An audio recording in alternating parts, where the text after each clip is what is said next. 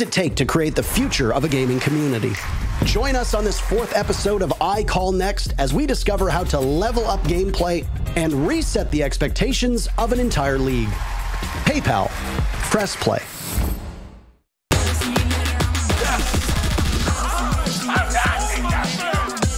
Easy going right there. One more to go.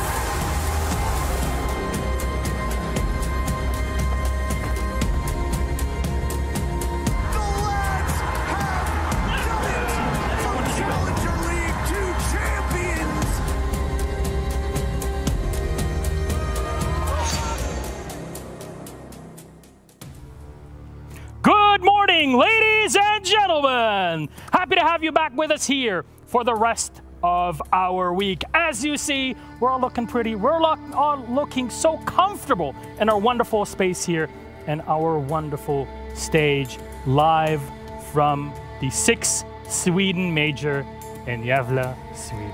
This is an honor to finally be here at the Major. It's been so long since we've had more fanfare. 3 months really do pass by. So quick, though.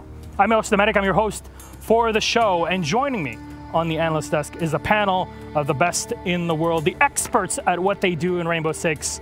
First up, Good morning, Kini. How's it feel like to be in a Swedish major? It feels great. I'm super excited for this opportunity to represent Sweden at the Swedish major. Yeah, I'm really excited. The games so far have been great, and I think they're going to be even greater going forward. So yeah, I'm excited. Very cool. Then the first time major, but you've been through quite a few at this point. Jessica joins us on the analyst desk. How are you feeling today? You know, I have been to a few, but this is my very first tri-desk, and in Siege we like to break records. So here on the desk, we're going to break another one and bring you one of the best stages I've ever worked on with some of the best people in the business on the best tri-desk that's ever been done in FPS, I'm sure. Yep, it's our first time doing a tri-desk ever in Rainbow Six, which is definitely going to be super cool to hear more opinions, also from the local here in Sweden, a Swede at the Sweden major. Isn't that cool? And Fresh, here, you've been through majors before, but you were a coach. Yeah. And now you step on to the talent desk. How are you feeling today? Yeah, and I'm sure Pengu will say the same when we see him later on, is that it is completely different on this side of things, and you get to be in this beautiful studio, by the way. And I'm just, honestly, I'm so happy to be here, so thankful and so excited to get this weekend underway. Well, my friends, so happy to have you here on the analyst desk. We're going to break things down as we go through the next few days, Friday, Saturday, and Sunday, full of excitement here at the major. But we kind of have to look back at our groups before we head into the playoffs directly. So how about we talk about it? Start off with Group A, Fresh. It's going to go on, and I want to ask you, what happened in Group A? What happened is FaZe Clan started it off in unprecedented terms with 2 7-0s in a row. They topped the group, only lost once. The one loss they took was to the second place team in Rogue, who was fighting relegations at the start of Stage 3, and now they're fighting for a spot in the semi-finals and the 6th Invitational should they win their quarterfinal game. You've got the Chiefs from Australia, finally we had a team attending, and then of course Oxygen Jess, who were playing with a coach.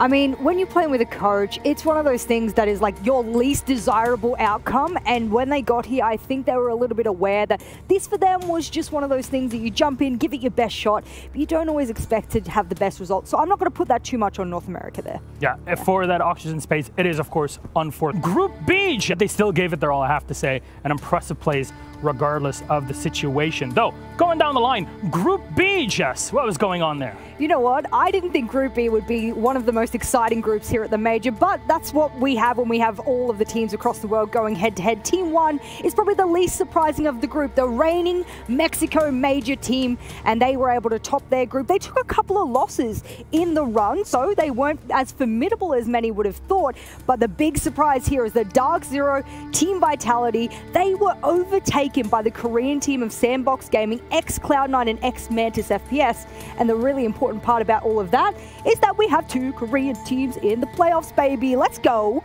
Guarantees us, for the first time ever, a Korean team in the semis. Yep. But also, for the first time since 6th Invitational 2019, where Fnatic and Norengo were playing, they actually made it into the semis. So the APAC hype is very much real, and they could run away with it. It's just, can they get over what happened in Mexico? Just that was Group B. Yes. But what happened in C, Keenan? Yeah, I mean, Group C, kind of an unfortunate situation there. Both Sonics and IG having to play with 4 players and a coach. Wait, what do you mean? Hello? It was just IG. Gig. Wait, Super's not a coach?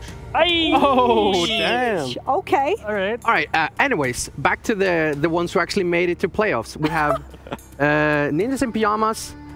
Honestly, coming into this with their performance at the Mexico Major, I wasn't really that excited to see them play. But I mean, they've smashed my expectations. Yeah, they've been playing absolutely incredible. And then, of course, BDS, kind of fan favorites, but they fell kind of short during the Mexico Major. But yeah, maybe this could be their opportunity to actually take home an international LAN title. They've never done it before. For all the talk that we have about BDS and being this incredible team from EU, they still have never done it in terms of actual international LAN. Our final group, the Group of Death. Fresh, what happened there? And that's exactly what it became, Milos, because look who is in first place. It is our APAC North team, DWG KIA. The team that many people thought would actually struggle in this group ended up topping the group. Spacestation, they just about squeaked through towards the end of the group.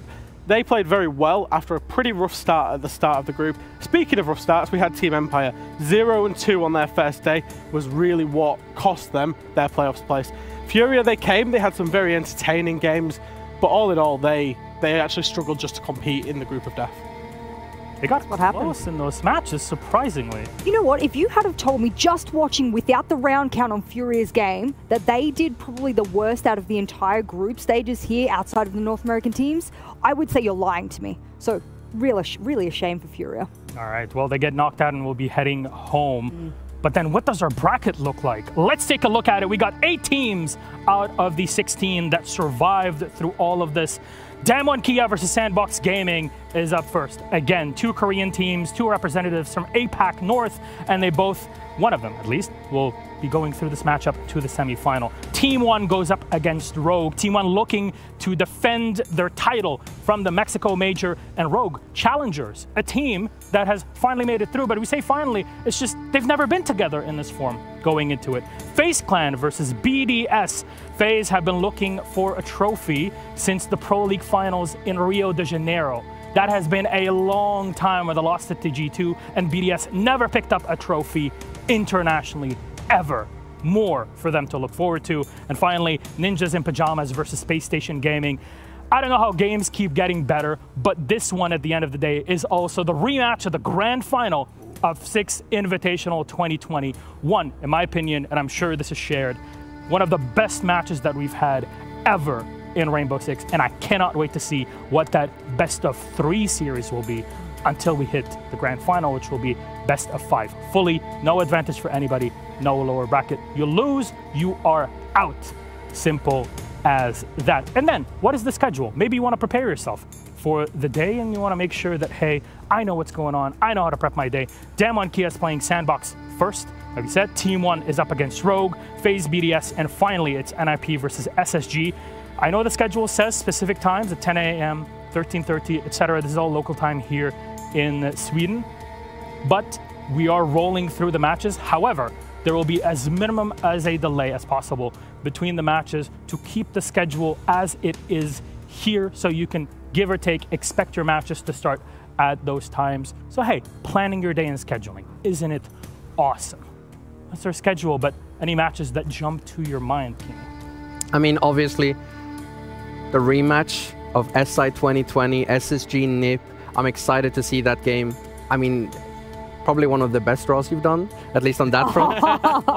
No, but seriously, I mean, it's going to be exciting. And I mean, I've predicted that NIP's going to win that one. So it's going to be spicy. I'm going to hold everybody up for their predictions. Jess, anything highlighted for you? Oh, look, speaking of predictions, I may have gone against my EU brethren in a couple of these games. I love you, EU, but I mean, I had to be realistic. So the FaZe BDS game for me is going to be the kicker, because I want BDS to stop being the bridesmaid and finally be the bride. And I think that, unfortunately, FaZe is just on a tear. How can Latin America keep getting more and more amazing teams? So this is going to be a good match. Fresh, please redeem this. Is there any game that we chose that are our favorites that doesn't involve a Latin America team? Because my favorite game here is Rogue and Team 1. Yep. And I think this is purely because 2 teams love attacking. And they attack with pace, they're very good at gun skill. It's just going to be so good that you're just going to see so much excitement. Don't expect too much objective play, but it's analyst desk. And one thing we love to do, because we're not looks like from the groups coming into today, but we always talk about numbers on the analyst desk. And one thing we love to do, because we're not just about numbers. Numbers on their own are boring. I want to tell you what they actually reflect in the game and in the meta, how it has evolved coming into the Sweden Major. So how about we take a look at attack and ban rates? This is the perfect time for you to be clipping and putting on all those pieces on the subreddit. First, our attacker pick rates. Fresh, what are your thoughts? In terms of attackers, we're actually used to historically seeing a lot of Ash and Ash and Sophia up there. That's gone. Sledge is our #1 operator. Alongside Buck, they are brought in basically every team composition. Now that is the soft breach role. Sledge obviously is kind of just edging out Buck at the minute with having grenades, although Buck is making a very slight comeback from having those 2 hard breach charges that can become so useful on maps such as Bank or Clubhouse, where you need to breach a lot of hatches. Of course, we're seeing Ayana. That rate has slightly dropped, very much just due to the presence of Finka. We're seeing a lot of people, Shaiko for example, he will play Ayana, but then sometimes it's banned against him. I'm not exactly sure why teams ban Ayana against Shaco. He just swaps onto the Thinker and he's just as lethal. He can literally, we even saw him playing Mira over Right? which is, it blows my mind. The man can do the work. And I mentioned Mira. Let's talk about our defense pick rate. Jess, please explain. Yeah, well, as we bring them up on your screen, you were asking where the Ashe and Zofia mains were. Well, they might have been missing on the attacking side, but our Jaeger mains are not missing here at this event. Everyone's worked out the brand new recoil of the carbine, and they're saying to themselves, well, now I can pew-pew just the same as I used to with Jaeger, and as a result, they're going to bring him. But since we are in attacking grenade meta, it is absolutely essential that you bring him, which is why Wamai sits in that top 5 range just alongside him.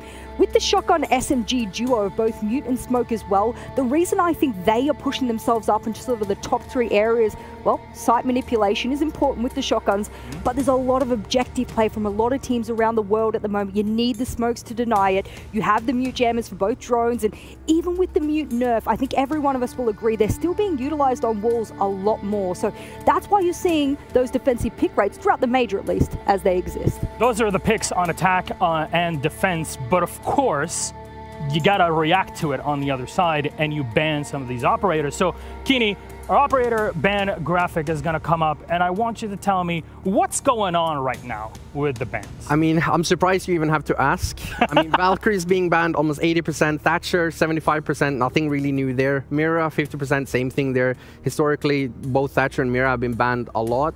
Valkyrie is kind of growing up a little bit. She's been banned a lot lately. And I mean, she's getting nerfed now, no one's really surprised.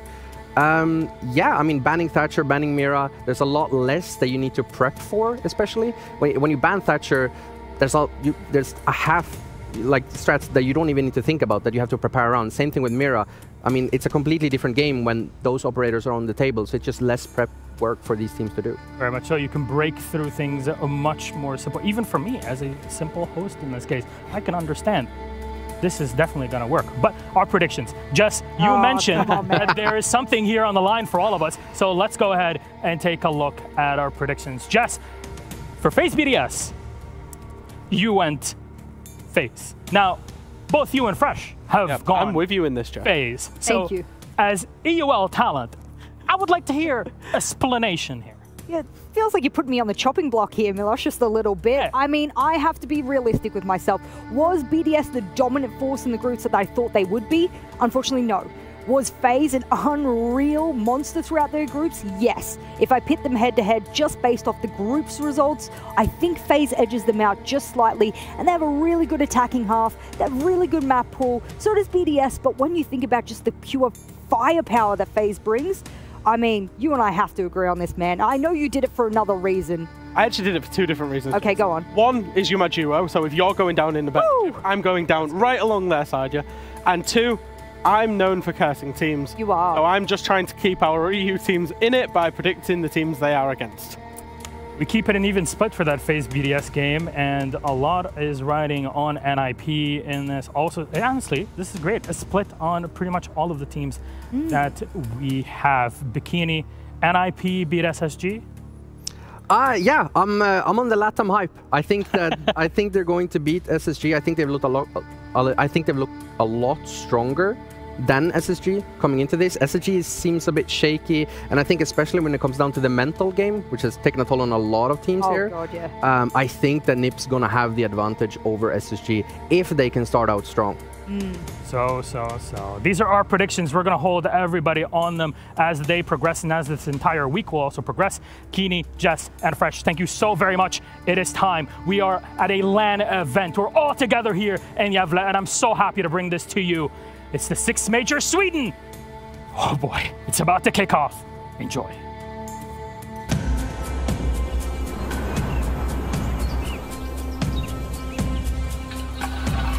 In the heart of Scandinavia, in the battle-scarred grounds, where Vikings historically fought,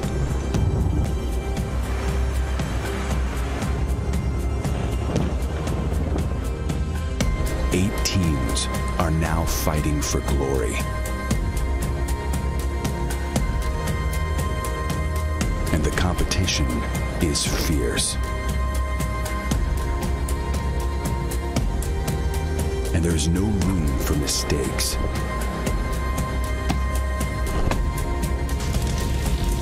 And against all odds, one shall rise to claim victory.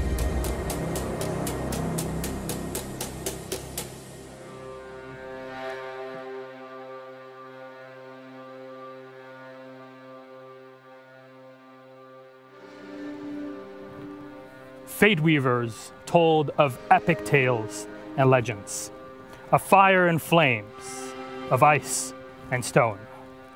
This week, Odin sits atop his throne in the eternal longhouse, Hugin and Munin by his side, and the pantheon gathered round to watch.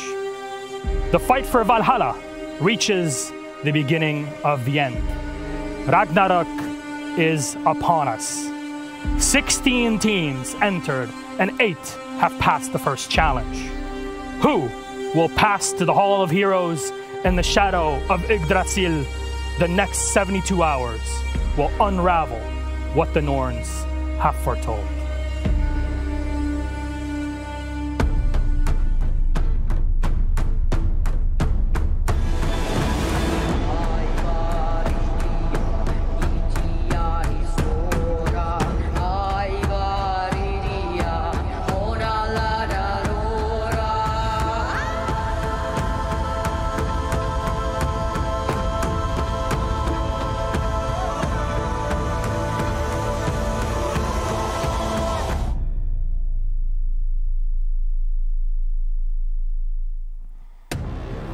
Representing APAC North and South Korea, it's DWG KIA! Just 1 year ago, this team formed to make their race through Challenger League, and then from Challenger League into Tier 1, from Tier 1 into the Mexico Major, into the playoffs, and now, yet again, another playoffs opportunity for this storm of a South Korean roster. And their opponents?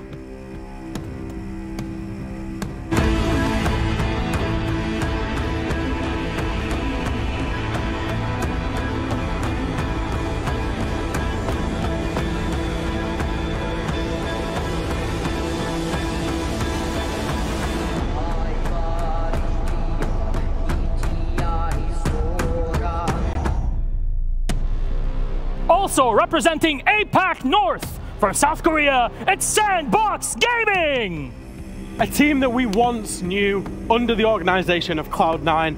They competed at 6 Invitational, then were unfortunately dropped. They represented their own brand in Mantis FPS before being picked up by SANDBOX Gaming, finishing second in their group behind Team 1, 50% win rate, 3 regulation wins against Vitality and DZ, but who isn't beating NA these days?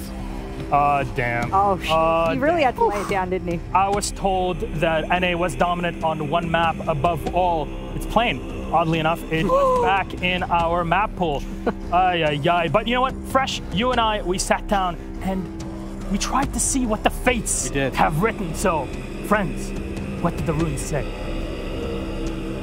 Welcome, ladies and gentlemen, to our Viking Longhouse. There's one rule here.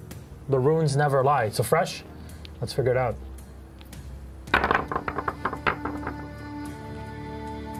SANDBOX Gaming. SANDBOX, you got to agree with the runes. They beat DWG KIA in stage 3. DWG KIA's got a very limited map pool in best of 3s, and therefore the runes never lie. I will risk the ire of the gods and say I disagree with the runes. At LAN, online doesn't matter. And on LAN, it's DWG KIA. Oh, that can actually do Are you it. disagreeing with the runes? I have put myself in the ire of the gods. May Freya smite me if I'm wrong. Who actually takes it? That's see in game. See you on the stream.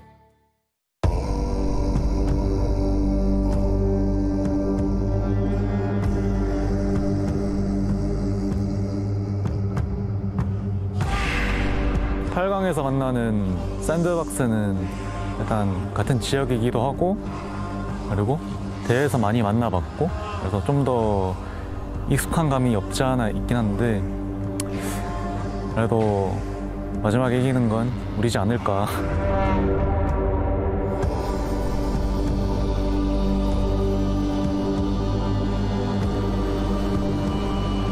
저희를 만나게 될 이제 상대편 분들은 이제 저희를 결코 무시하지 못할 거라고 말하고 싶습니다.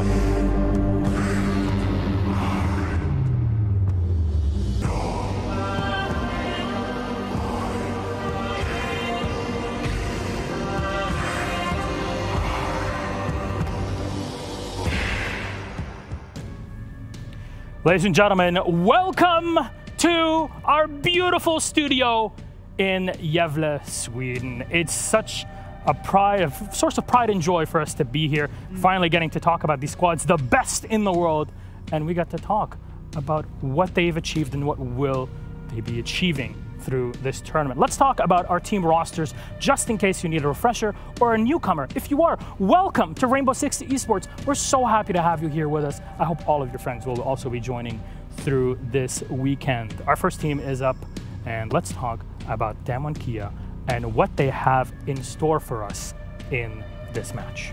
You know, this roster has been one of the most impressive up-and-coming rosters throughout APAC North since I have been in esports in Rainbow Six Siege. I casted them, luckily enough, through their relegations fight to get into Tier 1 a mere year ago. And now this team has managed to make playoffs at 2 different majors, and they haven't even been together for over a year. That is incredible stuff.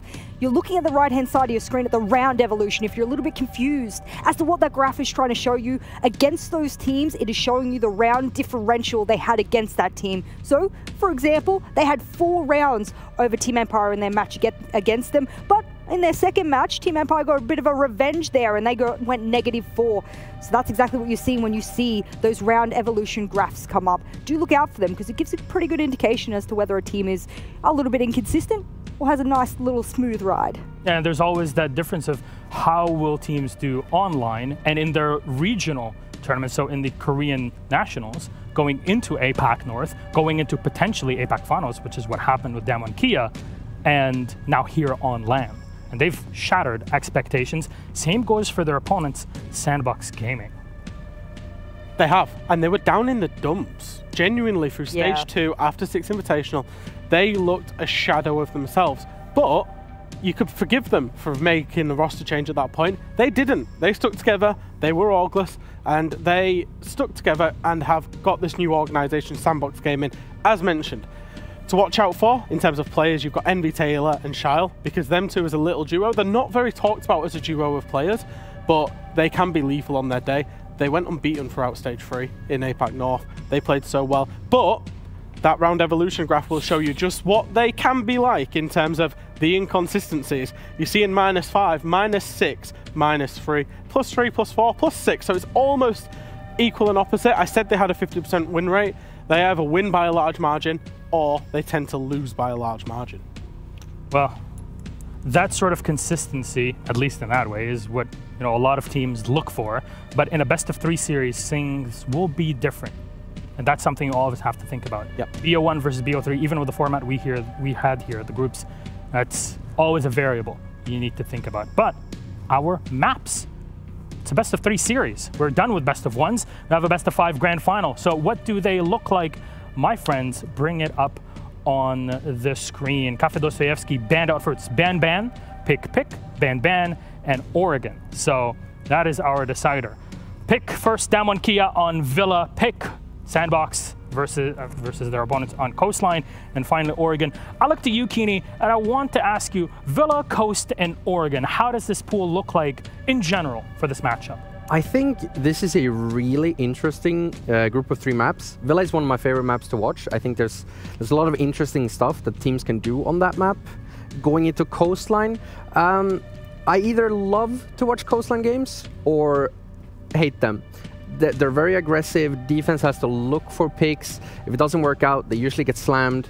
So that can be a very coin flippy map, and I don't know if that's going to serve SANDBOX that well. And then of course the decider map is going to be Oregon, which last time they played in APAC North, SANDBOX slammed Damwon. So yeah, it's going to be a really interesting matchup. I hope we get to see that decider map. I hope to see if Damwon have studied SANDBOX and if they can bring it back and beat them on that map, get their revenge. Well, thank you very much for that. Let's talk about our first map then. Villa is up first, and Damwon Kia was the one to pick it up. And I just got the confirmation. They start on the attacking side on Villa, as they had the pick. SANDBOX picked defense. Jess, what are your thoughts on the squad? You know, the whole best of 3 is hilarious because map number 1 being Villa is a hugely popular map for Damwon Kia. In fact, remember how Rin made his statement on the red stairs, triple ADS, no one could get him out of that position, and it became a staple map for them throughout all of APAC North. But funnily enough, Villa happens to be a pretty damn bad map for SANDBOX Gaming, conversely on the coastline side as well. So they've picked really good maps for themselves, really bad maps for their opponents. I don't know, I'm seeing a map 3 fresh. And I'm smiling, Jess, because I've managed to predict all 3 maps correct here we in this go. series. Map predictions for this, eh? Yep, I did map predictions on my own. I'm not putting them public because they go wrong when that happens. But yeah, coastline, we've seen Damwon Kia, and I'll talk specifically about Damwon Kia having a small map pool. Coastline is a map they've tried to force through APAC North, through the group stages, but they still struggle on it, and it's literally one of SANDBOX's favourite maps. Villa, one of Damwon Kia's favourite maps. SANDBOX don't particularly like it. That's what you see in these best of 3s, where it's always interesting because you're either going to pick a map you're really good at or one that your opponent is not so good at. Here, we've had both teams pick a map that they're really good at and their opponent isn't so good at. Oregon as the decider, as Bikini said. We saw that in stage 3. And we talk about Damwon Kia being like, Yas has to turn up when Damwon Kia play. In stage 3, he actually went very, very negative against SANDBOX. So that's not a good omen on Oregon as a decider. Ooh. All right. Friends, are you going to stick with your predictions now, knowing the map? Yeah, absolutely. Who do you go for? Damwon. Damwon Kia. SANDBOX. I didn't know that. Oh, look, we're going to have a really rough time in the green room now after this. I saw it going to Oregon as a decider. I still see it going to Oregon as a decider, and SANDBOX have recent history of beating Damwon on that map. All right, Fresh, Jess, Keeney, thank you so very much. You're all looking so beautiful today. I'm loving this. It's a beautiful stage, beautiful matches, and all. We have some beauties also that await us on the caster's desk. So, all APAC, all Korea, it's SANDBOX, it's Damwon Kia. Enjoy. Thank you very much, Milos. I mean, we had to pull it in before Des could on the playoff stage here. My name is Hap, and I am joined by Emmy. And we are starting off the 6-week major with the very first quarterfinal here between the 2 Koreans. One of them is going to the semifinals. As MV Taylor said before, first we cheered, but now we're enemies. Yeah, I think that's the thing about this is no team has made it this far from that region before they're in this sort of situation here. It's going to be huge for Korea as a region that in this tournament has been amazing. Okay, Milos did a draw and put 2 of the teams against each other. It puts us in a strange situation where we go, do we want this? Either way, this is what we've got. These 2 teams know this. And fun fact, although they are 2 huge names in the region, we have not seen these 2 rosters as in anything more than a best of 1, apart from ages ago in 2020 where only 2 of the same players were on Damwon Kia. Well, you know what? Without further ado, let's get into the game. Villa, the very first map. And according to the socials here, it will be 83% Damwon Kia who takes it home. Well, these 2 teams, they know each other through and through. And again, I'm going to mention it. SANDBOX, they said first we cheered for our Korean brothers for them to make it to the playoffs. But now it is dead serious. Whoever wins here will be carrying the entirety of APAC upon their shoulders and will be carrying the entirety of the Korean National League as well. I'm just going to take a moment. Gonna take a small moment? I'm just going to take a moment because how amazing is this set? It is like amazing. The set for us, the set for the players, those videos. And that was the first time we've seen them because when we were doing rehearsals, you know, they were still making this stuff throughout the night.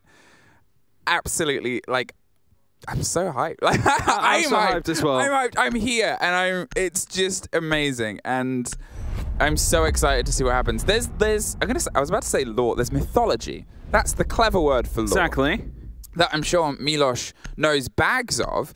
But the idea of the sets, and I could be wrong about this, is that we are on the plane beyond. We are like the portal through, like in between. With all the smoke and all the ice. And obviously, what's the name of the snake?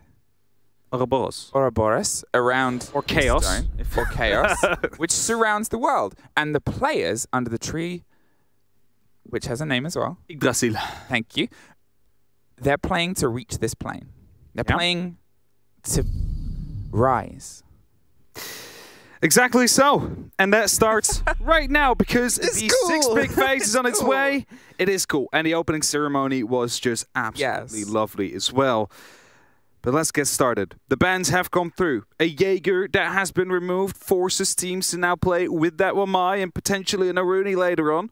The Mirror as well, very influential operator on a map like Villa. That really allows you to restructure these sites. Of course, the attack as well. Thatcher, pretty default. And then the Jackal to basically allow Damwon KIA, I think, to roam a bit more aggressive. They do not want to be hunted down like that. So with these bans out of the way, let's go to Aviator Games first. Yeah, that's entirely it. The Jaeger ban is obviously the big play and point here, but if you are somehow unaware, this is the two Korean teams, two teams that have had a back and forth for a long time. Now, SANDBOX, previously Mantis, previously C9, were the top dogs in Korea. They had a fantastic 2020. They were at one point unstoppable. But Damwon KIA were the team that there was a few eyes on, because there's players that have come from rosters like Scars, there's players that have sort of built into what is now a great solid team and sort of vied for the mantle. And here, to have the best of three, SANDBOX have come back in, Damwon KIA have started to light again. Let's see who takes it.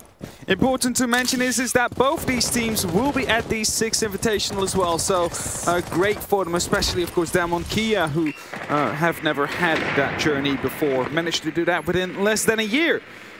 And as they're starting their attack here on the study side, just quickly, drones are coming through as Rin actually is aiming or eyeing to go up to the 90 area.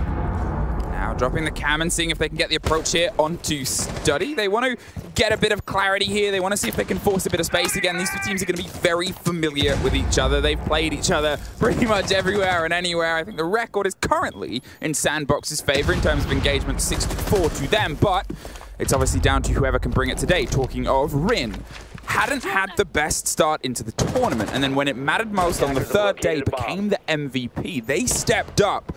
And that is so necessary and vital for this showdown, because when they do, the entry is off the charts. And that is a game that you have to bring some pressure to against SANDBOX. Rin, of course, also their MVP during the Mexico Major. Had a bit of a quieter group stage here as Yas retook his throne, really, but as you mentioned, when it mattered, he will be able to stand up there, and it's going to be Yas with the very first kill here off the playoffs.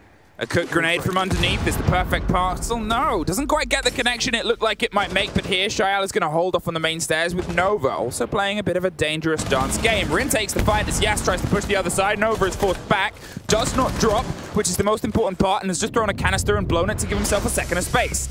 There is the drop from the opposite side now as Woogieman goes down. In the meantime, they're going to see if they can restructure some of the hold. Hopper was able to lock up a piece, but look at this. Rin charges up the main stairs, sees if they can get a bit of control over 90, and now with just under a minute left, they've got to see if they can formulate some of the pressure with the buck underneath. Trying to find some more information. One of those cameras had been taken care of, but there could always be more. As Ren is right on the edge right here, starting to push it, but it's the ankle hole from Nova that will be able to pick up the kill. It is going to be SANDBOX now with a man advantage here with about 35 seconds left. Grenades are still being tossed in from below as Yas and Katsang are both on literally one shot HP here. They need to find an entry somewhere, and the question is where, as Coded just trying to find these long angles. It seems like they're going for, that is going to be the bar entrance.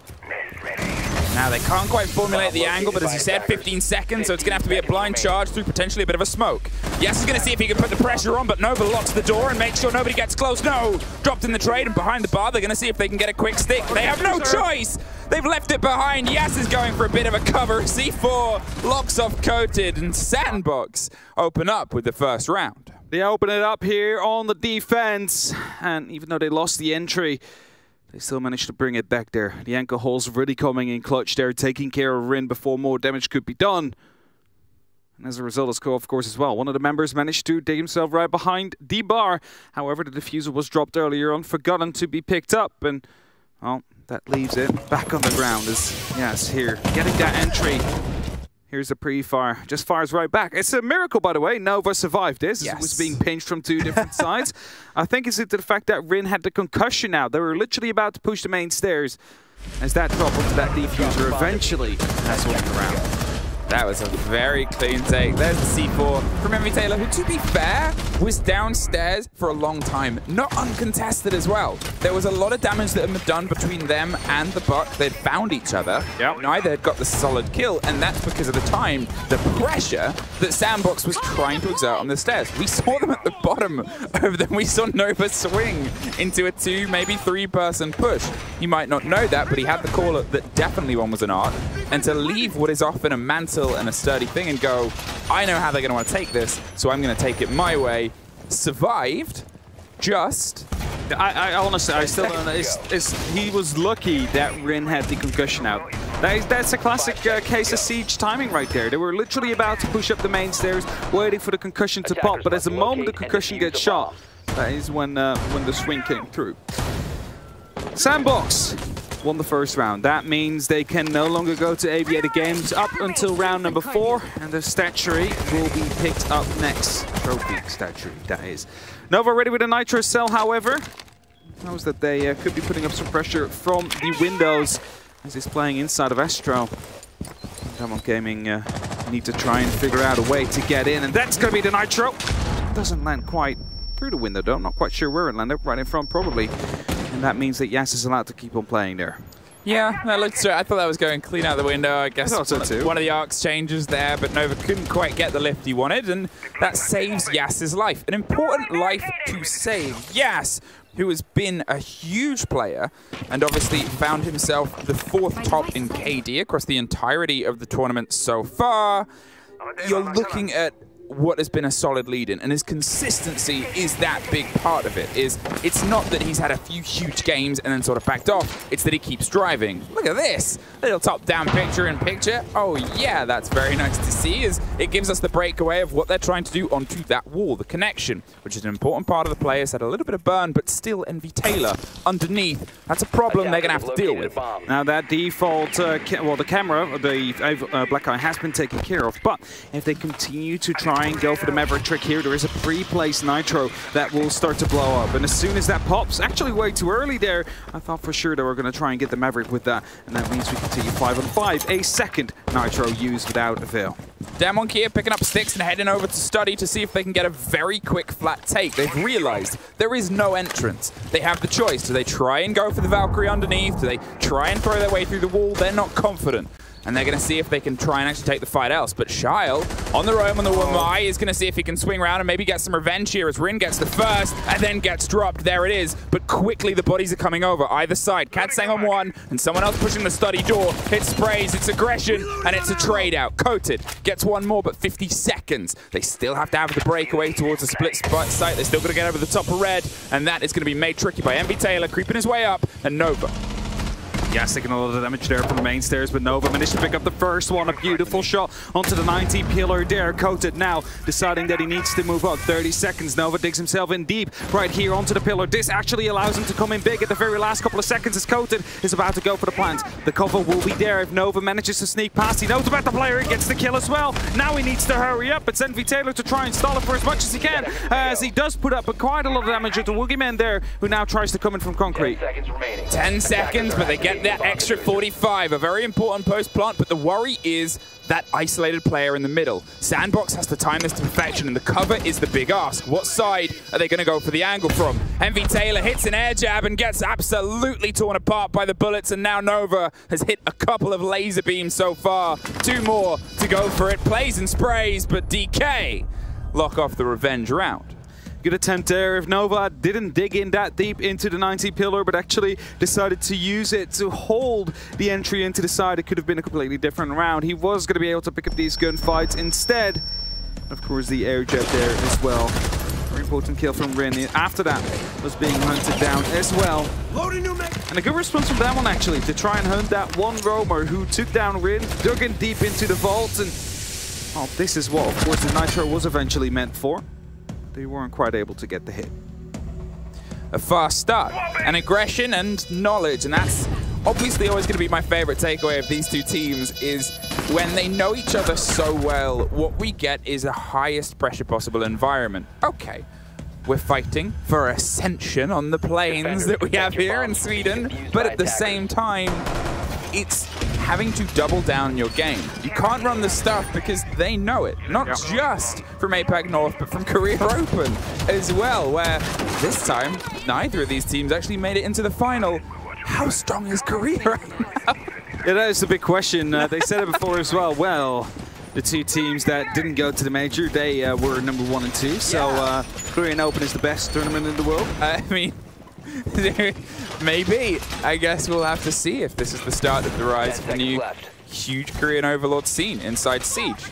Static is going to see if he can get something cheeky out the door. He's opening up the prep and kind of putting a bit of caution into the approach. And I do like that that's how SANDBOX are playing into this. They're not really letting Damwon Kia get comfortable. They're forcing challenges and questions quite early on. They're happy to lean in and swing into the fight. And if you're sort of looking at how it's gone throughout SANDBOX previously, it's down to MV Taylor and Shyle really stepping up. And they haven't been as consistent this tournament. I'd say that they've always been that duo on the side of SANDBOX, right? They've always been the ones that really pop up, basically like Speakeasy and Hysterics were for Invictus, that is.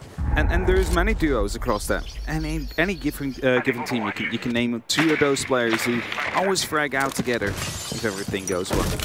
Nonetheless, it is currently 1-1. The question here is, will the players become more defense-sided or stay attack-sided like the rest of the major seems to have been? So far, it's 50-50. That was a...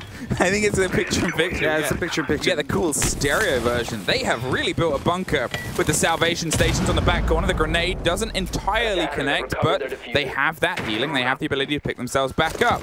They are playing a dangerous game of burning utilities. We have seen those very same tools be part of the best clutch I have maybe ever seen inside this game, in a game in the groups earlier on. So it becomes this battle, this back and forth of creatively putting yourself little pockets of health and reinforcing what are dangerous and frequent grenade traps. SANDBOX going to, well, receive some of the aggression here. Rin with the jump in, spots out a player right behind the deer, but got taken out by Woogieman actually, instead of by Rin. Rin just completely skipped past that. Doesn't matter in the end though. In the end, as the diffuser, however, does get dropped out, it's going to be Big Shal in the meantime, rotating back up as well. Gets a little bit of damage done onto Rin. Decides to swap back on him as well. 4-on-4, minute on the clock. The diffuser has been dropped, needs to be regained. And they still think that might be a player potentially on the roam here. God, that drop is such an awkward one as well. It's just a little bit out of the beaten path for either entrance. So Rin's going to see if they can make some work done on the route round. Gets a bit of revenge for this spray through the top, and there's almost a drop on a body. Finds a new angle. Do they not know? Are they expecting the swing? Well, they definitely suffer from it. Woogieman in the meantime gets the pick up, and the slip away happens past Katsang. Hello, says Nova, and goodbye to Yas as they're dropped, but still the body above is pinged out. The explosions cover the movement. A clever bout of play, but look, another trap is set. They're trying to get a catch, and at one point Harper's going to have to slip his way back towards the site from Art to see if he can put some pressure on the backside of Rin. Nova, lying down on the close, is going to get the fight. They don't know! They're back to back! How did that slip away from each other? Still unaware. Harper is going to swing around the corner, and Rin locks it off. Imagine if he would have just seen it right there. That would have been Rin. A double kill ended the round there for him. And they were like back to each other. They had no clue. It's one of those awkward moments where both of each other, you miss each other when you're walking past each other, for example, in the city. 2 ships passing in the night. Yeah, exactly. Back to back, and they've got guns. It's like, yeah, it's the horror movie where you accidentally bump backs with the monster, and then you think it's your friend, and you turn around like, oh, and then it's, oh. then it seems to be the monster indeed. The monster of Rin, who picked up the very final 2 kills, of course, allowing them here to take the lead here. On Villa, 2 attacking rounds in a row now. That means that SANDBOX is allowed to go back towards Aviator Games, and indeed will do so as well. But if you remember correctly, it was due to the fact that the diffuser was dropped in the very first engagement. Nova with that shotgun, who managed to escape earlier as well from death when moving down the stairs. And the question there is, if that would have gone the other way, would have been Damwon Kia right now. That was 3-0 up. I think so. If Nova would have dropped there, due to Rin having the concussion out, that would have been a different round. That would have been a 3-0 for DK now. Going to take a very quick moment here. Just a very quick moment to shout out our amazing observing team. Yes. Medics, Easy, and Mossy. They've all got different roles in and amongst it, but things like that little picture was the combination of the three of them working, and that gave us an amazing moment. We are so lucky to have such a talented troop leading the visuals in the game. It just brings so much more hype. Oh, I love Majors. 2-1. Damwon KIA 2-1. Now, they've been able to pull themselves ahead. They've been able to put a bit of pressure down onto SANDBOX, but it's not as if it's been easy. The fights have been consistent. Yeah. SANDBOX are leaning in, and we've always got to remember, this is Damwon KIA's map. Coast, it's a bit up in the air. Let's put it out on the desk. They both play it quite a lot, but the lock in there is the grenade on the first. Envy Taylor doesn't see, well, several guns. There was the chassis of the site blocking Rin on the upside down rappel, but we also saw the pressure coming from the bedroom at the same time. Yeah, didn't really want to put his back towards it, so tried to slowly back out whilst holding the angles, but as a result, wasn't able to see Rin for the upside down rappel to come in with that kill. 2-1 and 5-3 currently in this side. DK have a big advantage here. And that is going to be an instant replay. All the games are being recorded from their individual perspectives, so we do no longer miss any kill at any given moment. Those are also being called in.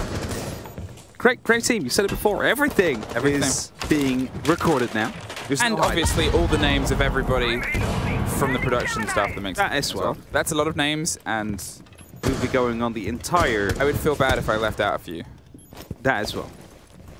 Red in the meantime, though, looking to find yet another entry, whereas the rest of DK is looking to open up onto the strategy table. Shield does get removed, however, and two SANDBOX members are currently in the same room, whereas Shao tries to rotate out towards the vault, provided a bit of an extra angle they can hopefully try and hold back DK with for just a little bit of time. That's exactly what he does. Gets that first kill onto Katsang. Spots out the feet of Rin as well, but they're very well aware now of his current position as Yas sneaks through. They're going to be able to pick up Static from, I believe that was below. Oh, there's another spray through. Yas with a double kill just leaves Nova, but he's got someone holding this push on the far side. And with the stun, couldn't quite get the connection. Damwon KIA, their third round in a row. And it looked the strongest so far. A very good take on the other side of the map. They knew exactly how to close down on the SANDBOX players. That game that SANDBOX are playing of being a bit loose, a bit wild, a bit out there on the roam and reactive, well, it's starting to be punished. And it reaches the point of, okay, is this Damwon KIA warming up? Is this how it should have been from round one? Or does SANDBOX have to try and change some things up here because they've been worked out? They have to come up with a new way to try to strike fear into the team that's made everybody panic. But that's it, right? SANDBOX is just being completely picked apart here. All the angles are being watched. They're just waiting patiently, and SANDBOX keeps walking into them, into those lines of sight. As a result, they just pick up these kills every single round, especially that double entry at the start here. Really helps them, of course, to kick off that round into their favor. Suddenly, you have the opportunity to continue trading with two extra men. Well, that normally does go your way. It's very rarely we see those kind of clutches come through. Of course, we have seen quite a bit of them on this map, especially during the Spacestation Gaming versus Empire group stage game. You mentioned it before already, but honestly, that game, those two clutches... I think about that when I fall asleep. Those two clutches, though, that could have been the difference maker between who made it between Empire and Spacestation Gaming in the end, because it did come quite close. Either way, 3, 2, 1. Round number 5 is on its way. SANDBOX, they really want to make sure that they pick up at least another round to create a bit of a buffer for themselves. They will be going over to the attack very shortly. And, well, so far the tournament has been kind to the attackers, more so than the defenders. Yes. DK will also notice. 5-1 scorelines have not been too uncommon so far throughout the tournament. As Yas on a very tight angle here. Doesn't know that he could just wallbang Static here as he does make some noise. But who knows, he might just try and peek in right after it. Or maybe yellow ping will come in as well. Obviously, with the way the tournament was put together, this is also the first time we've seen regional play, not inter-regional play. Rip. Envy Taylor gets dropped, goes for the second. Rin can't quite get the connection. Pre-fires every single angle and almost catches the head of Shao, but there's the revenge. Now he's looking towards the back of Art to see if somebody tries to get revenge on the revenge. It's a great take on the close window there. The spray, the pre-fire, and the knowledge. And Now you see Damwon KIA working out how they can work from the deficit. They've not just lost the trade, but then one beyond that. They know one could still be in the library and living room area, but nonetheless, they need to continue to clear out the sites. Grenades are being tossed in as Static strikes at the right moment. That grenade will now drop and take out Nova, actually still bringing it to a 2-on-3 situation. The diffuser in the meantime has been recovered. Woogieman and Katsing are the two left on DK that need to make sure that they reach their 4th round here. They're up against 3 SANDBOX players. Now, it's not uncommon. We've seen it done before, and especially if they lock off the very first strike, with the bit of verticality that is still going on, they could have the opportunity to fight this 2-on-1 on the actual side. Grenade comes in close. Corners, though, could have actually bounced back and gone for the double TK, but that, luckily, did not happen. As DK continued to try and find a strike, the question is, how long will Static stay below?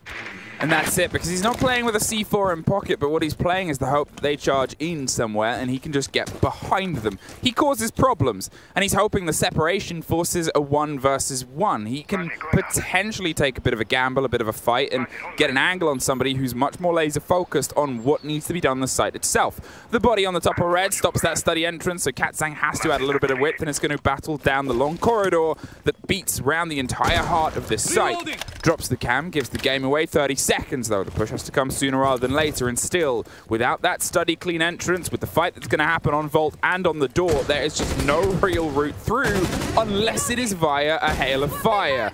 It's just going to have to be a matter of a quick count, and look at SANDBOX giving nothing away. Playing the reverse on the shield. They are letting Damwon KIA sit and marinate, but the grenade gets one. Katsang drives his way deeper. That's the body on red gone. That's the attempt on the plant and the strategy. That's one more take for SANDBOX. They're not quite connecting with Katsang, and he's able to just...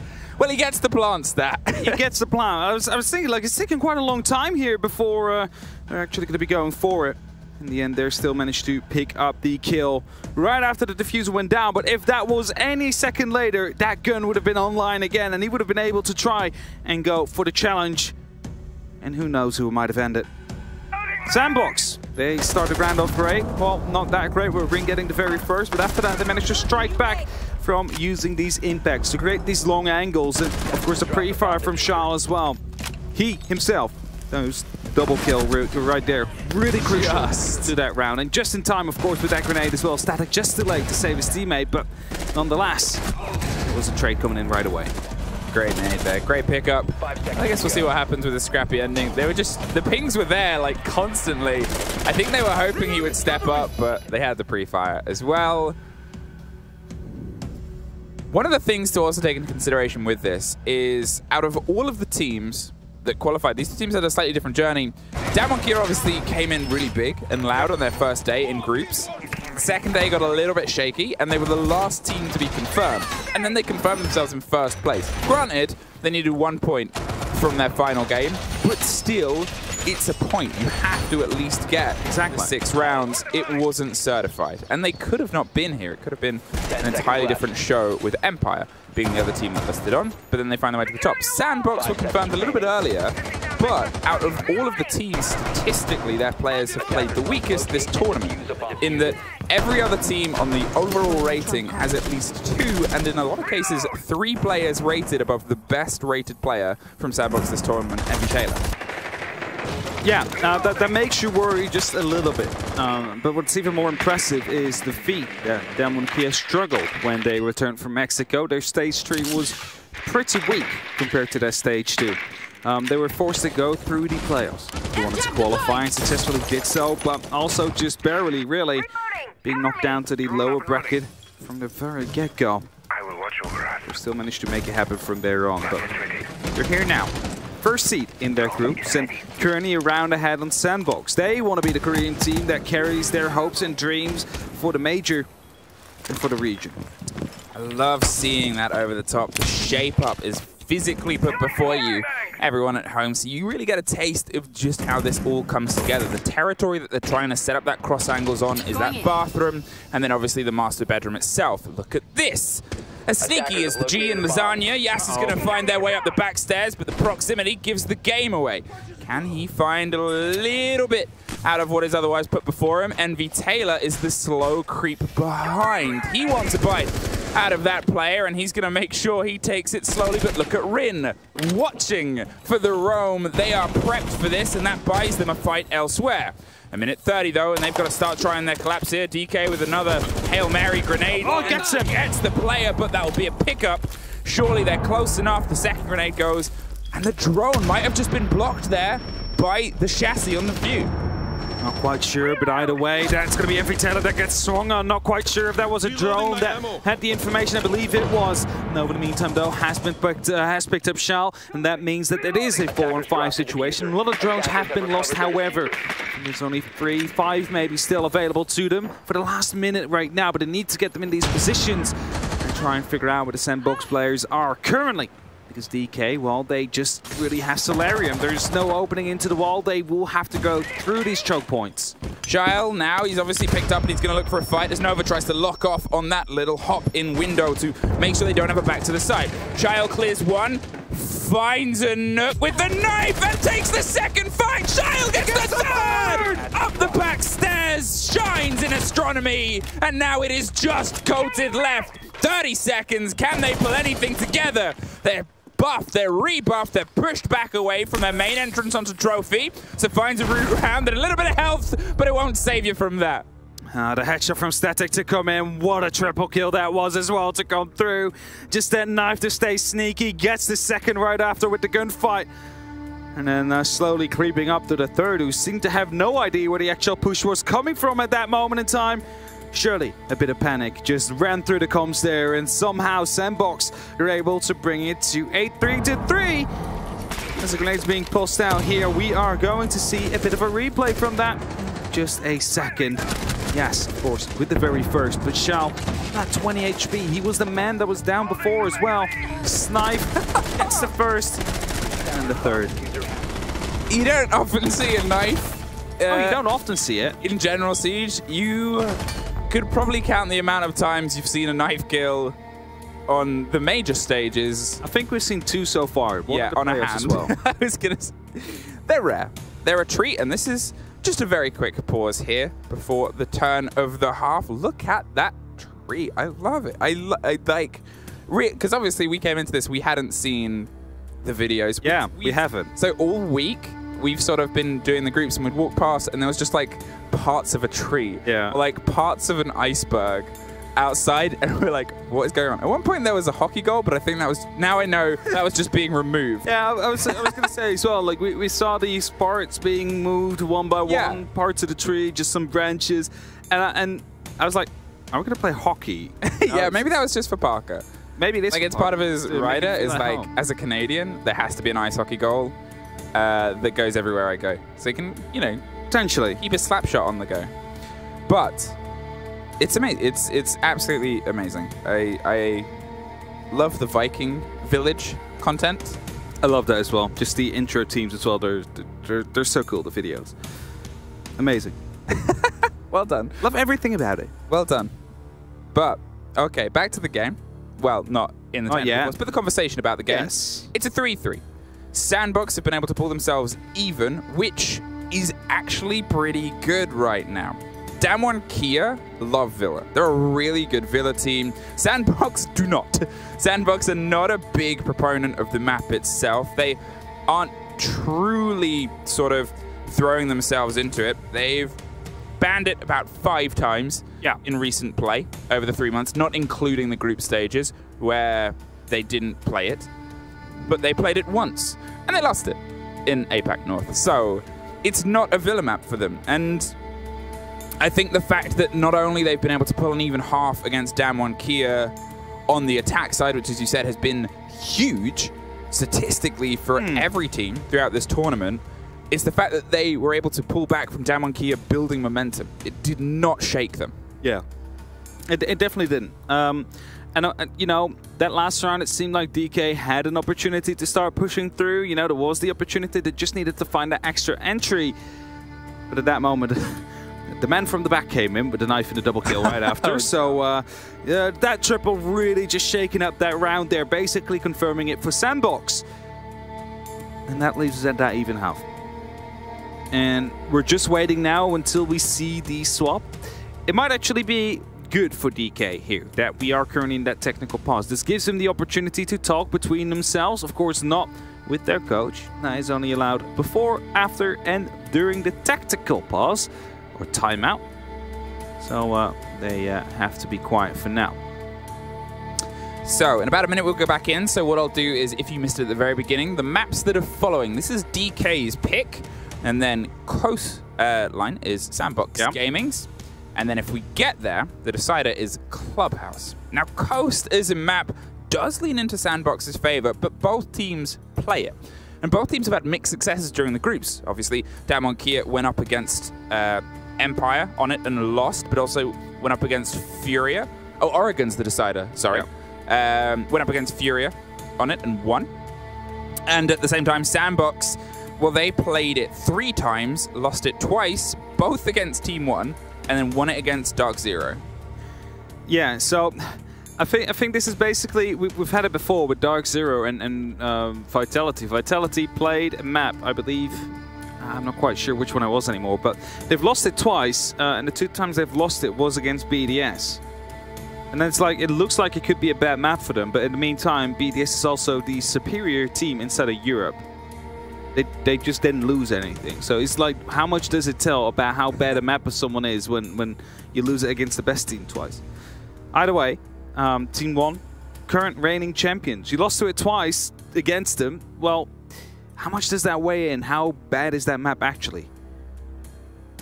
So they're just getting everything finalized here. And I believe the prediction at the beginning of this was 80 to 20 of people believing DWG KIA would be able to put the pressure on here. Yeah, something like that. It's about that. I think it was 83-17, something like that. Throwing my mind back. Which, to be fair, I understand for Villa, and I understand with recent performances, and that's why I'm sort of citing that an even half here on their defense opening for SANDBOX is great. It's very good for SANDBOX. Especially if you listen to the desk earlier on, you know, they didn't really give them that much of a, well, they gave them a chance, but they were like, DK should have this in the bag. They right? should. They should have this game in the bag. Rhythmically, with how they've played this map before and the momentum that they build, they should. Yeah. Obviously, it is still technically a defender-heavy map, and I would say that in 2 teams that know each other, as we go back in, apologies for that. Oh, Glass. Well, we're getting back into a banger here. All right. Okay. Let's. I'll finish my point. The 2 teams that know each other well, you're more likely to get standard average map statistics because they will be way less surprised. Yeah, for sure. They know each other through and through. They know each other's strategies. They probably scrimmed against each other every now and then as well. So there's little hidden between these 2. And you're like, well, do they only play Apex North? No, they also play beautiful graphics, by the way. Coaches watching that are going to be like, oh yes, rubbing their hands together. I want this like all the time. Give me all of the angles. But to continue, they also play each other in the Korean Nationals, the Korean Open that is called, every single time. So it's not just once they meet each stage at 3 times a year. No, there's also, I believe it's 3 or 4 Korean Opens, which are double round robins. So, and another 6 to 8 games in there. I am super curious about this Glass. MV Taylor, 6 picking to the Glass. He's gone 0 to 5. He has not had a good game. But luckily, some of the players who weren't quite able to step up during the groups have been, especially Nova, who was quite quiet throughout it. He's got 4 plants, but it's one of the lowest out of any of the teams, especially in the actual playoffs itself. So why not go to the Glass? I'm trying to figure out why. Like, it could be a bit of a surprise, right? They don't know there's a Glass. Maybe a smoke canister pops out, so, you know, someone just stays active within it. Don't really know what's going on. You see it right now happening as they're going very aggressive here into the side. Harper gets the first, but the plant's going down in the meantime as they do find a response. Covering and blowing through it. NV Taylor gets his first, and that gun goes bang. Boogeyman is down in this fight. In this moment, they're going to see if they can try and pull themselves back. Ground Katsang encoded. The 2 players get Boogeyman up and they find their way into Vault. It's behind the door. They get a little bit of a crossfire, but Nova locks it off. That is 2. This is a quick round. And I said Nova had showed up better this game. And then he goes and does that. honestly, I was just looking at it. I'm like, how is this glass going to work out, first of all? And what I was thinking, what I was trying to explain as well right before the push is maybe, right, they don't give away that information. They throw that smoke, give a false sense of security because, you know, we all know smokes are no walls, but if they can't see you, you cannot see them. Unless there's a glass or a warden on the other side. That is when you can actually see them there. Nova gets that plant through. With the cover of Envy Taylor, of course. That's that false sense of security. See that? There's the smoke. He's like, well, they're not watching that angle. That means I can just run right around the corner and get that kill whilst the man from landing is covering the study door. And that didn't happen. That really pushed through that eventual round. Just that glass. Surprise pick. That worked out in the end. In the meantime, though, we are going towards Trophy and Statuary. It's going to be another defensive round here for DK. SANDBOX have retaken the lead, which they've lost ever since round 1. Now, setup looks pretty standard from now on. We do have the Iruni to come in, no am, meaning that grenades could be quite effective. Yet again, the glass being picked. Surely, we're not going to be seeing yet another quick push to come through. DK should be ready for that. They should now know as well that if a smoke canister is being used, that you should not just run right through it. So, heading over to the split site and seeing if they can offer themselves a bit of an extension here. They're not going to try and double down, but Envy Taylor surely is. The glass is back for revenge, for a rush. I mean, if it works again, I would be surprised, but we've been surprised by many things this tournament. DWG KIA, they find themselves for the second time this game on the back foot and the second time after the first round. But they then built themselves up. They got a bit of an awakening and they started to get a bit of strength and tied 3 rounds in a row. That's all it would take so far to secure themselves OT at least. And well, the game is still all the way. Is this another thing prepped here? Another rush? I don't know. They're all setting up on all these different angles. Static is about to toss in a grenade. That will land in the middle of the site as Nova is the first one to get popped up. I'm not quite sure if he had the supernova, but he's being tagged right now from 2 different sides. Coated trying to run out will successfully do so now as it is going to be a player from below that does take down Static, and Envy Taylor falls as well. They tried to go quick here, but only Harper and Shala left, and well, they need to find 5 DK players.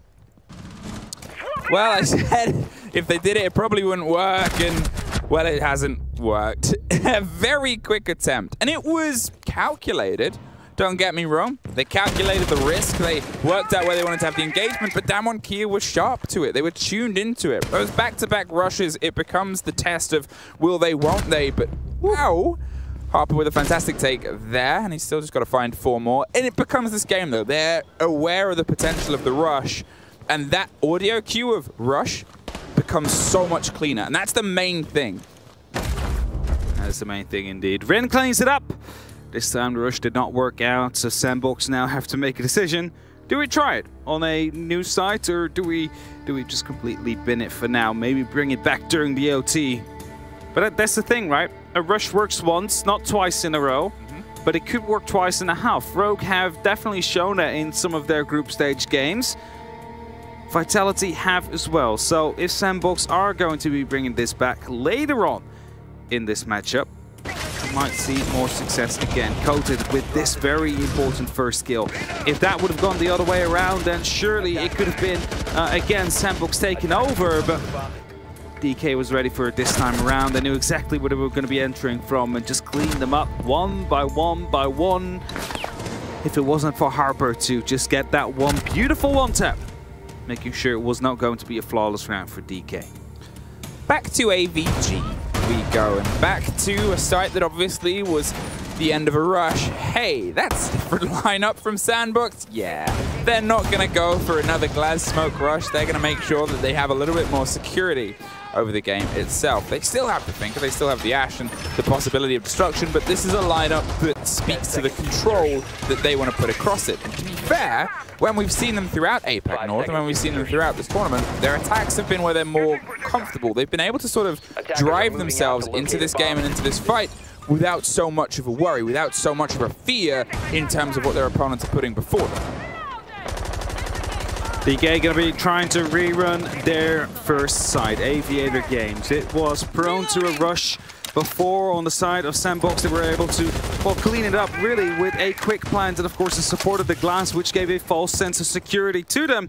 But that's not going to be working out anymore. Slow is what they're currently trying to have to do right here. Try and get these picks one by one as the window does get punched open by the Iruni there. And a few drops to its safety.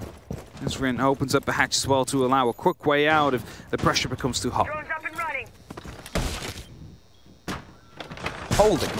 And a little bit of caution in what has been a very quick 2 rounds. And there was a spray towards Coded and Static. They have an awareness on him and they're trying to find a little bit more of the aggression towards them. Drop down on the corner of the stairs and pops a smoke early to stem the potential approach. A few frags, a few grenades, and a little bit more of a clearance with Yas stacked up on the top of the stairs to offer any protection against Study, or at least an awareness towards they're coming, let's fight. But there it is.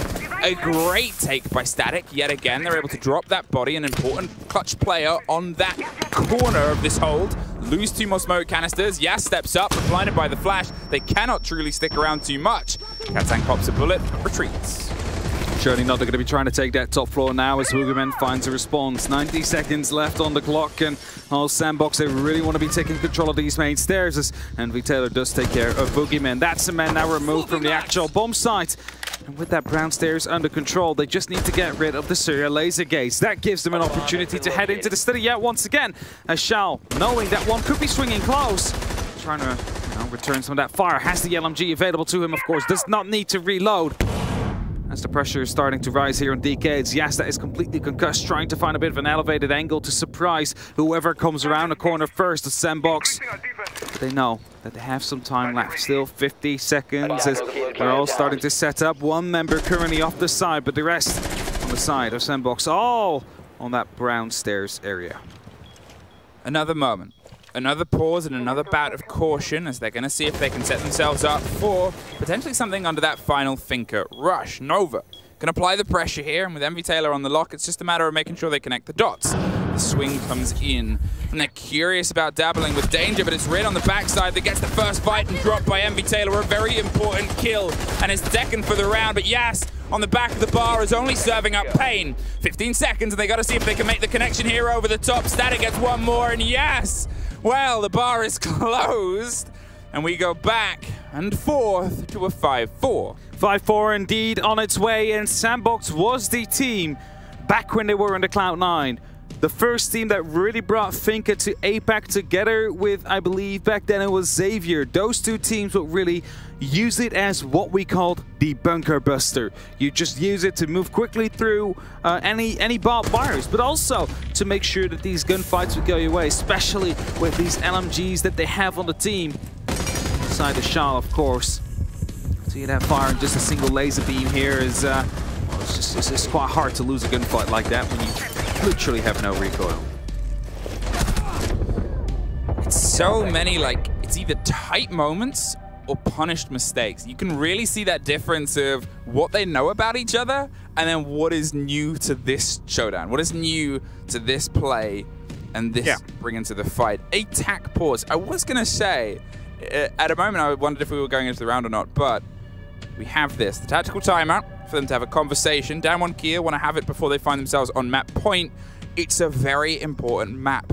It's their map. And it's one of their best maps. And if it starts slipping away, if it hits that border of OT, not only is that dangerous, you've got 2 rounds to try and pull it back, but it's that mental game of, is this going wrong?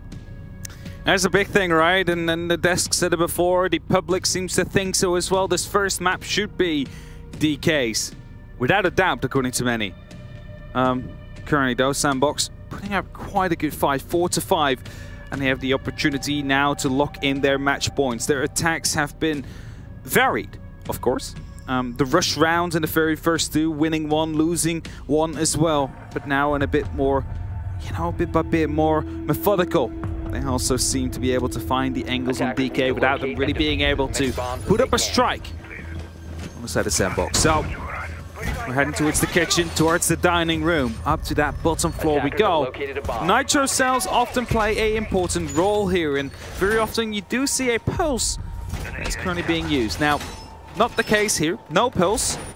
but we do see a Valkyrie coming out. So possibly DK is going to be using some of these Valcams to guide Nitros to that top floor instead. Is you really want to make sure that you pick them up when you do not have to challenge them to a head-to-head gunfight, because that is the most dangerous thing once it gets horizontal, or rather vertical, with the Sledge aesthetic who can open up the ceiling.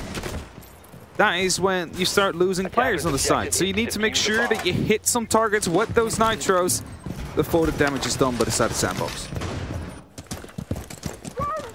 Okay, SANDBOX, they've had their attack timeout, and you know that you're putting pressure on, but you also know that they've just had a time to try and pull some of this pressure back. Can you keep the momentum on? One more round secures you that OT, and to be fair, hitting that margin is huge, because then you have 2 chances to lock it out, 2 chances to mean you're one map away from finding yourselves the first Korean team inside the semis.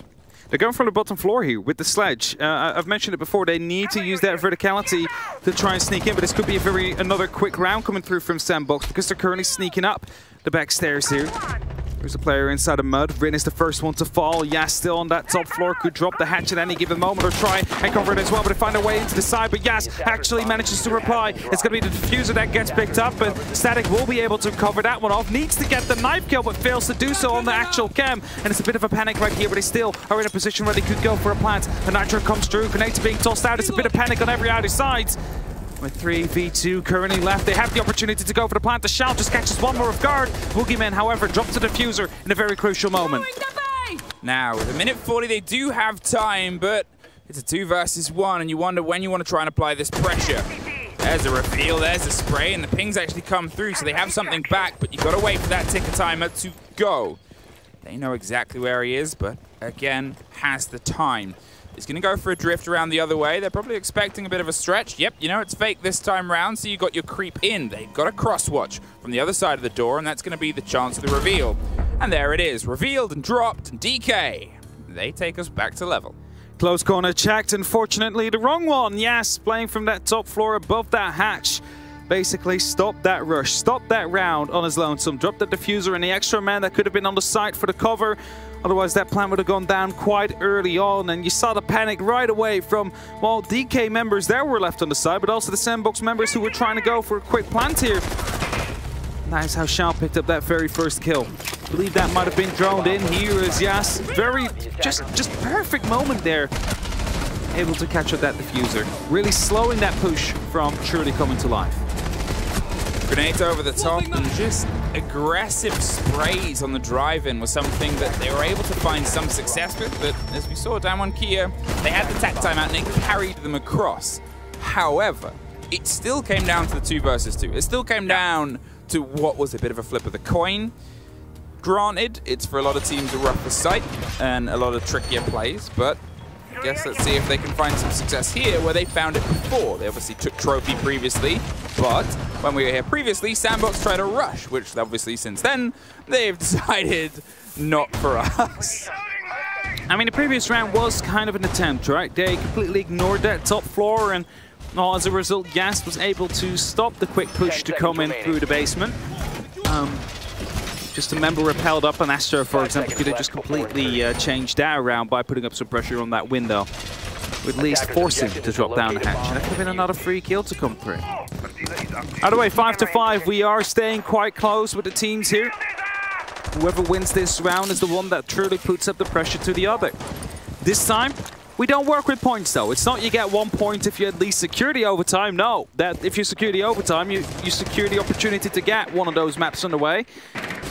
That's currently not going to happen yet. Rin taking a bit of damage there from the very first grenade, starting to barricade up, but I was going to say Harper is in a position to just swing around the corner, but that was a little bit further, or rather behind, compared to where I thought it was. SANDBOX. Now, strangely, the pressure's on you. You lost the one after the DWG KIA round. They've been able to at least claw some of this pace back, and look at the pace they're trying to claw back. They're being more adventurous underneath. They're looking for a little bit more potential in the fight. Yas has locked their way and obviously still has a bit of a pocket, but it seems like Harper's aware of it. Not that aware though, there's Yas. As I said, tucked away, ready for the drop, and Katsang there too. this is a good stretch and a big change for DWG KIA. Instead of sort of sitting back onto the site and the holds itself that they've since realized SANDBOX are really good at taking, they've gone, well, let's play the game they were playing. Doesn't always work out. Shale gets an easy pick there against Yas, but with Katsang not far away, it's still far from over. It's still far from over. There's 90 seconds on the clock, and SANDBOX is looking to be entering from 2-3 different sides. Currently is playing a very unpredictable game here, and that is currently keeping DWG KIA on their toes, because they need to make sure that they reply to whatever quick aggression or more slow methodical movement SANDBOX is bringing is in proportion. Has worked out in some of the rounds here, 2 of them, at least 1 on their defense so far, but as the pings are starting to come through on the defense itself, it seems like they're aware that the pressure is coming through. Grenades are being tossed in from below, but will not be managing to hit anybody as of yet. Maybe a bit, you know, of damage towards utility. That will probably be about it. 50 seconds, SANDBOX, and although you've been able to clear some of the underneath, that's the game that DWG KIA are able to play, which they just could not pull off before. It's a slow, it's a stem, and it's still a Katsang deep in wine, waiting and enjoying a rotation potential that we saw win a round for SANDBOX previously. The close spray doesn't quite connect for Coded, but now they know that the pressure's over the top. There's a little bit of a time buyer, not popped quite yet. Through it and waits for this shotgun swing round. Flashes over the bop, there's the pack, there is the corner, and there's the drop, but look at that! The double over the top, Woogieman from the bedroom gets one more! A C4 locks it off, and DWG KIA get themselves map point. See, that Nitro, that locked it off in the end there, but at the moment that the smoke canister pop was the moment that the adrenaline surge was activated as well, so they took double damage really moving through, more than they might have expected, led to 2 eventual downs, of course a kill right after as well, and now DK have that match point, or map point rather. Could be locking off the first here. It was expected to go towards them. SANDBOX, however, putting up a very strong fight. Their attacks, however, they seem to be a bit unpredictable and sometimes not truly fully cohesive. Is this drop? I didn't understand why. They might have had information on Yas, but not super up to date. Sharp goes on that angle watch, was able to pick up 1, but in the end, too much damage done by the smoke canister as well as a player inside the concrete that would just be able to strike them down. And for their match point, DK will decide to go to Aviator Games. That will be the very next side you'll see as they quickly give each other some fist bumps. Make sure that the motivation stays high. SANDBOX, they are putting up a very close fight, but they're not the ones that have the map point now. Okay, SANDBOX. It's been back and forth up to this point for quite a while. On your defenses at the beginning of the half, it was big chunks. Everyone was taking about 3 before they found themselves suddenly in a situation of, okay, we're on the other half. And here, it was back and forth, attack timeout, and now finally, DWG KIA tied 2 together. They build a bit of pace, and again, I love the extension. I love that they're making SANDBOX more uncomfortable on approaches where SANDBOX have never looked more comfortable with things like a cheeky glass rush. I really love that glass rush, by the way. Kind of unfortunate we saw it the second time around because they were going to be ready for it as Envy Taylor is looking to pick up, a kill here. No, goes off on the angle at the very wrong moment here. Of course, SANDBOX already had the entry on their name. The player is still there. No shots being fired so far. It is quite close. In the meantime, you see that replay on Shao, who is so good at getting these kills through the window.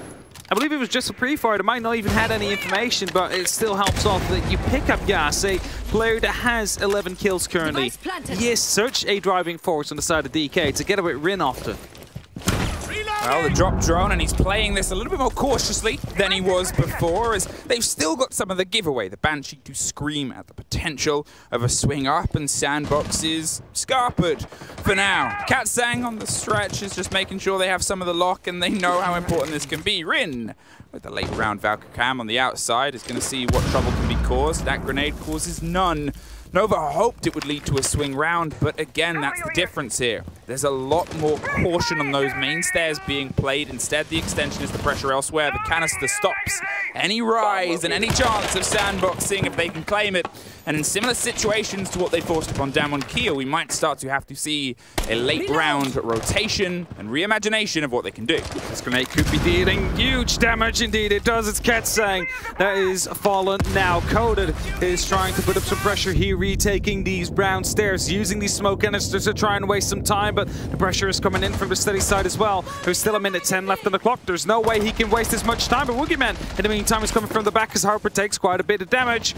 The question is Woogieman going to continue this flank, or is he falling back towards the side, because SANDBOX is about to be ascending the stairs right here into an opportunity to try and cover it off. The all damage will be done by the smoke canister, but it's just a single tick, and they now have control of those brown stairs. Rin getting one back, and Shyle on the flank watch for Woogieman, who's going to see if he can make his way up the stairs. He is concerned about the drone, but there's still a body about to hit the main door as well. Shyle's going to find the fight instantly. The pings, and he gets it. A very important take, and suddenly it is just coated on the back line. A clutch player many times before, but no canisters. He gets dropped on the first spray, and SANDBOX take us to OT.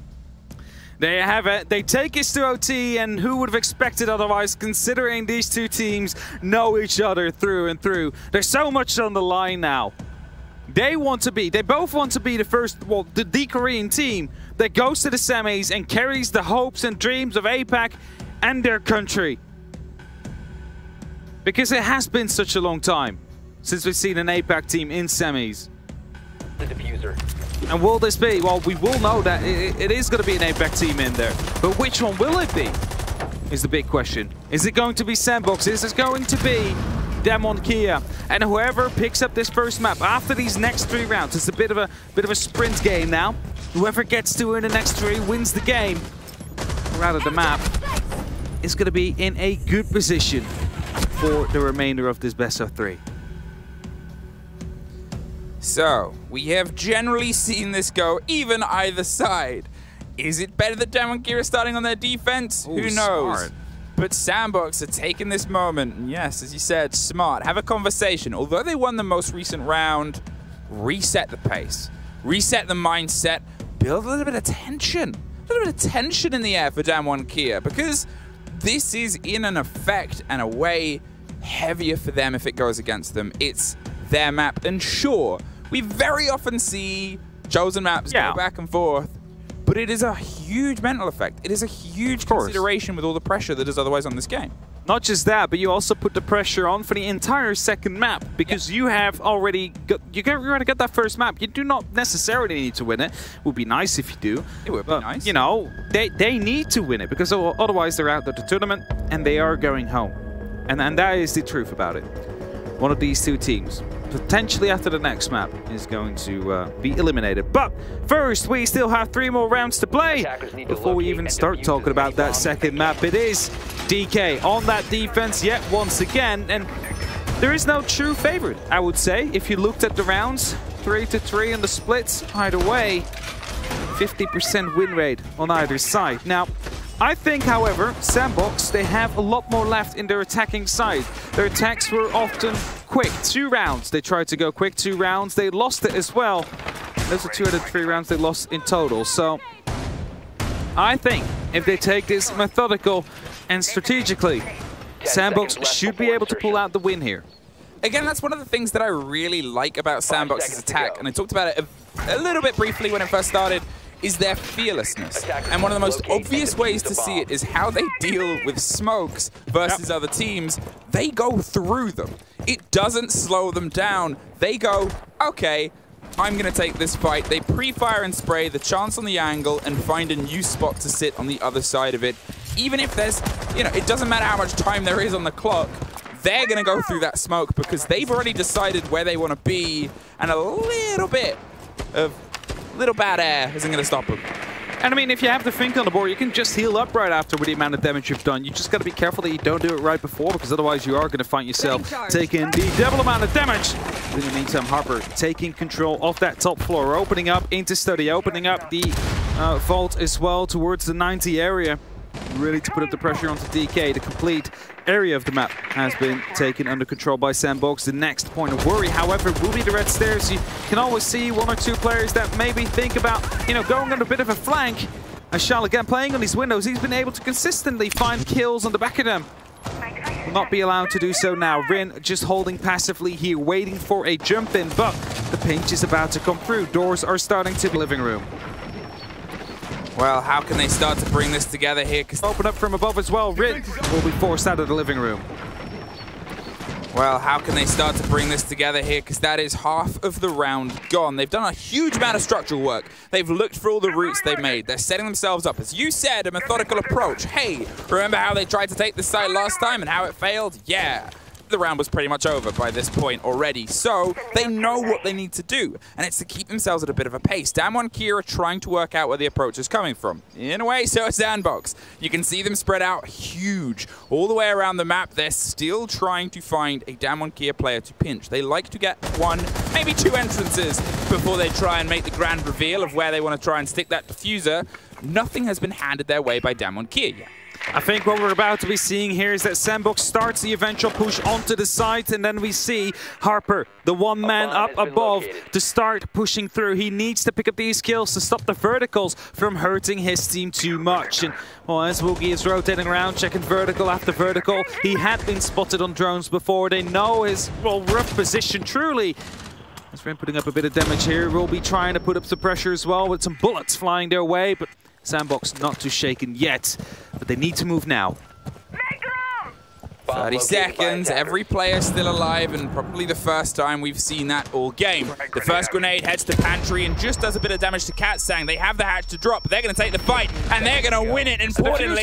And the diffuser is cold in Pantry, takes the drop, and suddenly it's a little bit back and forth, but it's all coming up red, but no diffuser. You got to pick it up, you got to run it to the side and hold F, but Katsang keeps it locked down, and it's a huge clutch by Katsang! Diffuser moving in alone there through the pantry stairs, and that is eventually what lost them the round. Yeah, once again, Damwon KIA will be on the map point now. After it seemed like it was going SANDBOX's way, they had the entries onto the side, just not the diffuser anymore. That one was caught off guard by a player into the pantry, which they were not aware of. The check was there, the gunfight was not. And as Yggdrasil is their final goal to reach the top of it. This Katsang that truly got this clutch on the way, the very first kill to come through, and as I said, the other kills all went SANDBOX's way. It is just Katsang that was able to hold them off. They wanted to go for it, they wanted to pick it up first, the Ana, then the Nitro, as he knew the pressure was about to come down. He didn't pick up the double, but at least stopped them from grabbing that diffuser yet once again and forcing him to go back up with the cover that was still there.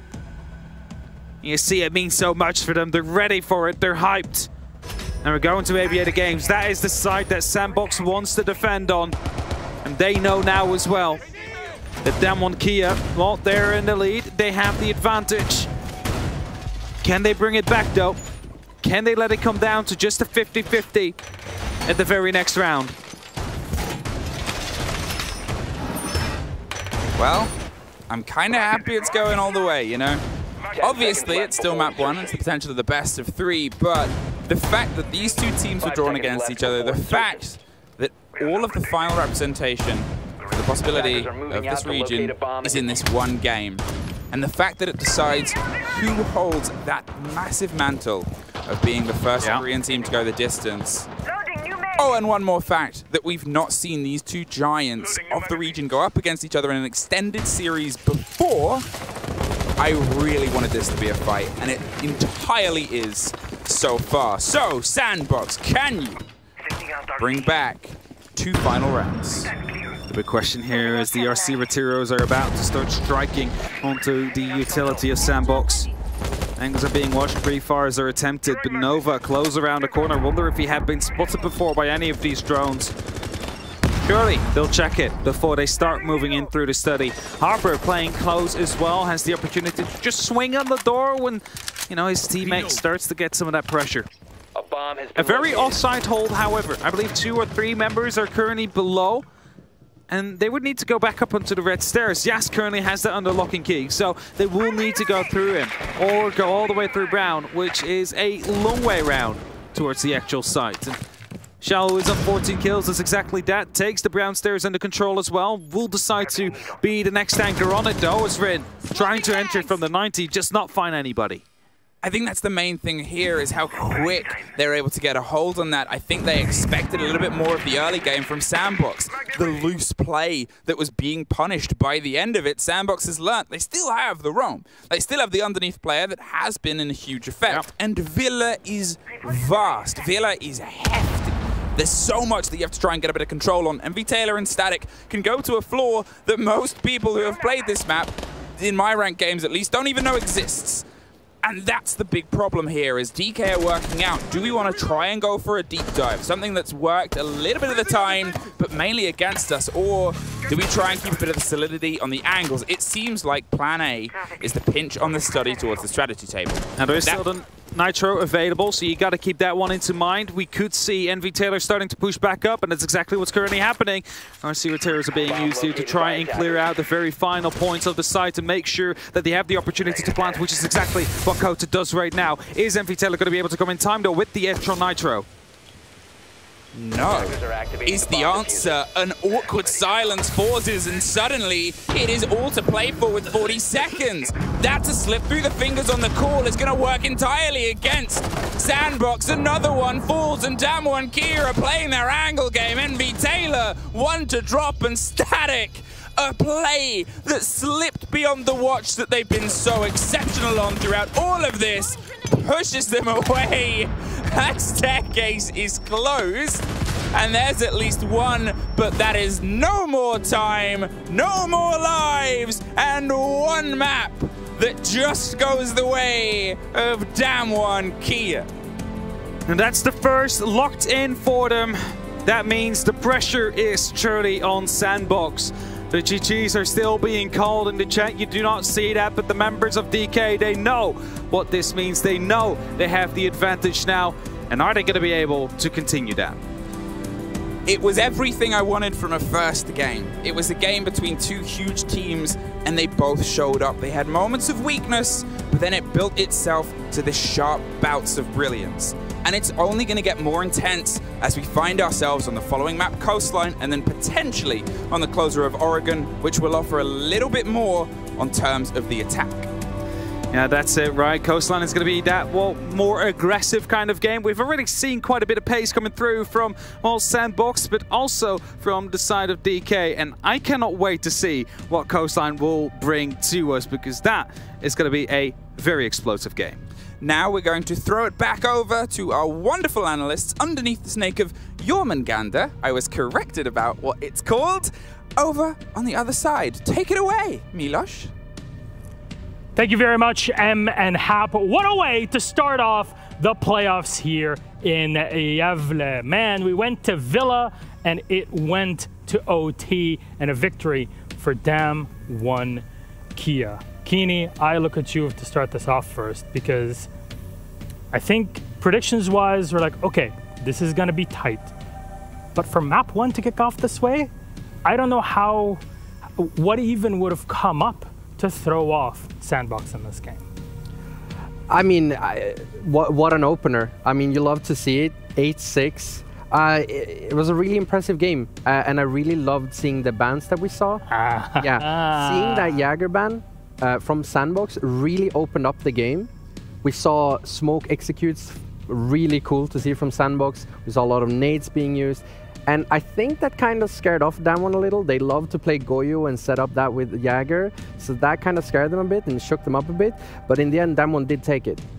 Seeing that Flores de Rataro drone kind of moving in and zoning out inside of Gunvault was definitely a cool strategy in Adjust. And it was unnecessary as well, because with the Jaeger ban, you're like, oh, we got nades galore, we can use Gone 6 if we want, we have everything to play with. And they were like, no, we want the smokes, we want the glass. And I was like, okay, your flavor, your thing, do what you got to do. For me personally, I'm watching that match and I'm worried for Damwon Kia. SANDBOX is a 50-50 kind of team. They win about, 46 to 47% of their attacks, and vice versa for their defenses. So for them to go chippity-choppity on each half, that's fine. That's okay. That's what we expect of SANDBOX Gaming.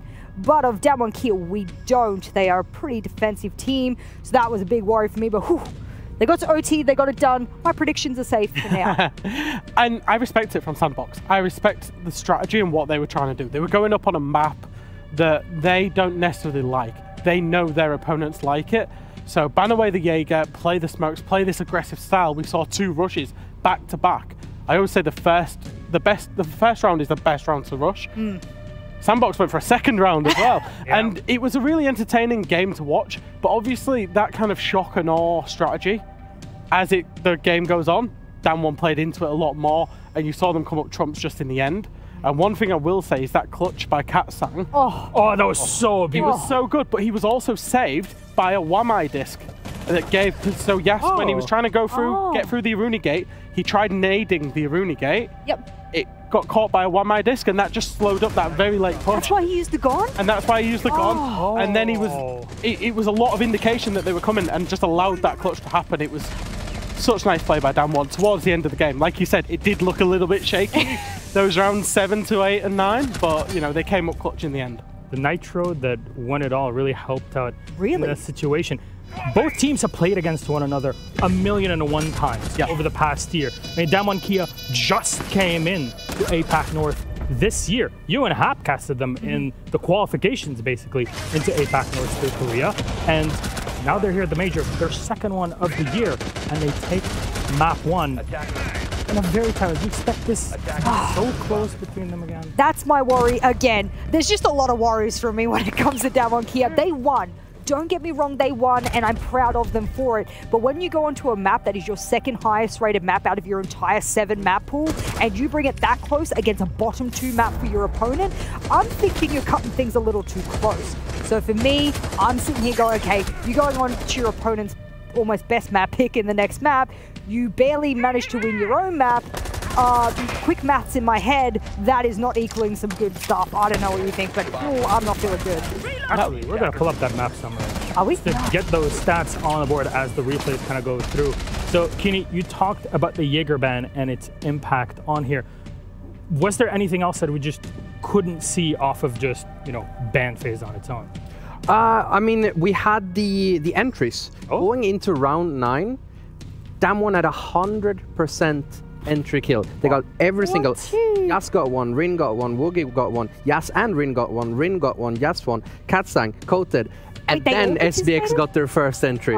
So they were just extremely consistent at finding those opening kills. Had a little bit troubles actually closing them out sometimes, but I mean, they're really scary at getting those entries, and I think that's going to help them going into Coastline.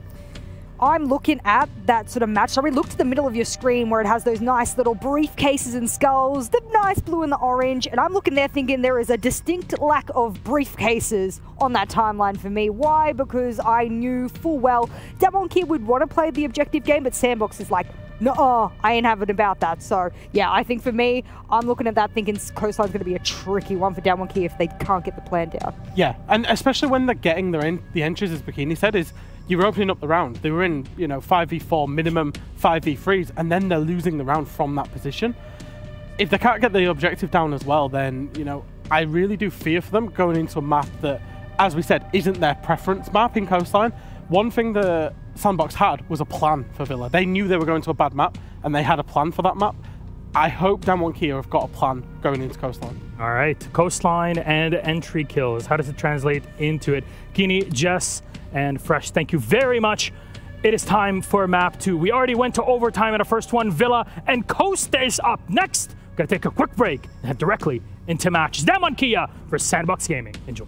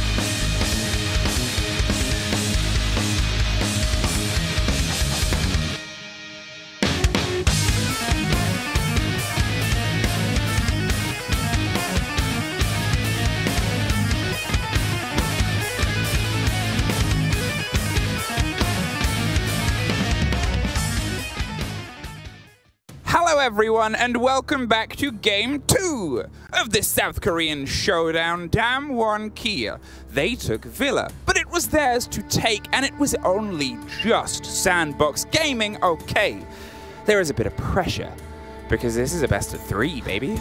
There is going to be definitely a bit of pressure here, and we are soon to head up into map number 2. Now, you just heard on the desk, Jess is a bit worried, because SANDBOX was going to be able to bring it to OT. It was supposed to be a clear cut for DWG there, but not really the case, and that means that when we do go to Coastline, well, first of all, it could all end here for SANDBOX. It could be the end of their run here in the playoffs in Sweden.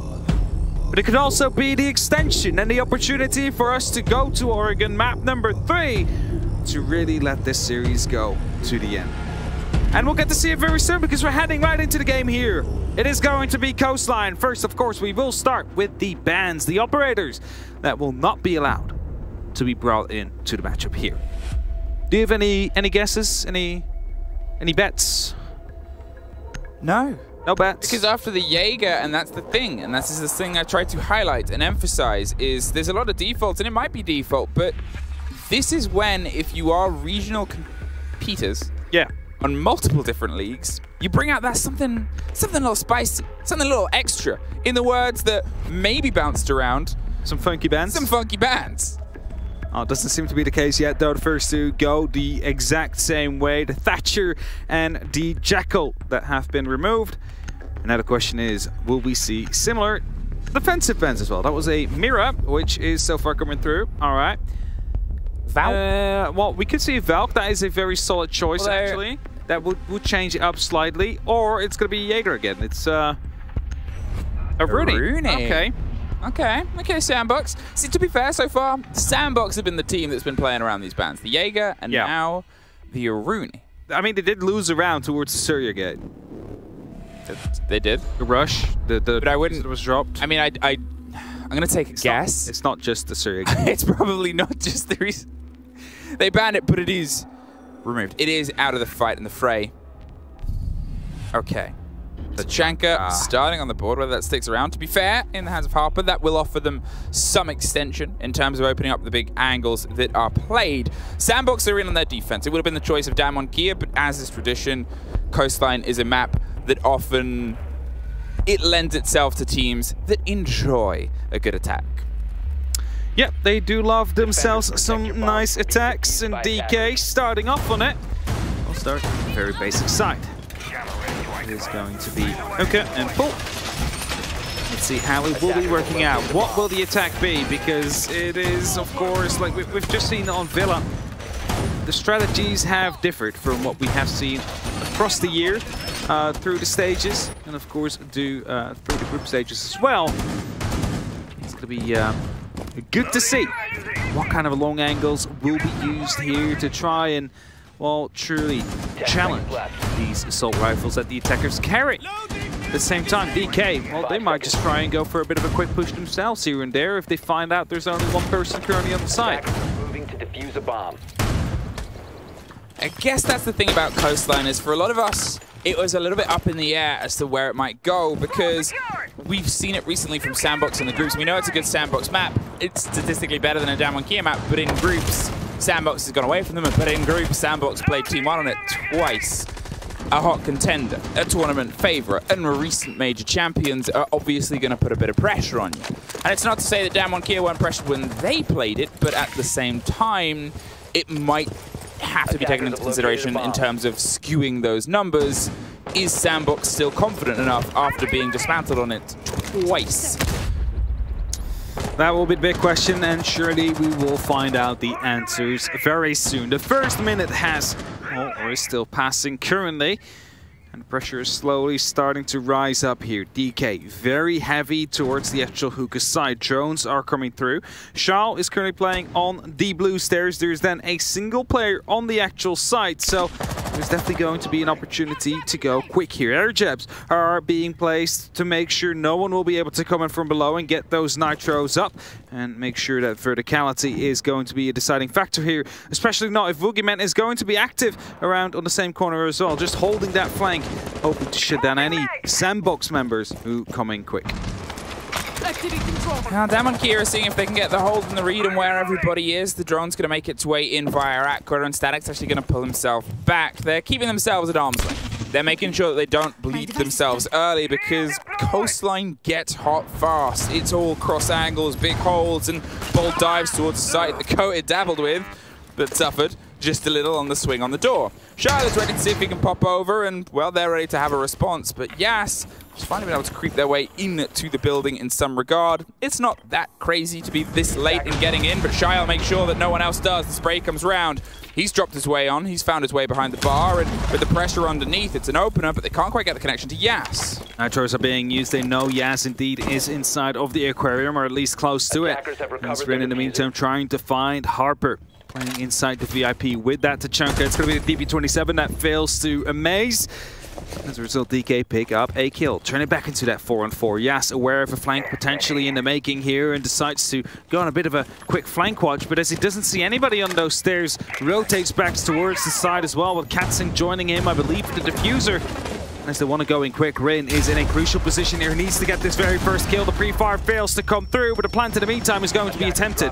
There, the cover comes through. It's a 4 versus 2, and they had to pull off the plant, but they're going to see if they can swing for the fight. No! A lack of a connection. They still had the body underneath in case they tried to pick it up and move on to the default, but at that choice, that moment, 10 seconds and no vertical, well, they made an option. It was a bit of a slow build. You could see the moment they tried to get the execute, and the very important kill happened around Hookah. That drop, that forced the rotation, that forced the new position, the slow creep of Rin down from VIP round towards the back of the bar. If that had gone their way, it's an entirely different round. But it wasn't. Definitely. If Rin was going to be able to pick up that kill, then suddenly you have a bit of a safer opportunity to go for the actual plan. You could have gone on the pool table, you could have even gone towards the Hookah area. Now, not the case, of course. Envy from below, dropping that diffuser, coming in big. In the end, all the gunfights truly went SANDBOX's way.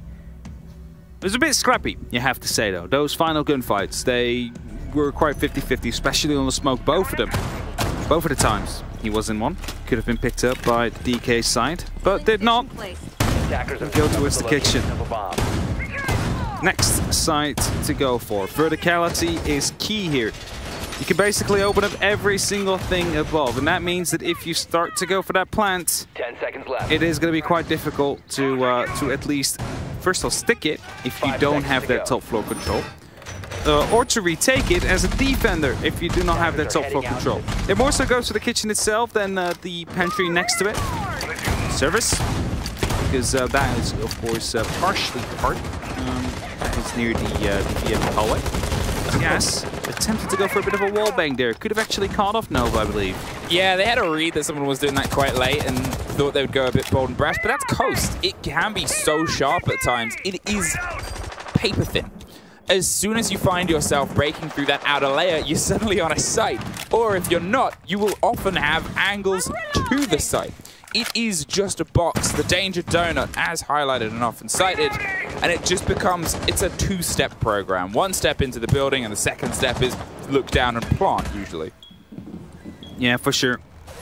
It's Katzing, however, I'm not quite sure where he's piled up on or he's trying to achieve. The question here remains, is DK going for the verticality, or are they trying to go for a horizontal take? It's quite important considering there is quite a bunch of SANDBOX members up on the top, as Katzing does open up a hatch though. Decides to try and cut out the reinforcement. Needs to do so carefully. Is this just for a line of sight? It could just be for a line of sight on the rappel, actually. Oh, and he makes an opening next to it. So just there for the cover as Rin. Could be finding someone on the Lambo door here. Still Damwon KIA are weighing up options and working out where they want to get the approach. As you said, they're opening themselves up some angles, but well, the first comes through for them. Rin drops Envy Taylor on the open door and goes for a quick hot foot round to potentially find a new place of entrance, whether they go into the back of security and CCTV to cut off that player on the back of the lobby, which is Harper, or they go to the top. It seems like it's going to be a bit of a clear from above. They have time to open up some vertical. They have time to force and shepherd some players into uncomfortable situations. There's the replay on the take, entirely caught out. There, a mistimed rotation. Thought it was potentially going to be safe on that door as a Gemini is activated, but Nova has no clue where. So to go aggressive, and yes, now seems to be aware that one was playing close on that server's door. So just on a hold now. All the DK players hoping to pick up yet another kill. Absolutely not really working towards an actual plan, because if you just look at everybody, well, some of them are droning, but most of them are just standing still. And as I say that, it's going to be Yas that could swing around the corner here with a very big kill.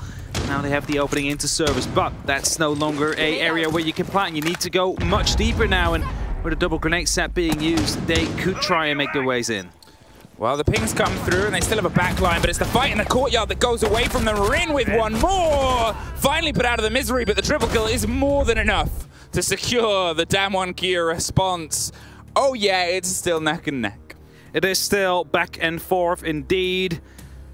Starting off with a strong round there for SANDBOX.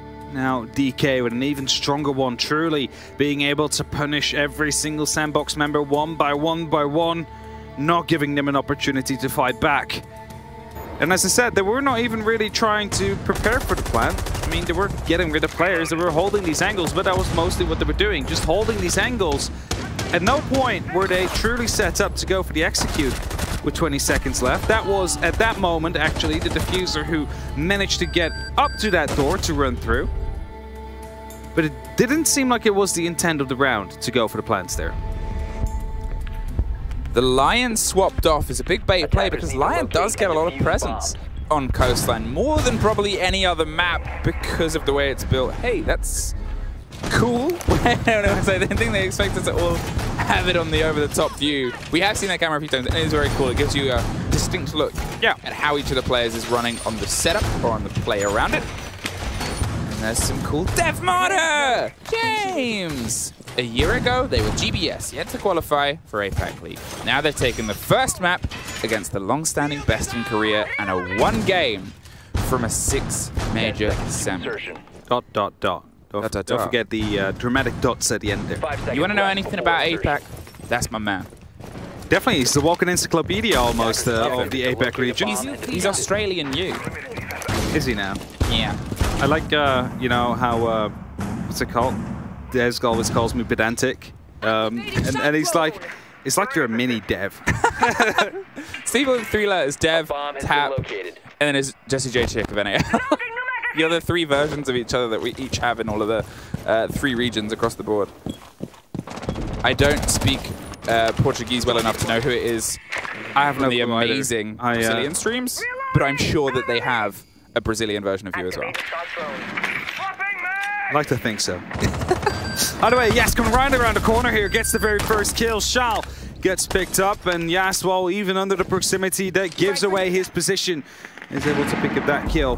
Twitch drone quickly brought into safety as Static, hoping to find a response into Yas, but currently he's not really giving way. He's wanting to continue that push down towards those blue stairs.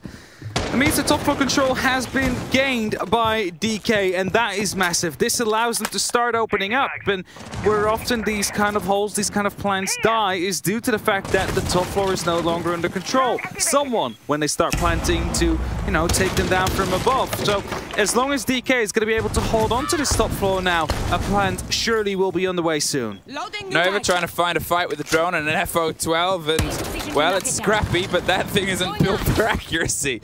It's built to absolutely tear somebody on half on a quick entrance, and there's not many places it's better placed than there. However, that's the force and that's the push away.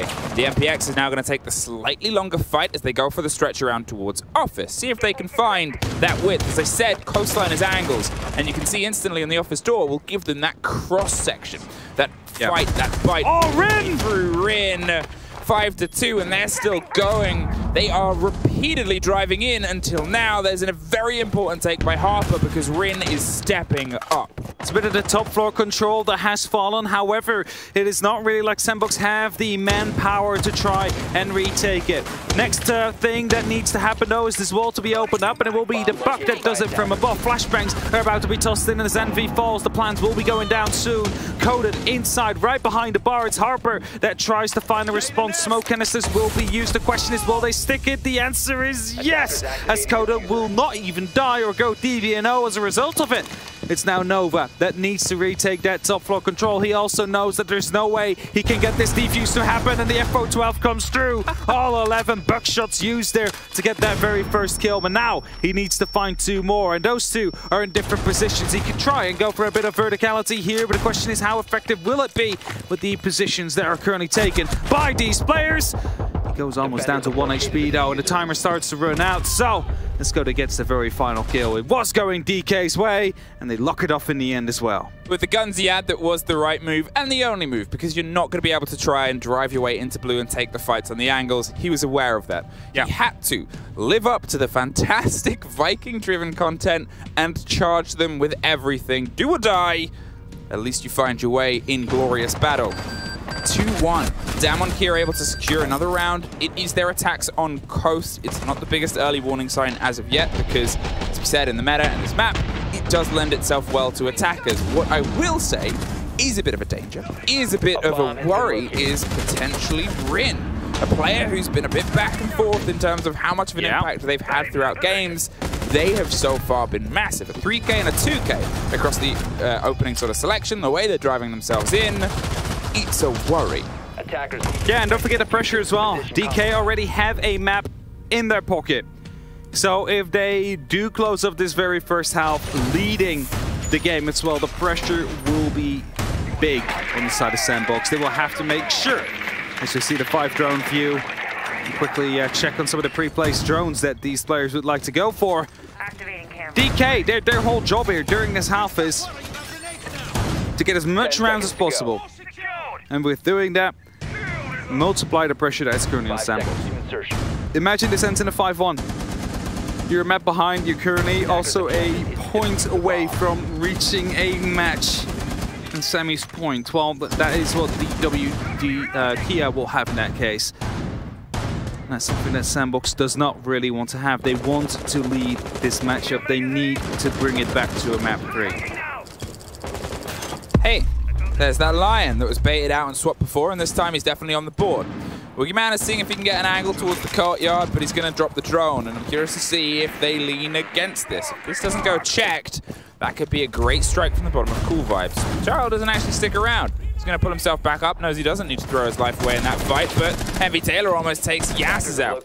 Pre-fires the other door, expecting a 2-person push, but only 1 came, and at that point, they're not going to stick around. However, look at Katsang's positioning. They're trying to cut off the back route, his way out. He's their first target. They have pretty much every door covered, and he's got to try and fight his way out. He will have to, as Envy slowly being surrounded as well. Drones are right above him, however, so nothing to worry about on that aspect. The information is not accurate. Just a little bit of sound. Rin in the meantime, though, just dancing around, hoping to find someone that makes a bit of a misstep, so that allows them to continue going. Gemini Replicator will be used. We saw some aggressive pushes from the get-go the last time around as a bit of a rotate has been called. It seems like Aquarium will be the place to go through, and as there is currently no verticality being held, it is going to be the Yana Gemini that will get some valuable information, and grenades to be tossed in as well to move Nova a bit further back. This allows someone to rappel up on that double window to put up some extra pressure, potentially get an extra grenades as well as they prepare themselves for an execute. Static's going to creep their way back up and try and find a fight over the side of Luggage. If this has gone unchecked in the early game, that could be a disaster. The unfortunate bounce on the short floors, a different count is required on Coast and a different distance, and neither of them is able to connect with Nova. Pops the canister on the double window and make sure they have some solidity. Coded's going to re-drone himself and get some clarity as they slow creep and crawl their way. Static's holding an angle down, locked off. He's hoping Coated drifts past, does, but doesn't get caught out by it. They're aware, and the fight is about to hold together. A great take by Coated. And there's a bit of fire and a bit of flame around on the side itself as they're going to pop those big old fiery pellets from the Tachanka and the big gun. But DK keep themselves in it, keep the body balance, and put the pressure underneath Nova. He now has to pay full attention, and 30 seconds, they still have time to bring some of this back together. All they truly need to do is get rid of Harper, who keeps putting the sights on fire, but he's dug in deep inside the VIP. They do manage to find the smoke, however. It's a 2-on-4 situation. Koda wants to go in with that diffuser, but it gets dropped by Shao. They went for a bit of a rotate. 14 seconds are left. Katsing knows that he needs to pick it up. He knows that they need to go big. Rin will be able to pick up the very first kill. That enables them now to go for a plant. Harper, 1v2, needs to find a cover that allows him to continue pushing on as the timer runs out, and Rin gets the very final kill. It is DK that leads even more so now with a 3-1. A rightfully called rotate because the Shumika launcher was continuing to put fire down onto the default plant spot. They could literally, physically not enter from that side. They had to rotate and successfully did so. SANDBOX Gaming are losing a bit of the sight of where the Damwon Kia players are. The frequency that we are seeing a DK player, especially Rin, crouching and arriving in a location that surprised SANDBOX. And they go for the swing, they go for the connection, and sure, you see here, a lot of the time, it's just a clean push round. And then obviously the lock-off, it is the worry, but it is a worry that we've seen across this whole tournament. Now, they're going to have their tactical pause. They want to see if they can get themselves the even split, because although it is a weighted map, it is still their map. The same conversations that we had about Villa and about, obviously, it being DK's ground and stomped territory, it is the same here for SANDBOX. For sure, and DK currently in that lead and are currently dismantling the side of SANDBOX quite effectively. And that's something they need to stop. They cannot afford to keep losing these rounds. I said it before, with every round that passes, the pressure seems to be rising on the side of SANDBOX, considering that DK already have that extra map in their advantage. And now, 2 rounds extra as well.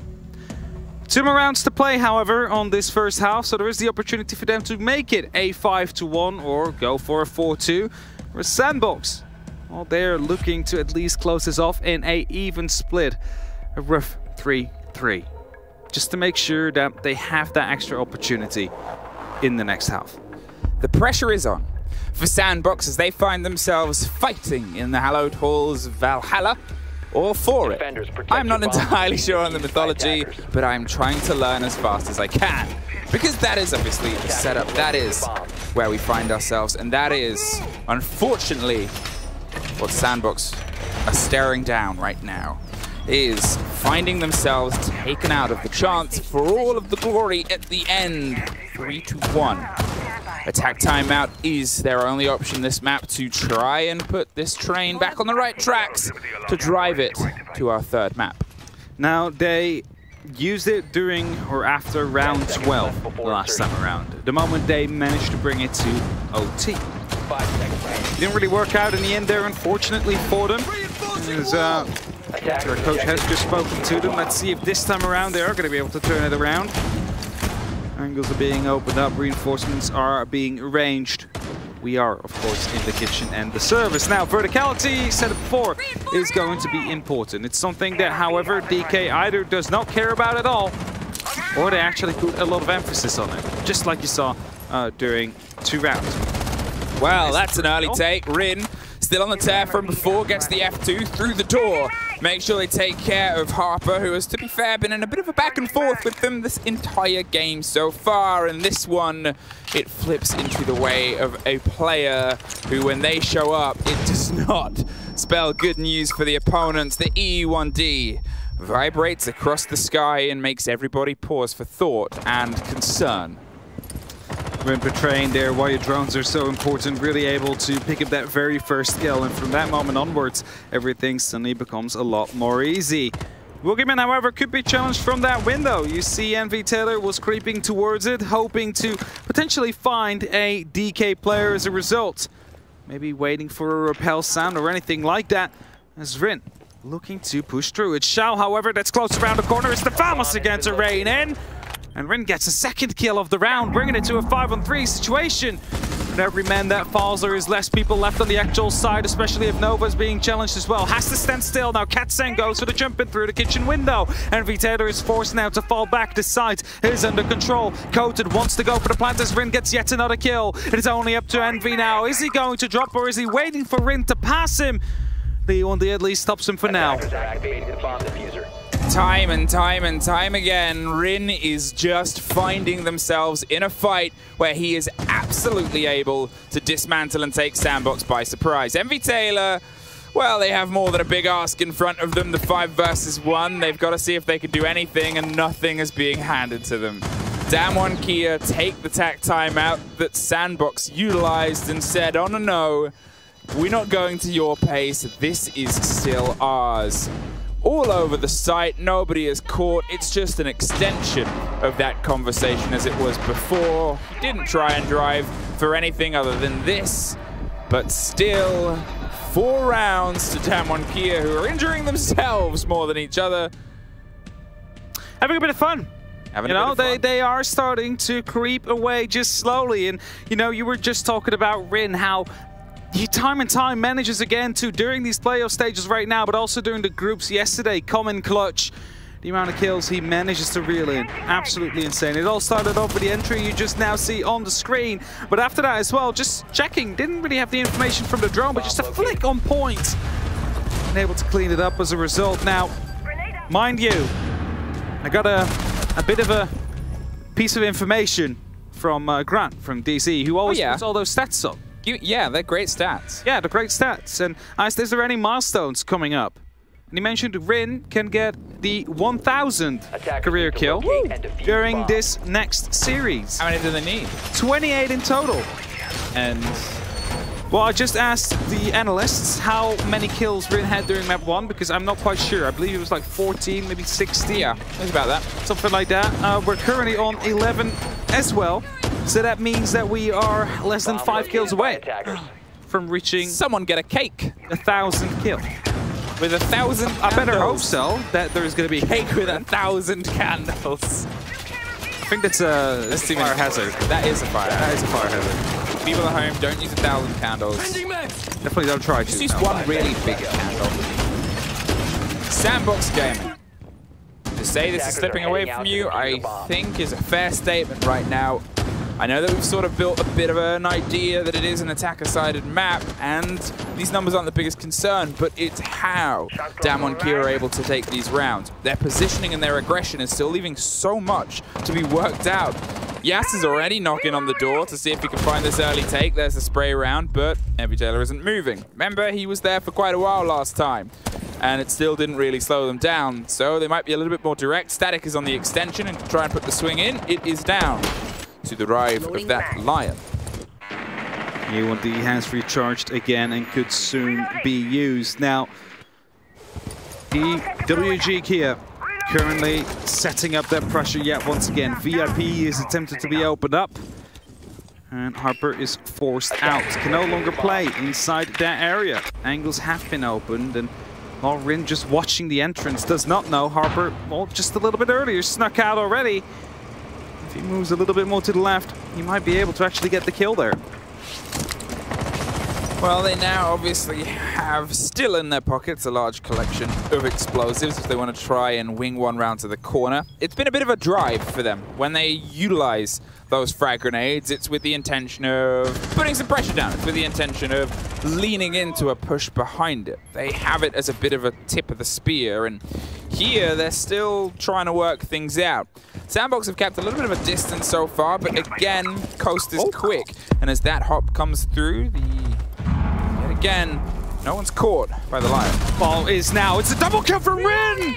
That is going to be the 13th on this map so far, and suddenly it has opened up, just lines them up there and picks them apart. As SANDBOX, they see their hopes of this, well, the semi-finals dwindle bit by bit, or rather kill by kill, as Rin just continues to Harper down on them every single time.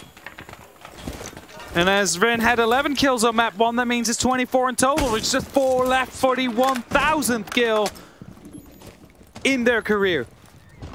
And DK are looking to make this a 5-1 scoreline.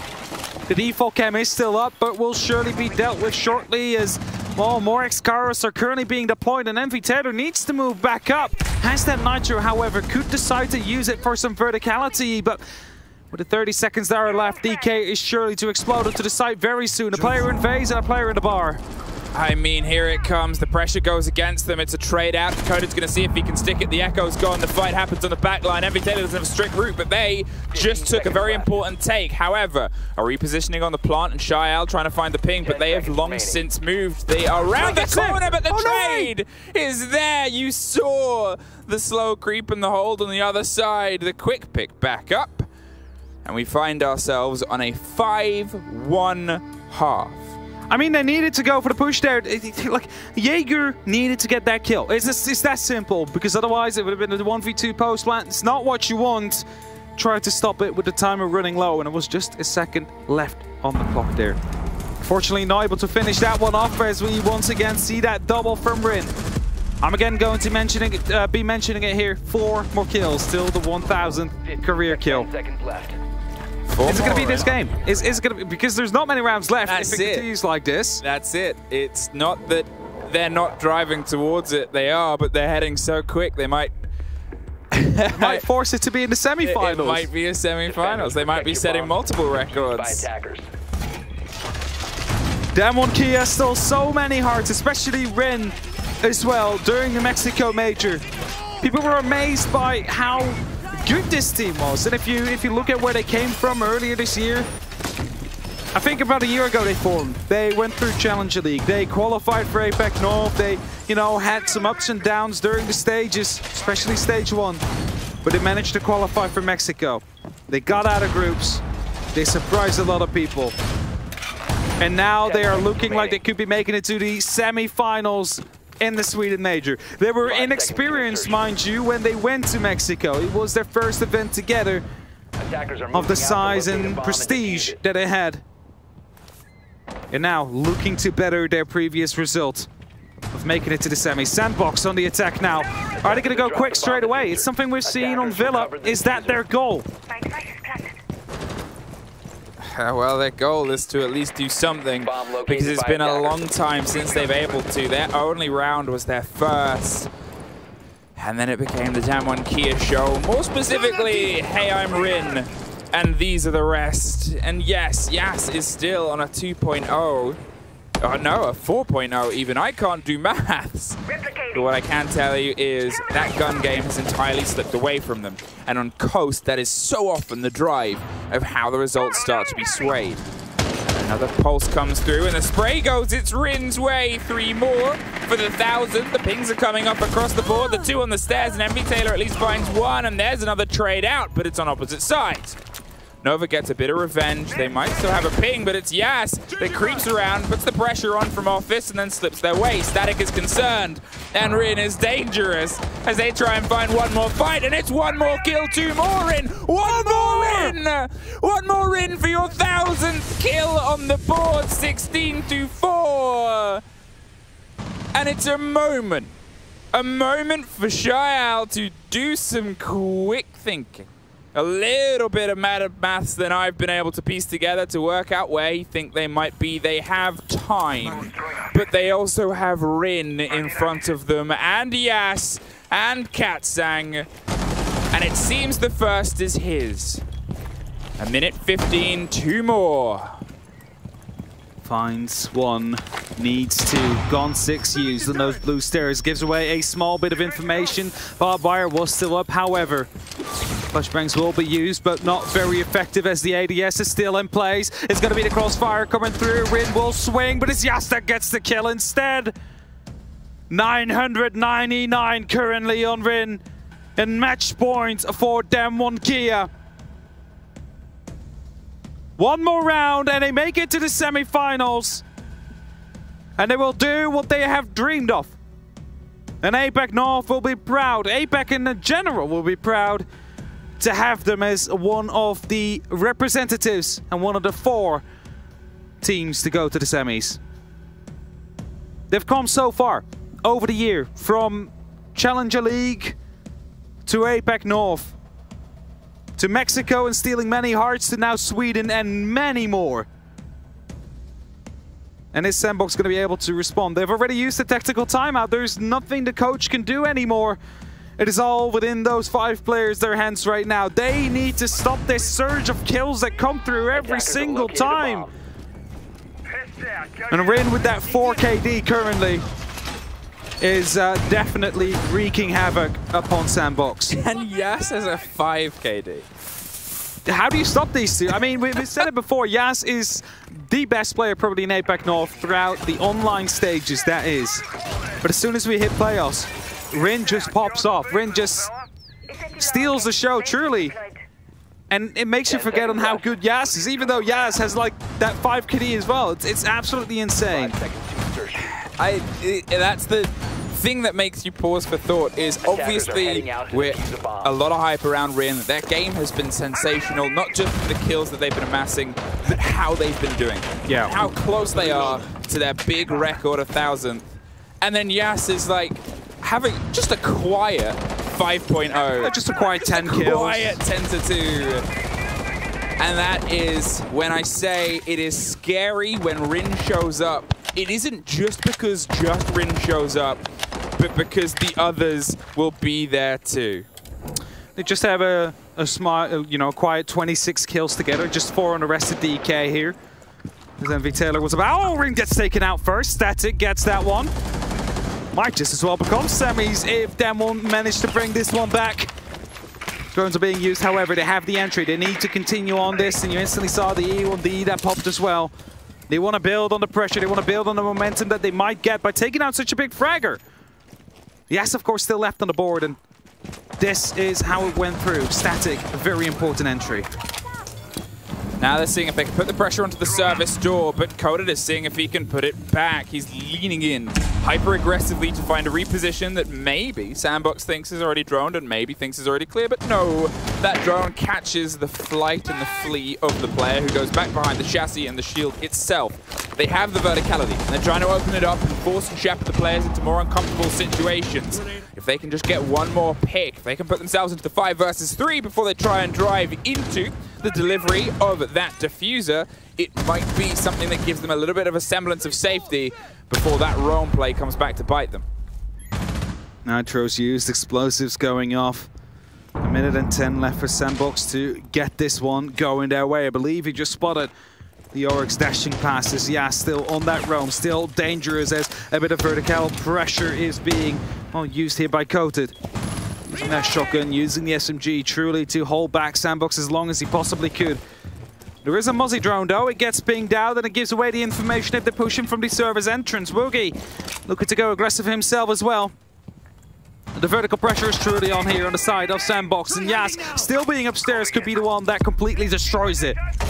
Well, Nova tries to drive in and see if what they can pull out from the side. There is the canister that stops that little quick plant down on the other side of the wall, and they have the cover, but Coated has the kill. A 4 versus 4, and the diffuser is cold in and amongst the mix of the site. FaZe can't quite find the purchase on the door, and the fight is against them. Katsang, the man who clutched out the first map, brings a bit of this one back. Taylor, a scrappy fight down onto the side of the swing, but it's a 3 versus 3, but there's only 10 seconds. They've got to see if they can drive themselves into the final 2 remaining players. Coated and Katsang, they're still holding back. The diffuser's been picked back up. He's ready for the swing. He gets the double kill, and it is now DWG KIA who are progressing to the semi-finals. They are the first Korean team to make it to this level. They had stiff competition from a team they know oh so well. The biggest supporters of each other up to this point, and this game was the make or break, but the pressure that these two teams and this region has put on itself over the past year and a half is why they are where they are. And although it's tough, you know after this, it's going to be a whole region behind an absolutely phenomenal team. They have made history indeed. They make it to semis, and they have the opportunity to make it to the grand finals. It's not there yet, though. They do not know their opponent as of yet. The 999th kills here from Rin. The last one will have to wait until semis before we get to see that one, before history gets written yet once again. But DWG KIA, what a game it was, and what a duo Yas and Rin are. I believe the last numbers was about, between the pair of those two, 27 to about 7. It just terrifying. And terrifying is the only way to look at it, and terrifying to whoever is going to face them next, because they're just getting stronger. Whoever is going to be the winner of FaZe BDS, I believe it was, faces them in the brackets. So they have been watching. They will be trembling. But before anything else, let's throw it back over to the desk to break this one down. Thank you so very much, M and Hap. Absolutely wonderful cast. And we had an incredible matchup that ended up with Damwon KIA victorious. We are guaranteed APAC North, APAC overall, and Korea in these semifinals for the first time ever for Korea. It's only been one Japanese team that has ever done it for APAC before. Now, Kini, I'll turn to you first, because you talked about entry kills and taking, you know, the vibe in the map early on. That's what happened on Villa for Damwon KIA. Looks like they ran away with it on Coast. Yeah, I mean, as I predicted, coming from Villa, Damwon kept up their stick. They kept getting the entries, and it worked really well. Up until round 7, every single entry kill led into a round win. 100% entry to round win conversion. And on the last round, they break that. Despite SANDBOX getting the entry, they managed to turn it around, and they close out the map. That's absolutely incredible return on investment, Jess. Yeah, that's the best ROI I've heard no damn while. So I'm going to invest in Damwon KIA. I already did in my predictions, so don't worry, I've got my return on investment. Yeah, we'll get to that later, don't worry. We still got the replays on the screen for now. But something I wanted to highlight actually was that I was worried for Damwon KIA. Do I think that people who are looking at this game right now and going, oh, Woogie Man barely did anything, Cap saying barely did anything, I don't think they understand the value of having your entries do so well, and therefore your team focusing on other areas outside of kills. So for me right now, Damwon KIA, that's a strength in and of itself, is that the players on the previous map could stand up when they needed to, and they've come onto this map and gone, I don't need to. I just got a drone, I just tell my teammates where to go, and I'm Gucci. I'm somewhat disappointed by SANDBOX, and I'll go on to that later, but Damwon KIA, they're well known for their well thought out strategy of Rin go kill, right? Like, how well did he play in that last matchup? And sometimes you just kind of on a vibe, dare I say, like he was taking those risks, and they were just paying off every single time. Unfortunately, he didn't get his 1000th kill, which was a little bit unfortunate, but an absolutely sensational day from him and Yaf and that duo, because we've talked about Damwon KIA needing Yaf to show up during stage 3. If you didn't watch stage 3, you might have thought that it was just Rin from Mexico. Both of them are showing up today, and that's going to be critical going into the next game. And just to say the line for you, Jess. Yes, please. Damwon KIA, more like damn son KIA. Look at that, 7-1, smashing on Coastline. SANDBOX completely deleted, and Rin. My God, Kini. Yeah, I mean, if it's Rin, if it's Coated, if it's Yas, I mean, it doesn't matter. Damwon always has their showmaker, and this time it was Rin showing up. I mean, look at that rating, over 2. It's absolutely insane. Almost got his 1000th career kill. It's just complete domination. You know, I feel like it's such a storyline too to have Rin go 999, be 1 kill shy. You're like, the story writes itself, ladies and gentlemen. You've got to tune in to the semi-final to see that smack bang, probably opening kill, let's be damn honest. Probably. Because, whew, Rin's going for it. I'm telling you what, there are impressive players in the world. There are players hot and cold from North America. From Europe, we've got Shaiko. And in APAC North, we have Rin. Keep your eyes on him because he is an absolute force.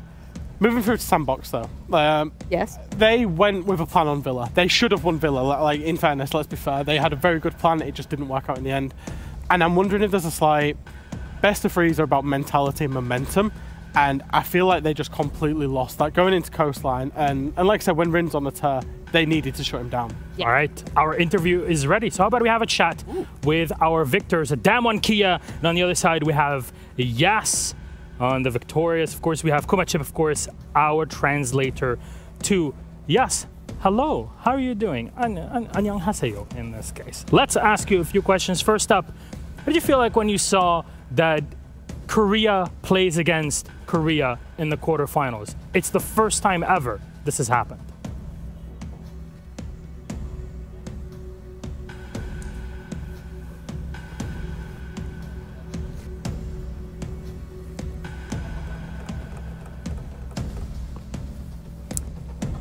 All right. So we're trying to get all of the info back to him. So it's relayed and actually translated through. So everything could be understood. But Fresh, you were talking about the performance here of Damwon KIA. How do you think they could just keep that pressure constantly on their opponents at Coastline? Because it doesn't compare to Villa. They were finding entries though, and that was the key point, is that they were finding entries, and Coastline as a map compared to Villa is much more condensed. So when you find the entries, you create the space for your attacks to actually work. Rim was getting these entries, but he wasn't just getting one, he was getting two, he was getting three, and that's what created so much space for the kind of the back room of the team to go and do the actual attacks, get the plant down. And my friends, I'm sorry to surprise you. Uh-oh. The MVP of this matchup is Rin. I'm shocked. Robbed. What? Nah, robbed. I can't believe We're it. gonna think of a player who got robbed for Rin. Yes. Yes, yeah. Yes, had like a 5 KD in the last map and was true. still outshone. I am outraged. Yes, should be the MVP. I'm sure everyone out there else is outraged as well. So I won't rest after this. Yeah, let's put up on the screen. MVP is Rin. And just in case you didn't hear what Em was saying, 999 career kills, one away from 1,000. Are you excited that that 1,000th career kill might be a little one-tap onto Shaiko? Rin v Shaiko, let's go. No, there's still FaZe. There's still FaZe. You went for FaZe. We did. We did. I think that one thing on the MVP card that we should probably highlight here as being one of the critical statistics. I have never seen a pro player, and this spans over multiple maps, so do understand the sample, the data size we're going here, with over a 50% consistent head rate. That is 60, was it 67, 61 in the end? That is abnormal. That is abnormal headshot percentage for a player. That is crosshair awareness times 100. And Kini, he's rocking the Zofia most of the time on the attacking side. LMG. We've seen that meta shift away from the 7.62 to the Unicorn in this case. To the Unicorn? I call is it that its name? LMGE, yes. Oh. I mean, the LMG was always kind of a spicy gun. It's just that the M762 was spicier. No, but I mean, it doesn't matter. You can put Rin on anything. I think he'll gun out and regardless. But yeah, the LMG serves him really, really well. It's amazing to see someone that's that consistent, that's getting those frags. And even the people trying to refrag him, he doesn't care. He smacks them as well. Do you remember that kill? You and I were sitting in the green room, and we're sitting there, and Rin is looking down from like luggage blacktop over towards kitchen hallway, and there's a player that runs, a 3-speed player that runs past down the hallway, and Rin just flicks like a god across the head. And this is the headshot percentage we were talking about. That was unreal. And it's not the first time he does that too. I mean, we've seen throughout groups, throughout these games, Rin just doesn't miss. And that's habitual, right? They practice that. He knows as soon as he's get a kill, the enemy team are going to try and refrag him, so he just flicks the angle that makes the most sense every single time. And the LMG enables that because he can just flick angle after angle after angle, and as we saw, it comes up with those nice showpiece multi-kills. Oh, God. You know what? How about we update that bracket? Now, victor of this game, it is simple as that. Damwon KIA victorious against SANDBOX Gaming. It guarantees us a Korean team in the semi-finals. It's the first time ever a Korean team has made it this far. Last time, who set the record, was Damwon KIA themselves at the Mexico Major, and they already break it. They went through Villa, a tough map one, and smashed through their Korean opponents. Also, SANDBOX Gaming are out. They're going home, and Damwon KIA await the winners of FaZe Clan versus Team BDS, our third match scheduled for today. A lot of action that is said to go. We're still waiting for NIP Spacestation. That is our final matchup of the day. But before that, we have to start focusing on T1 versus Rogue. But expectations, I think, have already been met, and we're still on game one. So, friends, how about we take a quick break, and when we come back, it'll be time for match 2, our second best of 3 of the day, out of 4 in total. How about that for action-packed Friday morning? We got Team 1, we got Rogue. We'll see you in a bit.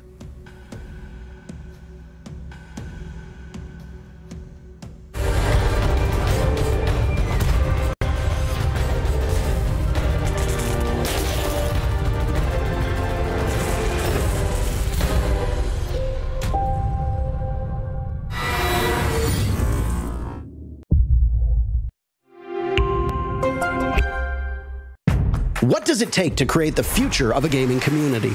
Join us on this 4th episode of I Call Next as we discover how to level up gameplay and reset the expectations of an entire league. PayPal. Press play.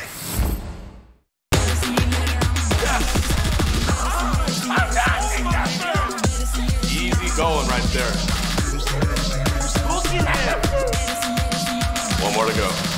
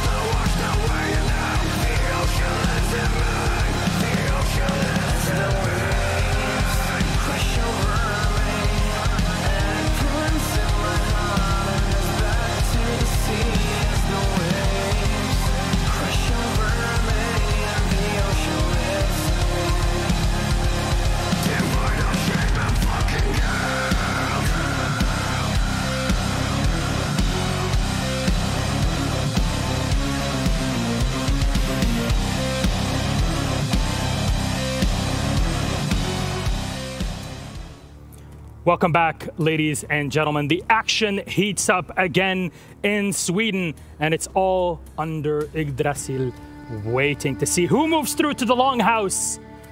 That is game 1 done. We had DWG Gaming KIA defeating SANDBOX. The Korean squad is done, but 3 more games await. Let's get started. Let's introduce our teams. Team 1 versus Rogue.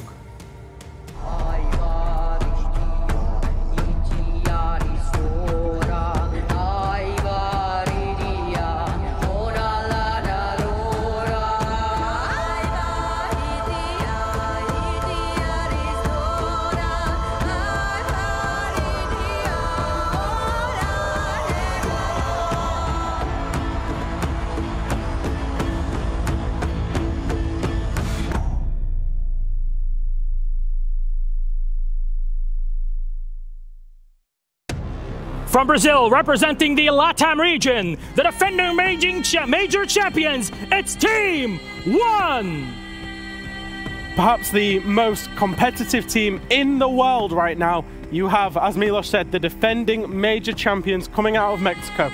2nd place in BR6, 2nd place in Copa Elite 6. These boys have been playing fantastic Siege right throughout the group stage, and expectations to go deep into this tournament. Expectations are high, but their opponents are looking to stop them right here.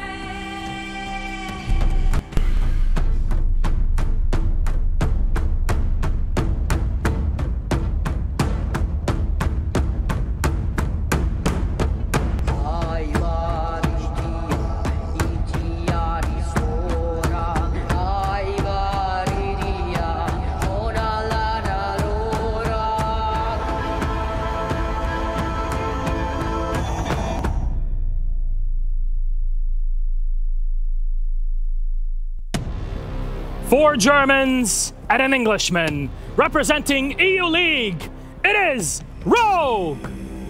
The lowest placed team coming out of the EU region, 8th overall. Rogue avoided relegation, they've pushed through, they've made the major, and they absolutely rocked it through group stages, winning every game so far to be the first team through. Unfortunately losing out on the final day, but they're in for a hell of a fight here.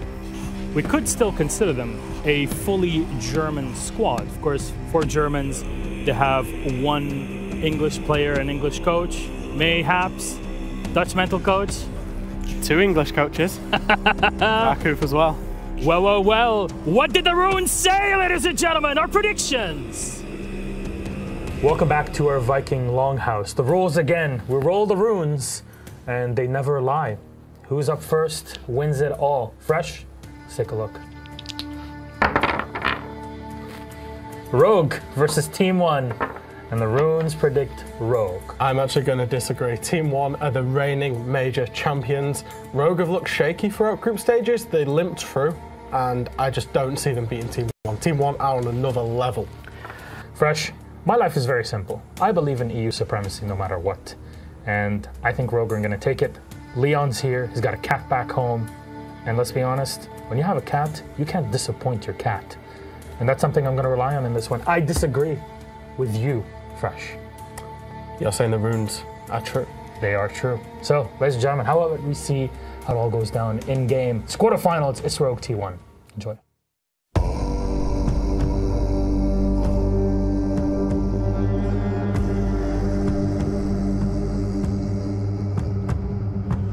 Like, we're gonna play against Rogue, so I think they are a good team. Like, they did it well in the group stage. So what I can say, it's going to be a good match, I think. So Europe against Brazilian team, it's always a great match.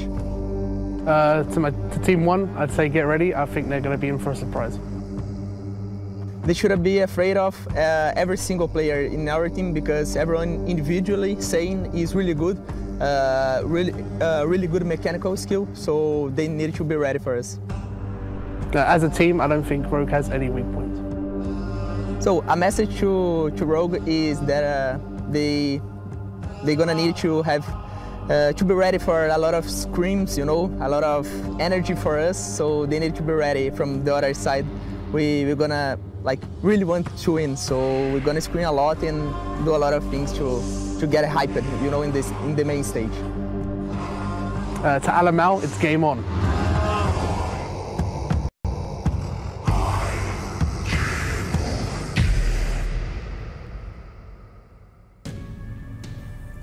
Our second quarterfinal is about to begin. Welcome back, ladies and gentlemen, to the 6th Major Sweden. We are live from Gävle, and I'm so happy that we get to talk about these two squads in LATAM EU Classic. And this time, it's Team 1, the defending major champions, up against Rogue. How about we talk then about our rosters? First up is Team 1, representatives from LATAM and from Brazil specifically. They have gotten second in Copa Elite, which is the entirety of LATAM, and are defending their title here fresh. And first out of groups as well. When we was in Mexico, they had a very difficult group stage. You'll remember they played the tiebreaker match. They very nearly didn't even make the playoffs in Mexico, but they went on to win it. And these boys have played fantastic Siege. They've got a 7-map pool. There's a couple of maps we haven't seen out of them in a while, but one thing that I love about this team is how well they attack.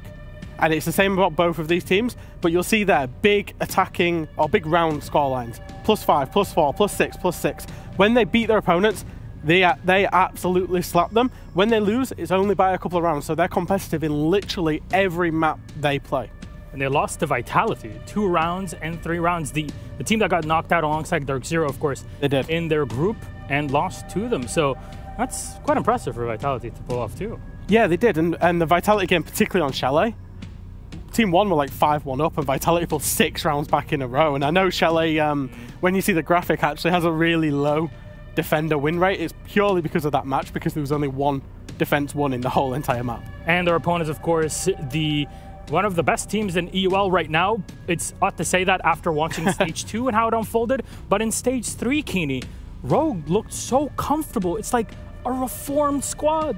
Yeah, I mean, we got a completely new Rogue that doesn't choke immediately the moment they go to LAN. With that said, if Group D was the group of death, then I think that Group A was the complete opposite. They didn't really have that tough of a group. They had Chiefs, you know, coming in, haven't played LAN before, and then you obviously have Oxygen, had to play with a coach and 2 players in the hotel. So I'm not super sold on Rogue's success yet, but I'm always open to be proven wrong.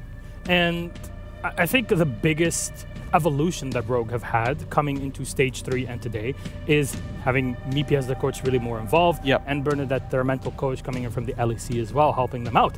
So we can see that impact of positivity on the players, you know, how they're fist bumping the cameras. So how are their mental be like the first time on stage in forever? I think especially when you're taking into consideration that they're up against a LATAM team, they're up against Team 1, a team that usually has an extremely strong mental. If they're gonna start and take over the game, they're going to run it down completely. And I think especially Rogue, I think if they start losing, they're really gonna start losing that mental game especially. So we'll have to see how they handle Team 1. Yeah, and I think it was Alamo who talked about it, I think, in the video at the start, about just how loud LATAM teams can be. And having experienced this, you know, when I was in sports staff myself, you go against LATAM teams, they scream the place down at the end of every round. So none of this fist bumping cameras. LATAM are screaming, they are intimidating, they are hard to play against. And that becomes a slight issue for your Rogue, because as much as we love Leon, and he is our UK brethren, we know he's got tilt factor. We know Prano's got tilt factor. If things start going the wrong way, and they've got 5 Latin American boys screaming at them from the other side of the room, we don't know how Rogue will react. I think that's the difficulty. This is not just difficulty, but this is more like the real test for Rogue, like you were saying.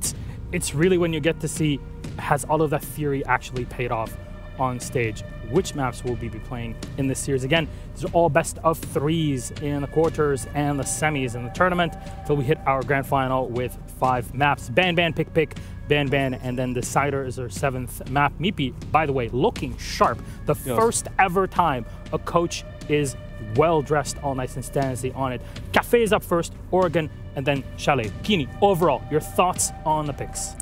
Really interesting, to be honest. I think that the maps that they've chosen kind of play into well to what both teams want to do.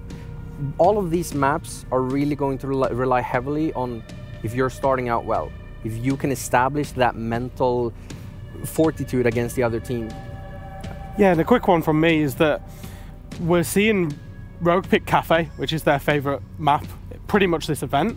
Team 1 don't like Cafe, so it's another one where we're seeing teams go for maps that the other team doesn't like. For example, Rogue, they highly dislike Oregon. That's the first place Team 1 go to. Should we get to the final, we're going to Chalet, and that's the #1 preference map for both teams. So it's very well placed in terms of the map pool. All right, let's focus in on Cafe Dostoyevsky for just a moment here. Overall thoughts and strategies that could be pulled, because we've kind of started to settle in on Cafe and how it goes now. I want to see both of these teams defend. I'm sure Des is going to talk about this a lot in the cast, is that both teams can attack particularly well, but we're going to one of the biggest defender-sided maps in the pool, and neither of these teams have a particularly good defensive record recently. So whoever starts out on defense really needs to make that count, needs to get 3-4 defenses on the board. Cafe, how much vertical destruction do we see here? Buck as an operator on Cafe, Sledge that is the highest picked operator right now. Kini, final thoughts on it? Yeah, no, I think it's going to be really interesting to see how, especially like Fresh said, how they handle their defenses, because I really think that one team that does really solidify their defenses, or if the attacking team can really break down the people who are defending, I think that's really going to be what decides this map going into Cafe. Rogue's mentality, how will it fare versus Team 1, the defending major champions? Fresh, Kini, thank you so very much. My friends, ladies and gentlemen, it is time for us to kick off our match. Des and Ace await us for match 2. It's LATAM versus EU, and it's Team 1 versus Rogue. See you in a moment. Thank you very much, Milos. From what I understand, Hap already stole that one away from me earlier on today, but one thing he can't steal is how incredible this fixture is set to be. We got the LATAM fanboy and Ace himself here, you got the EU shill here as well in me, and we are set up for an absolute screamer of a series, Ace. I cannot wait for it. I say it all the time. I bounced out of bed, Des. I was ready for this one. Like you say, it's going to be huge. We've got two aggressive teams who, as Fresh said, great on the attack, struggle for the defensive rounds. I've got a feeling there's going to be fireworks here when these two meet. There's going to be opportunities galore and two teams who are more than willing to step in through those doors when they're opened, Des. It's one of those that you and I have done a good amount of study on as well. We've looked into both of these teams and we looked through the map picks and said, oh, Cafe's an interesting one. For Team 1, they've hidden it away for the longest time. In fact, I think they've only played it a handful of times this year. You can count on one hand how many times. And mostly losses. Yeah, they beat Furia once. It was 7-5. The losses they did have, one against Furia and one against Team 1, were very dominant defeats. I think across all three maps, they got 3 attacking rounds. Here at the Major, their attacking win rate is like 74.5%. They are one of the best attacking teams, but then so are Rogue. Rogue's attacking win rate is 61%, but both teams are below 50% on the defense. Cafe, as we have seen so much throughout Stage 3 around the world, has been a real war for attackers to get even single rounds in some cases. So this is going to be a real test of just how good their attacks are.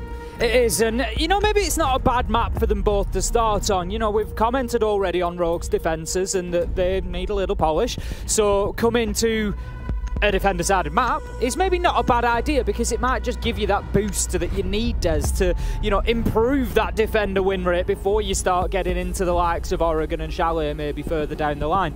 Looking on the side of Team 1, you know, we've spoken about the attack, the defense, we've spoken about there's a team, looking at individuals. Alamau going very, very well so far in the tournament. He's a name that, you know, we can't leave off our lips. We have to mention him coming in. Top rated in the 6 Sweden Major to this point, 1.55 rating, I believe, through the group stages. Right. Coming in there, the closest to him is Prano on the side of Rogue, 1.17. Prano's had a standout tournament. He's been absolutely fantastic. We've seen him doing everything that Rogue needs and more. The one that I want to really watch throughout this game, and everybody at home keep your eye on as well, could be a difference maker, is KDS. Second rated in Stage 3 of the LATAM regular season, Des. He is only rated above Lagonis here, who, as we know, is support and IGL, so we don't expect him to be coming in with the highest rating. Other than that, KDS has been struggling. If he can come out here and show us some of those big performances, put those frags down that we know he's capable of, could be a real difference maker from what we've seen in the groups, where a couple of games were dropped against Vitality, and coming in here now and finding success against the EU teams. We do want to talk about those bans that have just rifled through. We have seen a number of Wamai bans coming in throughout the competition so far, namely by some teams that really enjoy yeeting a bunch of frag grenades around. Dark Zero jumped to mind as a team that have really enjoyed it several times throughout. And Team 1 here, somewhat hindering themselves by taking it away, given they start on the defensive side. But to me, if nothing else, that screams they're practiced and they're confident in just playing with the Jaeger. It does mean for Rogue, certain areas of the map, looking towards Pixel, for example, will be much easier to clear out. And that being said, Ace, looking in this setup already, you can see the fact that we've got 2 ADSs stacked up down towards the east side of White Corridor. There's nothing protecting the Goyo shield on Pixel. So to me, that's a temporary location for Team 1. They are prepared to fall back and aren't trying to get overconfident, given that Wamai ban coming through from them. Yeah, exactly that. They know that the time is likely to be limited, so, you know, what I like. The thing is, we're attacking onto Reading Room as well, so it is all about falling back here. It's about setting your stall out. Out goes an early nitro there from Lagonis. Not going to catch anybody. There's nobody quite close enough to the building at that point. He's not caught anybody out on the rappel. But as you said, it's going to be initially holding a high line for Team 1 here, which is what we see them starting to do. But as you say, I don't think they'll come under too much pressure before they drop back, before they move over to Cocktail side. And ultimately, that's going to be the stronghold. That's where they really need to keep hold of for as long as possible is Cocktail. It's directly above that default plant spot. And Rogue, they're going to want to get Leon in there. They're going to want to get Cryin in there to open things up. So Team 1, you can give up Pixel. That's absolutely fine. You're going to need to hold on to Cocktail, I'd say, for at least 2 minutes. You can see how they're all spread out here as well, where for Rogue, they've got 2 or 3 different angles on the go at once. 2 holding out towards red, 1 pushing on the east, and 1 looking to contest on White Window. So a nice spread here, a multifaceted attack. Shows a little bit of confidence on the side of Rogue. KDS the first one to take some bullets in this matchup, but it's Alamau who strikes first. Alamau versus Aces. It's all coming up Alamau. It's going to be a big battle as this one progresses. There's no two ways about that. Both influential players for their teams. KDS, though, Des, I picked him out. I said we needed to see a little bit more from him. He's taken that early death. He's allowed Rogue back into things here, and they level things up at 4-4. Leon's got himself established inside of Cigar now, so the top floor clearance can begin, but they're going to have some work to do. They've got Neskin over there in Cocktail. He's supported by a man playing on Lumber and White Stairs as well, so they need to find some kills here, Rogue, and they could do with doing it soon, Des. 2 minutes almost wasted here. It's all about the prep at this point. The problem is the prep is entirely across the top floor, and as you've noted, there are still 2 players hanging out upstairs here, 1 in Cocktail, 1 holding behind these ADSs with Levy. Coming up White Stairs, that's unlucky timing. Was coming up to provide support and has eaten a grenade to the chops in the process. So, down to 3 for a momentary second. Leon finding another one across onto Neskin. 2 more coming in. Leon popping off there before 1 comes flying back the other way. Looking pretty good for Rogue. They've got 40 seconds to play with, and they're locking down those flanks with the gridlock tracks. Lagonis with a really important kill there, Des. Just stepping up onto White Stairs, taking down one of Rogue, but he's a smart player. He's not going to over-engage there. He dips away. He's got the heartbeat scanner. If he gets the chance for a couple of seconds just to feed a bit of information into Levy, and it's now down to those 2. 23 seconds left to go. They need to hold on. Levy is seriously low health there. A little unfortunate for Leon. Flashbang comes back off the side of the hatch. Lagonis finds Leon 2v2. They're doing it, Des. Levy manages to find Rips. It's all up to Prano, the man of the moment, shut down by Lagonis. Team 1 take round 1, and it is their advantage. One of those that you look at, and the positions being taken by Team 1 looked relatively passive for a while, all hanging down in Red Corridor, whilst it looked for certain that Rogue were going to go for a reading door push, but they transitioned away at the last second, went for the drop into utility, tried pushing down White, but had zero idea what was going on. Slightly with Flash Grenade also not doing them any massive favours, but a good first round from Team 1. Rogue still showing on the attacking side they can get those critical kills in the mid-rounds to make sure they manage to get to the plan. I've got to give that one to Lagonis. I called it out in the middle of the round. You know, he's one of those players that we look at, doesn't have the most kills, but that is exactly why it doesn't matter, because that's the game that Lagonis plays. He knows everything that's going on. He's got this overview of the game. He's got this overview of the round in his head. And he's just so good at calling them moments. We see him clutching out quite often because he's quite often the last alive, but he just manages the situation so well. And he timed that challenge on White Stairs to perfection, gets his man, and then dips away and just orchestrates the rest of that round between him and Levy. Really well played finish there from those two. Now, Team 1 going to be heading into round 2. It's up to top floor, Des, so pretty similar from them, you would expect. They're probably going to try to hold on to Pixel a little bit more vehemently this time. They dropped back as we suggested they probably would do. It wasn't too much of a challenge for Rogue to get into Washroom Piano, for example. This time around, I think Team 1 will try hold on to it a bit more. Well, you're going to see I don't want to say my favourite strat, but it's definitely up there in one of the ones that I really enjoy seeing. It's likely to be this Aruni and Castle hold inside a cigar shop. You see those two operators on the side? There is a very fair shout, along with things like the Mute and a shield in some form, in this case the Goyo, that you're going to see a big cigar shop hold. Looking to waste time, force utility burn out of the attackers. It's all what Siege is about, especially when playing out on these extended holds. But look at this, Rogue completely ignoring what's going off towards the other side and saying, hey, how about a fast push in? They've got themselves inside of red, not carried on their journey up White Stairs, have got off at the second floor and now dipped away. Heading in towards a potential Roma clash though, Des. I don't know if they're aware, but there is a Team 1 player playing on the mid floor over by pillars at the minute, just holding that position, and it's Levy on the Goyo with the Vector, and we know what this weapon is like. It can absolutely rip through those bullets and through the attackers, Des. Now then, I'm not sure if Rogue have spotted him out or not, but this could be dangerous. They haven't, Des. Rips manages to get the opener onto Lagonis, but it's immediately traded back as Levy just skulking away in the map there, keeps himself under cover. Rogue were obviously confident that they had him picked up. They thought that that stage 1 clearance was done and that they were coming in and able to start looking to the side, but absolutely not. Rips, however, finding himself a second off the rappel. In both rounds so far, we've seen the entry kill come in, and within a second or two later, the kill is traded back elsewhere on the map. So it's not what we consider a trade. A trade is normally where within 5 seconds of someone getting a kill, they are then traded out by the losing side and they get a kill back. Therefore, it ends up being a 1-for-1. Here, it's split around the map. Rogue being caught out there by a little bit of lazy droning. Exactly that. They need to make sure that they're not missing those corners as they go on, because Team 1 will punish them. Prano just sending in the nade there, trying to apply some pressure towards Cocktail. So weird. Like you say, there's just absolutely no attention to Piano. Neskin gets an important kill onto Rips, but once again, KDS shut down with little impact in the round. Prano's got an opportunity to do what he's done all stage, Des. He's getting that diffuser down. Rogue, we know on the attack, very objective focus, but here comes Levy. He gets one. Can he find two? He makes the challenge, but does not find the man with the pre-fire. Prano now left to sit right smack bang on top of that diffuser. Beautiful nitro, takes Leon down to a fraction. Finished off by Levy. It's all up to Prano, Des. He's 1 versus 2.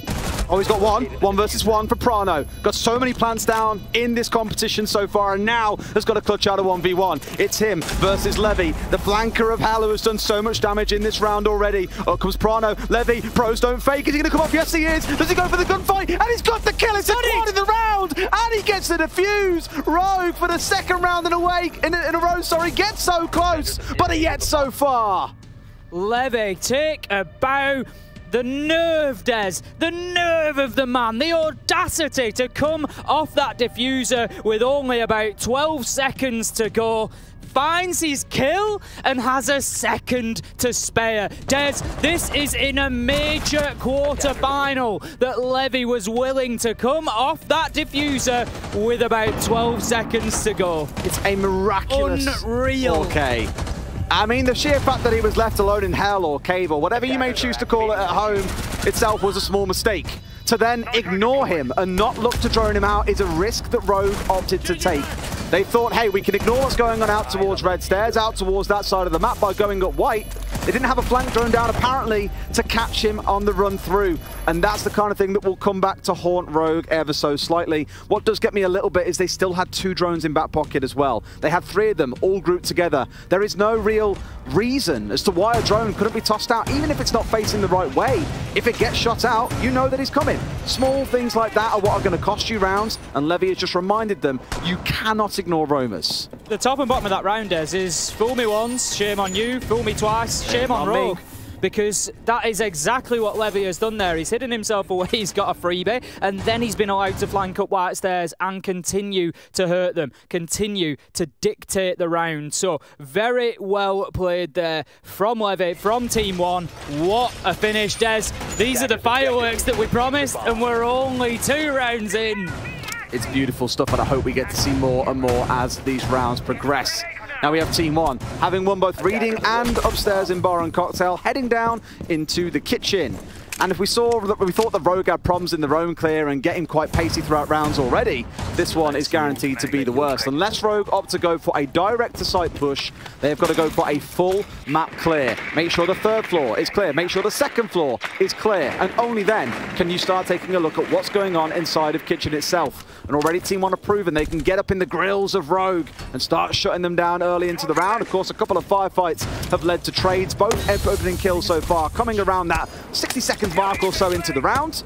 Here, looks like it's going to be a push inside of Bakery. They've got Leon outside to one side of it, Prano on the other. That looks like to be exactly where their push is coming from. Look at that Rogue, not too concerned about those top 2 floors. And to be honest, there's no reason to be necessarily, because Team 1 are completely holed up on the ground floor. They don't have any roamers out in the map at the moment. We will keep an eye and see if anybody rotates. But for the time being, it looks like they're trying to hold down, particularly inside of main door and court check. We've got Neskin in there now, and he's trying to hold them off. He's got a cam on him, Des. They've not spotted the black eye cam outside of the main door. That's going to be an opener for Levy onto Leon. They know where they are, Des. Every single one of them. This information is just being fed in, and they are absolutely just utilising this Valkyrie cam for all it is worth. 5 versus 1, halfway into the round. Rogue, you're going to have to shape up. And 3 rounds in, Levy is 8-0. Could find himself on 9 if this one carries on. The most painful part is that you saw the IQ being brought along by Leon, but he was on completely the wrong side of the map to stop this Valkyrie camera being put to use. And Prano knows the 1 versus 5 is a basically impossible task against Team 1, so why not use this as kind of a unofficial tack pause? Have a conversation, because 3 rounds have now gone against them. 3 times they've been stung by what feels like silly little mistakes, and they need to get things back on track. Otherwise, Cafe remains highly defensive, and, well, the attacking rate will fall drastically for the side of Rogue. Alamo just shouting some greetings or something over to the side of Rogue there. I mean, his pink shorts. We know that Alamo likes the banter between the teams. I agree. I don't think there's anything wrong with it. He gets on the timeline, he mixes it up a little bit. It's all part of the sportsmanship, and the thing is, when you've had a few, you lose a couple of rounds, it's not the end of the world. When you've lost them the way that Rogue have with those mistakes, Alamo piling on with the shouting and the rest of Team 1, it's not going to help. And Rogue are going to have to show that they're mentally strong here and that they can bounce back from this, because right now, Team 1, they look happy, they're smiling, they're laughing, and they are a dangerous team when they get like this. We've seen them like this before. For Rogue, it's one of those that I look at, and you saw it on the replay there for a second, and I believe they're taking a bit of a time out here anyway, because they already know things are falling apart fast. Look at the kills that Levy got. 2 of them coming in onto Bakery door in a 1 versus 1. There was no double-sided swing, for example. Then very comfortably swings into Wedding or Small Bakery and gets another kill onto the window. They were just constant 1v1s being taken, and where Rogue have really prided themselves in Stage 3 of EUL on being successful is their executes, is their team play, is pushing at the same time. And right now, it's simply not there. Meepy having a couple of words. I'm sure he's serious at the minute, isn't it? Oh, yeah. You know, that kind of look when you've got your hand on your hip and you're like, right, boys, we're having a conversation now. Absolutely. I mean, he's dressed for the occasion. Oh, Love to see it from Meepy. He's brought the style today. That much is for sure. I'm sure they're going to be hoping that they can bring some style in the server as well here, Rogue. It's been a struggle for them on the first 3 rounds. And if anything, Des, we might have expected a little bit of strength on the attack. It's where we've seen Rogue flourish through EUL Stage 3. Right now, Team 1, they're going to take us in round 4 to Mining Room. It's the 4th round, the 4th different site. I'm not going to get carried away. We know that Mining Room is, it's a more seen site now.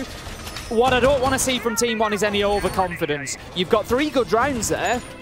You could rinse and repeat that rotation. You know, they're going in, they're trying to put Mining into the rotation now as well. If they give Rogue this round, it could well be a point where it's a foothold for them. So let's see what they can bring to the site before I get carried away. Yeah. But I hope they don't throw this one away. They need to keep the gas on. They need to just keep going at Rogue now. There's already quite a change coming in for Rogue since that tactical timeout as well. 3 operators being swapped out. The Buck dropped by Leon for the Twitch. The Flores coming in place of the Maverick for Prano. And you're seeing Aces back onto the Iana. That's what we know him to play for. And sure, you can play Finker. It's very similar. Gone 6, the frag grenades on side. Can often be an independent pusher. Teams tend to use them quite interchangeably. But I think here he's back on his true comfort with the ARX in hand. And hopefully we're going to see that, Des. Hopefully we're going to see that comfort pay dividends, and it's going to bring kills along with it, because Rogue are so sorely missing those at the moment. Up to the rooftop for the time being. It's going to be once again a top floor clearance, because Team 1, they are set up on that top floor to try and hold the verticals. Interesting, we've got Levy underneath at the minute, Des. He's just on a little bit of a roam game with that Valkyrie again. We saw Furia in the group stages using Valk cams here on Cafe extremely well. We'll see if Levy can do the same.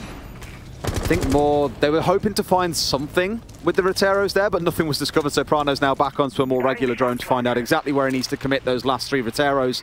You can spend at least half the round on Flores using all of those Roteros out, so it's quite critical that you get them out early, you get them on key targets, whether that's barbed wire, whether it's shields, whatever it might be. The big change for Team 1 is there is no Goyo on side, so you're not going to see an abundance of shields to clear out, just the one that was brought along by Lagonis.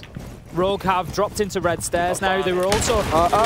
This is what we said we might see out of Rogue, Des. Spotting an opportunity and going for it. They've rushed into sight. Aces 1, Aces 2, Aces 3, Des. Flies in with a triple kill and rips Team 1 asunder in round 4. And this is what Rogue needed. This is the energy. This is what's going to drive them forward. Prano might not even have time to get this diffuser down. As it happens, he will. LMO gets 1 and absolutely nothing more as Rogue, they turn up the heat. That round summarizes more than anything a conversation I was having with a coach earlier on today, where I said if I could pick out one word to describe this major, it would be opportunity.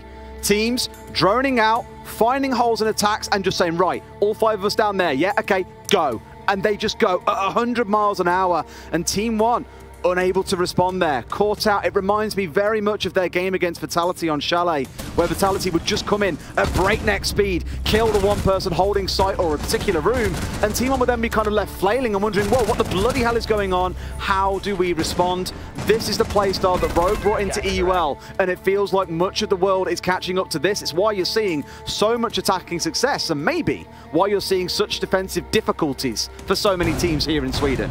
I bring it back to that site choice a little bit, Des. You know, I mentioned it coming into round 4. I said, you know, Team 1 are choosing to take that 4th site rather than head back to Reading, which is where they've gone back immediately after losing round 4. And I just think maybe this was the site to go back to. You don't have that sort of rush happening more than likely here on Reading. It was a soft wall into mining. It was part of the setup that Team 1 had put there for themselves that actually exposed them. And they might be ruining that one come the end of things, because they could have just given Rogue a little bit of breathing space, and we know that it's all about those marginal differences here at this level of Siege as to what can turn not only a round but an entire series on its head. For the time being, we head into round 5. It's going to be Reading room this time around for Team 1. Expect a similar defense to last time around. We can see them setting up on the top floor as well. Rogue completely forewent that top floor clearance, and it just goes to show, Des, it is possible to do that. All the utility on top floor, all the manpower on top floor is then wasted if a team is allowed to do that. You got Leon once again setting up on white window here, while the other 4 all scale up towards the red hatch. And no doubt we'll have a player hovering around the skylight as well once they start thinking about their initial drop into the top floor here. It's very common on Cafe. We're very used to seeing this as the starting point. Just making sure that Leon's there to apply a bit of side pressure whilst the rest get themselves on the roof, get back on the drones, figure out what the game plan is, and step forward from there. Of course, unable to rush in this round the way they would have in the prior one, because there are a couple of members from Team 1 holding out on the top floor. 3 of them to be precise, plus Lagoon is playing in below Piano on that pulse, just to help be handy with a C4 if required. Immediate pressure onto those rappels again from Rips. It's something that he has done over and over here. Now out comes the smoke canister onto that washroom wall just to prevent any challenge onto there. The nade will clear out the Goyo shield as well. KDS still quiet in this one. Team 1 at this point there's going to be desperately looking for a few kills from him. Just going to be looking for that little bit more oomph. He could be the difference as this game goes on. He's dipped away into safety, and right now Team 1 have been forced back. Good pressure from Rogue. They've at least got half of the top floor clearance done. The critical small things being done as well. They took a drone into deep freezer. They put one inside a piano, checked stage, checked every corner they could because they don't want to get stung in the back once again by Levy. So the right sort of call coming in. But Team 1 responding wonderfully, just saying, right, we've wasted a minute here. We haven't got to play our lives and die for it. Let's back away. So Rogue are still very much pinned into the west side of the map right now.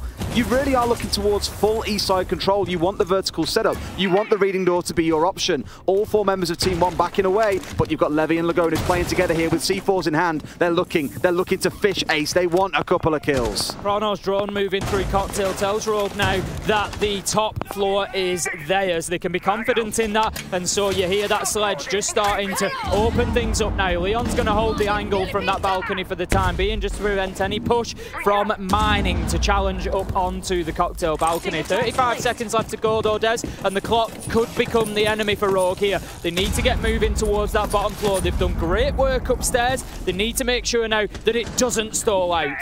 They're taking about a minute here on the top floor, longer than arguably they might need to. Just fearful that there is a member of Team 1 still present, where drones may well give them the answer. They've got 6 still on side. It's not like they're short of information, Ace, but not strictly playing behind it. They've dropped round for reading. They've found themselves one. Rips watching for the half stairs flank to come up. Still a couple of members of Team 1 holding down to the south. A couple of kills fly in, but they're traded back just as soon. They've got no way in. The door is smoked off. You've got to move now, boys, and they're down with the diffuser. 2 are down on the deck, and Rogue lose to the clock. Again, too much time on that top floor being invested. What they did up there was good, Des. They got in there. They forced Team 1 back. I don't feel that they necessarily recognised that fact quick enough. There was about 20 to 30 seconds after Team 1 had fallen back onto mid-floor, whilst Rogue were still playing in piano. They hadn't pushed through into white. They hadn't pushed through into cocktail. And that 20-30 seconds could be the difference between them winning and losing that round, because when you're down to your final 20 for the execute rather than, say, the final 40, you don't have time for a plan B. It's, we've got to go now, whether the situation is perfect or not. We've just got to get in there and try and make it work. And there were too many other factors from Team 1 that they've not been able to account for, not been able to deal with, particularly Levy out in mining, they had Alamau in dining, and they just made their life a misery there. 4-1 now for Team 1, and they are cruising in this first half. Final defensive round for them is going to be the top floor. When my worry comes in again, it's for Rogue. That's my worry for them. No, not Oregon, but for both of these teams right now on this map, we said again about the attacking tendencies of both. You look at the stats. They're 20 to 30% more likely to win when attacking than they are defending, which is crazy to think about Siege, given all we've known about it over the years. And Rogue have found 1 round so far. They sorely need this second if the defensive side is going to go well for them. I'll give it to Team 1. They played this kind of high-held game really well. They've looked to match Rogue and waste time as much as they can, and they've done that wonderfully. Rogue are the ones who have struggled to deal with the problems presented before them.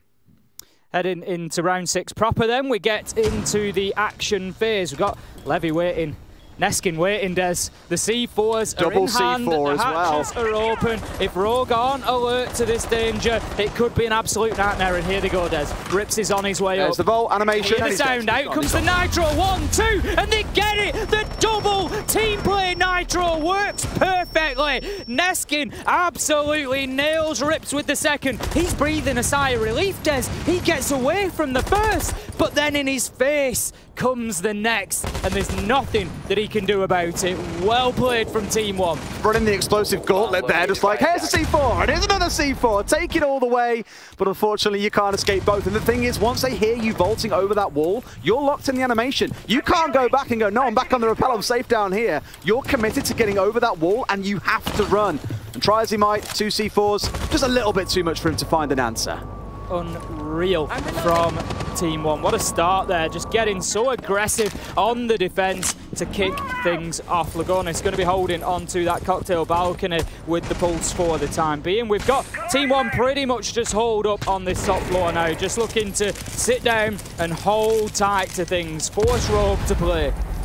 This is it, right? Again, 90 seconds in the round. No control of Piano yet established. They're still clearing out Pixel. They've got rid of the Goyo shield that was there, but now they've got to worry about the castle barricade that's set up on the cigar door. They've managed to send the man back, and Ace is on the white window. Normally, Leon, who would play there, it's now Ace is finding that kill to push one back into 4 versus 4, but the clock is not great. Levy finds one. Leon's down as Neskin inside a cigar shop finds another, and again, Team 1 has just rebuffed Rogue at every single turn. Just absolutely nothing that Rogue can do at the minute to get themselves into this one, Des. I think the change of halves cannot come quickly enough for them, and the problem that they've got is now Team 1 are carrying a lot of momentum forward. Lagonis is going to find Prano before he can secure that kill onto Neskin. It's 4 versus 1. Neskin is likely to stay down through the remainder, I would expect. They're not going to want to risk themselves too much trying to rescue him. Alamau gets the kill before they even need to think about it. 5-1 on the half for Team 1, and they are starting to run away with things. Not going to lie, Tim, it looks effortless. They're not even really having to try, dare I say. They're just sat there and like, well, if Rogue want to take half a round to clear Pixel, fine. If they don't want to clear out the castle barricade, also fine. It's not an issue for us. And as soon as kills start coming through, there's Alamau, there's Neskin, there was one other player also around Cigar. That's how confident they are, is they are holding up so high against Rogue, even when they've got a numbers advantage. Some teams, when they find a kill or two, will say, right, pull back, we've got the kills we need, play deeper on site, play it safe. But the confidence on Team 1 now is palpable. You're seeing it in everything they're doing, in-game and out-of-game, the happiness, the smiles on their faces, everything. Rogue need to pull off a miracle on the defensive side. They've got some work to do, that much is absolutely certain, Des, and they're getting beaten up pretty badly here on Cafe. They're going to come into their first defensive round now, our round 7, as the sides have switched. If you're joining us for the first time and wondering just exactly how it all works, one team, we play best of 12 in regulation time, so one team will have 6 defensive rounds in a row, as you've just seen Team 1 complete, and then they will move on to the second half, where now Team 1 will potentially have up to 6 attacking rounds, Rogue having their opportunity to defend. But if Team 1 can secure just 2 rounds here, if they can get themselves to 7, being that we are best of 12, they will win this one out, and we will head into map 2. We're on a best of 3, so we will see 3 maps if necessary, but if either Team 1 or Rogue can get themselves 2 maps won before that point, then they win the series and head on to the semi-final. Interesting that both teams have prioritised reading and fireplace here. And it's one that I look at as a bar and cocktail defence with extra steps. You need to get top floor control. And we see some teams that will only reinforce out towards the Far East. Aces, that's a cheeky start. You'll see some teams that defend out towards the Far East and just hold bar and cocktail and drop away after. Some will basically do it as if they're defending bar and cocktail and hold right up inside a bathroom and look to contest inside a piano itself. Here on the side of Rogue, they're being a bit more beyond that. They're also playing aces still inside of Piano. Very rare you see a player playing this deep inside the defensive side of things when they're defending reading and fireplace, but he's made it work with a single kill. And now on Team 1's side, it's a question of, okay, do we deal with this guy? Do we ignore him? I would wager they have to deal with him. As you say, they really need to be making sure that they're paying full attention. Des dealing with everything put in front of him. Alamau now on the bottom floor, just looking to see if he could get a cheap kill up onto the new balcony there. Will not find anything. He's going to try instead to challenge onto white stairs. He's going to come head to head with Leon, and I think Leon's well aware that he's there, but out comes the nade, makes the challenge, loses his life. Great solo play from Alamau there, Des, just following that nade in, forcing the man to move and just putting everything in his favour. I don't think they know about Prano, certainly doesn't know about Aces though. Alamau getting a little bit aggressive on the white stairs there. Shut down, Crying fans, Neskin, 4 versus 2 for Rogue now.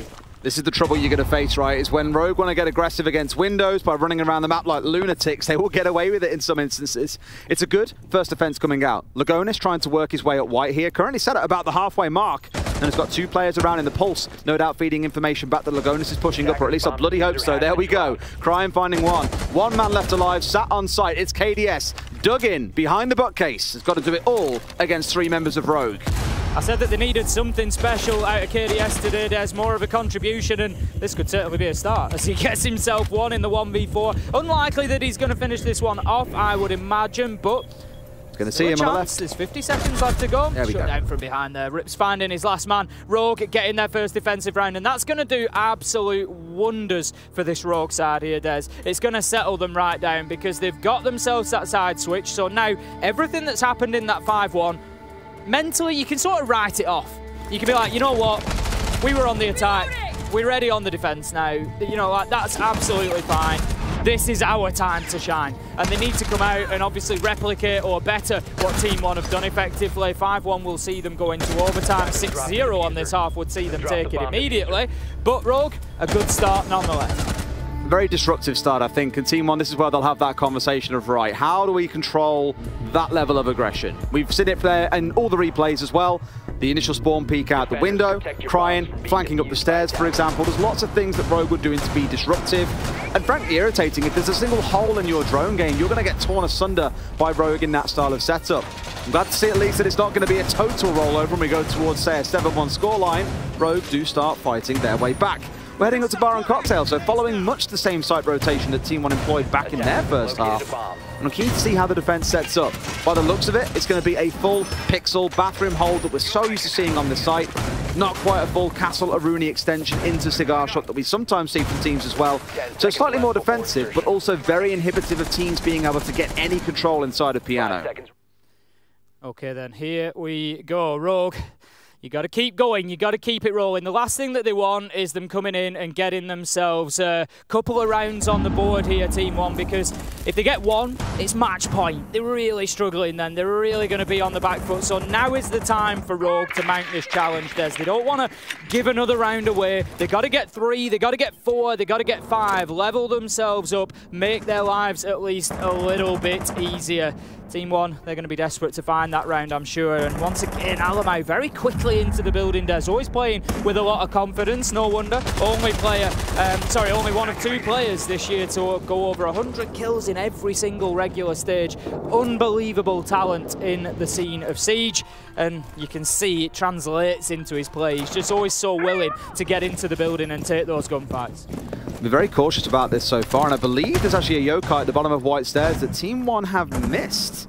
That sat above their heads gives them all the information required here as to what the push is going to be. They had the Valkyrie on the outside of the building, the yokai on the inside. That just gives them all the knowledge of who's pushing up and when, which means Crying can be sat here waiting to greet them. So that slightly up finds out the drone coming in, and now at least Team 1 are aware of his presence. But the barbed wire on side, he can't quite be rushed. Going to push him forward, finds the swing onto KDS, and down he goes. Great start from Crying there, managing to use that information to his advantage, and I'm a little bit disappointed with Team 1, Des. It was something that they managed to take advantage of, was cameras being left in place, was being able to utilise that information against their opponents, and now they're not paying the same sort of attention themselves, and it's costing them. It's so interesting because very commonly we'll see on this site take as the attackers that you'd start from the west and work inwards.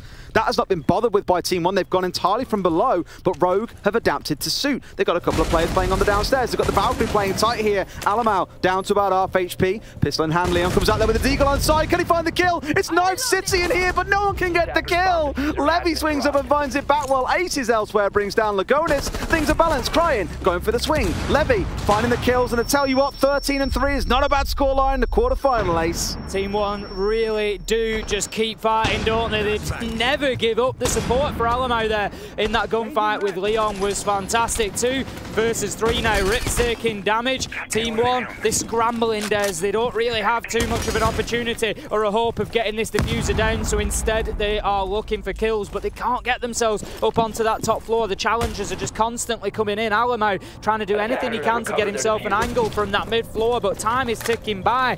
20 seconds left to go, and the sand continues to run through the hourglass. It's going to be a big White Stairs push here. I wasn't quite sure what Alamau was hoping to do from below because they couldn't really push up from there. Gets tagged. Ace is finding Levy, rips the closer. Rogue find round 8. And I've got to say it, both teams looking equally messy on the attacking side, Tim. I mean, they do.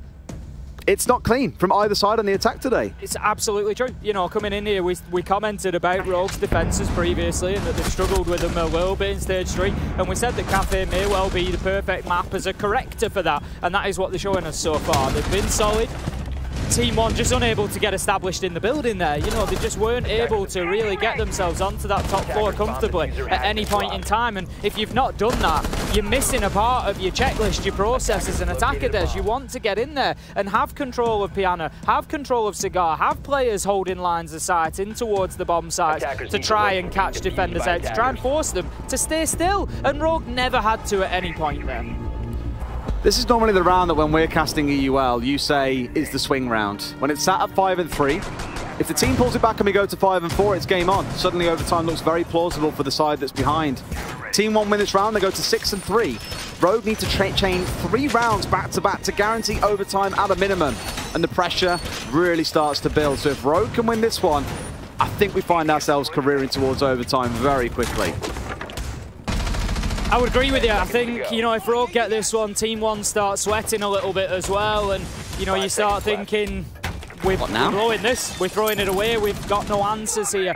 You know, like you say, when Rogue have had that defensive rotation, they've already run reading bar, they go to mining now and close it out. It just leaves them with myriad options of how to progress, and they've got themselves back in touch, and the belief at that point, the momentum is firmly with the Rogue side. Now then, Levy being extra careful here, no surprise, Ace has got himself a nice spawn peak to start us off. It was on to Levy back in round 7, and I want to see these cams dealt with, Des. I know that it's not straightforward. There's a lot of outside space on Cafe to find. Bring the IQ then, because they are punishing you right now. Ooh! However, talking of punishment, Des, of course, it's Levy doing it as well. 14 and 4, nice.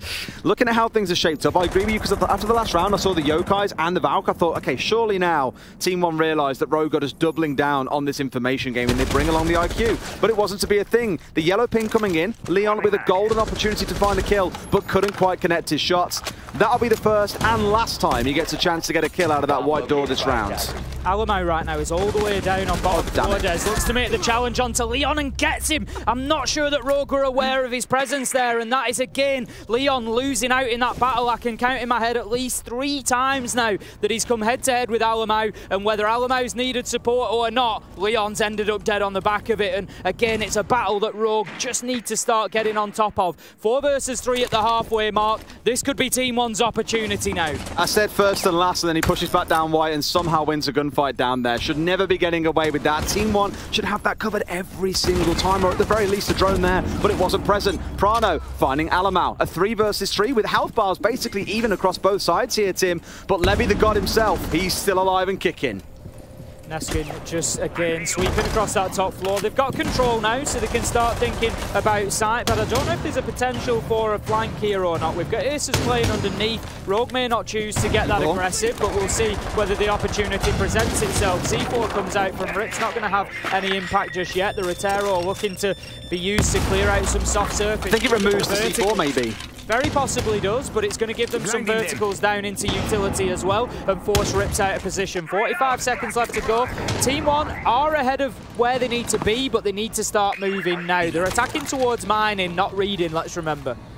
Yeah, they've got the drone at Levy's feet here as well. Needs to move around a little bit quicker as well. I don't want to get yourself caught up by that drone once it starts going off, but it's got his way inside a utility. He could catch them out here. Lagonis finding one onto Prano. A 2 versus 3. Rips and Aces with it all to do. Aces having a great game so far as well. They've got full control of the site. Rips finds one walking in. He's going to back away down in towards the first floor, but he can spring back up at the right time here. Lagonis, he's going on a hunt. What can they possibly find? They see one walk in. Aces finds another. Are they clutching this one out? It goes down to a 1v1. Surely no! Aces with the shotgun finds a 3K. Rogue find a round. It's 5 and 4. And like Casters loves saying, Tim, we've got a game on our hands. We certainly do, and I mean, Rogue, what a round from them. It was scrappy, but they got it done. And that's what we need to see from this Rogue side. And as well, Des, let's not forget, so far they've won every single defensive round.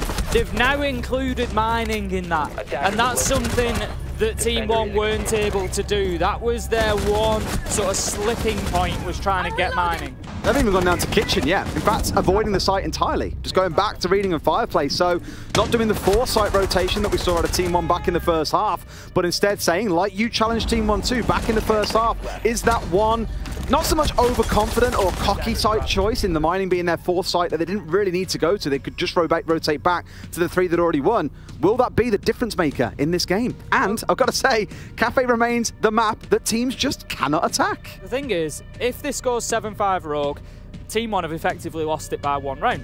So, I know it's 2 on the scoreboard, but that's not quite how the maths work. So they've lost it by that 1 round. What? It's not, is it? Because if they've won that one round back in their own half, they've had a 6-0 half, it goes 6-all, they go to overtime. So it's one round that makes the difference between a 7-5 and a 6-all. Even though on the scoreboard, it looks like 2 between. Des, we're just having a quick maths lesson here. My brain's frazzled. Exactly.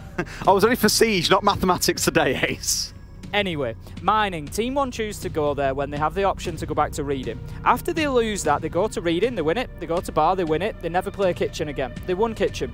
So you start looking at that and thinking, you know, yes, it's a small decision. No, you're not going to pile the whole thing on it because there has been gunfights. There's been other things that they've lost where maybe, you know, they could have gone and done differently. But you do look at that and think, did they need to play there? What was the reason? Or should they have just gone on the rinse repeat and maybe even got themselves a 6-0 half?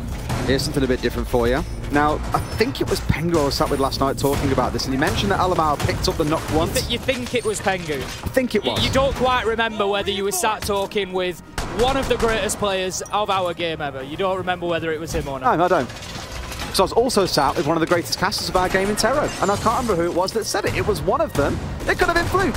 She's also fantastic. She was there too. I don't know. There was a group of people. We were talking about something, and someone said this, Tim. Forgive me for not knowing exactly who it is. So long as you know that Pengu was there, and Parker was there, and M was there, and anybody else, we don't want to leave anybody out. Everybody. Why are you bullying me today? Mathematics for one, and then this in the next round. It's not fair and it's not on. I won't stand for it. Alamau, though, as I was going to mention, played Nuck the other day a couple of times. He's rotated through a lot of different operators in the group stage. He did that at Mexico as well. Absolutely. So this could be one of the rounds where he hits hard because they know that Rogue have been relying super intensely on information. They've had the Valkyrie every single round. We've seen the Echo being brought out as well. The Pulse could be the difference maker, though. If Prano tags Alamau, this becomes a very different conversation. But if Alamau slips through, I'll start feeling very nervous. Exactly that. It really is going to come down to potentially whether he gets seen or not. Now then, Levy, he's going to get taken down, Des. Of course, it's by a jump out. On a big jump out. Out goes the Nitro. Essential that he gets shut down there. Alamau it is to get up on the rappel quickly, react and get that kill before Aces can get himself back inside. The Nitro that he threw out will not have any impact. Thank you, Lagonis, for taking down one of those Valkyrie cams at least. Oh, I went in too soon, Des. You're like, thank you for getting rid. Oh, there's still more of them. It's unlucky. Everywhere you look, there's always another one waiting. 4 versus 4, and again, these entry kills do not stop coming in the opening 60 seconds. Both teams at each other's throats in every single round. Leon, with a nice swing onto Alamau, shuts down the Nuck. The one factor that we thought could be very detrimental to Rogue in this round has now been removed. And I said Leon needed to start winning some of those fights against Alamau and could not have picked a better time to do so, coming in with a really impactful kill there in the round, swinging it back in Rogue's favour. 4 versus 3, and Team 1 looking a little bit lost here. Des Crying catches Neskin out as he looks to get inside of Piano, and right now Team 1 have 0 map control. They have not moved any of these Rogue defenders along. Finally, they managed to get the kill onto Crying inside of Piano. Lagonis getting that one, taking some damage in the process. But Team 1 have still got an awful lot of work to do here. There's only a minute left to go. They're just about taking control over the top floor. They've got Nitros underneath them. This could be a little bit of a nightmare finish to round 10 for them. Prano's like a piranha pit, just going fishing here as well, holding out the cardiac sensor, as you mentioned. Explosives at the ready if so required. They've got 2 C4s, one being tossed out, won't find the man. A little chip of damage, but nowhere enough that it's going to scare KDS in any way, shape or form. If nothing else, probably sleeping a little easier now that he knows that that C4 has been deployed. There is still one more available for Leon, who's currently holding here towards the bottom side of White. Waiting to see if again, Team 1 go for the push down White rather than dropping through utility. They did it in the previous attack around this site. Didn't opt to go down through the utility drop and did manage to end up getting in the round. KDS though, finding one back. No way do Rogue throw this one away. Plan going down inside of Reading. A temporary 2 versus 1 ensues. Surely Rogue can swing in and get the kill here. No, they can't. KDS onto a double. Leon has got to do it all now. He's found himself rotated back around and is killed out. How on earth have Rogue thrown away a 4 versus 2? Team 1 played that beautifully in the 2v2, Des. They recognised that there was nobody upstairs, and there was a really important thing that happened. As that diffuser was going down, a grenade was dumped into sight because they knew that was the only place that the challenge could come from, was on that Reading to corridor single door. And that just completely halted any progress that could be made from inside of sight. As you say, Leon is rotating all the way upstairs. He can't get there in time. Diffuser goes down, and then Rogue are within a split second on the back foot. That It's a 4v2, look. This is it, and then it just falls apart. Cryin gets his kill, but then Lagonis manages to turn it around. Look at this, the nade goes in. Absolutely beautiful there, taking the man down, using the vertical, but this cover from KDS, absolutely essential. It's one of those you look at, one of these rounds where, again, a 4 versus 2 is lost out. You would look back at this afterwards and say, would a team that loses a round like that be going on to win a final? Maybe you allow 1 or 2. But the small mistakes like that are what can cost you big time. Rogue need to win these next 2 defenses, or Team 1 take the first map. They're going back up to Bar and Cocktail. Alamau sticking on to the Nook, looking to do some damage. Again, the double information game being played by Rogue, with the Valkyrie and the Echo being on side. Team 1 have done a pretty good job of getting rid of some of the Valkyrie cameras outside, but from what I saw last time round on this site, they didn't have really any idea about the Yokai drone that was at the bottom of White Stairs. So small things like that are stinging them a little bit, and as we've seen from the jump outs, Rogue are more than happy to play off the information. I feel like Rogue needs to come in here with an opening kill or 2 days. I just think out of the 2 teams, they are the team that are less likely to win from that sort of a position, 2 versus 4. You know, Team 1 have just gone and done it, and they've done it a couple of times now. If you remember back in the first defensive round, Lagonis again guided them to that clutch. I think they just need to get themselves the advantage. They tried to do exactly that from White Stairs, as you say. Team 1 looking very alive there and managing to get that nitro shot out, taking down the Valkyrie cams as well, denying them that information, and maybe Team 1 have just activated on the attack here.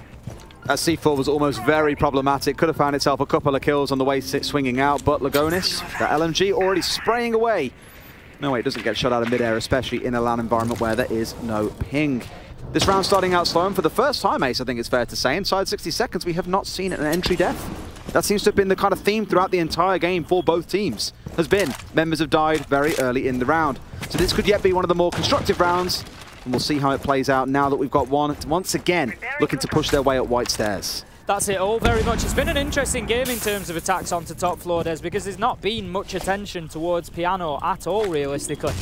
You know, a lot of the attacks being focused around those White Stairs, around the Cocktail rappels, just trying to pressure the defenders that they know are going to be waiting deep inside a site. You know, the likelihood is that they're not playing too far out into Piano. Now, KDS just going to hold down White Stairs for the time being whilst Alamau gets a drone in. I think just waiting for maybe an opportunity to push up there. They've got Neskin as well on the book, and playing below again. Team 1 are just in that phase. They're confident that they've got the map control of the lower levels, and now it's time to start pressuring upstairs. They really dislike the west side push. Both times on this site, they haven't bothered with going for Piano or red. They've just pushed up wide, play for the window, an entirely east and below side take. Find a nice grenade onto Rips, who was sat inside a Cocktail, and that'll put the jitters up the side of Rogue a little bit. We spoke about the Wamai ban from Team 1 not really being super impactful in the first half, because Team 1, of course, being the team that banned it away, so therefore detrimental to themselves. In this half, they are abusing that. A good number of grenades being tossed around and a few kills being found. Leon knows he needs to get himself out of dodge there. They'd spotted him, he'd taken his shots, get seen but not hit them, and he knew that explosives were going to follow. He does manage to dip away from them. This is something that I've seen the LATAM sides do on Cafe before. Get themselves into reading with a book and just completely open up the Cocktail floor and make it impossible for the defenders to hold from that side. But Rogue, they're doing pretty well at the minute, Des. They've dug their heels in and they're waiting here, but Neskin finds Cryin after he goes on the jump out and takes down Lagonis. 4 versus 3, 15 seconds left to go, and it's now or never for Team 1 in this round. They need to get themselves established in a position to put this diffuser down. Prano's going to play spoiler. He gets one, but traded out immediately. 5 seconds and no sign of that diffuser going down, but Alamau, in the absolute last breath of the round, starts to do it, but Leon is able to shut it down, and Rogue get what is the first of 2 essential rounds.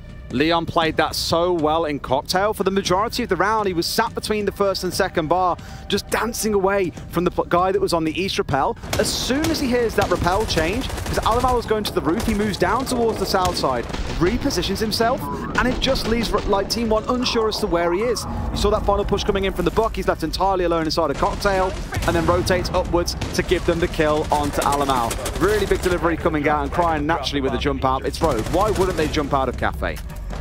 So right now we're in a contest to see whether one of these 2 teams can attack marginally better than the other.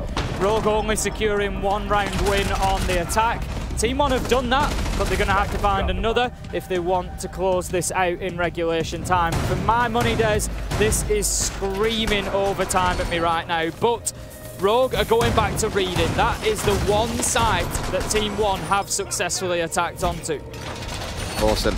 Well, let's see how things play out from here on, because again, the game just keeps on getting spicier, it feels like. Levy had an incredible first half. I don't think he's yet found a kill. In the second half, has been very, very quiet. Maybe one or two. I think he defined himself at 14 and 4 at one point, but that was about it. And on the other side, Aces has been running up behind him, ready to pounce. Sat at 14 and 7 himself. You can see where the tent pegs have been hammered into the ground here. They are the two pivotal players that can have massive impact on these rounds. One more for Rogue and we get overtime. And Team 1, I guarantee you, they want to end this here and now, because let's not forget, this was Rogue's map choice. Team 1 got to pick what side they started on. They chose defense. I guarantee you, Rogue chose to start on defense in overtime, which means they get 2 defenses, and that will make Team 1 sweat. It certainly will, like you say. It really is one of those moments where Team 1 needs to step up and make sure they get the job done now. They don't want to be going to overtime. That Valkyrie cam's going to be pinged out and no doubt taken down. There we go. Lagonish just being careful that there was no peek or jump out going to be coming his way. So managed to take out that utility, and the clearance can begin for Team 1 here. They can look at start to get themselves inside. Neskin likely to take the drop here once that drone goes in from KDS. They're just trying to, again, gather that information, make sure top of red is not being watched, which at the minute it's not directly. There's nobody inside a piano. There is Prano using the heartbeat scanner underneath to feed information, but Rogue's defensive top floor is completely on the east side, Des. We've got 1 in Lumber, 2 in Cocktail. That's where they're holding at the minute. And I guess for Team 1, a bit more confident attacking from the west side here. So they've got a couple dropping in red around Piano, for example. Knowing that it's not as big a hold on the top floor, it's still a similar story where, of course, Rogue are playing downstairs now, but have 2 players once again inside a Cocktail looking to do some damage on the early entry to Team 1. But it's not quite the hyper-aggressive Cigar style hold that we saw coming out of Team 1. It's a little bit more reserved, but it's still another entry. Ace is absolutely on fire. He's found 2 in the round before finally being shut down. But the damage has been done. Inside 90 seconds, we've lost Alamal, we've lost Iana, we've lost 4 frag grenades critically here, Ace. Those aren't going to be available, and we've seen them get several vertical kills in this game. That's it. The Terror drone going to be used to open the hatch up. He's not seen him. Neskin has not thoroughly drawn that out enough, and Crying is just home free here, Des. He's led prone. If Neskin goes in, this is going to be an absolute freebie for Crying. They're just waiting for that moment. He's shot out. Crying's just trying to time this right now, and what a moment that we have. I love these where we can see, but they can't. He sees his man. There you go. As easy as that from Crying, and that goes to show you the margins that we are playing with, Des. Neskin's drone goes another foot forward, and that's it. He sees Crying led prone. It's a different story. 4 versus 1 now. Rogue finish it off, and we are going to overtime. Of course we are, Tim. Wow. I mean, across both halves, much the same issue. Looking at Medics in my ear like, of course. Yes, Medics, of course. It's one of those that I look at, and again, the same issues repeated themselves across both halves there, I think, for the attacking side. Misdroning, kind of looking a bit lost sometimes in the mid-round, a little bit slow at points as well. And dare I say for Team 1, a bit of stubbornness. Not being willing to change away from their fixed comp and bring along an IQ. When we saw Valkyrie every single round, indoor and outdoor cams. We had Yokais in a couple of the rounds as well. We had Pulse. So much information being given by Rogue to the rest of the team to help them net kills, and just no response coming out of the side of Team 1. Start worrying for Team 1 now if you are one of their fans, because Team 1 are going to start on the attack. We've only seen them win 1 round so far on the attack. That was on to Reading Room. And they're going to have to try and replicate it somehow, because right now Rogue sit with a considerable advantage, having the 2 defensive rounds. It is a best of 3 rounds now. So whichever team can win 2 will win the map overall. And Rogue being on the defense, you would have to say it's likely that they can. Think about how crazy it would be. We've got to go through another map or 2 yet, and I would love this to go all the way to Chalet. I feel like it really deserves it. 3 overtimes, 45 rounds. Not again. Medics is shaking his head. I mean, again, looking at it, you've got the current major champions. You've got Team 1, who took the world by storm with an incredible tiebreaker game. If you remember, against Cyclops back at Mexico, to then go on to win the whole thing was unbelievable. Rogue, a team that have had a torrid 18 months. Stage 2 is the curse for these boys. They just cannot seem to win in Stage 2 ever. Stage 3 has been their stage, but for them to go on, after these players not being at a major for what? Or at a LAN in general for about 2 years, is incredible. For Prano, it's his first LAN.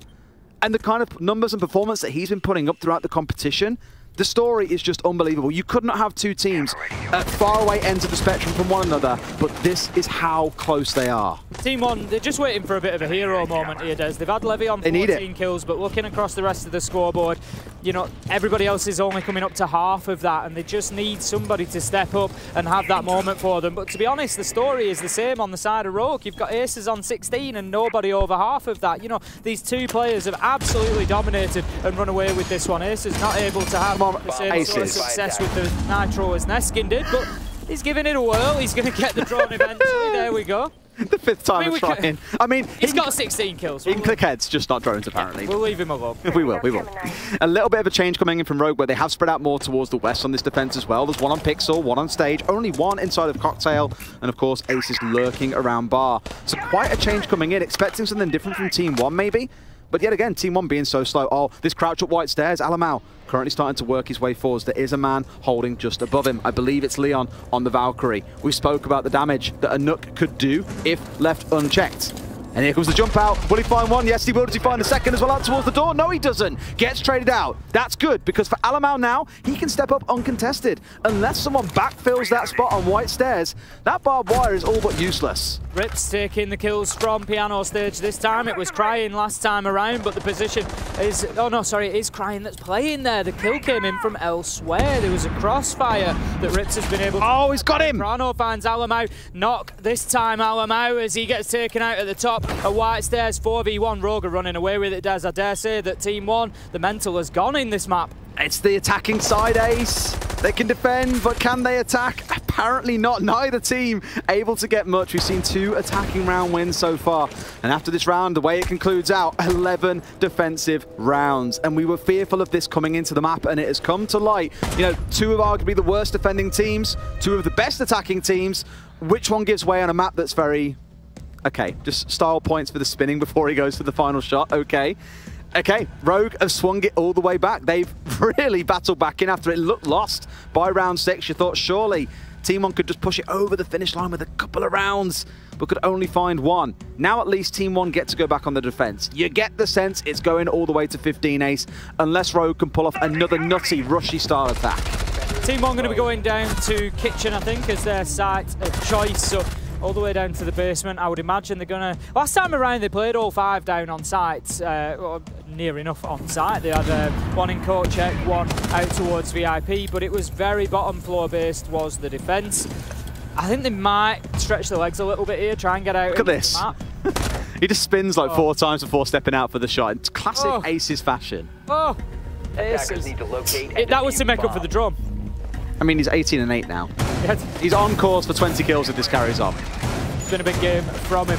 It's been a big game from him, and big tournament overall. I mean, we were speaking about this a lot, you know, saying with Prano coming in to be the main IGL, Aces' focus goes from the entire round and helping coordinate that, you know, attention as resource, as I sometimes call it. All of that attention could go into his roam game, into getting kills, into almost micromanaging the entry game from him and Leon as a pairing. I had a good chat with Meepy about this, and he was saying, you know, those two as a pairing, hyper vocal, very aggressive, play incredibly well together. That's why they're often out there being the go-to roam duo. Crying the sort of flex player sat in the middle, then Rips and Prano holding down the back line. But as a team, the efforts are coming together. Team 1 surely can find themselves a defensive round win, because this game deserves 15. If you remember last time around, the Valkyrie had a huge impact on this defense for Team 1. There was an IQ on the side of Rogue that time, not this time, but they were unable to deal with that information utility. They didn't clear it out, and boy, did they pay for it. So we'll see whether they pay that same attention or whether they are able to clear it out this time and make sure that they're not on the back foot because of it. Rips aware of that main door. I think Rogue are very ready for Team 1 coming out and being aggressive on the defence here, but by contrast, I'm not sure that that's going to be Team 1's game plan. They've got a couple of ADSs in behind the bakery counter. They've got one in VIP there. Those are the 2 areas they're going to try to hold on for the time being. They're just trying to gauge exactly which side this push is coming from to start with. And a lot of gauging they're going to have to do. North side apparently is the answer. Neskin almost getting himself taken out by the frag grenade coming in over those wooden panels to the top.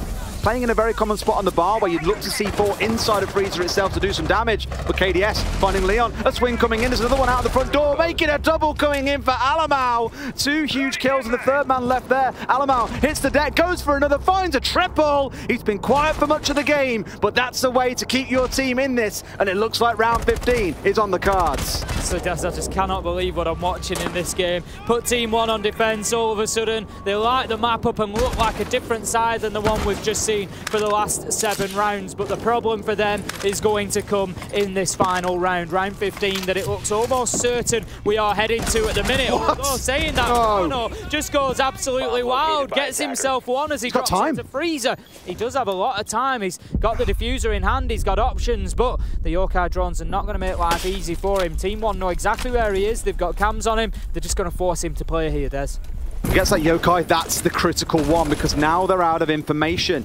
This is where Prano, if he plays this right, and again, he's got so much time, could find himself walking away as the winner. You got the 3-way split on screen, which I love seeing, by the way. You can see everything going down in this 2 versus 1. He needs to find one with a shotgun. One holding out towards bar, and he has an idea as to where he is. There's no joint push coming in. The bullet's enough to give it away. Can't find it, and Levy, finally waking back up from his slumber, careers us through to round 15. Team 1 breaking a pretty serious rogue streak of 3 rounds there. To take us all the way. We've got a long way to go in this matchup yet, Des. This is only map 1. Let's not forget of a best of 3. Cafe being hotly contested. I feel like it's quite important for Rogue to win this map because they head into Oregon next. Team 1 are a good side on Oregon, and it's not going to be easy for Rogue to find anything there. If they lose this last round, then it's sort of, that could be critical. That could be seriously dangerous for them. So Rogue, they need to lock it down on the defense. They're going to be going to reading room. It's the one site that Team 1 have been able to win. Rogue need to make sure that doesn't happen again. Did make me a smidge nervous that Team 1 were willing to step into a 1 versus 1 there. You know, you've got the numbers advantage. You can bait out the plant. You can try and force it into a 2 versus 1 in a trade in any given situation, but opted for the 1v1. Now, fortunately, they win, but imagine if Levy had lost that and Prano had gone on to win the next 1 versus 1. You'd be looking at that and saying, well, guys, you've got 2 left alive. Why aren't you playing off each other? And that's how it looked like it was going to shape up. But fortunately, Levy does hit that critical shot. We now get ourselves on the site where it all started for both teams in their defensive rounds, Reading and Fireplace. Both teams have been categorically slow in getting the necessary map control to start looking for a plant on this site. And I think in this round for Team 1, we need to see something special. There's got to be a new idea coming in. Alamau, stepping away from the Nook, is picking up the Finker. Okay then, here we go, Des. We're ticking down and we are about to head into our final action phase here on Cafe.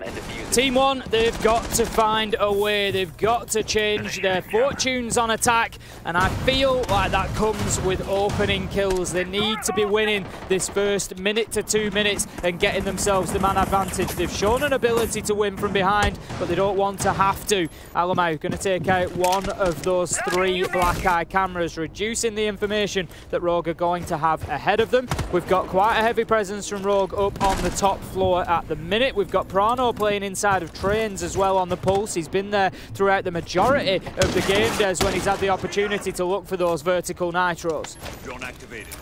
All right, at least to begin with, no one being caught by a jump out from the side of Rogue. We're very used to seeing it out of Aces and Leon so far. I think Leon maybe a little more passive in this round, given his playing on the mute.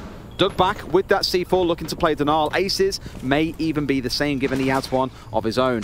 Alamau in his favourite spot, pushing his way slowly up white here. Was being droned in front of him too, but now at least they know. The grenade coming in, almost finding Leon, but unfortunately bouncing off the wall and not quite getting the line of sight. Here comes the swing. That's a critical kill. Leon with a shotgun on white brings down the man that could have made it happen. Alamau taken off the board, and you've got to start feeling nervy if you're a Team 1 fan. Great step up from Leon there. He's lost that fight a couple of times on white stairs, but when it counts, shotgun in hand, he rips the head off Alamau.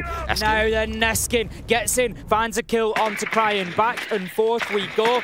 4 versus 4, a minute and a half left to go. We've still got the Valkyrie of Aces established inside of Piano. I think he's just been forced out by that drone. So Team 1 continuing that process of trying to get that top floor control. They've still got rips out in Cocktail. There's nearly 2 minutes wasted by Rogue here, and a good start from them defensively. And they've got the white control, the thing that, you know, Team 1 have constantly fought over.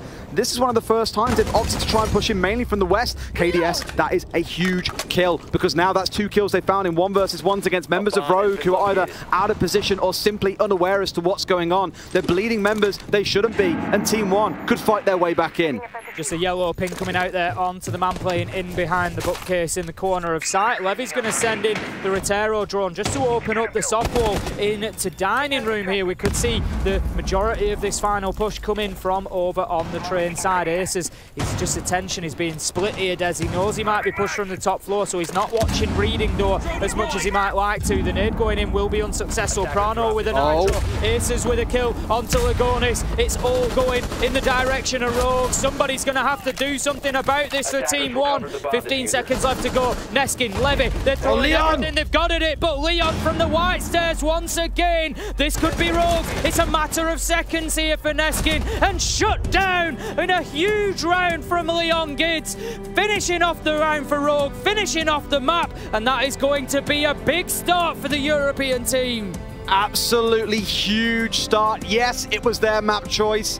Yes, Team 1 were up 5-1, but Rogue fought their way back in. You said to me, and I hope you don't mind me saying it, before this game, that you thought this was either over in 2 to Team 1, if they take Cafe, or if it goes through to Oregon with Rogue being at 1-0. We've got all 3 maps coming our way, and you've just seen the first step of that coming to light. I did. I said that I thought it was either 2-0 to Team 1 or 2-1 to Rogue, because I think Chalet may just favour them. Team 1 have got some serious work to do here. Oh, it's going to be spicy. We knew quarterfinals were always going to be good fun, and that's exactly how things have started out. Big players as well. Levy coming up big. Your boy KDS a little bit quieter. I said before we came in, didn't I, that we needed to see more from him. It's been the story of the tournament. Just to reiterate, second rated in stage 3, really struggling a little bit here. It's unfortunate, but sometimes those things happen. Let's hope he can bounce back for map 2, which will be Oregon. And we'll throw it to our analysts in just a second. But before that, we had a quick chat with a few Rogue players. So let's take a look at that video.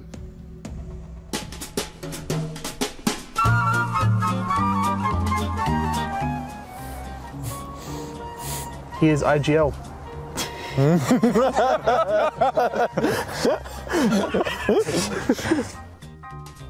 That's not even a look. Not even a hard one. Because I don't know, man. He doesn't want to scrim. He doesn't like do anything besides like playing the official game. That's it.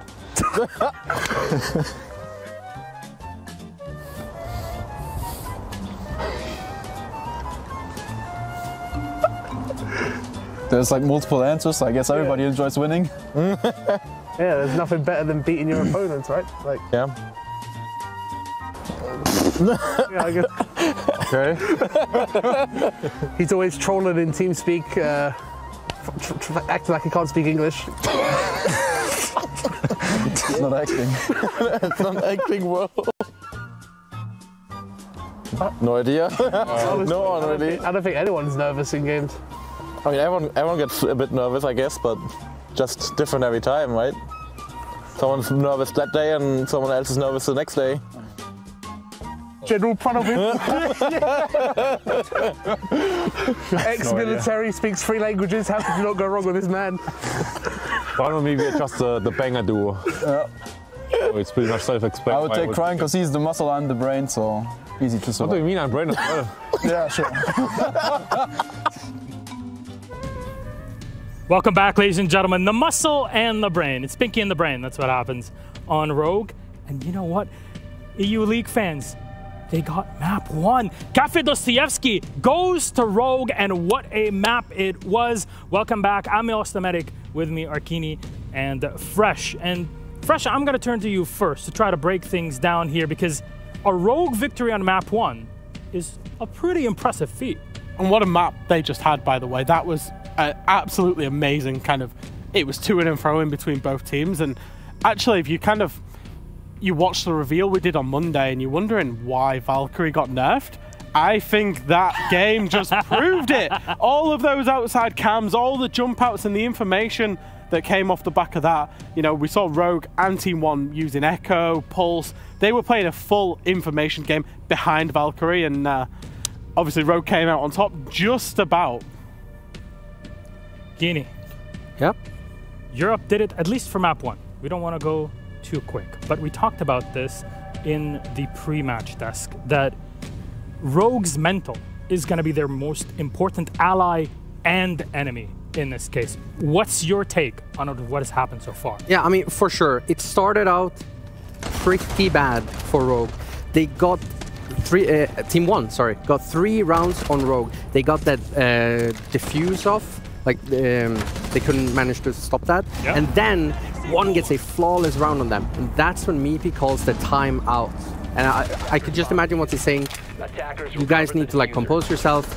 We're losing, don't let it get to your head. And right after that timeout, they get 1 round, they lose another 2, but then they're starting to gain momentum and they take it back. And both teams had pretty meh defenses, but I think they did a great job. Is that what we expected? I think it's important to note, especially from Rogue's point of view, is their resilience. They were 1-5 down, and they brought it back on the defense side. We were actually wondering how Cafe would play out, being such a defender-sided map. Both of these teams, of course, known for their attacks and not the defense, and that's what we see. We saw 5-1 halves both times, and then the defense is winning out in overtime as well. Obviously, Aces, he went absolutely huge, 19 kills. And I think they alluded to it on the cast as well, is that the introduction of Prano into this squad, it allowed Aces just a bit more freedom. He didn't have to think or restrict himself as much. And that's not degradation to Aces, that he doesn't have to think. It's just that he can play his game. He doesn't have to focus on the team. And we're seeing the results of that this major because he's doing so well. Aces really put in a lot of work. He did, and we'll see what Team 1 does about that on their next map. I think it's one thing that's important to mention, though, is that this was Rogue's map pick. Yep. Fair. And they almost lost it. We made the same comparison in the previous game where DWG KIA nearly lost on their map pick and then went on to the opposition's map pick and rolled it. So, but yeah, that's a slight worry, is that Team 1, this isn't one of their favorite maps. So they still managed to get a full max OT. We're going into one of their favorite maps shortly. You know what? We're going to talk about Oregon in just a second. Yeah, I want to turn to you for this because it seemed like trying to slow down the attack is something that teams attempted. And I don't know if they were really successful at it. I mean, you looked at what the defense were running. They were running a lot of things that will slow down the attack. And then the attackers themselves were really doing slow linear pushes. And they were really slow at taking control of the map. And yeah, I think that's really what was a detriment to both teams when they were on the attack. They were just too slow. The defense were running a lot of operators that really helped slow down the attack as well. So that just really didn't work out for either of them when they were attacking. And it's going to be really interesting to see how Oregon shapes up. I think there's going to be a lot of changes coming into that map. Castle, Cash, Money, Pig. Such a great operator to have despite the UMP in this case. How about then we talk about map 2 Oregon. Fresh. If there is one region in the world that is not just comfortable, this is their hunting ground, it's LATAM. They've been playing since the days where all they played in Brazil was border Oregon before they were even part of Pro League in 2017. So this should be home for T1. And that's exactly what it is. It's home turf. It's their favorite map by far and away. So I was actually really surprised with the map bans to see, because Rogue have kind of not liked Coastline this tournament, but if we go through stage 2, stage 3, they love that map. Rogue got rid of Coastline, which I was surprised to see. Leaving Oregon through, I thought they would actually get rid of Oregon against Team 1, so when the map bans came in, I was very surprised. We know Team 1 and LATAM as a region love this map. Obviously, it's Team 1's pick, so we're expecting that Rogue will go to defense, and we've just seen how they defended there. If they defend as well as they did on Cafe, off the back of Intel, off the back of Valkyrie, Echo, Pulse, then I'm slightly worried for Team 1, even though it is their kind of quote-unquote home stomping ground. Yeah, I mean, I'm just going to reiterate, I was going to say pretty much exactly the same as you. I'm surprised that Oregon made it through the map ban phase and didn't try to sort of hit the Latin Americans head on a more aggressive map. Maybe they could have pulled that off. And or another map where they could really utilize aggressiveness towards them, like they did here on Cafe with the outside Valkyries, jump outs. I think that could have maybe been a better option for Rogue. Yeah. What I'm actually wondering is whether Rogue utilize one of your favorite operators, Clash, and just try and frustrate the living daylights out of Team 1, because we know how aggressive they can be. Just put a Clash in the face of Team 1, see how they deal with it. Yep. I can't wait to see it then. Maybe Clash on map 2. It is again Oregon. So Keeney Fresh, thank you very much. Ladies and gentlemen, when we come back, we'll go into game. It's Team 1 versus Rogue, and hey, between you and me, Rogue is leading 1-0. You know what that means. Let's get into game. See you in a moment.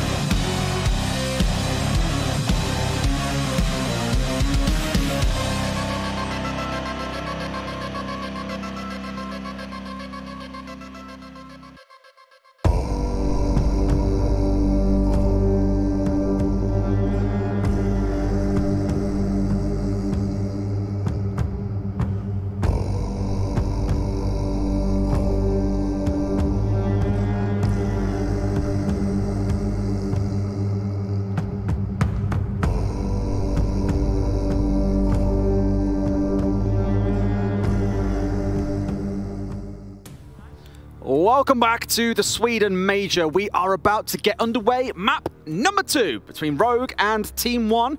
Rogue shattering what seems to be many expectations in taking map number 1, Ace. Cafe going their way. It was their map pick. And now we go into Oregon, Team 1's home turf. The thing is, there's Rogue are not just shattering expectations in this game. Rogue are shattering expectations and have been for the last 2 months. That's the reality. We've got to just put a bit of scale on this for everybody right now. You know, I want to pour a little bit of spice on this. Let's give it a bit of sauce, Des. Let's give it a bit of sauce. Give it to me.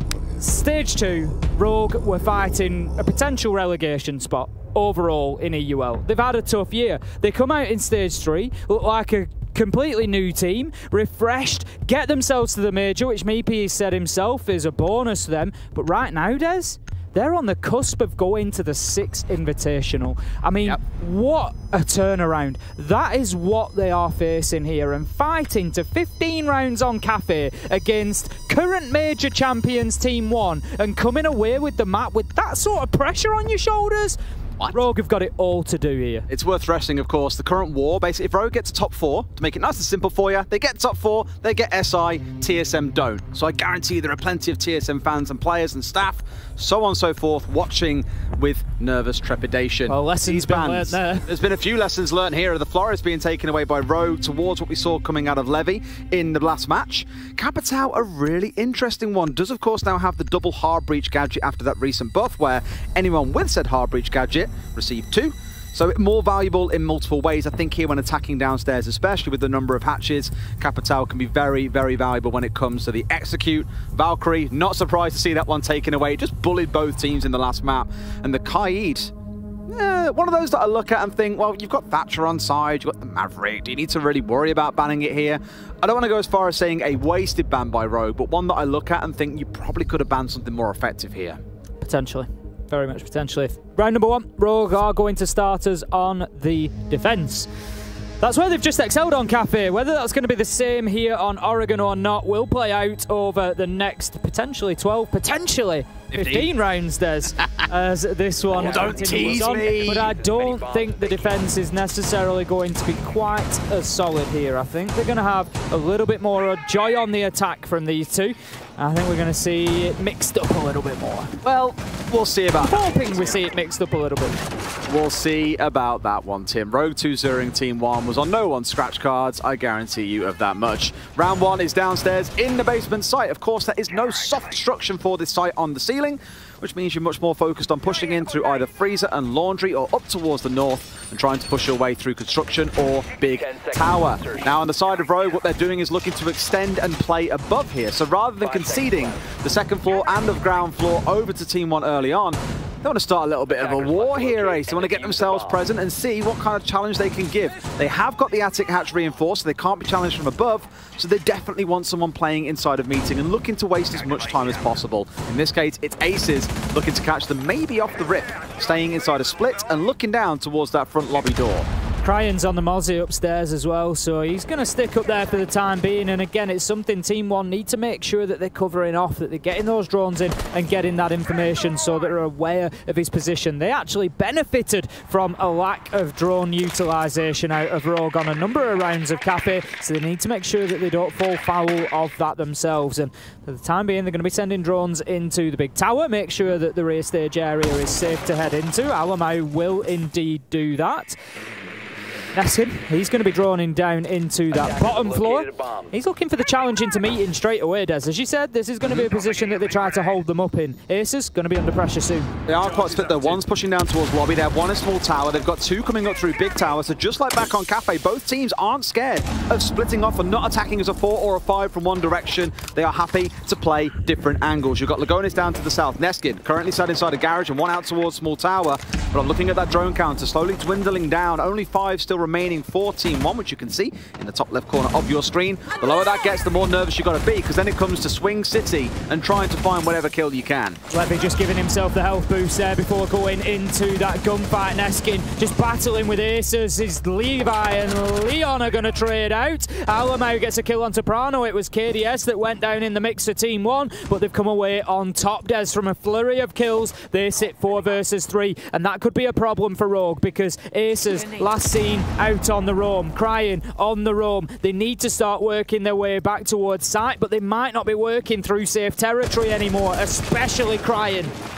Now, indeed, I mean, down to a 4 versus 3. It's a bit dicey when you're on that defensive side here to hold back. They haven't got everyone they need, and Cryan needs to make an impact. He tried so many flanks back on Cafe that was shut down, ending on 8 and 11. It wasn't a bad game for him, but definitely not as impactful as they would have hoped for. Aces currently looking to contest north side. Rips holding inside a freezer and waiting for this push to come through. They sort of need Cryan back on site. Rips finds one back, but site control conceded entirely to Team 1. They've got the north, they've got the site, they can go for a plant, and here comes Cryan on his flank. Have they seen him? But Alimau wins the fight. Sorry, Levy actually, Levi, sorry, gets him in the end. And And this one will go down to a 3 versus 1, which Rips is going to really struggle to win back. Certainly is. It's pressure being piled on now as that diffuser goes down. Lagonis manages to successfully complete the plant. He knows exactly where the last man is. He's just going to hold his angle. He's not going to push that. Absolutely no need to. Rips just trying to get anything he can. And look at this. He's just being prodded and poked from every side. There's one at pillars, one at the inside of sight.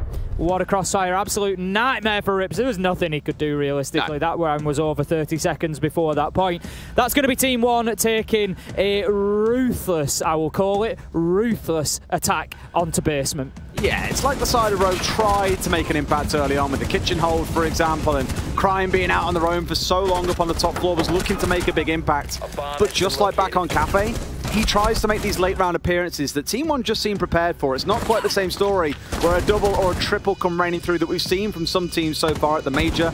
And that first one, a very decisive first win for Team 1. Heading into round number 2 then, it's going to be Kids, Dorms and Dorms Main Hall this time around, so we'll be heading up to the top floor for the defenders. Rogue deciding that they want no more of that action, Des, after what they've just experienced down in Laundry. They're instead going to switch it up, head up to the top floor and see if they can put Team 1 to sleep for at least this round. At least this round. They need something, right? I mean, if you're rolling through most of Oregon being able to pick up a defensive round, there's going to be a problem. And the thing is, when I say that, even to myself, I find myself catching myself and reminding myself of what we said about these two teams. Both have a sub 50% win rate on defense so far throughout the Sweden Major. On the attacking side, Rogue at 61, Team 1 up towards about 75%. They are both very good attacking teams, and whilst Cafe is notoriously been this Don't mention Cafe. Don't mention Cafe. That just completely breaks our story in half when we start talking about Cafe is the issue. Either way, we need to see Rogue find something on the defense here, even if it's just 3 rounds. Then they can put their own attacking prowess to use on the attacking side and see what comes off the back of it. I feel like they do need those 3, Des. I think that figure that you've picked up there is right, because I look at Team 1 and I think getting them onto the defense of Oregon, if they can just lock down one site, if they get 4 here on attack, they just need to lock down one site and they guarantee themselves overtime, if nothing else. And I think that they are absolutely capable of doing that. So yes, for Rogue, I think 3 is going to be important. They certainly can't be facing a 5-1 half this time around. Now then, out on the roam once again, Cryin on the Jaeger. Damage going to be done. I like this. This is very aggressive from Rogue. They've got Cryin playing just outside of the bathroom corridor. They've got one in Classroom looking to get aggressive. They've got Leon downstairs as well. Team 1 maybe not recognising just at this point that site is pretty empty. They've got aces underneath as well.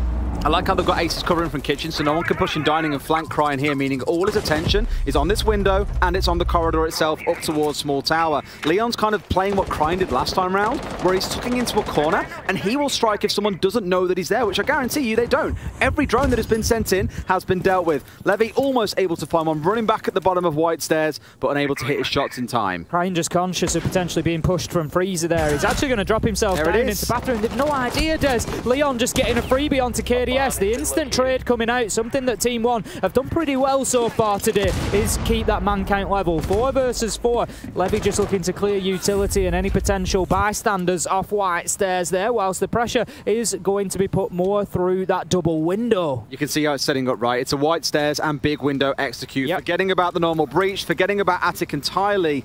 Rogue just being very passive about this. Don't forget about Cryin though. That is the important point that they need to make sure they don't forget, Des, because he's in a perfect position. He's on a little lurk around Freezer, and if they haven't picked up on him, when they try the White Stairs element of this push, they're going to find themselves getting flanked heavily. Now then, Levy looking to just get himself in towards Attic, possibly. They've got 2 members that have rotated away from the big window and White Stairs taken, and now looking for Armory window and Kids. Oh! And he finds one through the window, a freebie onto Prano as well. Alamau traded out at the top of Armory. 3 versus 3, and Rogue have got control of the ground that one spent most of the round trying to get control of. I'm not sure this transition was the play, Ace. I'm not sure it was. Prano did get himself caught out being a little nosy Nelly on the Attic window there, Des, but he's been punished. Levy gets himself inside a sight, but Cryin, he's got himself back in there from that lurk, and he's gonna now look to start finding frags, and boy does he. 3 versus 2 for Rogue at the minute. 15 seconds left to go. Team 1 got to get moving. Find the first kill. Neskin onto Crying. As you see, both on white. Lagonis gets ripped. It's all falling apart again for Rogue on the defense. Lagonis is getting that diffuser down. He's going to successfully do this. No two ways about it. This is shut down somehow. This time it's Neskin and Lagonis. I said it in map 1. I'm going to say it again now. Lagonis in short-handed situations has a habit of winning. That's one of those, again, that Rogue will look back on, akin to their 4 versus 2 on Cafe that they ended up losing. It's only a small example of it, but 1 or 2 rounds coming across the series can have a big impact. That one you look at, Rogue being incredibly fluid. You know, Team 1 moved from a west side take, looking towards White Stairs, looking towards Big Window, and were too fearful of Crying, so rotated over towards Attic, over towards Armory, and managed to get in through windows. They weren't even like having to breach anything, they were pushing through a laser gate at the end of a round, and they ended up Rogue with 2 players stuck on the white single doorway, which is a death sentence because you give all the site control over to Team 1. Really well played by Team 1. They're 2-0 up, and Rogue need to start finding defenses here.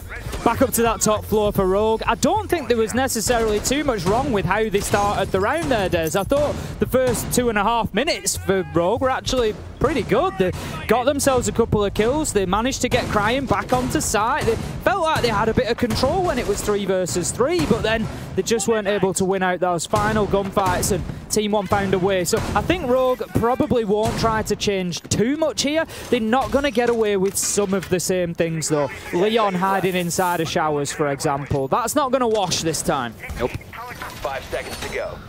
It took me 3 seconds, Tim. I absolutely love that sometimes Des and I will have like little puns in the cast, and sometimes we just breeze past them, and that was one of them moments that Des was going to carry on, and then it clicked, and he was like, no, I'm not having that. You have to give your co-caster the judgmental look of, I hate it, but fair play at the same time. Absolutely. You know who's not loving it? Rogue, down 2-0. As we've said several times over, they need to find that first defensive round. It's been eluding them so far. Here they're back up on that top floor once again. Clearly feeling they can amend the issues from last time round. Team 1 have definitely amended their attack, mind you. There's Lagonis. I'll tell you what, Leon, he's fancying a jump out here. Does Lagonis know? I don't think Lagonis knows that he's ready for this jump out. This could be a freebie. He's heard the blast come through as well from Lagonis and knows that he's there. Go for it, Leon. This is your chance for a freebie, if ever you're going to find one. Elsewhere, here comes the jump out. A free spray down onto Lagonis. As simple as 1, 2, 3 for Leon. Leon's having a good game so far here on Oregon. Got himself the opening kill in every round up to this point, and he's really starting to put Rogue into these rounds. He's doing his bit. It just needs everything else to click into place for them as the rest of the round continues. 5 versus 4 we stand at the minute. KDS looking to make the challenge from Trophy Door there, just in time with that E1D scan as well, potentially providing a bit of information if the defenders move. Prano, he's ready, locked and loaded this time. He got caught in no man's land last time, but not this time. He's going up, finds one for himself as well. He's already caught one and now bats himself inside of Armory. KDS isolated inside of the bedroom here. They've got one sat outside on the big window. Again, it's a 5 versus 2. Surely, Rogue don't throw away this kind of league, Tim, but we've said it before. I don't think they do. This is going to be a Rogue round for me. They've looked too solid. Like I said, they obviously felt confident in their defense of this site, and they thought, no, let's go back, let's do similar work, and we'll get this one over the line. And they've certainly done that. They've adapted a little bit. Prano, for example, not getting aggressive onto that attic window. They've just corrected those couple of mistakes that left them in the situation where they could be turned around. Now then, that's an easy one as Leon gets sprayed down, but the cover is there from Crying. Beautifully stepping out onto Levy, leaving KDS super low health. 1 versus 4, matter of time here. 3 of them all waiting as well. There was one at the top of White, one top of Freezer Stairs, one security. They know where KDS is. They know where he needs to come from because he needs to recover the diffuser. But he's in a spot with 30 seconds to go where he's got to kill 3, if not all 4 members of Rogue with a slither of HP. It's going to be a swing. Crying, finding the closing kill, and Rogue finally get that defensive round when they've been looking for. Rogue start themselves off on Oregon. It's taken them 3 rounds, but they get 1. And the thing is, it's not a huge, you know, they're not facing a huge lead from Team 1 here. It's 2-1. It's absolutely fine. That was an important round to win. If that goes the other way, you start thinking, right, this is, you know, we're on the back foot now. But Team 1, they're going to be attacking onto Laundry and Supply again this time. It was an attack that they took very well last time out. They just cut Crying off on the roam. He started out in top floor around Domes and Games Room, and there was no way back for him. He just couldn't. He tried to push rear stage. They were well aware. They were already in sight by then. So Rogue need to think a little bit about their roam game here and exactly how they're going to utilise that. Aces as well played in meeting, was shut down. There just wasn't much that they really brought anywhere in the map apart from the basement level. Well, here they're digging in with the mirror. Leon stepping across the playing on that with the Vector in hand. Keen to see if that means he stays a site player, because he has been that go-to entry player alongside Aces. But in this round, you've got Rips moving across onto the Jaeger. So maybe a little bit of a change up here where Leon will be the site player sitting along with Prano. You'll get Aces probably looking to be out on the roam, which I'm always unsure of when I see it with Mai, right? Actually asked Lycan about this, you know, what do you think about the changes coming in where Wamai now gets 2 more magnets? Is he more of a site player? And he said, well, the thing is, you don't really like take Wamai to be a site player. He plays, you know, the perimeter players. They'll sit on Pixel on Cafe, for example. They'll look to hold down areas of the map. The only reason why Wamai would still be alive with about 30 seconds left on the clock, which is when he gets his final Wamai disc out, is if you're already winning. So the way Lycan put it was, he helps you to win more if you're already winning. But in the case you're losing, it's basically ineffective. The round will be done, likelihood, by that point already if you're already that far behind. And it looks like Ace is going to be taking up one of those sort of similar positions on the perimeter. Des, he's at the top of rear stage stairs at the minute, just, well, I say the top, he's at the mid-level of rear stage stairs, looking to just challenge into rear stage for the time being. Now, Alamau's got himself straight in, could come head-to-head with Aces here. He's looking to move up aggressively, straight in, knows that the man's there. You could see the pre-fire on to the rear stage stairs, so he knows that that's where Aces has been playing, and he knows that's probably sufficient to have moved him away. Here's in a spot where they do have control of what they need. Now need to look starting to get these hatches opened up. Lagonis on the queen of hatches herself. Habana going to have that focus to charge around this ground floor and look to get everything opened up. Meeting still closed out. Neskin for now opening up a couple of rotates inside the kitchen to give them the ability to move through the map a little more fluidly. They've got full control of what they need on the first floor. Rogue digging in deep and getting ready for the assault. That's it, and you know, coming into the round, I said, Des, that Rogue, the roam game for them last time around hadn't really been effective on this site, so I wanted them to change it up. They have done. Let's see if they can find themselves a different outcome, because there's still a lot of time to go. The Twitch drone being able to take out a couple of pieces of utility before being destroyed itself leaves us now still 5 versus 5, 1 minute 15 left to go, so we are getting towards that final stage of having to get yourself ready to execute and then move in and actually do it. Aces is just trying to hold on to Shaiko's spot for the time being. He is forced back by the utility that comes in though, so he's going to play a little bit deeper now. Crying's going to be the man staying on pillars. They made a small mistake there in leaving E-Box closed. I thought they'd open it up, but if it's obviously not open at this point, then they're in a spot where Aces has been able to retreat very safely from Shaiko's spot, get back into sight, and it's like, surely someone should have been watching that hatch, because you're trying to make the man on Shaiko's spot move. When he moves, you get a kill from Big Tower Stairs. You can swing him. You can play from above on E-Box, and it is opened up, but he just got away for free there, and that really could have been the first kill of the round. Team 1 maybe just rushing a little bit into certain parts of the round.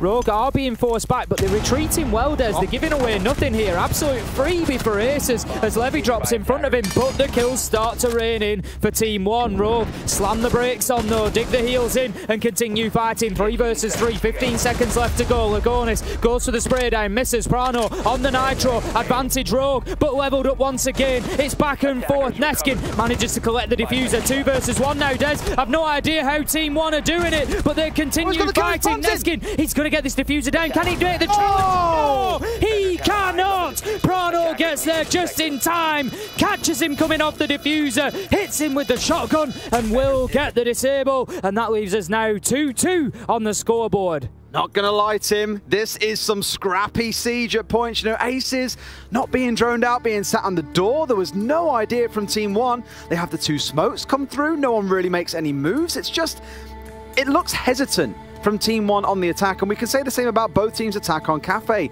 Maybe why, again, we're seeing that their attacking win rate historically has been so high. Here, now that it comes down to quarterfinals, the pressure mounting up a little bit. You're just starting to see the cracks appearing around the edges, I feel like. And even though there's a really aggressive burst in, you're doing it against a team that is exactly like you and knows this playstyle of pushing from all angles, swamp the site, get kills, thrive on confusion. Both teams are made for that style of play.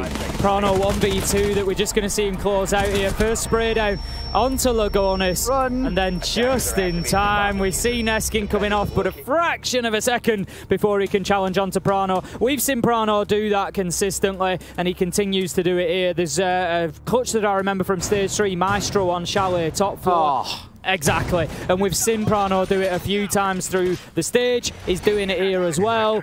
Honestly, standout performer for Rogue in the last 8 weeks. We have this conversation a lot about supportive players who are normally IGLs. You know, Brede comes to mind here as someone who can frag out, can be the support player for the team, although he isn't necessarily their IGL. That's Alems's role. Think about Shepard on Empire. Can't really frag out, but is the IGL and, of course, plays the supportive role.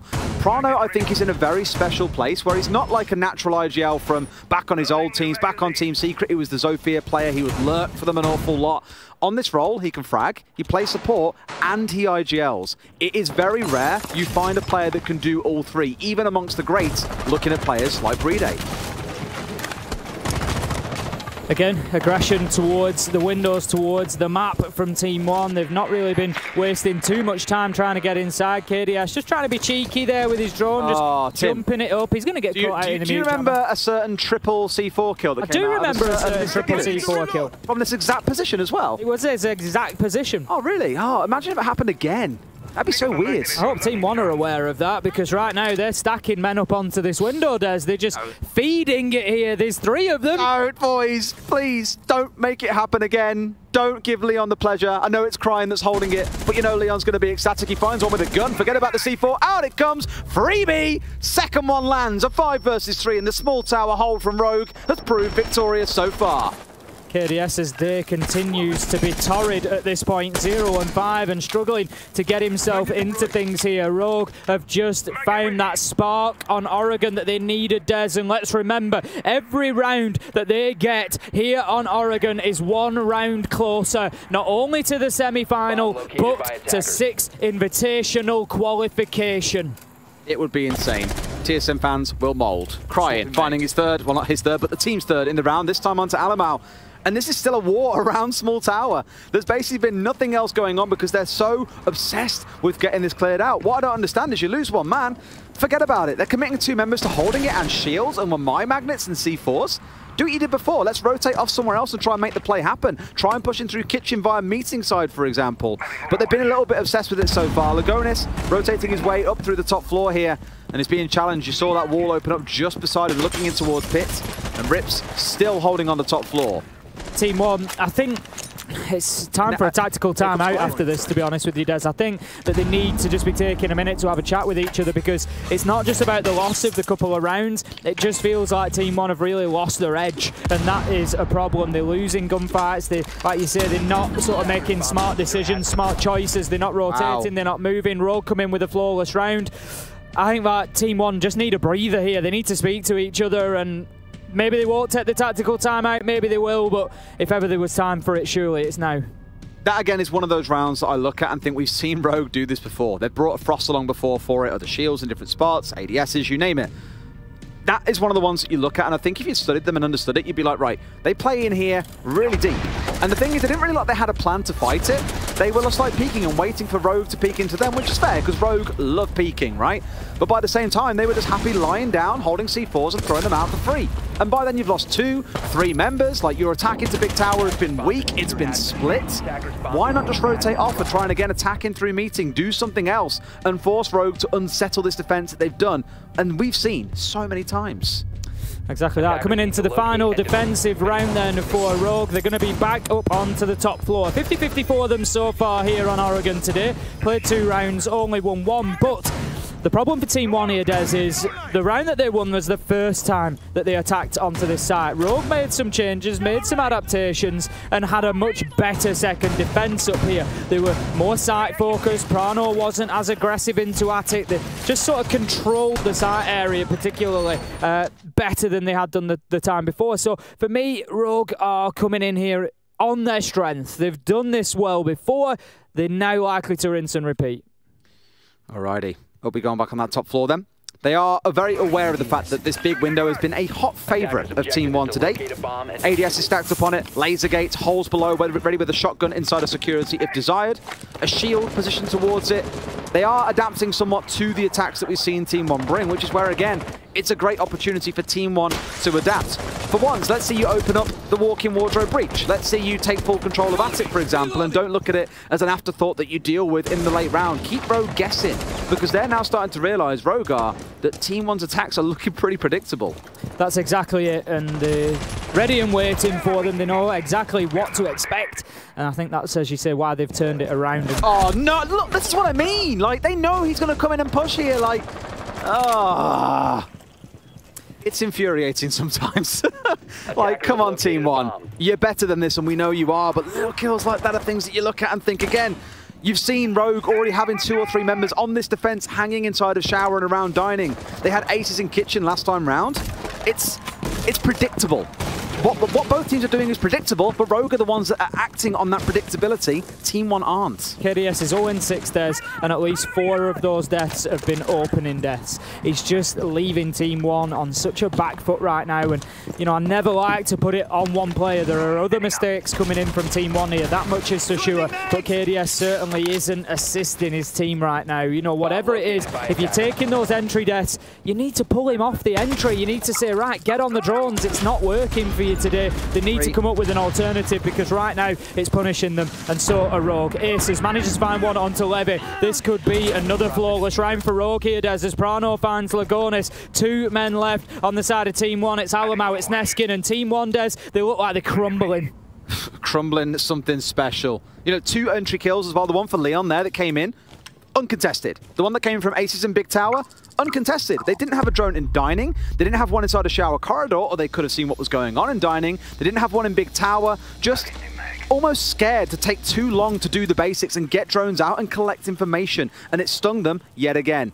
As it stands, we've got 50 seconds to play with. Neskin has got to pull off something magical. Rips, uncharacteristically, normally it's Crying you see coming up on the lurk, but he is also on Armory side. 2 of them pulling up behind Neskin here. This should be a freebie coming in. Yes, it is. Alamau, the last one left alive, will find aces. It's a bit of a... Here's a consolation prize, shall we say. Now looking to work his way up White Stairs. Has got 4 members to deal with and only 30 seconds on the clock. Tim, we tend to know how these rounds go.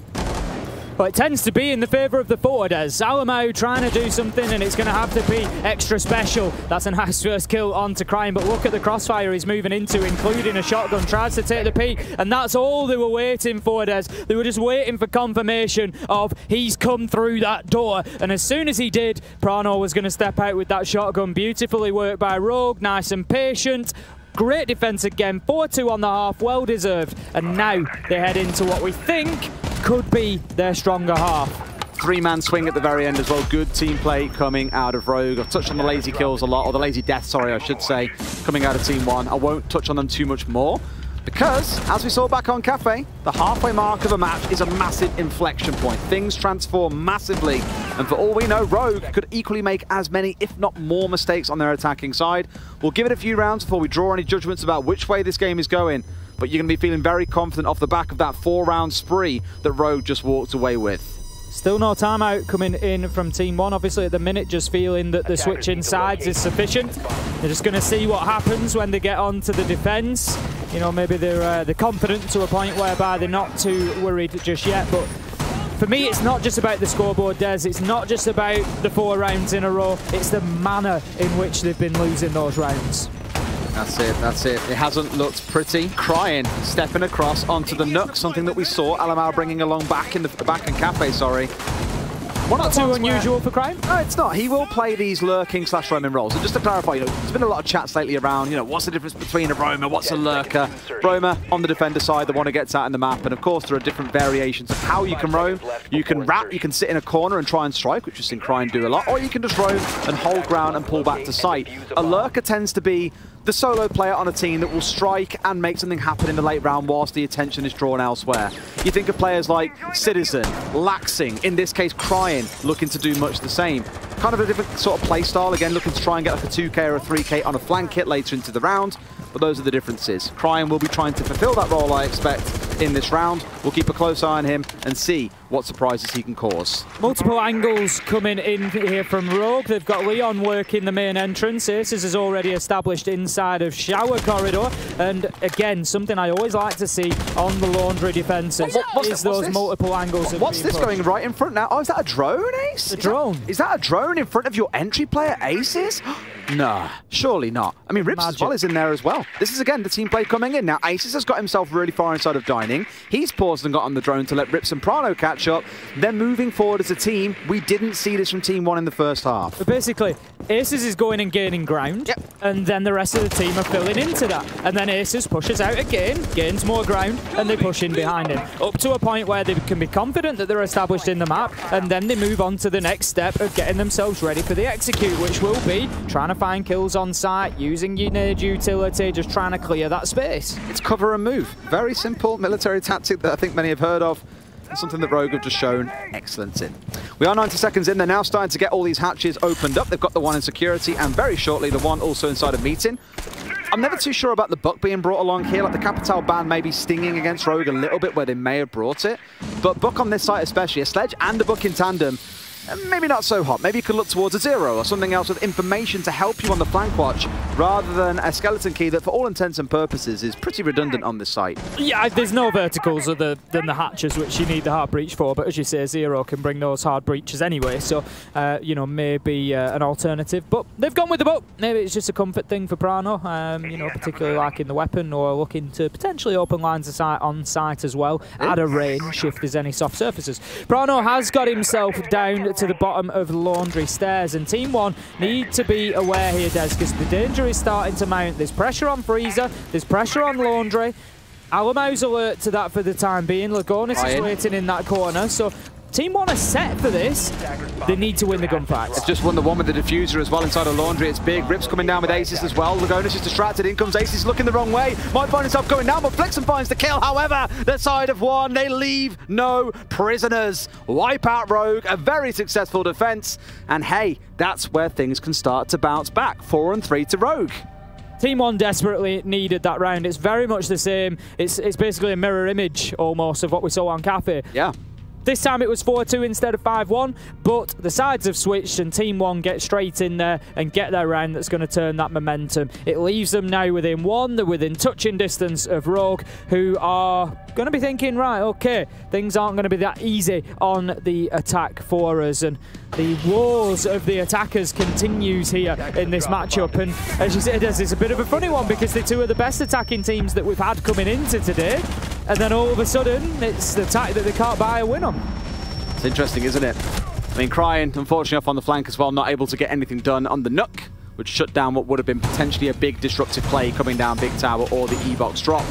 However, again, what I will give to Rogue, and I know it can sound biased that I keep on talking about what they're doing right, for them, again, the setup in the actual execute was great. The drone work across the map, the clearing things out together, no blind charging in like what we saw out of KDS back in the first half. It was a lot more structured. However, on the defensive side, Team 1 do look more together. They're playing off each other and covering angles. Neskin's swing, for example, into East Laundry, into Freezer to get the kill, to cover for his teammates was good. So we can see that Team 1 have got the capability. It's going to be that kind of clash point of where does the round end? Does it come down to the execute always and how Rogue sort of struggled to get over the finish line? Can Team 1 actually get out in the map and start disrupting Rogue in the same way? Same outcome, just different approaches by both teams. KDS going to be playing aggressively onto the master door for the time being. Doesn't have a deployable shield, something that we'll occasionally see inside a trophy there, just to try and support that player. So I'd imagine his hold is going to be pretty loose. As soon as he's challenged there, likely to dip away. I think he's just trying to see if he can get himself a cheap kill, and with only one on the board, he could certainly do with one. All it's going to take is a drone to just force him back. No, he's continuing that challenge. I thought he dipped himself away from the angle. The nade comes in, and there you go. That's going to push KDS back. Didn't take too much, but he's done his job. He's wasted a nice 40 seconds there, and he's going to relocate into near that double window. Good from Leon as well to take advantage of the nade going into trophy. Uses that to gain ground inside a bedroom where KDS then isn't really free to be able to swing and contest him because he's got the whole room to then play in. More spaces for KDS to have to check on the gunfight. Less chance of coming out the winner. Levy holding down hard here inside of Attic as well. Just looking to say, look, you want to come in here? We've got loads of magnets stacked up. Toss as many frag grenades as you'd like. They didn't get the mute jammer with that nade by the looks of things, so Attic wall, yep, still going to be jammed up, so going to have to find an alternative here. They've got 2 nades left on Iana, but it may create a rotation requirement. No, they've got it sorted now, so that is problem 1 solved. They've gone underneath, opened up and got the angle instead, but still, extra time being burnt. Down to 1 minute 30 here, and we've still got Team 1 established inside of Attic, and we haven't had a kill between these two yet. It's a little bit of a standoff so far here in round 8, but the pressure is going to start mounting now as the kill comes in. KDS gets 1, but Crying onto Levy. Alamau finds Crying in a trade and a second. Team 1 are fronting up to Rogue Des. They're having absolutely none of this, but there we go. Alamau found by Prano on the window rappel. He's going to go in. He doesn't know there's a man next to him, and Lagone steps out with a big moment, rips on the trade, but in a 1v2 now, it's not going to be easy. He's got time, Des, but that's about all he's got. Well, KDS has also got next to no HP. A single bullet will be enough to put him down, but I don't think he's aware of Neskin holding off on White. As long as one play this with a swing together, this could be highly successful for them. Neskin holding close, goes to the swing around, finds, rips his head. Team 1 bring things all even. It feels like Cafe all over again. And that map 3 is starting to feel closer and closer. So excited at the prospect. We've got a few to do here yet. Team 1 going to be leading us into round 9, continuing their defense. They've got the first 2 rounds successfully. It's been dorms, it's been laundry. The big question now is that tertiary site. They're going to have to go to one of the off sites. It looks like the choice is going to be dining and kitchen rather than meeting. Dining, generally speaking, is more popular.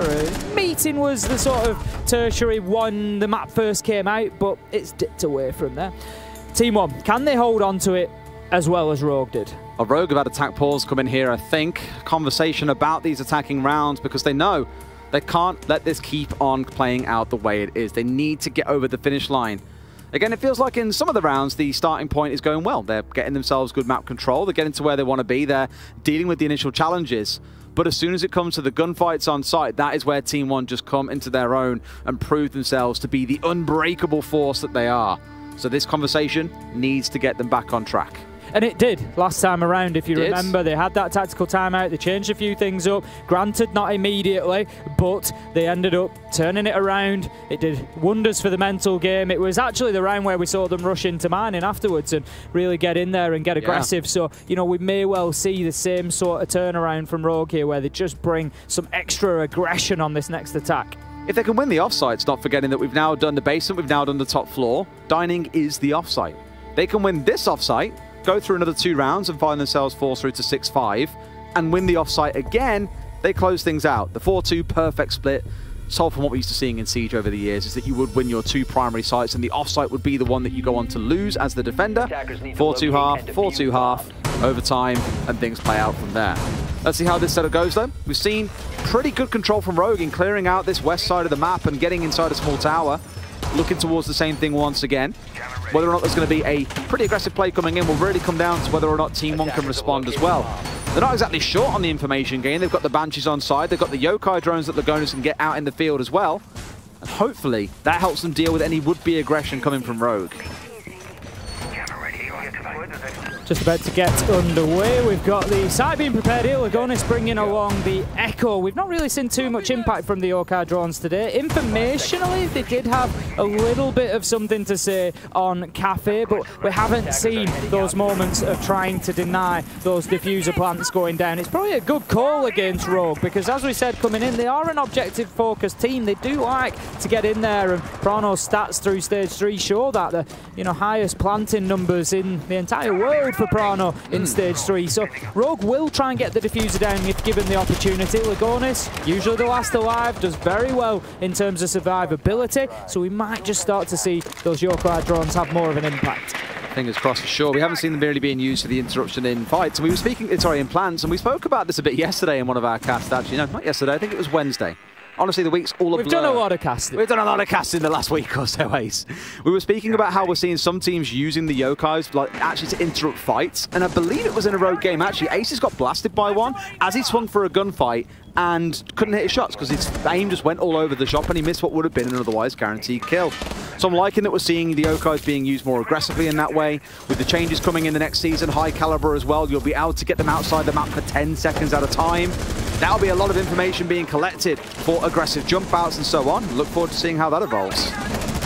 Already, we've got a lot of gunfire going down and a lot of aggression coming in from Rogue here. They've got themselves established in meeting. They've got themselves an opening kill. That was Aces with a nade from the top of Freezer stairs into security, and it's going well for Rogue so far. The entry that they needed, it's also Alamau that's been taken down. He's one of the talismanic players on side of Team 1 and the player that you're looking towards to get those big moments. KDS just thrown back by a nade. Will find a kill onto Neskin at the bottom of White Stairs. KDS trades it out, but Rogue just keep themselves ahead here, Des, and that tactical timeout has had a massive impact on this side once again. And as I said, they've now come in with a new focus to get that diffuser down, and that's exactly what Prano will do. 1 versus 4 now. It's all up to KDS. 2, almost 3 frag grenade kills in the round as well from Rogue. Man! Really going to the high heavens with explosives here. Only 6 on side, but again, 3 almost kills, half a 50% kill rate. You're never going to be complaining about that. KDS has got a lot to do, tries to find the man, but Rips lands the kill first, of course, onto a lower HP. KDS walks away the winner, and Rogue have done it. They have broken the spell, but Tim, it is the offsite, like I said earlier on. Again, I'm going to go back to that timeout in Cafe and just say how similar this is that we've seen, you know, a sort of renewed Rogue on the attack come back in. They get the diffuser down straight away, really playing the objective well. Great round from Rogue. It was on the sort of quote-unquote off-site for Team 1. They're going to be going back to sites now that they've defended very, very well. But Rogue are 2 rounds away, Des. Just 2 rounds away from qualifying for 6 Invitational 2022. They can touch it at this point. TSM are going to be cursing Team 1 if this carries on as well. It's like, all you had to do was beat Rogue. You were the chosen one. And the chosen ones, unfortunately, are slowly falling by the wayside. I really do hope, again, I will stress this, I really want this game to go to Chalet. Both teams, fantastic attacking teams. Chalet, a very attacker-favoured map. It deserves it. It deserves all 3 maps. It'd be a shame for Team 1 to go down in the history books. It's the team that won the Mexico Major, come the next one, got knocked out 2-0 in quarterfinals. It doesn't deserve that. It deserves at least 3. The thing is, as I keep saying, it comes back to Team 1's performance, and if they go out like this, to me, they're going out with a whimper. You know, they're not going out fighting, they're not going out screaming and kicking. They haven't really performed to their best here so far today, is the reality, and I'm sure they'll be frustrated with themselves as well. There's still an opportunity for them to show us more. You, everybody at home would love to see that final map of Chalet, Des. It'd put us on the edge of our seats, which is exactly where we want to be, but there's a couple of rounds that need to be won yet if Team 1 are going to deliver that sort of excitement for us, and I'm just not convinced that they've got it in the tank at the minute. No, I'm not so sure either on, but let's see. Hopefully it is there. Again, they've won the first 2 sites they played. It was the downstairs and the top floor, so I'm hopeful at the very least they can get those on the board and get us up to 6. For Rogue, it's going to be a big tower take start. They've got 3 members looking to push up here. KDS, the one lurking around there, looking to collect a drone or 2 on his journeys and his travels back to site. And here, they're starting to push their way forward. KDS, the only one holding the north, and I think, was it interesting with the rotation coming off? I thought for a second they were just going to storm their way down and try and kill KDS, but a quick change away towards green may mean things are changing here.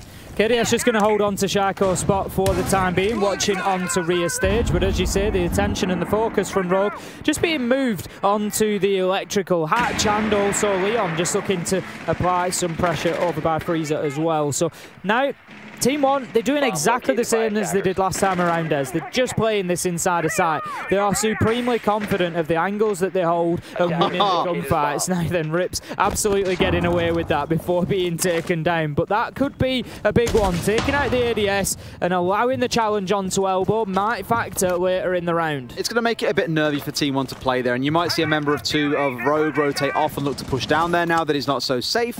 Ideally, a grenade operator. It's currently Rips pushing down there, who's again back on the shock drones. KDS holding in Harry Potter, by the way, up towards Big Tower as one tries to step their way down. Grenade coming zinging through, but can they find anyone? No, Pillar is clear despite 2 nades coming in. Aces looks the wrong way. It's a slaughter! Team 1 butchering Rogue as they step their way through. 4 kills flying, make it a flawless round. Team 1 are still here to play. Certainly are. There was a little bit of a droning mistake there. In fact, we see it on the screen bang in front of us, the Twitch drone there. Look at which way it's pointing. It never looked under the stairs. They didn't know that KDS was there, and he was a part of that moment for Team 1. He was one of the 3 kills that rained in, and I feel like Rogue just maybe rushed that a little bit. It was like the drone went in, and it was almost like a call had come to Rips of like, right, we're going. And he cut off the drone and tried to push in, and it just didn't really work out for them. Team 1 able to secure the round. We're guaranteed to see at least 12 here, Des. Whether we'll see more than that, we did in map 1, we might in map 2. We have an uncanny knack of attracting the overtimes, and it certainly looks like we could be heading in that direction, because, you know, let's see if we can think about the future for a second, Des. We've got Team 1 going up to dorms. Team 1 won dorms last time around. They're then going to have to go to their 3rd choice site, which they failed at last time around, and that paints a timeline for me that sees us going all the way to overtime. You've just been rubbing your bald head and getting the crystal ball on the go again. Oh, great bald head. What do you see as the future? Well, it's usually supposed to do. You're supposed to stand above me and you can see what you can read. That was the thing with the meme we did for SI, right? Last year, yeah. And I was like rubbing your head saying, oh, what's the future hold for us? Oh, I've still no idea why I let you do that. I don't know why you let me do a lot of things, to be honest, but you do. True. You endure, and for that, you are a real trooper, Ace. Let's see how this next round plays out. Then 11 we're stepping into up on the top floor. And that last round, you look at the crossfires being held by Team 1 again. I spoke about it before, that Rogue are given a lot of map control. Team 1 don't want to contest them out on their own. They're saying, look, you guys get yourselves prepped. We are confident we can win when the execution comes to bear. They fell short once. I mean, really, it was a massive scrap around Zulu that went completely by the wayside for the side of Team 1 for the most part. When they've been on site, and that's when they've had the gunfights, that's when they've come out successful. So again, don't worry about getting up in the grills of Rogue and making them sweat a little bit. Let them come to you and do what you do best, which is hold crossfires, play for C4s, burn Rogue down once they go for... Well, in a couple of rounds, it's been quite a messy, mistimed execute, it's felt like, with different members doing different things at different times. Neskin just got spotted out by Rips's drone in security, which has led Cryin to start holding a tight line on that door, but he doesn't want to make the challenge solo. Neskin has been able to wriggle away into kitchen. He had a rotation opened up, so he's going to try to hold on there for as long as possible, but he's getting drawn from every which way, Des, and he's getting surrounded. Prano, Cryin, Rips, they're all going in for Neskin here, and they're going to get him if this carries on. Rips is going to send a drone in once again. They know that he's inside of security right now. Neskin's days are surely numbered. He's going to have to fight his way out of here, and it's not going to be easy. Leon manages to get a kill onto Levy. Neskin pinned in, as we expected. Rips with the kill there, and Rogue are rolling. Like a monkey in a cage with a firelit underneath. He was not getting out anytime soon. Another frag grenade kill flies through, and what concerns me the most, Tim, is this is on that top floor site. We needed Team 1 to win this, because otherwise, well, next round could have been them rotating out down towards reading and dining again. And we saw how that played out last time. Maybe they'll try a repeat of this site, I don't know, but things are going from bad to worse. Rogue on course for another flawless round. Can they make it 3 in a row to knock Team 1 out in quarterfinals, advance through to the semis themselves, and lock in the 6th Invitational? They are just 1 round away, Des. Nobody expected that this was possible for Rogue back in EUL Stage 2, yet here they are. And they're not just here, Des, they are winning right now. They are heading for a potential semi-final, a guarantee of a top 4 finish. Ooh, just one more, boys, and you know they're riding on high right now. This is where the nerves can potentially start to kick in. The reality of the situation is in front of them. We've seen teams before struggle to clinch out games. I'm not sure that's going to be the case for Rogue, because I feel like they've come in here viewing this as a bonus. Yeah. So whilst they know what's on the line, they know that they've still got some wiggle room as well. They've got a spare map, Des.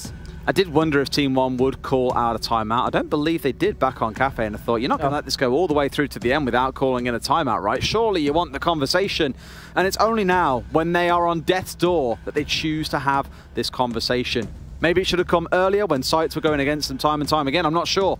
But they're in a position where this is do or die. They need to get it right in this round. And you've spoken about a couple of players that aren't yet delivering the way that they should be.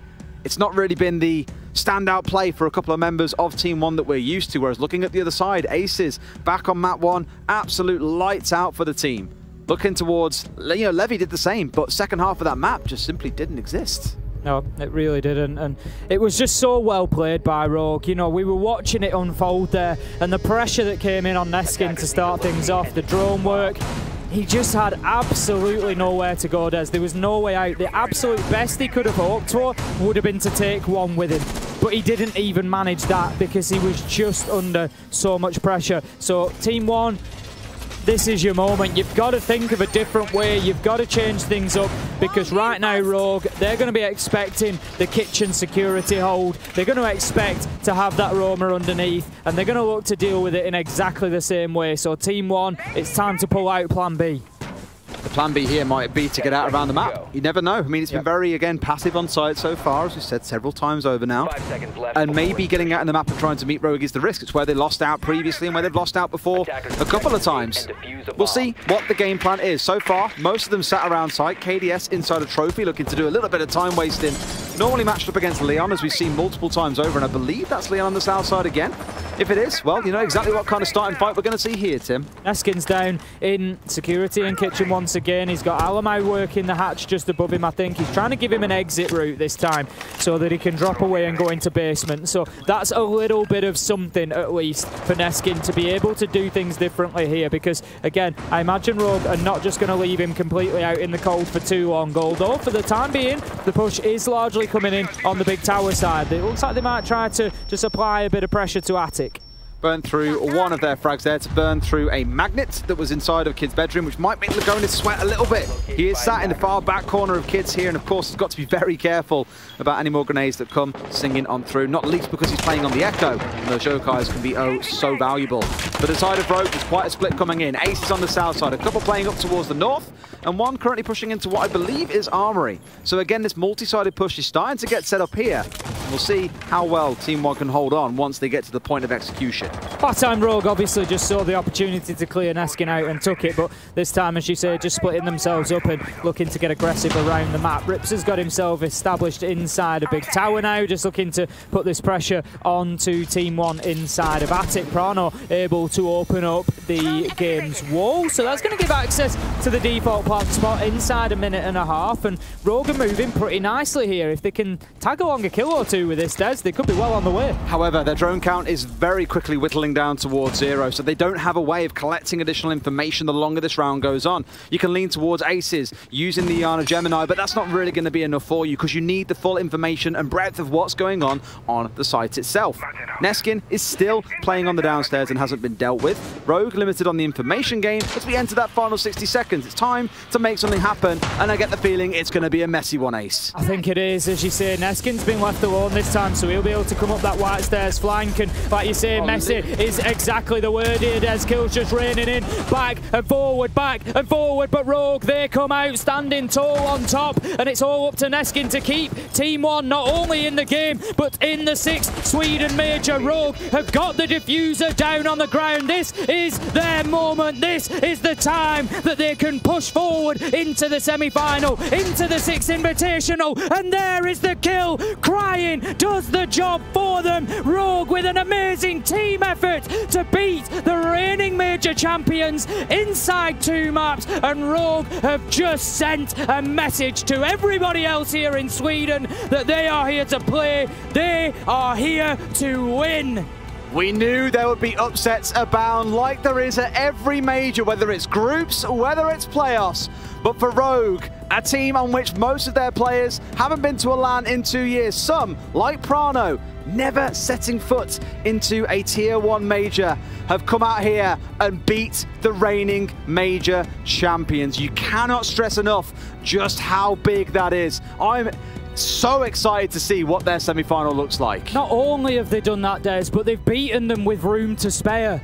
You know, that's the reality here. They've beaten them inside 2 maps. I expected a Rogue win to need to go to Chalet. Them turning around a win on Oregon there, do not downplay that, because it is big for Rogue, and they have really come out with an impressive performance, and I'm sure that everybody else left in this tournament is going to be standing up and taking notice of that. The only losers here are us. We don't get to see a third map. I would have been ecstatic to see these two throw down on Chalet. It's a map they both played a ton.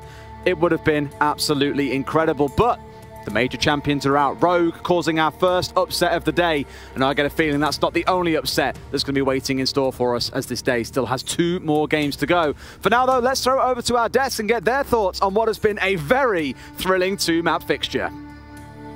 Thank you very much, Des. We're back to the analyst desk. Des and Ace, what a match we just had. And Team 1, the major champions from Mexico, knocked out. We've had Paris Major, we had the Raleigh Major, we've had the Mexico Major, and now the Sweden Major. And we will have confirmed 4 different champions, with Rogue defeating Team 1. But Fresh, I see you moving about. There's more to it, isn't there? They've broken the curse, Milo. They've broken the... So there's a chain of events. G2, they won the Paris Major. Where did they finish Rally? They got to the final. Second. Empire won Rally. Exactly. Second in Mexico. Team 1 in Mexico. Won it, but eliminated in quarterfinals. And Rogue, you saw in the preamble, Leon said, we don't think we've got a weak point. They genuinely believe that. Of course they've got weaknesses, but they genuinely believe that. They believe they can go all the way, and I actually spoke to him when we did the draw, and I said, you think we've given you a bad map, a bad opponent?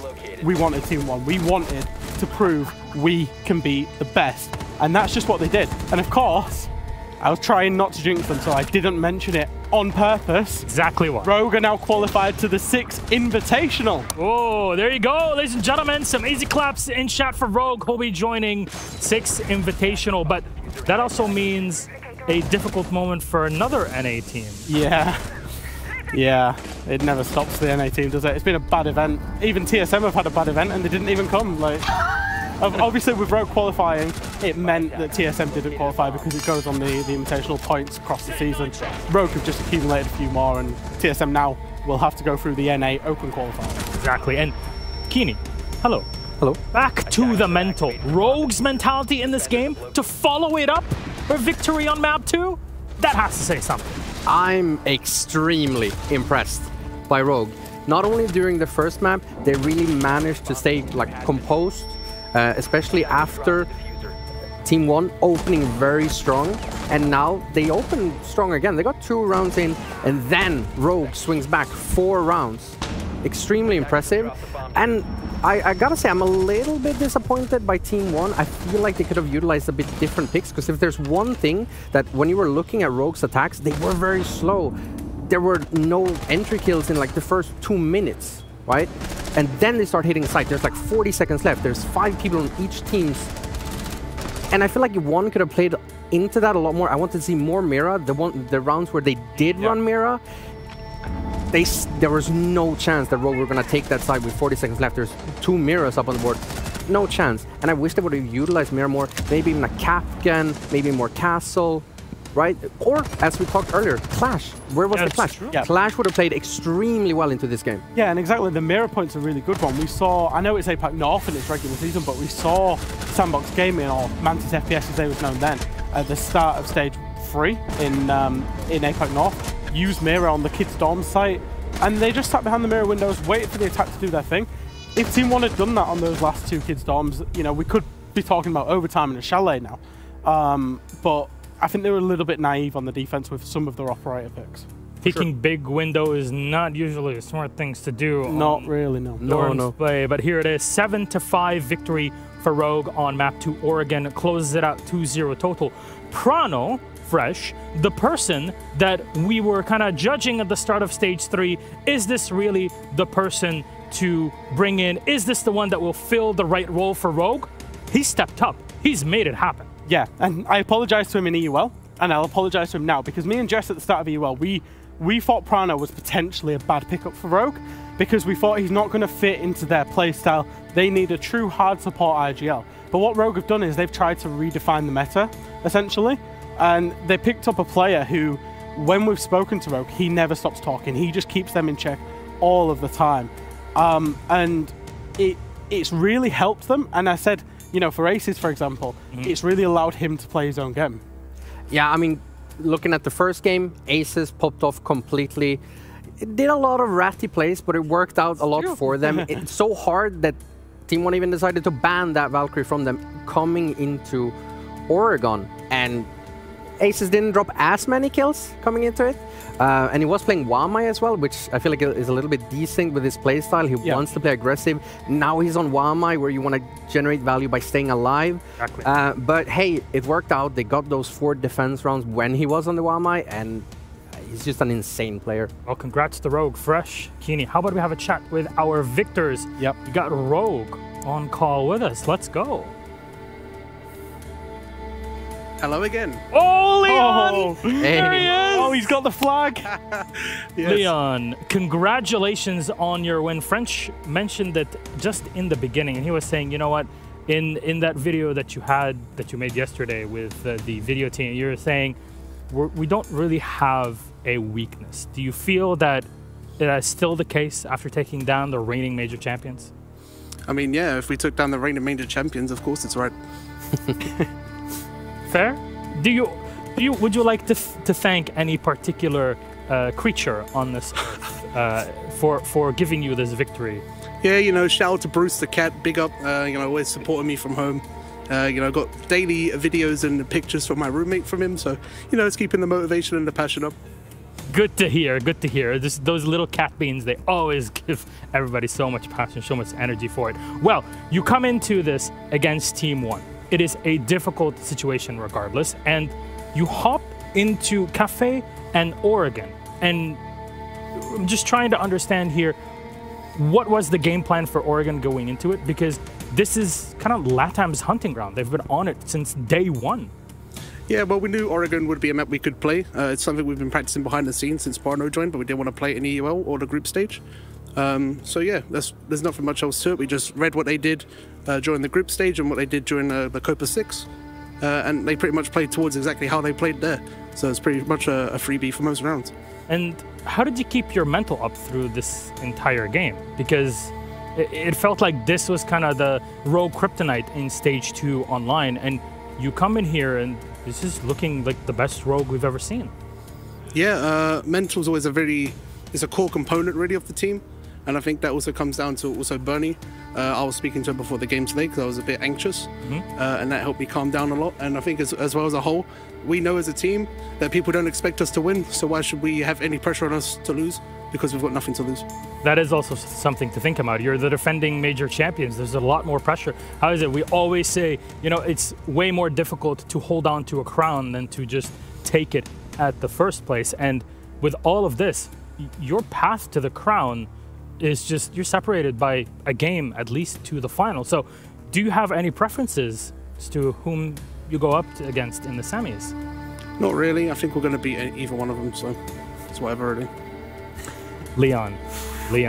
Well, you know what? At the end of this, it's been a long time since we've seen you so far or so deep into a tournament. You particularly, I remember the IDK days at DreamHack Valencia in 2018, and here you are again on the big stage. Anything you want to say to the fans out there?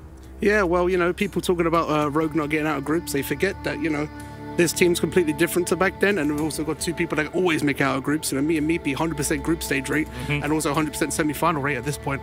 So, yeah, thank you to all the fans that stick by us, everyone at home supporting us, everyone here as well supporting us. And after 4 painful years, I finally make an invitational, so nothing to really complain about here. Well, congratulations, Leon. Can't wait to see your performance at SI, but of course, before we get to the granddaddy of them all, you have to go through the major here. We'll see how you get through to the semis and maybe to the grand final itself. Thank you again for being here, and good luck later on. Thank you very much. Goodbye. Well, always a pleasure to speak to Leon, and he's looking very comfortable given the situation.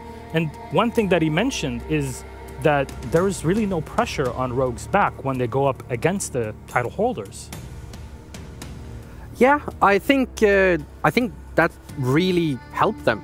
Yeah, having that sort of like low expectations on you really allowed them to sort of shine. And again, like we talked about in the second game, Team 1 didn't really play that well into Rogue. So I think Team 1 went into this matchup against Rogue a little bit too cocky. Pressure does weird things to teams. You know, I've been part of a couple of teams that have dealt with... I was in a team that dealt with relegation pressure where we could beat everybody in scrims but couldn't do it in officials. And maybe Team 1 struggled from having that pressure of being the defending champions in the games that mattered. We saw them go through groups, that's fine. But once it gets to the main stage, everything changes. You know, you can see here, there's a whole stage. They're playing on a stage, facing their opponents up.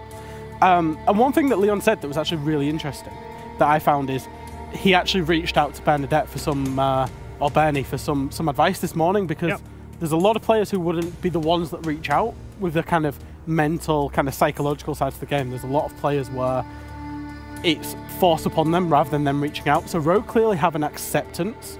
The mental is a huge part of it for them.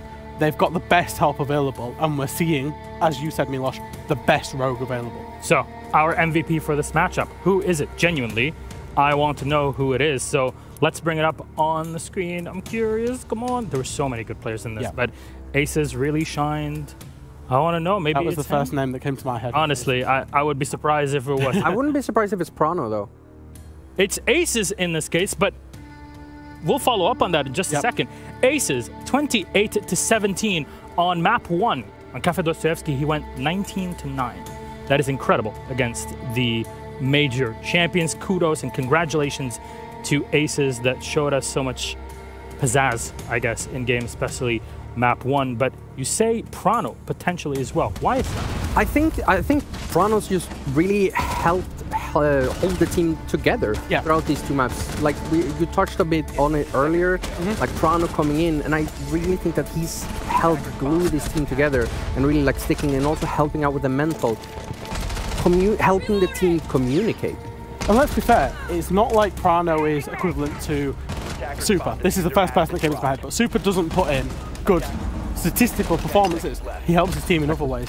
Prano's helping that, but he can also shoot. We know from his Team Secret days, he can shoot, he knows how to gun, and that's Rogue playing to their strengths, and that's why, you know, it's possibly a genius move to bring him in, because they've now got a team of straight up gunners. Even Rips, we talk about, Rips does the kind of industrious side of what his team need him to do. He does a lot of the kind of SMG operators, he does a lot of droning, we saw Gridlock on Cafe, for example.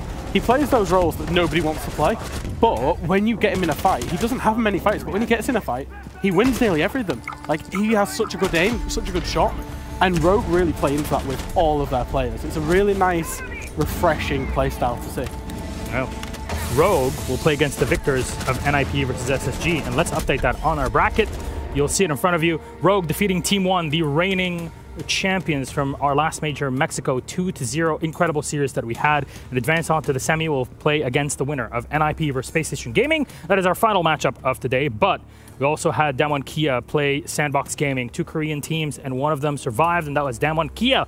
They will go up against the winner of FaZe Clan versus Team BDS. With Rogue's victory as well, like we mentioned at the start of this post-match desk, they are officially qualified for 6 Invitational 2022, the basically World Championship. And this is where World Champions are made. There is no other place. You're a major champion. You are not a World Champion until you win an Invitational. And incidentally, the World Champions of NIP are awaiting in that bracket, so we'll have to see how they do later.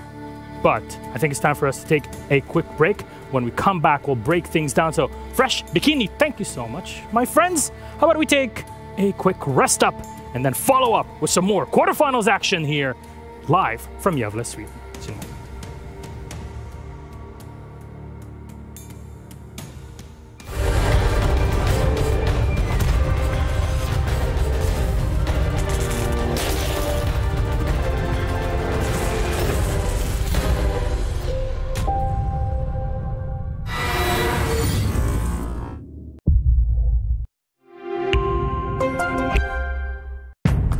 does it take to create the future of a gaming community?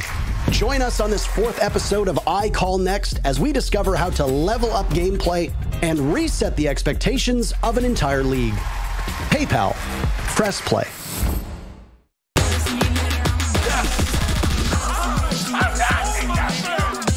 Easy going right there.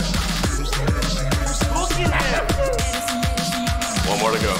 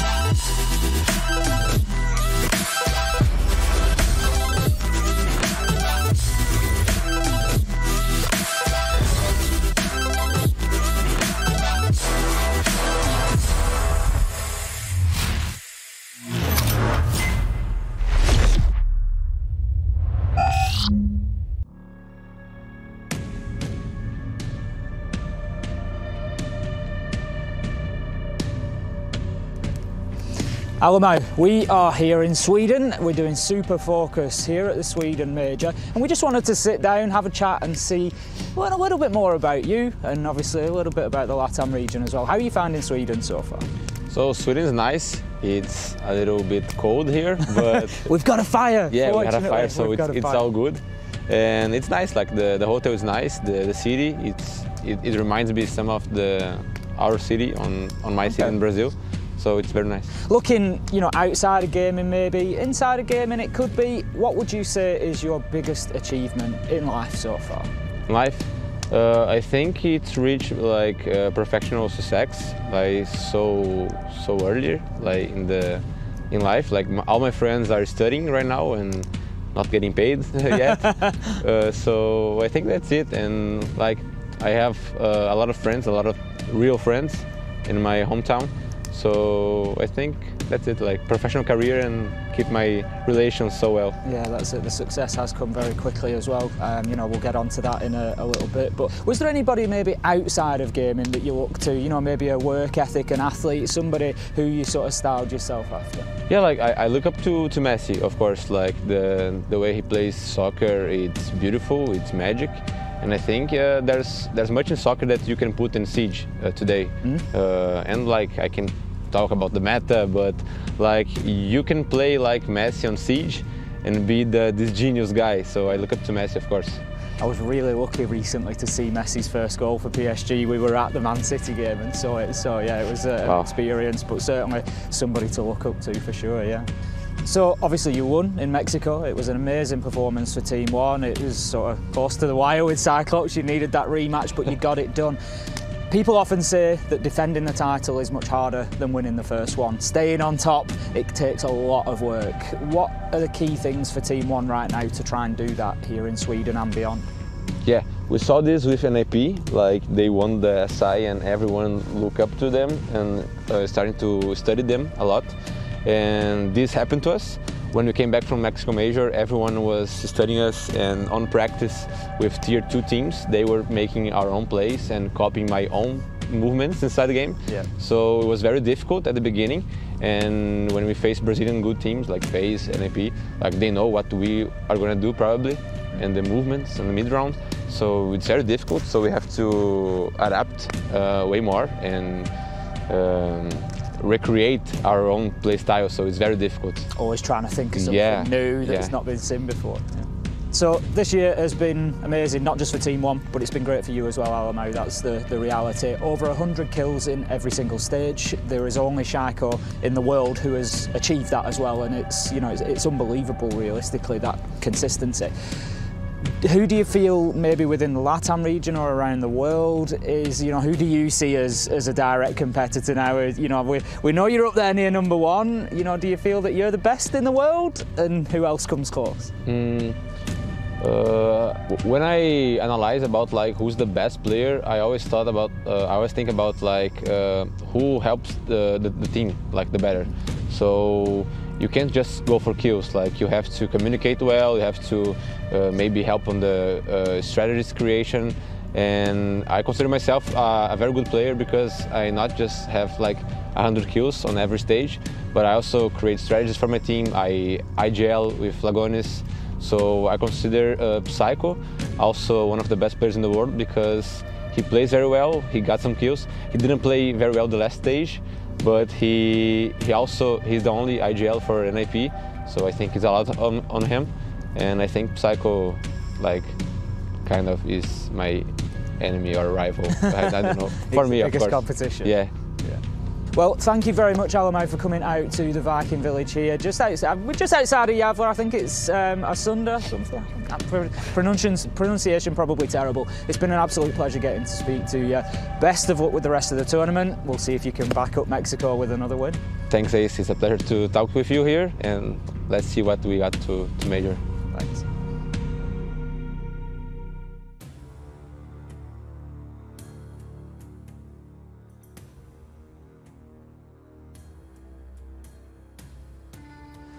All right, cool. Leon, super focus. We're digging into the details here a little bit. What was your parents' reaction when you said, Mom, Dad, I'm becoming a pro video game player? Their first reaction wasn't good. I told them I was quitting my job to do it because what did you do back then? I worked at Nando's. I was a griller. So yeah, I was cooking up the chicken, and then I told my parents I'm quitting to go play professionally. And at the time I already like stopped going to college, so they didn't really approve of it until they really saw the money coming in. So, outside of gaming, prior to coming into obviously being in Siege, what was your biggest achievement in life in your eyes?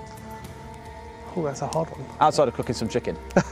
Outside of cooking chicken, probably my biggest achievement was contrary to how I look now. I lost a lot of weight when I was younger. I used to be a big boy back then, as I am now, and then I lost quite a lot of it very fast, so I was pretty proud of that until obviously I put it all back on, but that don't really matter. Fair enough.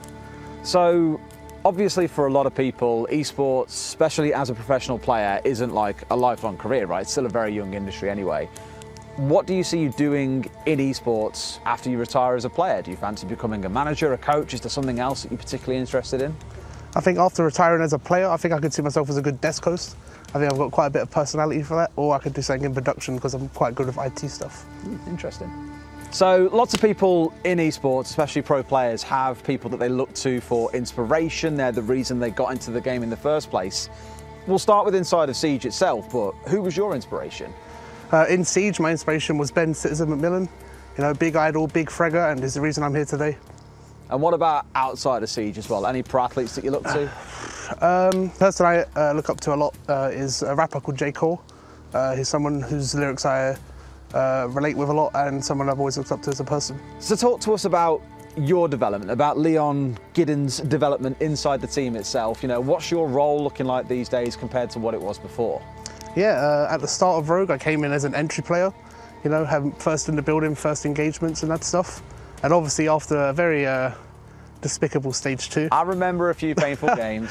You know, I got moved to support. The team felt that's how the team needs to move forward because they just didn't feel comfortable with me on the front anymore. So I stayed with that for a good 6-7 months to avoid relegation and continue into stage 1 as well of 2021. And then after 2021, we kind of changed it up a bit. I went back to entry for stage 2, and I still kind of play that now, but it's kind of all over the place. I'm a bit in the middle of where I actually am. I'm not quite sure. You're kind of wearing the flag of where this next question's going as well. I want to talk about the UK scene for a second. It's come a long way since the early days to the stage that you're now the only UK player here in the quarterfinals as well. How far on do you think it's come, and what do you think about the new generation of up-and-coming UK players? Yeah, definitely improved a lot since back in the day of IDK Team Secret original lineup. Definitely somewhere we're getting very far up as well. You know, we've won a Pro League title, I believe, with Na'Vi, and yeah, it's just constantly going up and up. But there's still some improvement to go because the old Gem boys still making it out of groups and the rest aren't. I've got one final thing to ask you about before we start wrapping up, Leon. Now, naturally, it's been a really long roller coaster journey for you as well as Rogue recently. You know, looking at back to Team Secret, now on towards Rogue. Is this finally where things really start turning up and staying up for you consistently? I think this is a good turning point for us. I think making this land is really going to motivate the team to show what we're missing out on and what we want to keep achieving, which is making lands and winning titles. Awesome. Well, I'm really looking forward to seeing how you boys do. Really hope for you and Meepy especially it goes well. But of course, to all the Rogue boys, massive thank you for sitting down with us today and good luck. Thank you very much, Liz.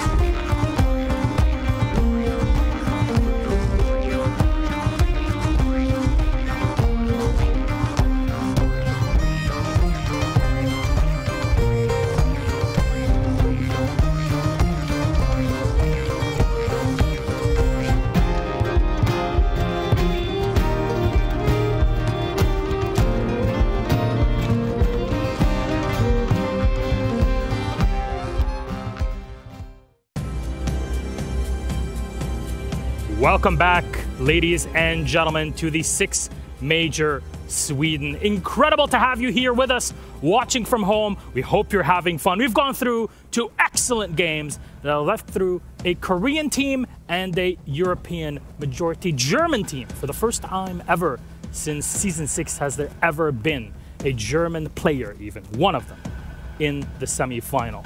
And now we move on with our contest. It is time for our next matchup to see who makes it through. It is game number 3. It's FaZe Clan v BDS.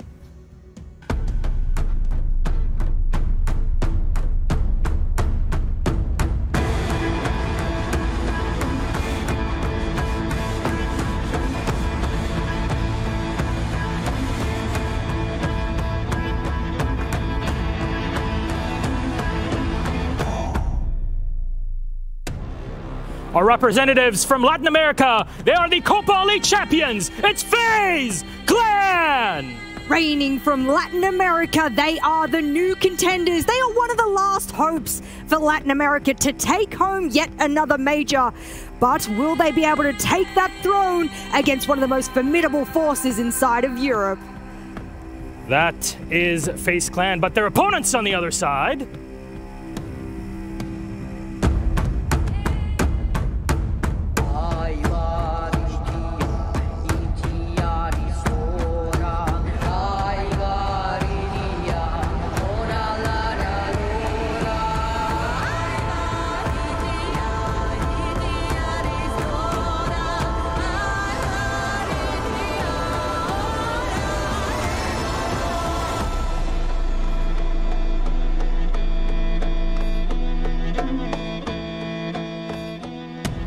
Our EUL representatives, our French squad, it's Team BDS!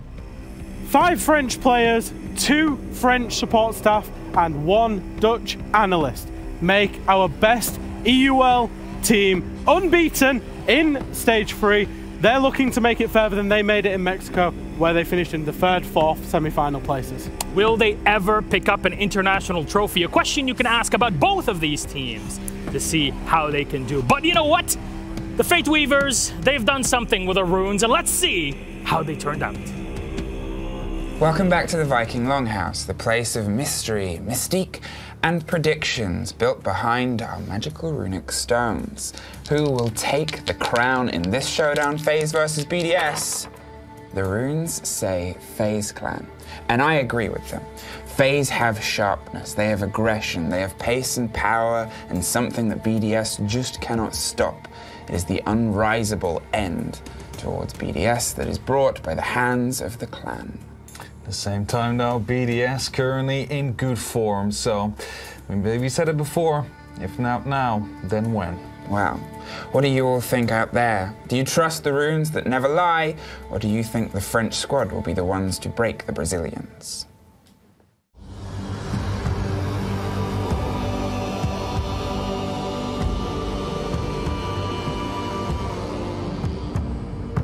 If I have to say one thing to my rivals, it will be good luck and have fun, because we are coming for you.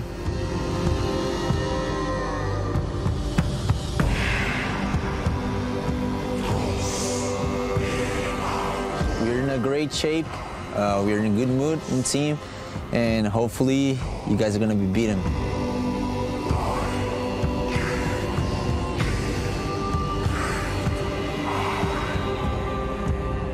I think our opponents should be afraid of our team play and our capability of fragging. We have insane fraggers, so better be ready.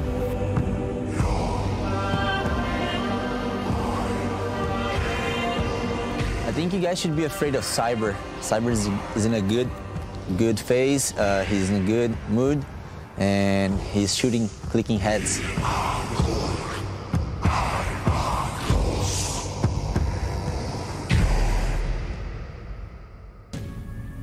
Well then, my friends, let's see if the runes are right or not. What fate has been woven for these two squads? First up, let's talk about our rosters and what they have to offer. By the way, welcome back again. I'm Osh the Medic. With me are Jess and Fresh here on the analyst desk. I'm going to fill you in on BDS v FaZe. FaZe Clan. Let's talk about this squad. Are Copa Elite champions. They won it all in Brazil, but they're lacking that international trophy, Jess. Oh, they are looking hot to trot. Look at those player photos. I love it. I mean, they are honestly some of Matrix. the... Yeah, exactly right. And we saw this with a few different teams. You might be hot to trot outside the server, but you got to bring it inside the server as well. And they have 2 players right now who are the top-rated players throughout the entire groups here. 2 of them, not just 1, but 2. And they make up 4 of the top-rated players throughout the entirety of the group stage in Latin America. Only 1 other player even put it up to them, and that is an APAC North player by the name of Yas. So, both Cyber and Bullet on their roster are fearsome players. They are who you should look forward to, but where you should avert your eyes to very quickly now is that round evolution on the right-hand side of your screen. How many 7-0s in a row? They got 2. It's unprecedented territory that FaZe got to trot on, and as a result, they were able to walk away with the highest round differential in the entirety of groups, almost by double. Incredible stuff from FaZe, and it's why you and I have put them in our predictions. Yeah. They looked sensational, but okay, I'm going to give a big caveat here. The relative strength of the teams they beat 7-0 was lower. They played against a team with a coach, and they played against a team that has not competed internationally pretty much ever. Okay. With players who have never competed internationally. So that's the big caveat. They've clearly got the quality, but they did lose to Rogue in the game that mattered against them. And their opponents, they've also never won an international trophy. Oddly enough, their EU league, we talk about them all the time. It's BDS, and what roster it is. They somehow perfected themselves. Of course, adding Bride 2.5 years ago, and here they are, fresh, still top of the chain. When you're in a team, you're looking for noticeable improvements. Now, BDS, they have so many tangible improvements that I can just reel off. They've added a coach, tangible improvement. They added Bride not so long ago. Tangible improvement in just not being the team that revolves around Shaiko anymore. They are a unit of 5 coherent players operating as a team, not individual players. It's not going to be one person that pops off. It's not going to be 2 people that pops off. It will be every single one of them. They've expanded their map pool. They play all 7 maps. The West map Villa, they went and played it in group stages, and they won it against NIP, no doubt. So you said they have weaknesses, they turn them into strengths. You've been rattling this off to me in my ears since day dot here with BDS, and I have nightmares about the fact that you are the biggest BDS shield, and now I've become an even bigger BDS shield just out of the fact that they have players that fill almost every single area of the stats. Shaiko, one of the highest entry players in the entirety of the group stages, and Bride, second, or rather was he tied with Element? He's the highest rated player that here we BDS go. have. He's their support player. Okay. That is incredible for a support player. Remember when Bride was added to the team, we're like, this man is worth his weight in gold. And he has been the golden goose for the squad. But also, on the same, at least from my POV, looks like FaZe bringing in cameraman over the past few months, it has done what having a Lems on BDS has done to them. In my head, these 2 keep them both together, these coherent, united teams. And this big clash of like some of the most experienced IGLs, I guess, between the 2 regions going up against one another, that's what I'm really excited for. This is a grand final that's happening in the quarterfinals. Like, in a way, I was absolutely distraught that we pulled these 2 teams together, because I thought that these are the 2 teams that I want to see in the grand final together, because FaZe played so well out of group stages. BDS, we know just how strong they can be. And this should be, I mean, I wrote it in my notes, it's going to be an absolute banger. I mean, detailed as they always are. Oh, yeah, I love his notes. They go 4 dot points and then it's all done for the entirety of the day. So it's how it works. It's called the Pengu School of taking. I saw him stealing Bikini's notes before, by the way. Snapped him going, oh, these notes look good. In fact, they're still here, so I might use some of them. Yeah. You know, it actually says, one of Bikini's notes here says, holy moly. That is. Do with that what you will. Honestly, holy moly. Indeed. What do you say? Holy Toledo. Holy Toledo. That is apparently a Texan thing. I don't know. Oh, is it? I don't know. I'm Australian. I sound like a North American. I'm not. But you know what?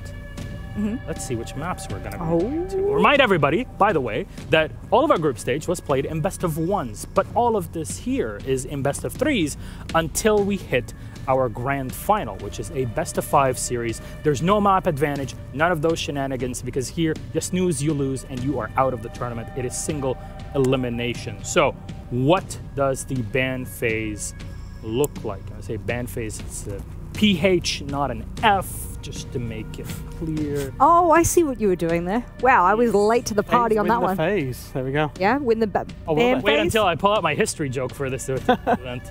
You know, there's been some references that you guys have made even during EUL, and it just goes whoosh straight over my head, and I'm like... Not that hard, Jess. You are quite small. I knew someone was doing a there's short a big joke. box. I am not Big standing. box. I might be standing on a box. I might be. I'm never going to reveal it though. I actually already revealed it. Yeah. It's the same box from the group stages. So realistically, This box travels with Jess all over the world. it really does. In her backpack. Not sure if it's. It's like operators in the game where they pull out the reinforcements. Yeah. That's true. Where do they pull the reinforcements from? There you go. Two We'll never know. reinforcements, a shield. Goyo's got 2 of them.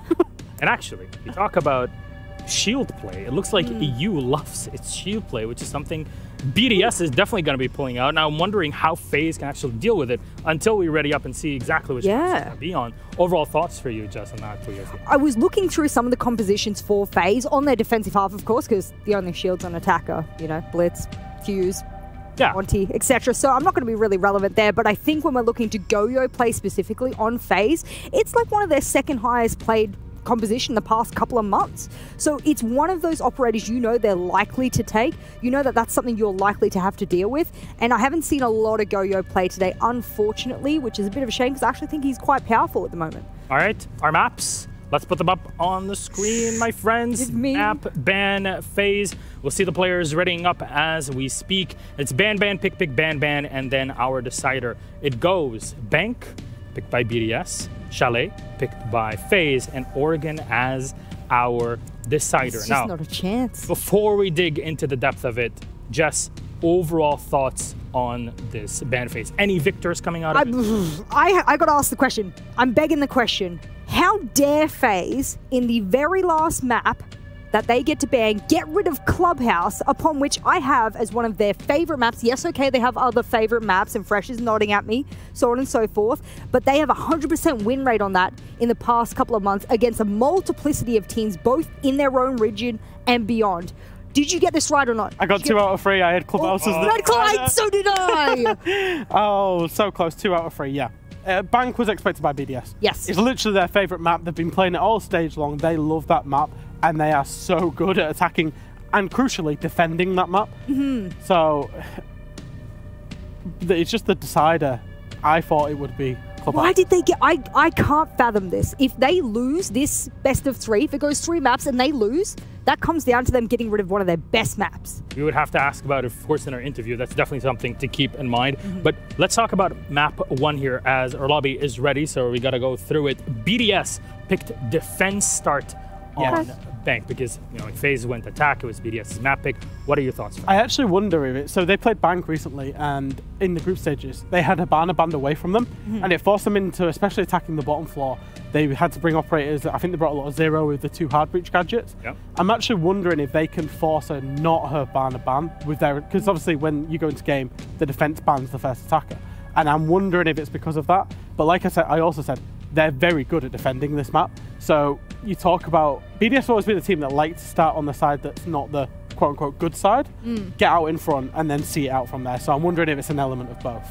I beg to disagree just a little bit because we love to disagree in that way. I actually think that overall, considering through the group stages, Bank was played the most out of all of the maps. I can give you a bit of an indication that it is 60% attacking sided.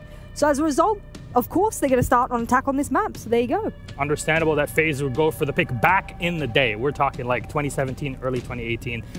LATAM was one of the best on Bank. Only one NA team really played it. It was Flipside Tactics. You remember all the way back in the day. This is how old it is. Oh my God, you make me feel old. I feel it too. Jess, Fresh, thank you so very much for breaking things down here. It is game number 3 for us today. FaZe versus BDS. Let's kick it off. Let's see who makes it to the semis. And we got Bank up first. Enjoy. Whoa! I love it. I love that camera. I love this set. I'm having a great time. And you know why? Because this is the game on Milos and Fresh's magical draw that everyone was like, oh, this is going to be a game.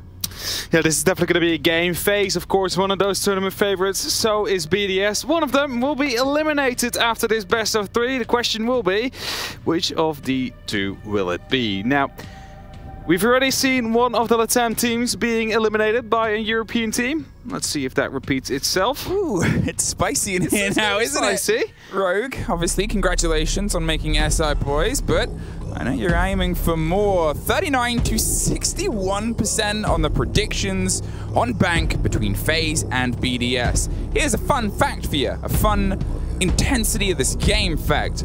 BDS were the third best and highest scoring team coming out of groups. If they had not got to overtime versus Sonics, they would have been the top seed in their group based on the round difference versus NIP.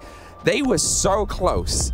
And that means that this game isn't just between a top seed and a second seed. Yep. It is between the top technically rated team coming out of groups and the third best rated team coming out of groups. It's why it feels a little bit like a final right now. It definitely does. And I mean, we've had those before. You know, the Empire versus BDS matchup we had during the Mexico Major felt a lot like a final as well. Looking at the bands, by the way, we already started off with a bit of a funky one, Zero being removed, also the Valkyrie now, so cameras on either side are going to be limited. Hibana, well, that is quite default on a map like Bank, due to the fact that the hatches are, of course, quite important.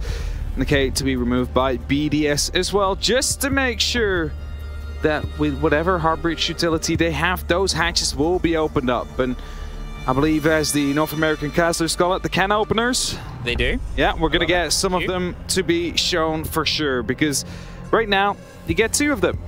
And every single operator that gets them, the Hibana has been removed, and, well, they just as well opened up a hatch, just a single one. So, there you have it already, the buck on the side of Cyber. Now, I know you're thinking. What am I thinking?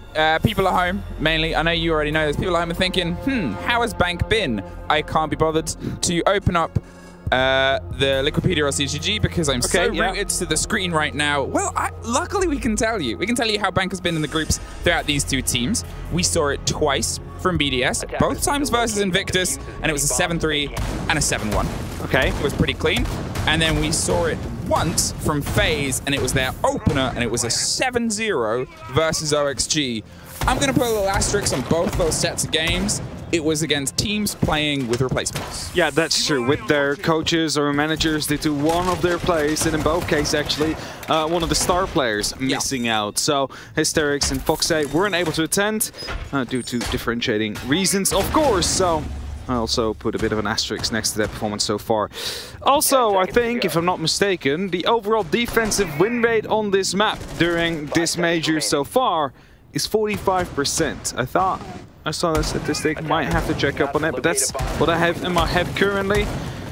And that is something to keep in mind as well. BDS starting out on it, if they manage to get 3 rounds here, that is considered good for the tournament being. All right, the approach is going to come here from FaZe Clan. And as we sort of cited and have said a lot about, the attacking has been hot between these 2 teams, but I'm ready to see both of them truly tested. Yeah. Because we've only really seen them sweat a little bit. And, you know, 1 game out of a group section between the pair. It's not like, as I said, we're seeing a crippled BDS come in. It was just the second-rated team, and NIP were above them. It happens. But in this game, across the statistics, we have the 2nd top-rated player, the 3rd top-rated player, the 4th top-rated player, and the best entry player split evenly between the 2 different teams. It's going to be a hell of a matchup, I'm sure of that. It all starts off with that top floor control here for FaZe. They're on that attack. They need to start it going. Well, get it going, rather. This cameraman is already inside on the 1st floor. We also see that the top of square is currently being held off by Bullet. Those hatches, well, will take a couple of seconds, but they will will be opened up soon. So, no real need to worry about that. Some pre-fires coming through, but none of the BDS members currently on the roam. It is, however, Lems that is playing the close angle on the blue stairs. The opening there might actually cause him to, well, force him to fall back, but seems like he decides to stick on for now. Has 3 of those smoke canisters in pocket. Could use them to stop the attack from truly putting pressure on him. Rafal stacks up on the side there of server to make sure that there is at least something to offer some countenance if the play starts to come round. The first thing's a Gemini. Do some intel, gather in, see what's the crack. But otherwise, Cyber can sort of sit around there with the buck and make sure they have the lock-in. The grenades are likely about to roll down in from the Iana as Cameraman adds a little bit of width towards the push onto sewers. They're making sure that it's a multifaceted push. And the sooner Alems works this out, the sooner he might be able to help. Oh no. 2 grenades either side. As I said, it dropped, and there goes Ion. And now Alems is entirely isolated. He might not know that somebody has dropped beneath him, but he knows the pressure's coming through. A really well-coordinated attack gets shut down. The first shotgun pops off, but the top of the stairs and the hatch is still open. One more. He's up to the top. He's looking for a second, and the smokes are keeping him going. He is wasting so much time, and he finds one more. Can he make it 3? He does! Alems is the king of blue, and nobody can conquer him until he leaves his safe hold, but still, that work was exceptional. Astro, he's found his way into the site, but gets locked out before he can do any real damage, and Souls is now the only remaining player. Goes for the spray, and a bit of a flash against the mirror window that's looking towards the default plant, or the smoke even, to obscure some of the sight. He's going to see if he can bait some utility. There's still some in pockets, but they're going to find the fight at this point. They're going to see if they can cause some damage. There's nowhere to go but down. And Alems / BDS take the first round. Alems with a very strong start there for sure. And we have seen so many successful attacks on that basement, actually. And, you know, when a play like that comes around, that is when you differentiate yourselves, because the amount of attacks we've seen, most of them on the bottom floor were quite successful to some extent. It's a pretty step-by-step process. But if Alems just swings with a shotgun and somehow gets the timing right every single time due to a bit of a disconnect in FaZe's synchronized push, well, that is when you have the opportunity to lock it off. That's where you saw the grenades to come in, was a secure kill onto Rafal, but Alems here just dancing around at the right time. It should have been pushed on 2 different sides here already, and here as well. So 2 occasions here where the synchronized did not really come true. I mean, everything was playing to his favor. Don't get me wrong, sometimes everything looks down upon you and you have the perfect timing, but still, what FaZe did there was technically nothing really wrong. They did the perfect take against Rafal, and they had the split cover coming from sewer. They widened themselves. They had multiple angles, and then, as we saw a little bit later, Astro, in the same time, had gone around to Garage. Yeah. Actually found an entrance, or whether he came down from green. It was either way. We didn't quite get the look there, but still, it's width. Then they had multiple pushes on a staircase where there really is no way out. And Alems found a way out. As soon as he did get out, though, he was picked up. So I mean, had to stay inside that. I think when you've got a triple kill, it's just the Viking power running through. Yeah, you continue charging. No stopping in that case. No stopping. Do or die. FaZe now round behind. I mean, it's not the end of the world. It's only round 1 in the best of 3, so there's still plenty of time for them to make up for that mistake that they've sadly suffered. If you're looking at the lineups now, you see the Amaru currently in the hands of Souls. Wondering where that will be used potentially to go up to the roof or jump up a hatch. So on something we also see every now and then. They're going to see if they can get a bit of a pacey clear here, double checking and doubling up underneath green. The slow creep round, and it's sort of a reverse clear here. Now, obviously, they have the Amaru, and that's the curiosity, because there's some fun hatches. You're looking in towards the elevator where a lot of teams play. You're looking in towards these sort of crutch holds, and where is he going to pop up? Oh, right in the middle of the room, you say? Why not? Give it a go and see what happens on the swing on open. It's up, and it's a go, but the first, it doesn't quite connect in BDS's way. It's locked by Cyber. Gets the double, and they now get the plot, but it's a third for Cyber. Is he going for the 4th? He knows they are there, but they get some revenge. Rafal, though, is all that is left in the small box, and FaZe, oh, they're here to play. They're here to play indeed. They followed up a round loss with a very quick push. I saw them all going in from the garage. 2 went up the main stairs, the other one went up the hatch, and as soon as they had that very first kill, they could go down for that plant. The cover was truly there. Well played by them. Good call, good read. But BDS should be aware now that should not work again, and you know, FaZe is not going to try to do so again. The staff room in the open area will be chosen yet once more, as Cyber here will truly clean up the site, allows them to get that plant down, stop them from trying to challenge So. Very well put together there from FaZe. It was cool, calm, collected. It was tight. It was very well synchronized. Unlike their celebrations video, that was amazing. That we're still going around from Dev. Even reposted by the FaZe clan Twitter. I saw that as well. Yeah, that I was going to make first to round 1, but that definitely doesn't need working on. It was watertight. And I love that they're instantly hitting the board with that level of pace. It's a great map for BDS, and those sort of plays, it's something that you're not entirely prepared for. There was only really one team inside EUL that used to run those sort of plays, and it was Once Upon a Time Is a Dream. Yeah. And Heroic, or I forget the exact order of who they went through, but you know who I'm talking about. I know who you're talking about. They went through many different names, to be fair, so it's understandable. You don't always get the order right, because they did it in quite quick succession as well. Either way, it is BDS, though, to run the exact same site, and as FaZe have decided that, you know, another rush is probably not going to be working out in their favor. They are taking it slow again. To go for the default takes. You need to take care of that top floor first. It's going to be a bunch of BDS players stuck up there, though, with Shaiko and Janitor and Renshiro on the long desk. Surely, as soon as Astro starts opening up on those windows, that pressure will be coming back at them.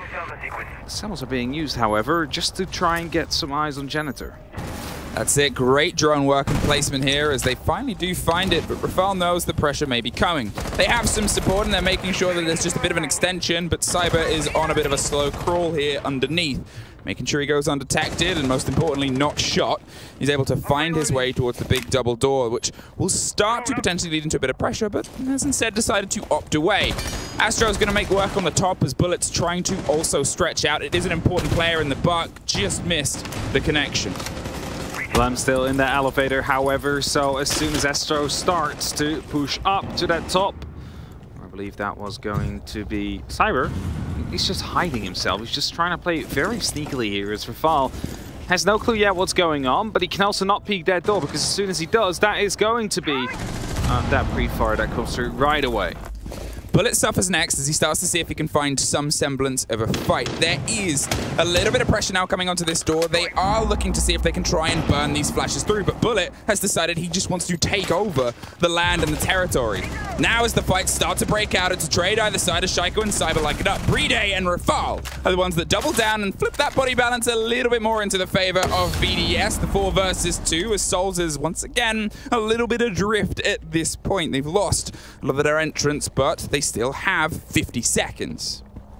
Still plenty of time for them to try and make up for the lost ground here, but BDS, 2 men in advantage. Should be having the opportunity to set up these crossfires here as FaZe tries to do the exact same. Opposites of map though. Might be able to reach one another yet once the attack starts to push through as Souls back into the archives, hopes to find one in the small side office, might spot a head down there, but a mirror window does get him spotted out though. A bunch of bullets sent his way. He's going to be able to escape, at least for now, it seems like, as cameraman will be able to pick up the first. Fantastic take by cameraman there, and they've been able to stack themselves up, but look at the timer. They've got to try and drive through, and suddenly it's a 2 versus 1, and then it gets locked off by Renshiro. Had his angle on the door, they were able to break the approach there on FaZe, and strangely, the slowest round we've had because there hasn't been this absolutely unquestionable explosion. Yeah, the first 2 rounds were quite explosive to some extent. It started off with the Lambs, of course, the triple kill that truly let them in. Then after that, of course, we had the quick hatch plant. That definitely was a strong feed from FaZe as well. The question is, however, are they going to be pulling that yet once again on one of their attacking rounds so far? Will BDS be ready for it? It's exciting. It's exciting, and I guess, to be fair, we've had little pockets of excitement in the earlier games. If you've somehow missed Game 1 and Game 2, and you don't want spoilers, even though it'll pop up on a bracket multiple times, and you've probably seen it all over Twitter, cover your ears. 3, 2, 1, 2 2-0s. 2 2-0s. We have not seen a third map, but if any teams could fight this the distance, and I guess you want to see every team try and go the distance, but if anyone might be able to secure it when things start to go away from them, these 2 are those teams. Definitely so. A lot of experience on it as well on their sides. Now, BDS, we've said it many, many times before, they are a team without a title, without a international title, and that is, of course, the goal for them to achieve. If you want to go for the European League finals, well, they also lost those due to the incredible toe shots we saw from Virtue, that was, on theme park. Map's no longer in the rotation now, so they won't get any bad dreams of that for this major. Now trying to win their first map on their home ground, on Bank. So they want to make sure they head into the second map with that lead, just to make sure that the pressure comes on FaZe.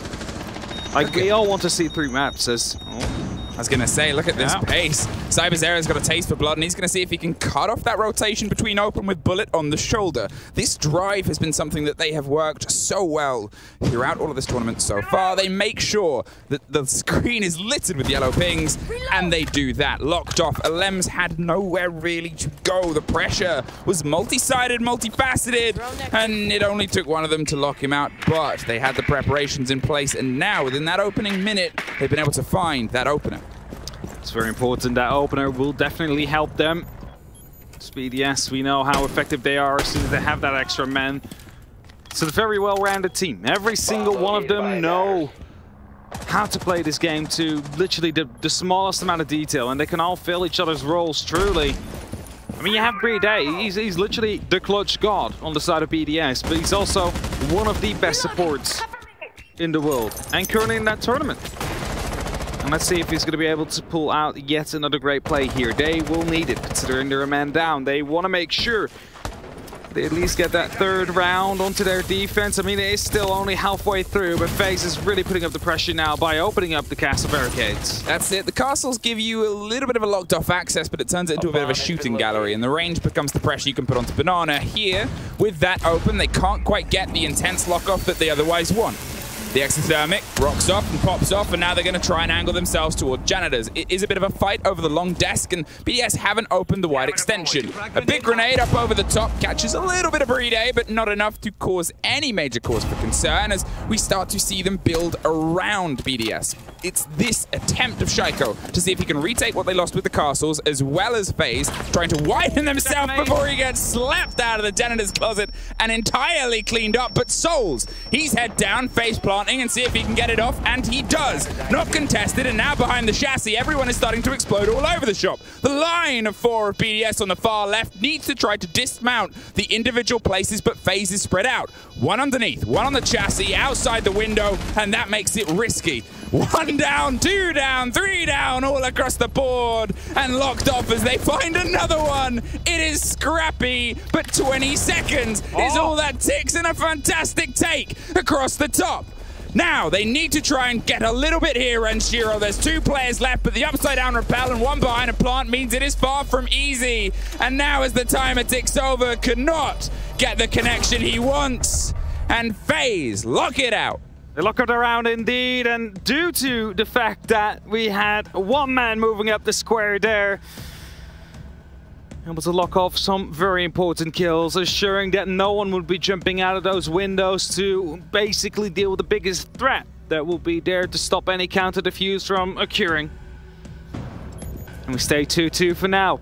Back to the bottom floor we go. Lockers, CCTV.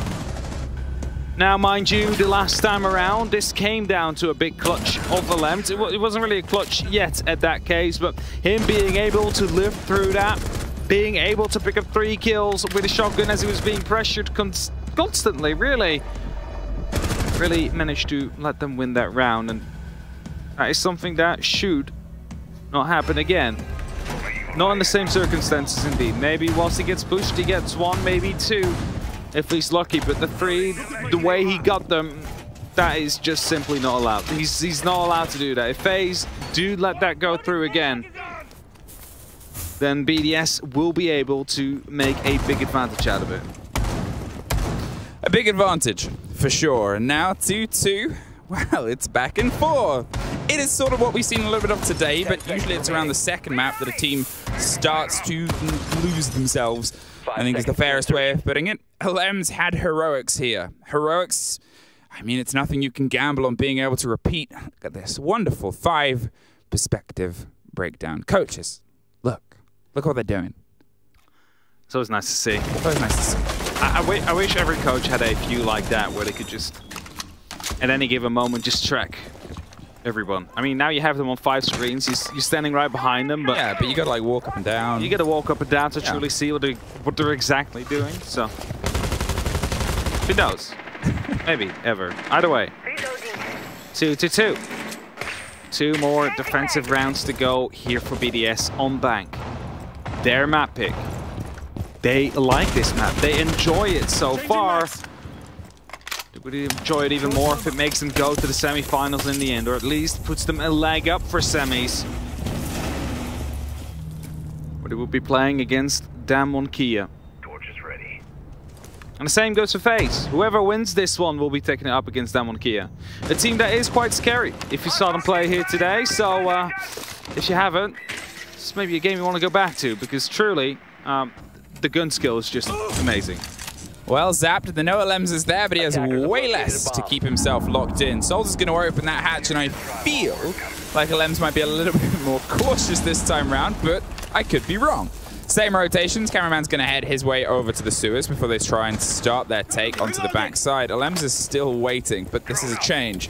Now the shield's back here. The ADSs are here as well, which means Rafal is way tougher to dismount. They're going to have to get in, burn them, and see if they can get the fight that way. Yeah, so they remove the shield from the top of the blue stairs, and as this shield gets removed, Rafal is going to, well, leave him alone. There gets picked up by Soul somehow. I'm not quite sure from where that happened. Alems tries to peek in with the shotgun, but fails the opportunity to. And Shiro with a great shot, though, onto Cameraman as he's being pressured back by Bullet. Nitros are being tossed out, but will not be dealing any damage so far. Only waste some time and give away the information. The default wall will be opened up, and surely a reverse plant is soon to be coming in. As soon as that goes through, though, that will be the call out that Brede will come over using, of course, the ACS 12 or the ACS with that big scope on top of it to try and take them out one by one. Oh, we've seen that tap work, and we just saw it not. A great take there as Bullet pre-aims the angle. Renshiro finds another one. A fantastic work done. But look at this. If they're behind you, he's behind you. The zaps come through. Will it be enough to get Souls? No. As they get it broken off. Brede's going for a huge take on the far side and gets a drop. But there's still 2 more players left in 40 seconds. Once again, FaZe have been able to drive themselves in with this plant, and you can see the 2 players have prepped themselves far away. One above the hatch, and that's who Brede is going to take the first fight with. The call and the pings, we just saw a hot ping come through, and that puts Brede in a tricky situation. They know that he knows, and we know where you are. So, try and open a wall and look for a cheeky pick. There isn't one. Instead, you drop, and unfortunately meet your maker, FaZe Clan. They're the first team to thread 2 rounds in a row. With that, they do take that lead now at 3-2, and a single round to go here for BDS onto their defensive half. They want to have a good shot here in a second. They will need to do everything they can to pick this one up. And the big difference here is if Alems, if Rafal are not able to have the impact that they had during round 1, suddenly the side becomes very open here for FaZe. And suddenly they have that opportunity to just go for that plant. In a 3v1 situation, Brede still being in the garage at that point, expected a late push to come through, but never came. And all they had to do after that is just set themselves up, watch that post plant, watch those angles, and be ready to strike. Now, last offensive round is underway. We are in the staff room in the open area. And how's BDS going to play him? Now they can play from the top floor yet once again. I mean, we've seen that one before. That was also due to, with the Amaru, that just repelled up the hatch and managed to deal quite a bit of damage and get that diffuser down in the first minute of that round. So BDS surely will be playing an extra person on the side ever since. Well, that's the split we saw. Open is the only one they doubled down. Regardless of how the losses have gone, they expected FaZe not to try a second rush. And they would have been prepared for it. It's the conversation that even if you change none of your setup, the comms on the first rush are rugged because it's a bit of a surprise take. That is the purpose. The second rush, even if it's done as cleanly, the defenders have been awoken to it. They'll have a little bit more clarity. They'll be a little bit more used to speaking at the pace that they expect to meet the FaZe's pace. It is a conversation, but they gambled and it worked. Here, they're going to see if they can actually try and bring some balance back in and lock off the 3-3 on their half. It's their goal, the 3-3, 45% defensive win rate so far on the map now. If they manage to put that up to a 50, that means they're doing better than average. Of course, it's not what they want. They want to be the best. They do not want to be better than average. But right at this moment, that might be what you need to take. Just that better than average for at least this half. Just to become the best as the tournament goes on. FaZe, of course, in the meantime, if they do manage to get yet another attack out, then they do have that 2-round buffer. It's a slow creep towards the mirror windows that are keeping themselves firmly watched on the fight that's about to break down. The 2-minute mark seems to be the go-ahead signal, and it's a scrappy fight with Rafal.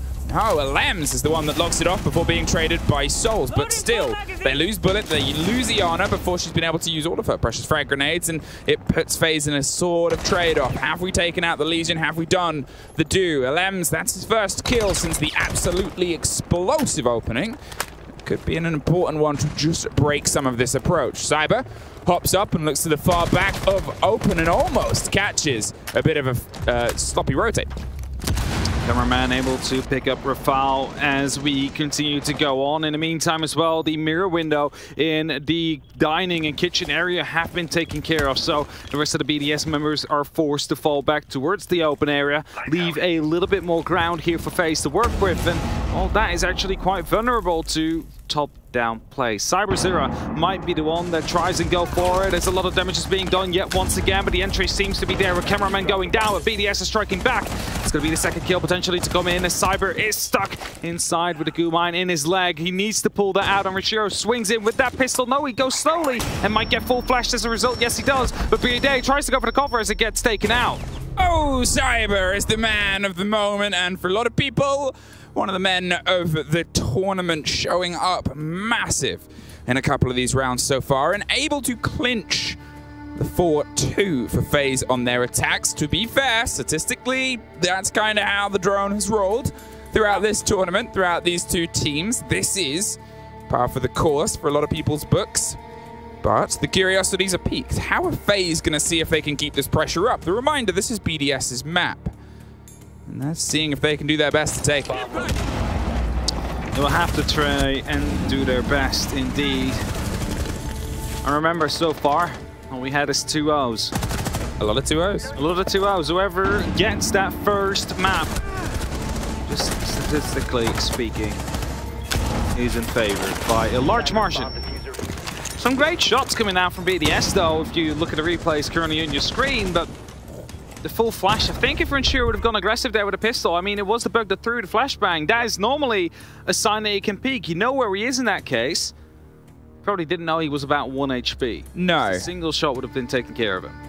It was that moment as well. You could see he went for the swing and the pre-fire, and just as he decided to pull away, he saw the edge of the buck, which is why he moved and then went to pull back the pistol and got close, and the flash made him a little bit cautious. There was potentially a call from the rotation from Beepers that said, wait, I'm almost there. Let's do this as a flat fight.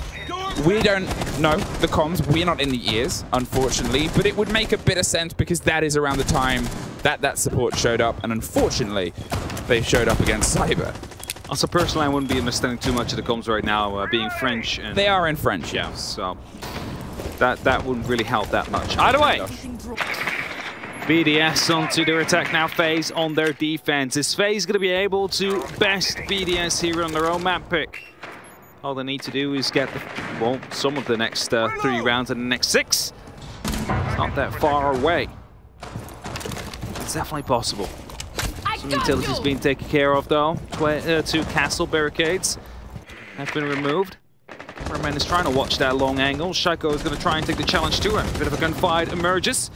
CyberZero in the meantime going from the top, however, will be able to pick up the first before he almost gets traded out, but he's allowed to live. A very important slip by there as CyberZero goes huge, finds that opener, finds that pressure, which is otherwise a very sort of placid position. It's otherwise not a place that elevator hold is going to go for a wonder, and as he listens to the slightly unsettling music inside this CEO lounge, he's going to try and find another one, but the connection doesn't quite come through. The loss of Alems is a big one. He is a vocal voice, and he's obviously bringing a lot of the heat from behind the scenes, so now he'll be doing all the calls and going for all the pings. But with a scratch to Cyber, and without being able to pick up the trade, it puts them in a very tricky situation. And FaZe know that. FaZe are pulling back now. They're not entirely throwing themselves into the gambit. There's still multiple floors to play with that BDS haven't cleared out, and it's a lot of work ahead. It's definitely a lot of work they need to make sure that happens. There was a player in the elevator, some pre-fires came through, but the kill eventually did not. As Mozzie does get spotted out. Cyber, low on HP, being hunted actively now. Rafal gives away his position, he gives away where he's actually coming from. In the meantime, Ranchiro as well on the windows, but they still can't find him. He's dug himself in deep in the office here as Rafal's just trying to find out where he went. They have absolutely no clue. They need another drone for them to find out, but the time's running out in the meantime. They need to go for these wall bangs as well, as Super Astro does get down by a grenade, however, brings it back to a 4-on-4 just temporarily. It's 40 seconds. It becomes this moment of how much are we dedicating. He is a scratch through a wall away, and he's making a little bit of audio, but as he starts to drive away, Rafal, well, he doesn't need a drone, but he might need a little bit of a breath catch after that. A sudden showdown. In the final 30 seconds, they're going to see if they can try and peel their way towards the site. A 4 versus 4. 2 players aren't in the best of health, and now it's a slight bit worse as they angle themselves towards the site itself. Bullet opens it up, though. 10 seconds. Rafal with the fight around the bottom of green. It's a wide swing that goes cameraman's way, and with them finally opening up the door, they do not have really enough time to get this down and secured. Preday's going to try and hold F, but the connection and the cover is there from FaZe. They take their first defense. And with that, they increase just the amount of blood, actually, that came out of Breday there. You didn't see it, but we saw it on the replays here on the screen. Just, well, it's fired at by so many bullets. Either way, with that, they extend their buffer. Now, 3 rounds is what separates them between BDS. It's one of those tournament favorites that did go 14-0 on the first day of groups. Looking to make up for the lost time, for the lost matches they've had. They clearly want to go on and win the event. Team 1, the reigning major champions, have been knocked out earlier by Rogue. That means we will get a new major champion after G2, Empire, and now Team 1 either did not qualify or have been knocked out. And every single one of these teams wants to be it. Maybe FaZe, maybe BDS will finally get their international title, which they have been searching for so long. Or maybe, FaZe I'm going to say it, maybe, just talking about the title in general, APAC, who knows? It's a lot of spice. Imagine the scene. There's so many teams in this tournament where you're like, you're telling me they haven't won anything? Yes. Yeah. Yeah, we are. And yet they're the best teams in the world. Who'd have thunk it? 5-2. 5-2 FaZe, and they have built themselves a very steady mantle. They have entirely driven the pace of this game so far. BDS have not used their timeout. They haven't decided that this is entirely gone off the rails as of yet. They're going to see if they can bring a round or 2 back before they find themselves on that 6th round. That very tricky situation as FaZe are going for this extension down into the basement. The slightly adjusted site with the new hatch location around the back of the vault makes it a bit trickier to hold and has changed some teams' attack. But as we saw with FaZe, a lot of teams still go for what was the old school standard default. For sure. Deploying the drone. Question here is, though, will BDS go for defaults? As FaZe, well, one more round and they're suddenly on a map point here. On the opponent's map pick, BDS pick Bank. And so far they're on a bit of a roam here, something that BDS did not dare to do. They played on site, and all the widest a player did go was a Lems onto the server stairs. He was able to pick up quite some good kills there, triple in the first round, but on the second time around they went down to the basement, to the lockers, was not able to find any. And FaZe just overran BDS. BDS is struggling to find that first player, and FaZe are making sure that they keep themselves just at arm's length. They're flirting with the danger, they're having an explore and seeing what's up, but there's still a lot of work left to do. Compare this to, I suppose, the pace of FaZe Clan to be at this point where they're putting pressure onto Blue and trying to start burning out this utility, maybe even taking that first kill behind the server stack. It's a lot slower from BDS here, and it brings that little flag of caution up at this moment in time as where is this disconnect versus FaZe? It is a team that's been so hot throughout the tournament, and yeah, they're against the top-rated team, but still, this is their chance on that big stage, under that big tree, to start this burn towards Blue. To be fair, there was also some roamers on the side of FaZe. I really like the serial laser gates, however, that have been placed down. One on the hatch, one on the blue door. If they want to go for that push, at least the information needs to be given away first, and that is a bit of safety here for Souls, but we've also seen it sometimes before. They just run through it. They take that damage just to surprise the player that's on the other side of it. That's when Shearer's holding a very long angle here. A grenade will be tossed in very soon. They want to get rid of the player behind the server stack. They need to find themselves an entry. 40 seconds are currently left, and BDS seems to be going for a bit of an alternate take right here. Hatch is being opened up in the elevator. There's not that much time left, but the first kill comes through. Cameraman trying to rotate out. A second one will be found by LMs, and that might be the opening they're looking for. Now Souls is going to see if he can put some revenge back over the top, but there it is. The hatch I talked about is the big drop. Lems gets his third, and Ranchiro finds one. It's just bullet, but look, 10 seconds, and they're going to filter their way through. Rafal goes down. They're all trying to hunt the man, and they find him. But there was a handful of seconds left. BDS at least find a round, and it is their first in about 5. Yeah, that's it, right? They do manage to find that round. It was coming quite close. And you said it before as well. They're taking so long compared to FaZe in picking up to, you know, their attack to really hit the site. Now, FaZe did have a roamer, mind you. He was quite active as well, able to, well, especially in the first minute and a half, sow some chaos, but he quickly fell back towards the site. Seems like drones weren't truly aware. I mean, they've had some struggles with it before in this matchup so far, but it lands from that hatch, picking up that triple kill. It's cautious. Yeah. It's cautious from BDS. It's a bit of concern. You can see it on their faces. You can see how they're playing compared to the energy that we saw in the group stages, compared to how we see them on cams during EUL. It's a little bit of concern. I think they know that this is a game that could have very easily been a final. They know that they're up against a favorite. They definitely know. Fresh said it before, back in the green room. He reckons that whoever wins this game wins the whole tournament. I don't want to go that far yet, but that does say how much he weighs this game. And it does, you know, I mean, it shows as well if you look at how big these teams were, especially, you know, pre-tournament talk, during the tournament talk. These are 2 out of the 3 favorites.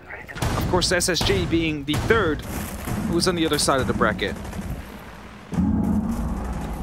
So, FaZe Clan, you've lost a defense and an echo drone as that gets taken out, exploring over open. Lems has a bit of a drone. They're going for this pre-stretched placements as they try and clear their way towards the top. The hold in the site that fell a bit out of favor when it came back in. It used to be a lot of teams secondary, with the basement being the lock-in, but open has become a really good stretch in this long stretched meta of very wide holds exploration defenses. A bit of a spray and a bit of a missed hammer swing as he gets in the upside down rappel and starts opening up all the angles that he wants, although maybe that was intentional to clear the one that he wanted. Gets close, but Janitors is where they're aiming for.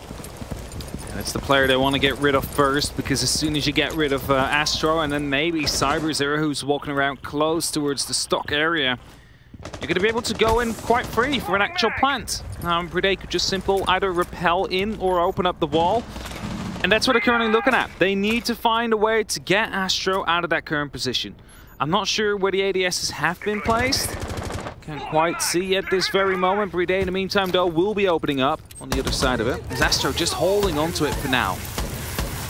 Pings and the ideas are coming together as Bride gets the wall open. They're going to see if they can bait a little bit, but as the Echo drone moves into place and puts off a ping, it's a dangerous use of what can be a round-winning utility, but at the same time, it's FaZe Clan. They're playing their game at their pace. Lems is going for the stretch underneath Janitors. Gonna see if they can put some pressure there and maybe force them into a more uncomfortable situation to alleviate potentially a swing from stock, potentially a swing from the windows itself. But Astro, he has no reason to move. In fact, Lems was trying to bait a rotation down the white stairs to see if he could pull a FaZe player to him. They're not moving. Not moving indeed yet, and Psycho gets that very first, takes a small bit of damage, but its bullet at least taken care of. In the meantime, Astro taking a lot of pressure from below as well. A little bit of damage, however, as he does receive more now. The bullets are starting to fly in, but this is going to start to open up potential here for BDS. If they do manage to keep him occupied, if they do manage to keep him out of contention here, they could go in for a potential plant and put the timer in their favor. Make sure it counts down their way, as Cyber is going to be able to try and rotate out. Now that's one of the bodies inside Janitor's gone, but they have the pressure from long desk, and they're going to start long-arming those smoke canisters towards the default plant spot. We just heard a Capital bolt pop off, and Cyber pops off too as Alems creeps up the stairs, but gets dropped by Cyber. Cameraman's going wide. He misses the ping, and the shots don't connect, but they do for him. And now over the top, the diffuser goes cold. Renshiro is only able to watch as Cyber tears through BDS and puts FaZe on map point. BDS looks so good during that round. Two-man advantage. They started going in with the plant, but a bit of an oversight there as a player managed to sneak back into the janitor area. The cover not on point, and well, Bride unfortunately ripped apart as a result, not being able to get the box on the ground. Well, it got on the ground afterwards, just not activated. And that leaves us in that match point situation now, where FaZe have the opportunity to lock off their first map. And with that first map, it's also BDS's map. It's just, first of all, that shot is nasty. And then after that, he just picks Bride apart, and there's not much you can do anymore as BDS in that case. You would need to swing in to try and get that diffuser, but no time left anyway. And you saw it right there in the response of BDS. What was I supposed to do? Attack timeout. Called by BDS. They said they were saving it, whether to get a couple rounds. They got one, and now they find themselves staring down the very ominous, "This is our map, and we are about to lose it" message written across the boards of Bank. It has been rough for BDS. We're seeing Shaka not quite performing to the level that he was, obviously, throughout groups. We're seeing a little bit of a disconnect from the team. Yeah. It seems the flank watch isn't quite coming together. And obviously you're up against FaZe gunners. You're up against fantastic gunners that are going for these swings. The take there on the upside down rappel. It's just generally going scrappy for BDS, but it isn't for FaZe. They're getting a couple of warning shots, a little bit of a wounding, and then able to react and snap and drop the body and get the lock on the round. And it's rough because those moments, that conversation, it's not really a tactical thing you can break down. It's a mindset thing. It's how do we get ourselves back level? How do we convince ourselves we are who we are? And how do we bring this one back? It is as well, right? Cyber, in the meantime, he's popping off. He's getting so many amazing shots down. Just if you look at it, it's 14 kills currently. Shike, on the other end, as you mentioned, he's struggling a little bit. He's currently on 4, and those are considered star players in either team. So where one is not really struggling at all to put the performance on the board, the other currently doesn't seem to be able to get into it. Striker came into this with a plus 16 KD, yeah, plus 10 on entry, and has just not been able to find that groove, has just not been able to find that connection against FaZe Clan. They just haven't been able to find that rhythm. There's something about the way it's going against them, even after a couple of big rounds. When you feel like they have a bit of pressure, when you feel like they have a bit of control, suddenly FaZe respond and they fight back and they push back. And BDS, they seem aware of it and they have setups for it, but it's just not quite connecting. And as I said, that's one of the hardest things to try and bring back around. Because on paper, things should be working, but in practice, unfortunately not. That's the big thing. It should work. It's just that the shots aren't connecting, or a crucial bit of information gets missed in the way that FaZe rotates around. Cyber just digging himself in deep here. If that drone goes through the drone hole, they have the opportunity of spotting him out, but it is not, and it allows him to go aggressive right now, and the entry is going to be there. It's the Lems that gets picked up. And as a result, yet once more, FaZe are in the advantage here, and if they win this round, it will be map done for them. Cyber gets traded out, luckily though. Rafal made sure he had a response, and that's a good start, especially as it's Cyber that's off the board, the tour de force player who has been beyond throughout this tournament. And, well, the second top rated. And now Alamau, who was the previous top rated out of the tournament, he's trying to see if he can end the day in that first spot. And Shiro is going to see if he can start some pressure here. It's a much quicker pace to this point as well, and this time they've been able to catch one of those roam players. BDS, they've got themselves a little bit sharper, a little bit more aggressive, and a little bit more direct. Misthrow on a grenade. Doesn't quite get the connection that they want, or potentially suddenly he went for the cook, but the firefight showed up a little bit hotter than he expected. Either way, the cans being opened above FaZe. All the hatches are being opened up by Brede carrying the extra thermics, but Rafal, of course, as well with those can openers. And that means that soon another push could be imminent. The question is, however, will they go for, you know, the vault as they have opened up the hatches for it? Or are they going to go for a completely different side? Shiro trying to put up some of that pressure is at least giving away his position for now. And currently one of the FaZe members is watching that vault as red pings are starting to flood in. Smoke canisters are being tossed out at the same time as well. So the main pressure point really needs to be coming down from the main stairs.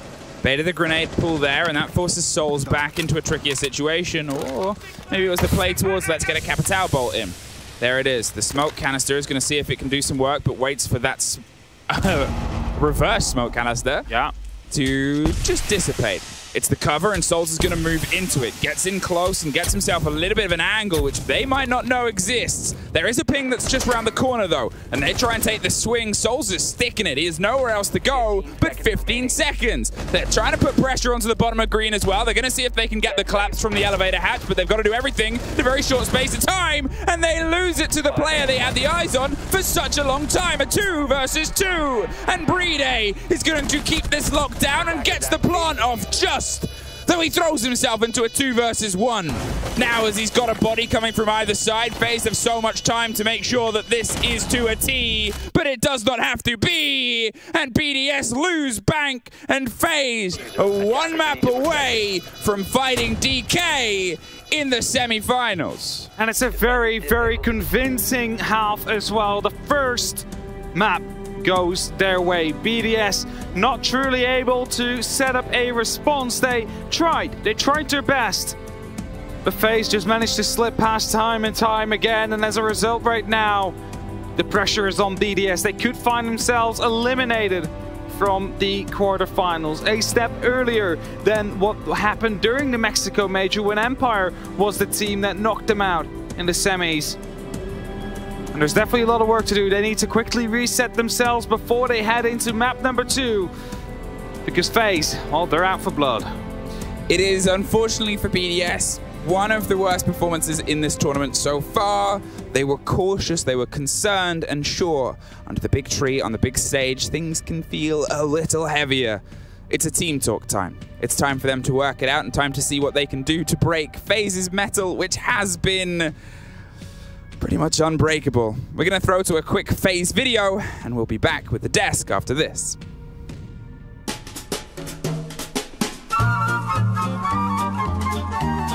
Bom, o cameraman, ele é o líder do time porque ele toma a maioria das decisões dentro do jogo e ele faz com que a gente sempre se mantenha motivado para jogar as partidas.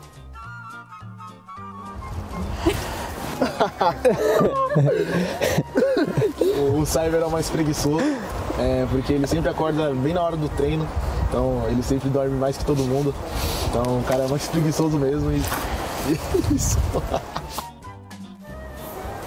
Vixe, é todo mundo, é difícil apontar um. Acho. Bom, acho que o Astro gosta mais de vencer porque ele sempre está querendo focar nos mínimos detalhes, que às vezes não precisa. Eu acho que isso é o que faz o diferencial dele, de querer sempre estar ganhando e sempre estar querendo evoluindo e tal. Eu acho que esse é o diferencial dele. Eu ia falar Ramalho, eu acho. Eu acho que pelo fato do cameraman ser o líder do time, ele tem essa preocupação a mais em manter todo mundo tranquilo e ele se cobra bastante por causa disso, então o primeiro a ficar nervoso eu acho que é ele. Eu escolheria o Cyber porque ele é um cara que é muito prendado, ele sabe fazer de tudo, ele é um cara que cozinha muito bem, então com certeza eu escolheria o Cyber para ser minha companhia e meu duo numa ilha deserta. Não passa. And welcome back, ladies and gentlemen, to the studio. I'm Elish the Medic. With me are Jess and Fresh, and we've all just seen FaZe Clan smash BDS on a bank. This map, the legacy of Brazil, continues with FaZe Clan. Jess, how does this victory come about after all of our talk and brash about BDS? You know, I was sitting in the back room with Fresh watching it, and I turned to him in the first half, especially when BDS started on defense, and I know it's an attacking sided map, so there's a little asterisk there, but I said, they're throwing C4s out at the 1 minute mark. They're panicking. They're making panic utility usage. I was unhappy about their usage of it because I knew full well in the latter parts of the round they'd have nothing left to play with. And you were saying in the pre-show about how I've said BDS have no weaknesses. I found one. Oh, pressure. Okay. Oh. We expect BDS to have a good day every single time we see them.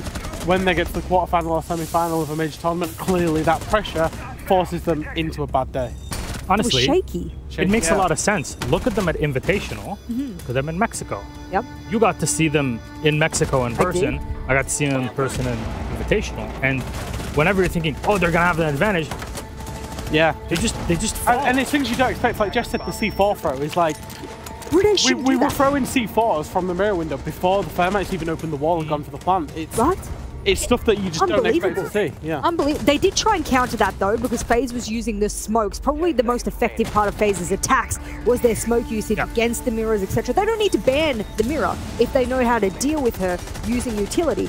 And so BDS is panicking. They're even picking Warden as a bit of a counter pick. Overall, I even saw, and I love Rafale dearly, so I don't want you to take this the wrong way, buddy. But there was a round, you were Maverick, you were running through, and he starts to shake, and his cursor is shaking, he's shaking left, right, and I'm going, they're panicking. This team is panicking very badly now, especially in that second half. What do you think about that zero ban? 10 seconds to go. It's a difficult one. It's Intel and the 2 hard breach gadgets. Because the Cade ban was going to be in play, the FaZe were going to default always to the 2 hard breach gadget on the can opener or the capital. The can opener is dubbed it. It is weird, but it was good because it's Intel plus breaching, right? It's not just breaching. All right, you know what? Let's pull up our map summary and see exactly how it all broke down. Oh, I think it's very clear. Cyber is definitely up there. 15-7, Jess.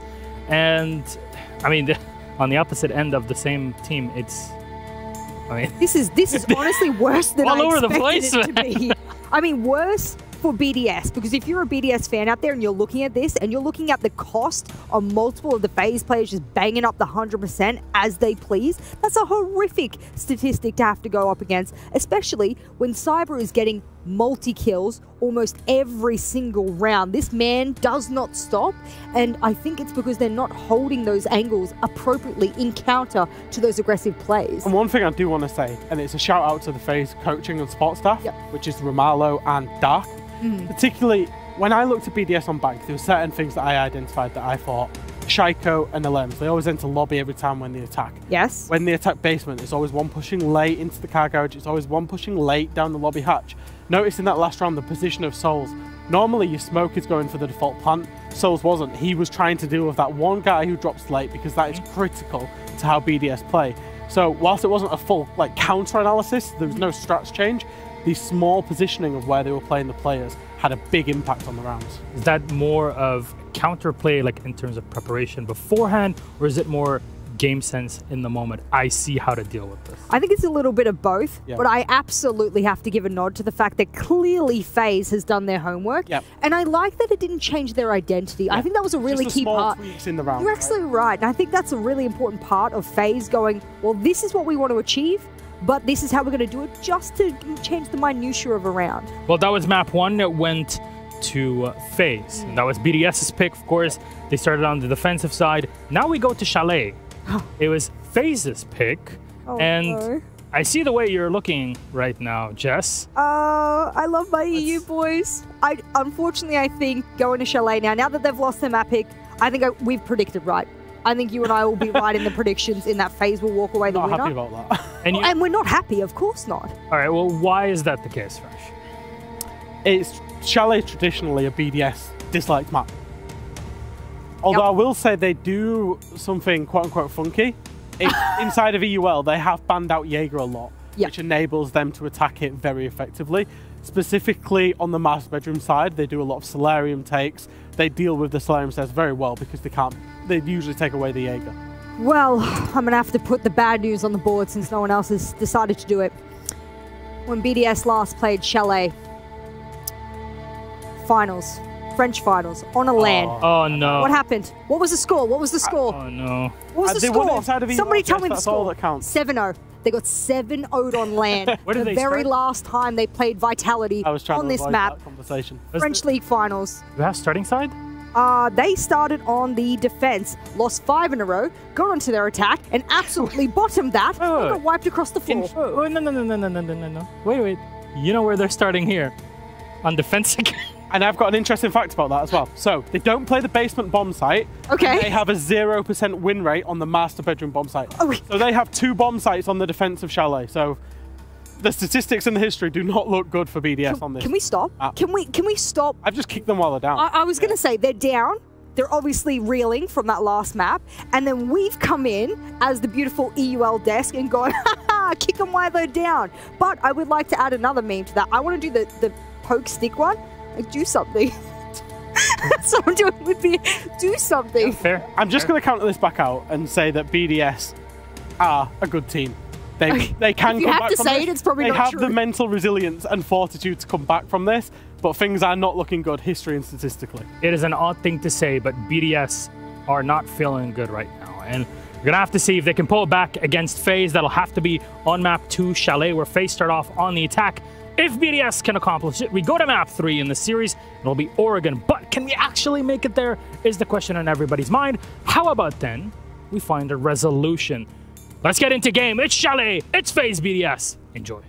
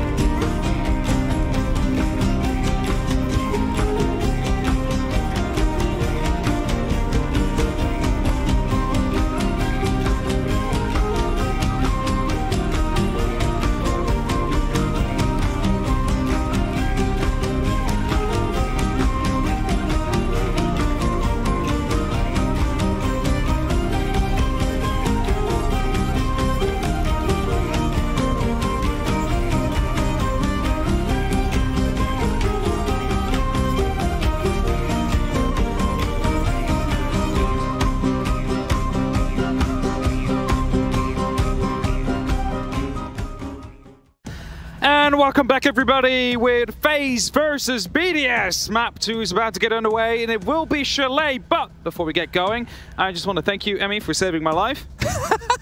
giant wasp was landed on my pants. It's huge. It was the size of a car. And when production decided to step on it accidentally, it cracked very loudly. I heard it through my it crunched through my headset. Yeah. So you may have noticed. At the end of the last, just as we threw it, you might have seen it. To the very cool videos, that were made, that a giant wasp landed on Hamp's fancy pants. The pants were so fancy, it drew them in. It's gonna have to change them out then for the rest of the event. Either way, we are about to start. Of course, first the operator bands. If you are just tuning in, first of all, welcome. Hello. I hope you have been enjoying the major so far, and if this is the first match you're going into, let us paint a picture. FaZe Clan is taken up against BDS, and both of these are considered favorites. However, BDS was just beaten on their own map with 7-3. It's not really going well for them so far, and they need to turn it around here on Chalet. If they fail to do so, they will be eliminated yet once again. And we said it before, if not now, then when? Well, definitely not now, if they would be taken out. They are one of two hopes, obviously, for EU, with Rogue having a bit of success against their Latin American counterparts in their showdown. So maybe this is a bit of FaZe Clan getting a little bit of revenge for LATAM here, as they've been able to drive themselves so well, obviously built behind Cyber, who is still having such a phenomenal tournament. It definitely is, and that is one of those main difference points you have to point out. Cyber is one of the star players of FaZe. They said it themselves as well in their intro video when we just got going. Shaiko is considered to be one of those counterparts, the man who manages to get tons of frags and opens up the site and single-handedly runs it out. Basically like Rin and Yas, if you want to make the comparison towards DK, if you want to look at it like that, they open up sites, they create opportunities for their teams. Shaiko, however, was at least struggling to really do his job, or what he's good at, so to say. And that does create quite a bit of a gap. It was a tricky opener map. It was a tricky time to sort of get in. Don't get me wrong, he hasn't come into this as the de facto body. He is the best entry in the whole tournament, or was at the start of the day. He was joint KD with Brede, who is their top-rated player, because Brede also plants. His consistency there is such a big drive. What we saw BDS not quite able to lock down was the objective pushes on their attacks. For a team that is often so good and so consistent with making sure they are where they got to be when they got to be there, it was cautious was the main word that I threw around a couple times, and it felt it. And you really hope, if you're a BDS fan or not a FaZe Clan fan, if for some reason, you would have them have a team talk and have them try and rebuild that, and as I said, remind themselves how good they can be, because they got to be better than that right now. They have to be better indeed. They need to make sure they push this to a third map, because the pressure is upon them. Only 7 rounds currently differentiate themselves between potentially going through or being eliminated from the tournament. 7 rounds they can lose right now. Anything more than that, or that, so to say, they're done for. 6 is the max in that case. Now, FaZe starting off on the attack on a map that, which is heard by our analysts, seems to be quite hard for BDS in their defense, as they have a 0% win rate on the bedrooms and they just do not go bottom floor. Ranchiro is in a bit of a power position here over the top, but they also have the extension on the top of the stairs. It is 2 places that need each other to survive. The extension here is also Shaiko, though, who's found his way just around Piano and on that hop-in window, but you can see that the FaZe Clan players have actually gone for a bit of a flat take here. They've set themselves and their sights towards the top of Solarium, but this quick movement from Astro and Bullet is that drive towards the site itself via dining, via that lock-in. FaZe are still playing their game, which is so quick on these approaches. It is quite quick, and that is also one of the things we have seen during the attacks that FaZe brought. The second round, that was on bank with the Amaru truly working out, or miraculous, you could say. Bit of damage being done towards cameraman. That is due to the smoke canister being deployed, but they are not quitting on hitting the site as of yet. Grenades are being tossed in to return a favor towards BDS. And as it's only Lems currently in the bar and a man inside the pantry, the verticality is going to be key here. The question is, will BDS have the opportunity to use it, or will they be just shut out plainly? FaZe has been able to get themselves into a lot of tricky situations here, and now as they start to prep open the take above, you're still looking at a lot of damage that's been done to BDS. Brede is the one that's taken most of the health, but the structure is starting to be broken away. The hold on pillar opens up, which allows Souls to scream his way to Fireplace. A trade happens towards the top there, and it's Renshiro with a very important double kill to just keep some of that momentum. Souls has actually had to pull a bit further back. Don't have the clarity and the confidence they thought they did, and there is one more. Renshiro on the top floor shows up huge, a spray over the top, gets that final FaZe player backed off and pushed towards Dining, where they made their quick approach. Suddenly, they've been quickly rebuffed, and sure, two BDS players are blinking and pretty injured, but with 20 seconds, all they got to do is lock it down, keep an eye on that diffuser, and Bullet likely won't be able to take this round. FaZe got quite close up to the actual site this round, but weren't able to win those final gunfights. Just a couple of them, which they could have locked out, would have been resulting in them being there with the diffuser now. Lems gets that very final kill. BDS, they started map number 2, very strong. A first round on the board for them. 4 members still left standing. It's basically the next best thing you can do after a flawless round.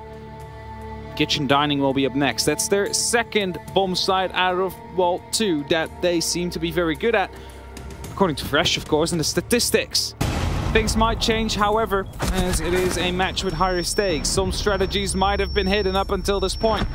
Ooh, Renshiro with that amazing double and later triple kill. Truly playing a huge role here for BDS. I mean, he looked it off. I called it at the very beginning. It's a power position. It controls so much space. And they're able to dismantle some of the utility, but when it came down to dismantling the player, Renshiro, who throughout this tournament hasn't really been as electric and as locked down as the Rock that he's often cited to be, shows up. But if we throw our minds back to how Bank started, it was an impressive 3K from a Lems, and then suddenly things started to slip a little bit away from them. Can BDS make sure they do something they haven't done all day and try and tie a couple of rounds together? Indeed, they need to try and figure out a way to extend that lead and make sure that it keeps on carrying in their favor. And momentum is what they need to build. I mean, they started off strong. Seems like they have reset well for that first map, and they want to bring it to a third. They need to bring it to a third, because if they don't, then they're out of the tournament. There's a lot at stake here during the Chalet match. And as the rotations are still being created, BDS as well, some of the members are debating, like, should we make this a rotation? Should we not? Should I just save that impact for later on? FaZe is seeing if they can get gifted by a peak. They have an impression that somebody is playing that aggressively, and it's Renshiro that suffers quite a lot. Said the man of the moment before is suddenly under a huge amount of fire as they try and cut their way towards the west main take. They're looking at a bit of a short, sharp push here with cameraman going underneath by the looks of it on the far distance, or maybe just going for a wider rotate to offer some of that width in the meantime. FaZe has been able to take over some of the control, and the proximity in the plant isn't going to fool them. Good play, good pings, and a good take on a map that is so dangerous for drones and hidden utility. Selma's being tossed out here just to open up in the box. It's not the eventual site. Still need to fight one down, but at least that opening will guide them in getting the top floor control. That aids them, of course, with some of that verticality, using the buck to open up that ceiling. This cameraman yet again with that very first kill. Lems drops. This push continues. Cyberzera has gone to try and offer some position here on the side. As I said, his cameraman is on the Solarium windows, but it's Astro that drives through, drops Rafal, and now they're going to see if they can just keep pushing. He's going for the rotation as Rafal's down in the box with Renshiro and Shaiko now both underneath. The site has entirely, generally been pulled back to now. This cameraman is going to see if he can go for the rotate towards the trophy window. Shaiko in the back line as Brede is able to at least get the first and pull themselves slightly closer towards Dining, but with that hatch soft, it's only really a matter of time. Brede's got on an adventure, to be fair. He's going to see if he can get the extension. Renshiro tries to offer the finish on the job here, but with a minute, FaZe have a lot of time to try and reconfigure. just need to get the information. They need to figure out where they are. Well, that is going to start opening up, by the way, as cameraman picks up yet another kill.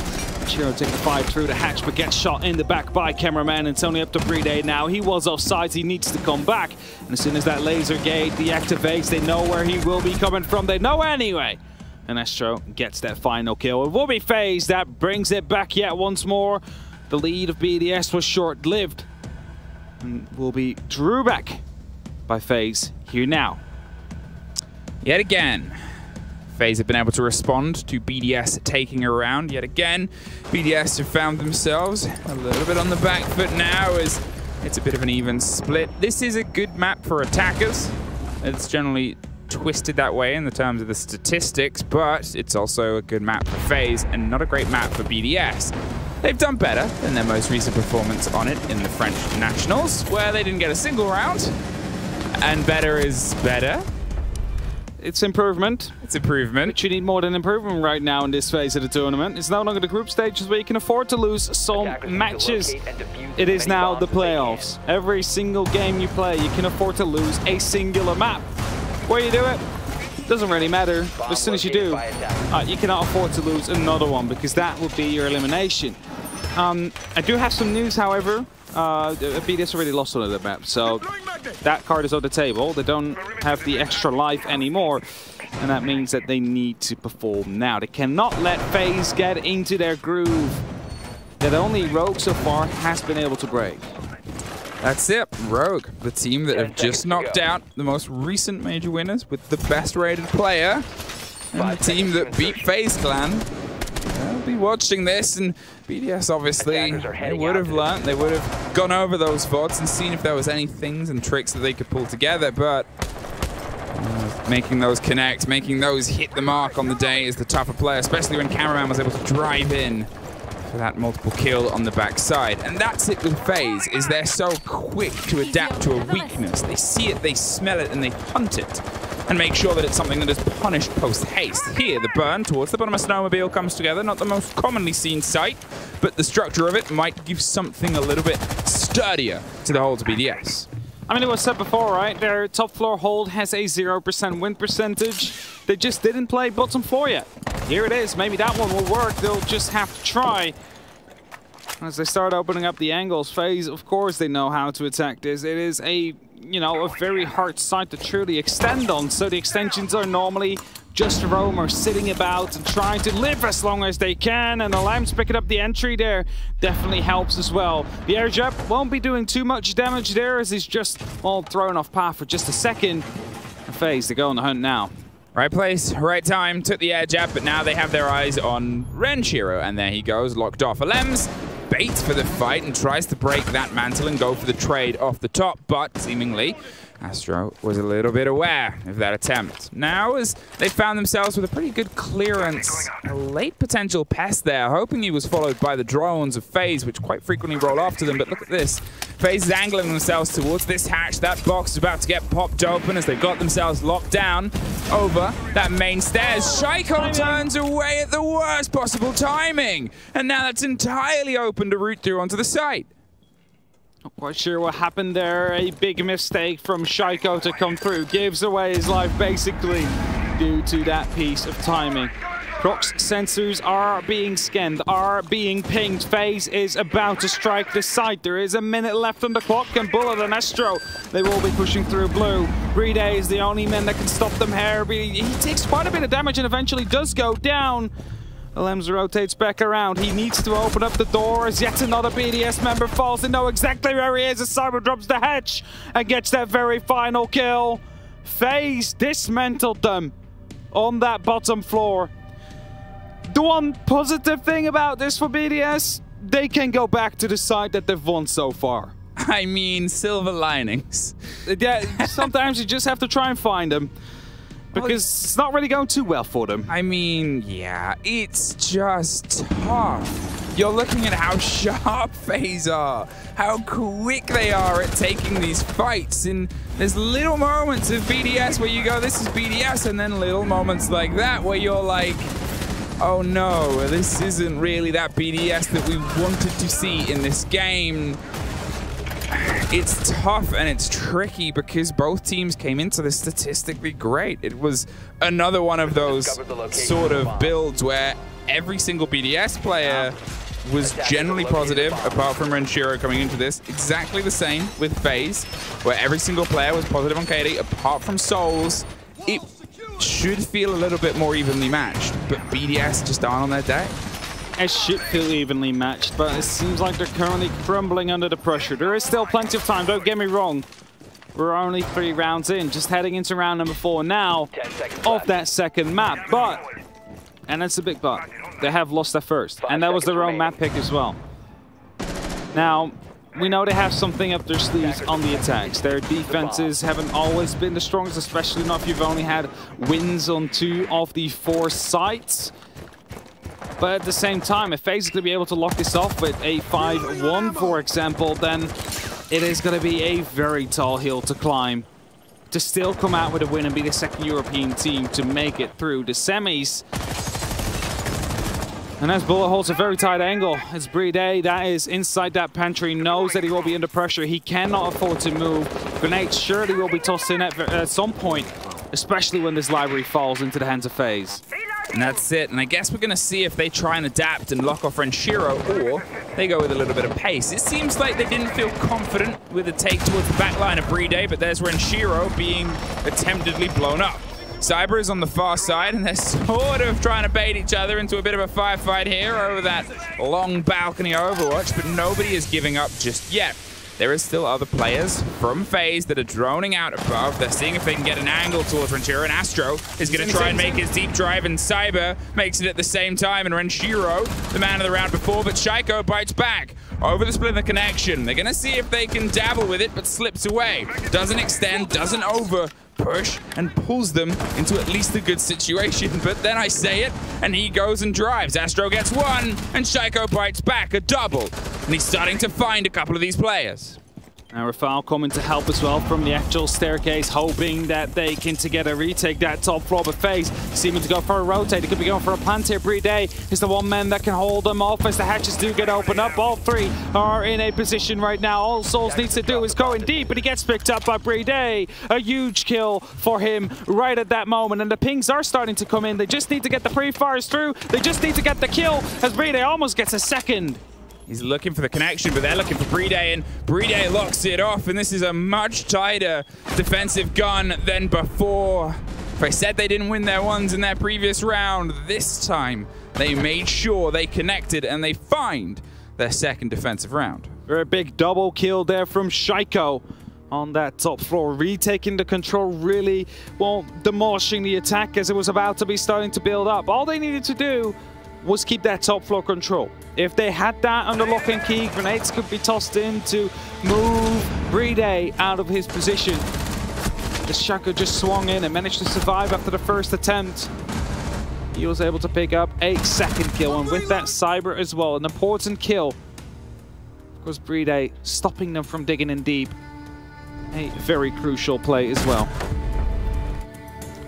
Okay, BDS, a bit of energy and a bit of life, and 2 rounds. You found yourself even, but you're back to Kitchen, a site that obviously slipped away from you. It was a great take from FaZe. They restructured themselves, they took the fight on the top, locked it off, and the big rotate round onto that trophy window was the blow. The Banshee is alongside it. They're going to see if that can give them a little bit more heat. I'm curious if they try and offer a little bit more substance above, if they think that's going to be the answer, or they instead try and be a little bit more mobile. As we saw in that previous round, Shaiko and Alems were pulling themselves back into the fight. They dedicated more above. They went, well, if FaZe are going to try and take it, let's meet them at their game. The thing is, however, something we have seen multiple times before, also not specifically this side, but FaZe, there's always that opportunity of going in from the basement, up the west main stairs, and you suddenly find yourself into the site. BDS need to be ready for that. It doesn't seem to be the plan, however, at this very moment, but it could always be called somewhere in the next minute or so. And with there only just being a singular player currently on that side or 2, I must say, they are quite prone and vulnerable to such an attack. Especially if they do manage to get that plan down. Now they're going to see if they can find the fight over the top here. It's a hot hop, and with the Frostband they played down, it's at least not going to be something that ends them, though they are still overly cautious, just in case, double checking that nothing is underneath them to give a bit of a game away. A quick approach, once again, as they find themselves here already putting pressure onto the box wall. It's going to start to get popped open, and they're making sure that they can sort of minimize the width that BDS are allowed up here on the top. Everything becomes dangerous, and that fighter in Piano is going to have to be a lot more concerned about the sudden rush that might occur. Jacko going aggressive here, hoping to pick up Cyber. Doesn't quite hit that shot as the Gemini walks in to get rid of the Irony laser gate, and the Cyber that picks up the very first kill. Shaiko is now neutralized. They keep on pushing. However, though, they want to get that top floor control. There is no slowing down. Just get in position, get the information, and strike yet once again. It was so well played by Cyber, but to be fair, what really hasn't been this time around behind that Irony gate as it got popped by the Gemini made sure that they followed those traces all the way home. Rafal, he puts a bit of a hefty fight in onto a wall that starts to break down and across, but it's from the side that he gets caught out, and Bullet is the one that locks it off. Another vertical take, another clean push from FaZe Clan here as they find themselves only slightly scratched and scraped, but they also get a trade-off. Was a run out coming through the garage there. Cyber was able to punish him. Alem still being active on the Solarium stairs, however, has a great opportunity to try and go for a bit of a flank, as there's only a singular member of FaZe right now, currently the floor below the side. The rest seems to be on that top floor. They need to descend at some point, and with every second that passes, the pressure becomes more and more. Alems picks up the first. Astro down, brings it back to a 2-on-3. Suddenly the numbers start to get in favor. Here is Bride with the Alba playing on the close end here. Needs to pick up some kills as well. A very dangerous run and a very great take from Bullet from deep. Takes care of Alems, and the pings are consistent, and the spray is misaligned, but FaZe is on point. They pull ahead once again and find their third attack. Pistol even being used there for the last very kill. And now FaZe, as you mentioned, is ahead, 3-2. BDS, they need to find the sides. They need to find a side to play on. Have one more opportunity. And it seems it's outside of your view right now to be kitchen and dining again. There was an opportunity. They had some small mistakes, which if gone the other way around, you know, the entire round could have gone the other way around. The top floor is just something that FaZe want to clear early on. It's something they continue to clear early on. And as the Jackal will be picked, that roam clear seems to become even more effective for the next coming round. Now, the previous map ended with a 4-2 half going into the favor of FaZe at first on Bank. If BDS can lock this off, they can double it down, run it back, and get themselves an even half. It might spell a little bit more success because, statistically, well, they're not good on this map, but the defense especially. Yeah. Yeah, so it could look better a bit now. I still think they want to get that 3-3 in to truly not feel as uncomfortable going into that second half as they might have done before. Because there's even more pressure on it now. They've already lost that first map, a 2-round buffer going into the second half without knowing how you will match up against them when you're attacking yourself. It's just a little bit scarier than that 3-3. You have that extra round you could theoretically mess up. And as BDS, again, have two players on the actual direct side. FaZe seem to be going for a pretty identical take. Just make sure that they get that top floor under control. Cameraman, of course, with the Jackal. We're trying to see if he spots any feet, just so the live information keeps him coming in. That's the big change. The Jackal over the Nomad. The Air Jab obviously didn't stop and survive their fate, so instead they've opted for something that might make those BDS roamers and players who enjoy pushing aggressively a little bit more concerned, as they're very good at getting the verticality, and then from then on you can really punish a team if you can get a whiff of anything that is around or beneath you. Players like Lems, when he pulled back and sat on Solarium to get that kill, would not work if the Jackal has anything to say about it. Important information from Bullet here on the actual side. Figures out there's only two players currently. They're like present on the actual side, and as Bride tries to rotate around, The pressure could be coming down from the side of West Main as Shaiko tries to go for a nitro there to create some verticality, but that somehow failed. That means that the door is open. Cyber could be coming in from below. The same goes for Bullet, as Renshiro is doing his best to hold off on the double door. Flat take will get called, and you can see LM on the far side of screen going for a bit of rotation. The pings are starting to come through, and Renshiro is going to do his best to keep it locked down, but at this point, FaZe is working out if what they've done is the right decision. The grenades aren't quite connecting, and Shaiko, he's going to see if a second one hits, and it does not. But suddenly, they're going to see if they can charge in. Cyber goes up and goes down. Knocked down and taken down by Shaiko from above. It's all smokes, all canisters, and all push and fury. But Bride with the big gun on the back gets one. Suddenly, it's blue, though. FaZe and Astra are able to strike back in. It's entirely back and forth. They're buried on the dining and buried structurally, leaving just, cameraman, just the Jackal and just this player with 50 seconds to see if he can find the 3 remaining people, as the rush and the pace did not quite have the success they'd hoped. 2 players on the first floor, 1 on the second. Needs to pick his battles wisely here. He's high up on the stairs. The pings are giving away that information. Sees a lot of footsteps as well, as a bit of pressure comes in from that P10 Roni. Draws his attention, however, but wastes a bit more time. That's more important here, as he definitely made himself known here. Goes aggressive, but picks up the first. It's a great kill, as Shaiko now peeks as well. This could be going the other way around if cameraman is going to land these shots, but no, Shaiko locks it off, and BDS, they close out the half with a 3-3. It's not ideal, but it is something they can work with. It is more pleasant than that 4-2 that it seemed like it might become at the start of the round. And now they need to continue. They need to continue their streak in the attack. They need to show how good they are against FaZe, who's on the defense now, but they haven't shown too much to BDS in the playoff stretch. But on the side of Chalet, so there's little to prepare for. That's it. The games that they did sort of play, they were quite quick, and they were often led with the attacks. It was a 7-2. Yeah, exactly. So there is not that much that they can get out of or get on off.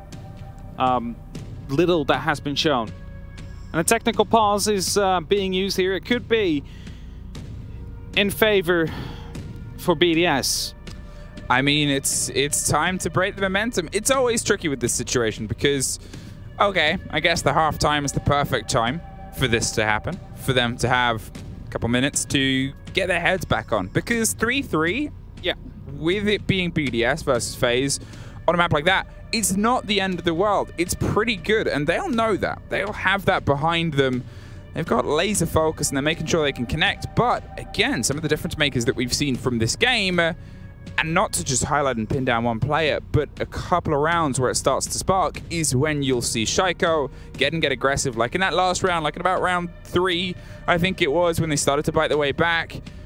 The other players, they're sharp, but against what Cyber's been able to do, against what Cameraman has been able to do, you need your entry player. You need that first engagement to be a coin that flips into your favor. I mentioned it before, it's old stats by now, and surely the percentages have changed, but in the old days when you would get the entry, we would say 70% or 80% of the time you will win the round if it doesn't get traded out immediately. That shows you how important that entry is, and why BDS really need to try and find it, especially now they're on the attack. Effectively, they're playing 5v6 because time is on the defender's side, and that truly means that they need to bring it back to equal as soon as possible. They need to get those skills in. They need to grab an opening which they can explode on. Because we know they can do it. We've seen it on maps like Cafe when times runs low and they weren't quite able to get rid of all the, well, barricades or reinforcements that needed to be opened up, or shields. They would just explode through a singular or 2 choke points and still come out on top. But that's in the European League. That's not happened on the Major yet. At least not to the same extent. And the question here is, can they do it now? They're going up to their attack themselves. It's FaZe that is currently a map up and equalized in rounds. That will be on the defense. Not 100% sure, but I believe that Chalet was one of the maps actually where defense was doing quite well in general. Chalet's a bit of an oddity Or was it 35%? It was one of the two. There was one so it's either low. really good or really bad. Really bad. Yeah. I believe it's really bad. I mean, I could be wrong about this, but I think it's been really bad. It was Vitality took the blame for that though. That's it. They said are bad. Chalet's are bad is what they said about it. Just trying to scroll through it, but can't quite find it in a second. I'll find it sometime, and I'll bring it back up. Of course, it will change after today. A bunch more maps are being played, however. Only 4 in the 2 semi-finals, so we're two maps ahead of schedule. And FaZe, after they have won the first, are looking to lock it off to 0 as well. Clash being used is going to be an interesting choice here to see how BDS is going to be able to deal with it. If you look at the utility they have on the board, there is going to be the air jabs they can use, maybe some grenades as well.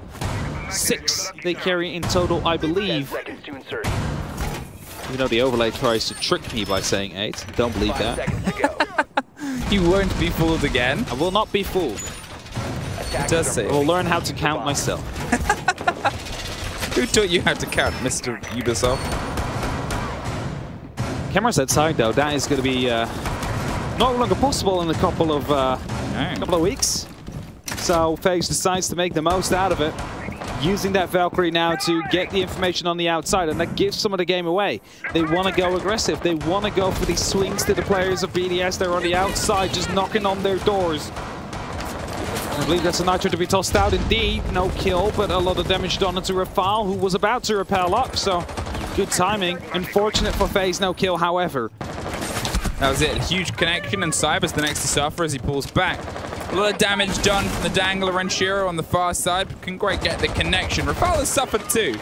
And Astro is the man that might try and meet that mantle, but they have that flank drone, and he's just seen it. So he's going to keep himself there for a hot second and then pull back. Shaiko and Brede are making sure they clear their way across very quickly. And all of these hidden drones, he stood right on one. No idea. Welcome to Chalet, where drones literally disappear. Maybe in one of those small plant areas. In the meantime, though, the rest of BDS, quite a heavy push up top. Brede, Shaiko and a piano. Shiro's about to be entering from above as the pressure really comes on. You just see it now. Rafal coming in from the Astro stairs, or the, well, backstairs. Waiting for the information to be handed out to the rest of FaZe. The thing about Astro, he has the rotate down with that hatch if he wants to take it, and the Clash is going to be the next bit of information. You're going to see how much time they can waste up here as Cameraman's blinded. They don't want to leave him alone, and you can see Bullet is going to make that rotate too, as well, they're going to just offer a little bit of support over the shoulder of Cameraman. It is an adaptation to what is a pretty standard hold here with the shield at the top, but this time the shield is a person rather than a gun behind a shield. Shaiko with the grenade over the top gets caught out, tries the pre-fire, and that's going to be the difference here, but it's Cyber that goes down first. The Watcher and Shiro locks it off from that double window on the balcony. The C4 almost catches Shaiko. He's wounded, but he's still in. Soul suffers at the meantime on the far side, but look at Astro. He's just hit an air jab. He's found his way through, and Rafal takes the fight and wins it. Very importantly, Cameraman is driving in, trying to zap and slow, but Lems is hovering over the hatch of the site itself. Another grenade over the top, but 30 seconds, and BDS are once again hitting that problem where they do not have much time to execute. Brede with a quick hot hatch opening as they angle themselves towards it. Bullet is dug towards that hatch in the default plant spot. Brede is eyeing it up, but Cameraman is that watch in that backline. Shaiko dropped around, Bullet on the rotation. They take one. Very important kill, but watch Bullet coming up round the side. Gets one, gets two, drops them down, and now it is just him, but they're going to see if they can stick it in the meantime. The rotation round towards blue. Rafal is looking the wrong way, now the right way, and will he be able to catch it as it comes up? Yes! BDS lock it off. Take the lead yet once again here right now. On the first attack right away. It's good for them. They need to make sure that they continue the pressure. They need to make sure that they keep it up because the pressure is truly on them. FaZe have already won their map.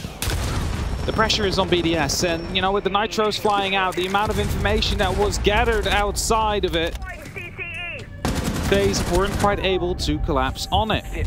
Especially with Rafal just sitting there, had no clue he was that close.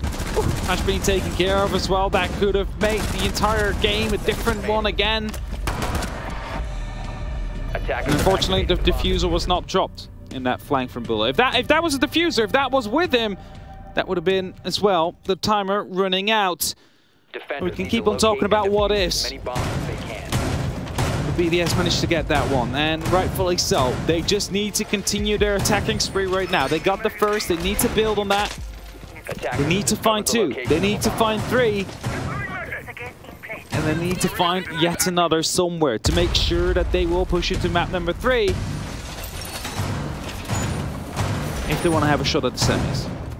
They've been able to thread 2 rounds together, and that is generally a bit of a first for today in how they've been able to get into this FaZe team, especially around on their attacks where previously on Bank things just did not quite connect. And it was a little bit less of a distance to go in the second half. The 4-2 lead-in obviously put a split of a round into the problem, but here that was good. It was better than what it was. BDS still had a handful of time left, and as he said, one different location of a player, and it could have been a FaZe round, but that is this game. Coulda, woulda, shoulda, woulda, was not over the top. Rafal is going to see if they can get the lockdown here as the Lems is instantly inside prep. They are pushing with a pace that we did not see from them on Bank. No, sure. The pace didn't really come out, at least not the same pace that FaZe was able to put up with some of the quick rounds they've had. BDS now need to clear out this top floor as quickly as possible. That leaves them with a lot of time to clear out to where it's that first. Electroclaws have been replaced and picked up, yet once again they were afraid of a potential push to come through from the big garage. However, once they found out most of them came from the library side, they have just more interchanged them. No reinforcements, if you can see, on the box, and that means that's a free opening. Will be taken by LMs. Create the opportunity to quickly rotate through and, well, be quicker on that top floor control. Now as Shaco tries to strong-arm his way all the way across the top, you can see Bullet and Souls, and, well, just Bullet actually gets the drop. Dispatched from the little connector box now as the Lems goes for a bit of width towards the bathroom window. Rafal is trying to creep through, but Bullet is still playing around that angle. You can see that peppering places, and Renshiro wants to make an entrance too, but look at the stack up here. Astro is underneath and has the potential to cause some devastation. Although that C4, I believe, is used or maybe pre-placed here. Either way, though, they found themselves stuck. The smoke is slowing that roll into the bathroom. They are trying to force a FaZe player out, but nobody is given anything. The air jab puts Bullet in a tricky situation, but they cannot capitalize. Not yet, at least, as he continues to hold strong. Smoke canisters are being used as well. They want to waste as much time as they possibly can as Bullet now gets taken out. Renshiro with the entry. There's going to be nitros that pop from below. However, as the rest of FaZe is looking to rotate around yet once again, they need to make sure that they waste this time. They need to make sure that it starts running out, and the cameraman going on a bit of a flank. There's going to be that opportunity for them to make sure that once that plan does come down, there is someone left at least to try and stop it. It's a dangerous fight that's happening because a lot of people are only a couple of bullets and a bit of shrapnel away from death on either side. So Cyber is trying to go for some reverse hunting, but it's Predate that gets locked off first. 20 seconds now, and they're trying to dig their way towards the back of the site, but Cyber does finally find his man. Alems is gone, and it's almost a 4 versus 1 with one more. The spray doesn't connect, though. Rafal is able to get it, but both players need to head downstairs. 10 seconds, and force and funnel their way through. Look at this, though. FaZe has pulled back. They've moved away. They're handing over some territory, and apart from the single player locked in, Souls gets it, and FaZe get even. Knew there that the plans had to happen on the side of FaZe, and they could just simply strike back once the timer would run out. Make sure they didn't have the opportunity to go for all those 3 frags. Went around on the back of it. Because that's often what happens. When you're in a 2vx situation, the kills are the one that will prevail. But this time around, weren't able to find any. All started off with Bullet being picked up, or rather getting the pick up before he was picked up himself by Renshiro. Nice and clean shot. And after a lot of pressure vertically being put up, but the angle's just not really being cared for too much by the side of BDS, and them being used against you with shotguns or AUGs. We made sure that FaZe was able to lock it back in. We are going to the bottom floor, however, it's going to be the next sides that FaZe will decide to defend on. And let's see if they will be able to find it with success. When BDS decided to do so, we saw some unfortunate timing on the side of Shaiko, who looked away at the moment he did get peeked. And I don't think, well, we might see it happen now, but I don't think it will in this case in the game. I mean, it's a different drive at this point. It was an unfortunate disconnect, and one of the ones that I think has plagued BDS today a bit is the pressure, as it was put on the desk. Their worst enemy is themselves on the biggest stage. They can play a game so hard and so well, they can go an entire EUL split unbeaten. But as soon as they hit a mark like this, it seems like things get a bit tricky, a bit decisive, and a bit tough to have that connection. Snowmobile, generally empty for now. Astro and Souls do find their way back in towards the end of it, as the extension of Devout Camrys, again, that buried utility, is such a problem for the Intel game for those to deal with. It definitely is, but BDS have brought the IQ. Sensor will be used, of course, to get rid of these hidden chems to truly make sure that the information stays limited that will be gained. I am kind of wondering, though, did they see Astro just flashing in front of that drone, or are you unaware of his current position inside of the kitchen? You don't see too much from that cam, but the red ping still works from it. So you really need, at least keeps them searching, makes them wonder where they're exactly being spotted from in that moment. Now, as they steadily their drone away here via trench, they're going to see if they can find their way onto the side of red. They are looking to get a bit of control on really the only section of this take that offers any real width to what you want to do. A lot of it is very boxy, which is why it's not seen too much. Sometimes the verticality becomes the only hold, especially over the Snowmobile entrance itself, and it seems like there is still that stretch. Bullet and Cyber are going to waste as much time as possible, and potentially players too. The C4 goes out, but does not catch anybody on the stack up on the entrance. I wonder if Al just stayed there. He stayed so calm. He's like, if I die, I die, I guess. I mean, you know, it's like, I've given up at this point anyway, but he's allowed to live. FaZe being aggressive on that top floor, really heavy on the roam. In the meantime, some of the BDS members are already knocking at the doors of the site. It's a very, well, site or fight going through two ways now as Rinshiro picks up the very first into Cyber.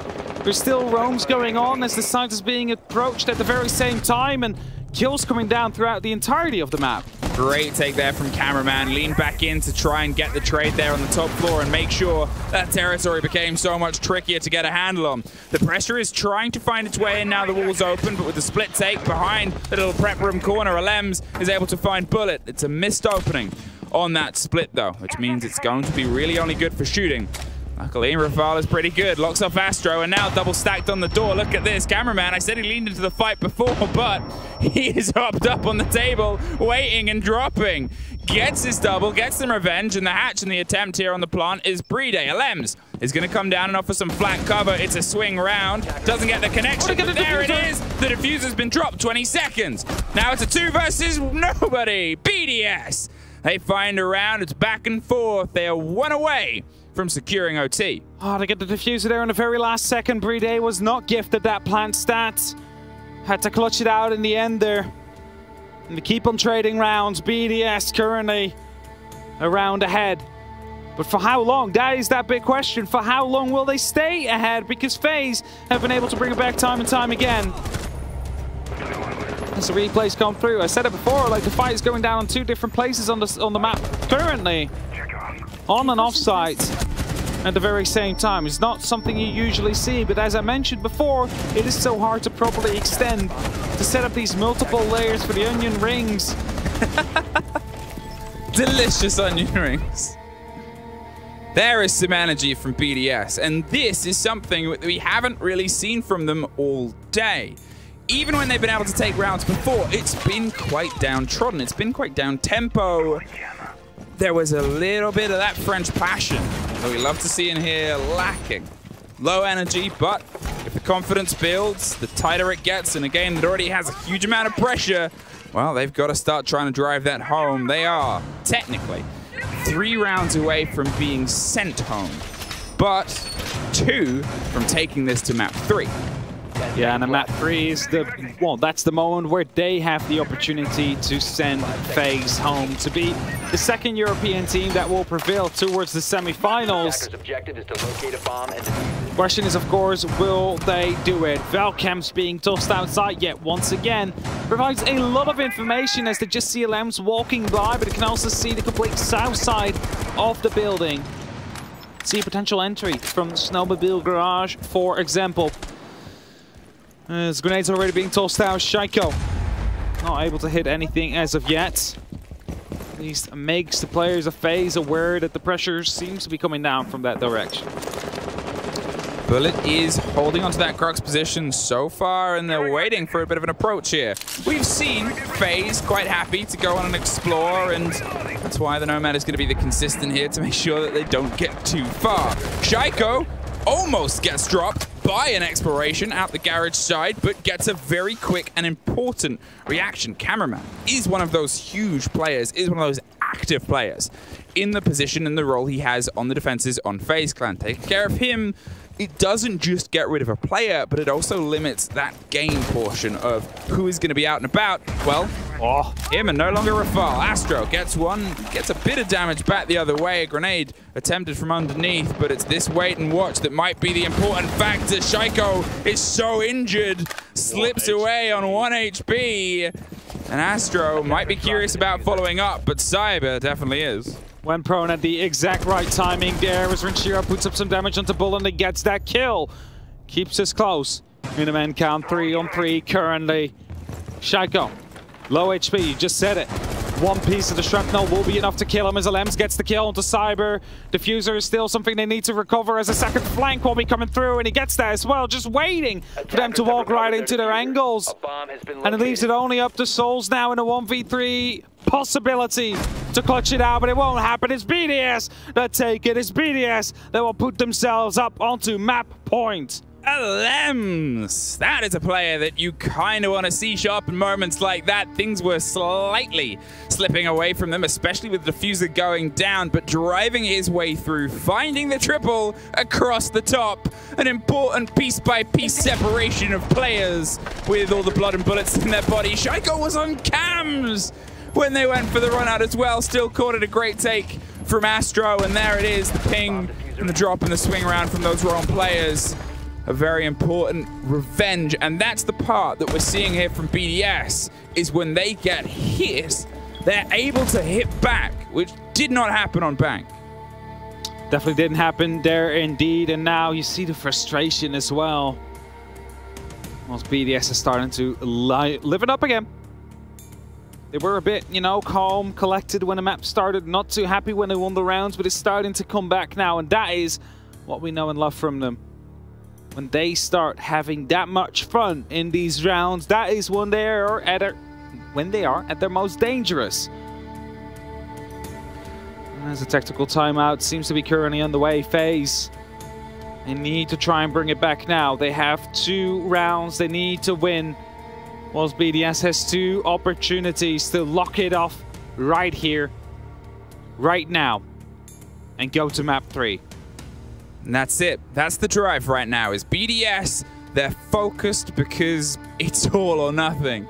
They have 1 opportunity, and it's not as if these attack rounds are entire sweeps. There's still this consistent bite back from FaZe, even when hefty amounts of territory, hefty amounts of trades go into the favor of BDS. As we saw at the very opening round, it just almost took 1 player able to start to cause some chaos here. It's 2 versus 2s, it's 3 versus 3s, it's firefights all over the map. And FaZe are aware of this, but this time they're on the receiving end of things just aren't quite connecting, and BDS are on the giving end of a great second half. That's it. It's going great so far for BDS, and just a singular round and the next 2 is enough to send them to map 3. That is what they need. They want to bring this to, well, let's not say max OT. I don't think they want that, because that is when stress levels do start to rise again. I don't think... But they do want to bring it to a map 3. Yeah, I don't think to go to a max OT, for example.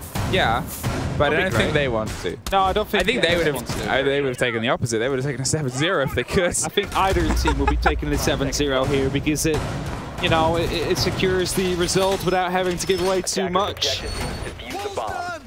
As we see the side of FaZe being in the kitchen and the dining. It is Astro that is playing currently from below, hoping to stop a quick entry from the big garage, or potentially go for a run out if the pressure arises again, because we have seen quite a bunch of them so far. Astro tries to open up the window there, failed to do so a bit. Well, that's instantly some pressure being put on the back of the hole. They still have Souls, who was just droned out in blue, and he's going to go for a rotation round to the small box connector. What we have here is obviously the repeat of the only site that they've been able to take on their defense so far, and Alems is testing the waters with bullets from range. Astro is on the back line, making sure that those players aren't entirely isolated as Shaiko goes across the top and steadies his way down on a bit of a drone clear. He's trying to find the fight here with Renshiro opening up that width, that extra support. It's two different stories with a sort of meet in the middle here of BDS trying to get a bit of a handle, but Alems is actually just sort of offering a back line. He's not trying to dive in, he's just sort of saying, well, if they go this way, I'll get him. Top floor control established by BDS, but it's not all. Well, also not the entirety of the top floor, just a big part of it. They now need to go to the actual part where it matters. And it's Bullet that will be the first hoop they need to get over or through. He did take some damage, but he's still active. Still, he's taking the active gunfights here, and as long as he's in that little cubby, he will be dealing damage to the members of BDS. Now the Mozzie drone is obviously picking up some problems here, and Renshiro wants to try and find a fight. He's not entirely sure if he's getting a connection here, and he's very close, but with 2 minutes pretty much gone, BDS are going to have to start trying to apply the pressure to the firefight itself. They've got all the intel that they want, can use at this point. They know where these players are, but it's actually making the connection towards the fight on the hatch. FaZe realize this. They pull a bit back. They're going to see if they can rely on some of the back line of their utility, including a C4 prepped and placed and waiting for a little bit of a sledgehammer to start hitting the floor. Alems is giving the call, and Bullet is giving Renshiro some bullets. Gets revenge for what he slightly suffered earlier on, and Shaiko's going to see if he can scream his way across the top. And that hold from Bullet on the top was one of the things that brought the round to their favor before. He did, and as the extra thermic goes off now and opening into the side will be there. Shaiko taking a bit of damage on the very original gunfight here. Shakes it his second time around as well as Astro drops through the hatch. Aware of the position of him as he has dropped down. Souls takes a small bit of damage as well as cameraman comes in for the flank, potentially takes care of the air jab, but he gets picked up right after and secured as well. 15 seconds, they're going to see if they can smoke it off, but the diffuser carrier goes down on the double door. 3 versus 3, but only a handful of seconds, and a 2 versus 1 as everybody starts to fall. It's Rafal that needs to have an opportunity to lock it off now. A bit of width comes through, can't get the connection on either, and FaZe get one of the 2 needed to go to OT. And it's one of the 2 rounds that BDS have available to them to lock it off and bring it to a map number 3 here, Emmy. Tactical timeout seems to have worked out for now at least. And they need to find yet one more. Bar Gaming, next side we'll head to. It's probably the favorite side of any given team on this map currently. And also, a high defensive win rate so far. BDS, are you going to slip here, or is FaZe going to lose out? It was the first. It was the lead-in, and it was how they opened up on these attacks on this half. It was their drive-in. And then since then, it's been, well, the best that they've done, but it's not over yet, and that's the trouble. That's the problem. And that's where FaZe are trying to turn themselves into diamonds, still scrappy and close all the way till the end. They have one more to go before they find themselves playing on the final map. Will we see our first third in this day of supposed best of 3s, or are we going to bounce back and forth between 2 maps apiece throughout? What are FaZe going to change here as well? Because the take from BDS was arguably one of their cleanest, and that's why we haven't seen this site attempted since the first. 10 seconds that is very true. We do see the hatch and the library being closed off, some punch holes being made into the box area as well to at least put up some pressure onto BDS if they approach from that side. Now potential roam could be big. Cyber put up a camera so they might be able to get some information on potential rappel onto the northern side. Seems like they are aware, however. Shaiko was looking around but can't find it yet. IQ is also gone off the board, so that one will no longer be able to find it as Alems gets taken out. Astro with a great entry right here. The window was being opened up, but Astro just returns the fire. And that's the very first to fall. BDS, his match point might be slipping already. Well, that was a tragedy for BDS fans right there. A big player gone by a return to a spray. The Flores is obviously now going to be that bit of just a watching window of possibility. Shaiko finds a bit of revenge, though. Able to creep up and put the pressure instantly back on. Drives his way through. As we said, him showing up is an important part of this, and he's making sure that he goes all the way through. Suffers a little bit of pressure and toys with the idea of maybe trying to open something, but it's the spray down the stairs. And Lucy's at the bottom. Isn't able to land anything against it, but doesn't want to push too hard before the rest of the team is able to stack themselves up to offer a bit of support. He went for revenge and he got it, but he's got to make sure he doesn't get bunkered by that possibility. You don't want to give away the man advantage that you just managed to equal again to your opponent. The smoke canister in the meantime, however, did get tossed out, so they could just slow the attack. One thing, though, is that a flank could still be on the cards here. There is a drone coming out now. Bullet has been spotted. Still going to be Cyber. Cyber Zero, who has been so effective. Could be wanting to go for a bit of a flank here as the pressure seems to be rising up. BDS want to take that top floor control now. That's what they're working on. But they need to get rid of the players in the library and on those blue stairs. As the very next point of interest. Cyber goes for the hop over the top, and whether he's going to just see if he can offer something back against Fireplace or even further. This is a consistent of FaZe, is try and retake a little bit of territory and make their drone game out of date, even more impressively by making it more aggressive. Renchiro's going to go for the grenade down to the deep side as Cyber is able to go back to the little door split, and Shaiko's going to find a fight maybe sooner than he realizes, but so is apparently Cyber. The pings are coming through. They have an angle and a hope, but they also only have about 40 seconds. And now as they steady their hammers down, it's a 4 versus 4, but they've still got to make their way downstairs to try and get this connection. There's Cyber. Pops up from the dug-in corner, gets 1, and Cameraman gets 2. Instantly, that Intel game has been punished by the lack of the updates that have been entirely leaned into by FaZe, and here now, Renchiro and Bride have everything to try and do and pull this back together. Another fight, more of an extension, one down the stairs, it's Bullet that brings it back round. There's at least one in a commiseration, but we are heading to OT. FaZe managed to bring it back. They fend off both match points that BDS had accumulated. And that means now we are headed into an area, into a position where BDS could just as well lose it out here. There is no points to be given away. It's no longer group stages. It doesn't matter if you get to OT. It matters whether or not you win your map right now. And it all started off with Astro picking up that great kill. Yes, he was instantly after traded out, but Cyber Zera able to put himself into that close corner, able to surprise them truly to get away Bullet. Because we'll clean out that round, and now we're headed into a best of 3 in rounds. And it will be BDS on the defense. And I'm not sure what is currently favored, given how the match has gone so far. It's impossible to call, that's the thing. A 3-3 either half. Now, it's obviously been a bit of a break in momentum. Yeah. So, we have a bit of a different application here. Who has been able to keep their game fresh from what was otherwise done before, and it's fair to say that BDS have a good bar hold. They won it both times. It was their only one that they had the repetition on that came to any level of success, but also that means that FaZe Clan know where they're going.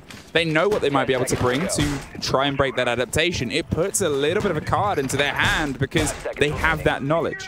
And it's something that BDS are going to have to try and double down onto the security of that 100% success rate. That's it as well. FaZe have already tried to attack this traditionally twice. They have lost it twice as well. Maybe they're going to try something funky, as we like to say. Although it doesn't seem like it as of yet. Just normal drones being tossed out. Just trying to get for the library control at the very first moment to push onto the stairs, and of course the chimney after. The chimney being the key point. That one has really ruined them before. The triple kill that came through from Renchiro on that side with the SMG. It's not something you want to let happen again. Also, Bride inside the pantry has been a consistent problem for them, so you truly need to put up the pressure from inside that library.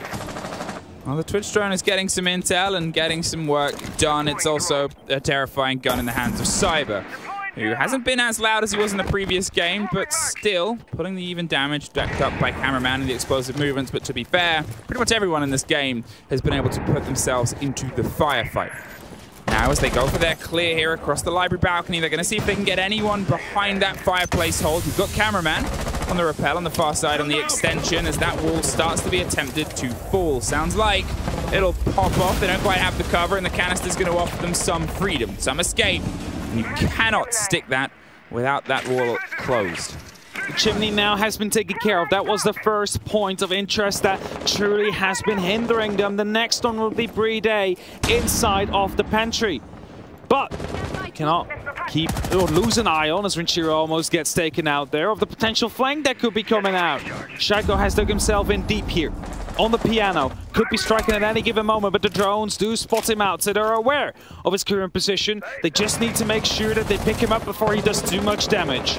That's it. Renshiro is the first to go, and that is a crawl across a big space. They might have some cover, but it's Alems that keeps it going. Bullet goes down.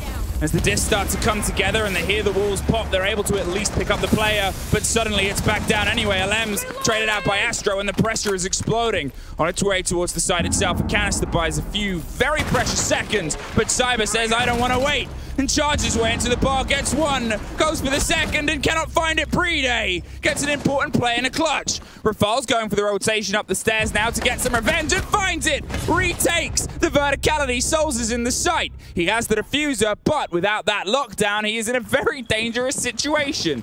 20 seconds and a moment to breathe inside the pantry, and they have this watch down from both angles, both sides. They do not have to throw themselves into this. They know he has to plant, know he has to find a spot, and he knows that they know that, and he also knows that they're watching him and listening to him. The pistol is a last-ditch Hail Mary, but it is not going to connect, and BDS once again are on map point. Brede from the pantry there, coming in big, able to stall a lot of time, get up a kill as well to Cyber, who tried to push him out. They really needed to synchronize there, go with two at the very same time. You'd at least lose one, but you would have the pressure still going your way. And now BDS are on yet another map point. Are they going to be able to lock off this one though? They failed to do it twice before. And FaZe, they want to bring it back yet once again. They want to make this a max OT and push it up to that 50-50 we have seen before. It is so far just back and forth in these rounds on either side. One of them can take this map, but one of them will be eliminated if the other does. Flores back on the board. The 6th pick, as is Kaid. They're going to see if they can actually get into the map this time. Obviously, an early loss in the gun of Alems is a blow, but also that utility. You think at how good that can be at clearing any of the holds, especially when there is no mute on the board. When you're looking at the potential of the hold at the top of the stairs, when you're looking at fireplace and chimney and all those angles, it just gives you so much, and also gives you the chance to open up some verticality angles, rotation across box. Not being part of the play last time meant that we never really saw the play that BDS wanted to make. So it's time for take two, time for a more tepid approach, and time for FaZe Clan to see if they can repeat what they managed before. It will be their goal. As you see, all 5 of them currently setting up. The match round has started. Souls inside of the pantry. Obi trying to do what Brede has done 2 times before so far. Holding off that jump in from that window. Holding off the more relative safe position to plant as soon as you do start getting down that diffuser. BDS, they need to start again with gathering information, taking the ground and putting up the pressure onto the players of FaZe, who so far have been able to strike, and strike first. Quite consistently as well, even though it is getting better now. That's it. They've warmed up into this, and they were not too long ago on their attacks, and not too long ago went a pretty good distance with them. And their opener, when they started, was this site and was a win. They're great on the turn of the half, but it's burying that home. It's keeping that consistency that seems to be the problem that's plagued them. Here, they've gone for a slightly different approach. Over the top, they're not going for the direct take underneath as it did punish them before. Although Shaiko got revenge, it came at the cost of what is an important power player, as I listed. As I said, that shield in the hands or against Flores isn't the biggest nightmare. It definitely isn't. Just an RCE is going to be able to take that out. However, you need to keep in mind that Bullet is playing near the chimney, has the opportunity to provide some cover, really forcing the RCEs to come through that window. That's the relative safe space. That's a blind spot. It seems like FaZe is falling back off that side. They're not really that bothered with holding the top floor in their control as flashbangs are being tossed in. Surely that shield gets taken out soon. Wallbangs are being attempted as well, but nothing quite hits yet. Grenades tossed in there to get rid of that shield. Successfully does so as well. The question is now, however, with FaZe dropping off from that top floor, where do they want to go? That's it. 2 minutes, and they were more than happy to just give it up without the fight that we've often seen a lot of other teams stick. It is important. But FaZe disagree. And now it's time to prove why. What's their plan that's going to bring this together? Alems died at this window before, and well, we just saw a ping that gave the game away that someone wasn't too far away. And there's Rafal, who is blown away. Renshiro massively injured by the C4 over that approach as well. And that is a huge takeaway. The fight over the top of the boxes comes together. The two players that opened this take last time, but they're going to pull off, fall away. Souls is trying to find a fight, but it's Bullet that actually gets the drop in the end onto Alems and puts another blow into them. Renshiro can't get the cleanest entrance, but Shaiko does, descends the stairs and drops the body. Cameraman was holding it off. You can see two players inside Snowmo, and now one less player in the site. Bride is making his way towards it. He's going to see if he can get his way in and get that stuck. But Super Astro does a super play and pops it off. Now on Fireplace, the diffuser's cold in the middle of the room. It's a 3 versus 1 once again. Renshiro can't get the connection, and we are going all the way. Max OT is on the board here. Whoever wins the next round will take this game, or rather, the map, because it could still go through a third. If BDS manage to win this one, we are heading to our decider. If FaZe take this, we have yet another 2-0 on our hands. Coach quickly going for some last shoulder taps there to motivate his players. He's, of course, not really allowed to talk. Are we in a tactical timeout? My timer's paused, so... we are in a tactical timeout. It's BDS, so they are allowed to talk. I was really confused there. Saw people talking, so the timer not moving anymore. It's like, who called this one? Well, it's BDS, and rightfully so. I mean, they know how important it is. They know what rests on just one round. You can play however many throughout a tournament, but there is always a moment in terms of where it can break down to just one single round. And you've built up all the momentum, all the possibilities, and all the knowledge you've had within the game, all of the prep that you've brought into this game. But this is all there is now. Just the focus on this. No map 3 thoughts, no lifting a trophy thoughts. Unless it helps drive you, you are just playing one round of Siege. This is survival, and Bios, their coach, now needs to really get everything together. There's only 45 seconds he is allowed to speak. Those 45 seconds, in those 45 seconds, he needs to motivate his men to, well, at least make sure they get this round and bring us to a map 3. Maybe they discussed the sides they will be defending, brought up some new strategies or some slight alterations. Maybe it's just a pep talk that went through. They know themselves the best. They know what they need in such a situation. And as we head towards Kitchen Dining, round 15 is underway. The prep phase will start off, and shortly, FaZe will find out what BDS, oh, they already have, will be playing. Oh, I think they knew. This was the 100% success rate. The previous hole, FaZe took a bit of a gamble. They were 50-50 on bar, and when they'd opened it before they'd lost it, they lost it again. That's a gamble. They tried to push themselves off, and they still had this as an option. And 100% success rate in this game. Their statistical best defense site, and a bit of the stress now. A bit. It's going to be a lot of stress on the shoulders here of BDS. Shaiko has woken up, however. 14 kills so far, followed up by Renshiro on 11 on his team. The question is, has he woken up soon enough? Because we are in this max OT, it is now do or die for BDS. FaZe, they know that they can afford to lose this map, thus the pressure might be a little bit less. Surely they don't want to go to the third map, but they know there is the opportunity. Their entire tournament does not rest on this entire round. And away we go.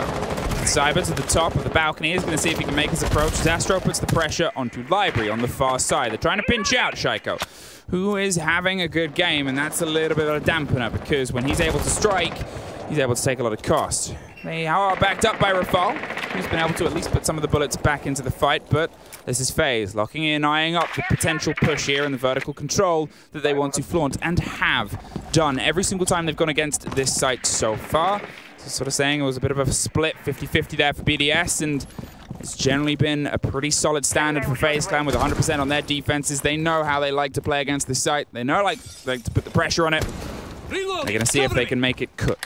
Alams is a key player currently for BDS. He's been able to trick 2 drones so far, and with that he has been able to, well, make his way all the way to the bottom floor.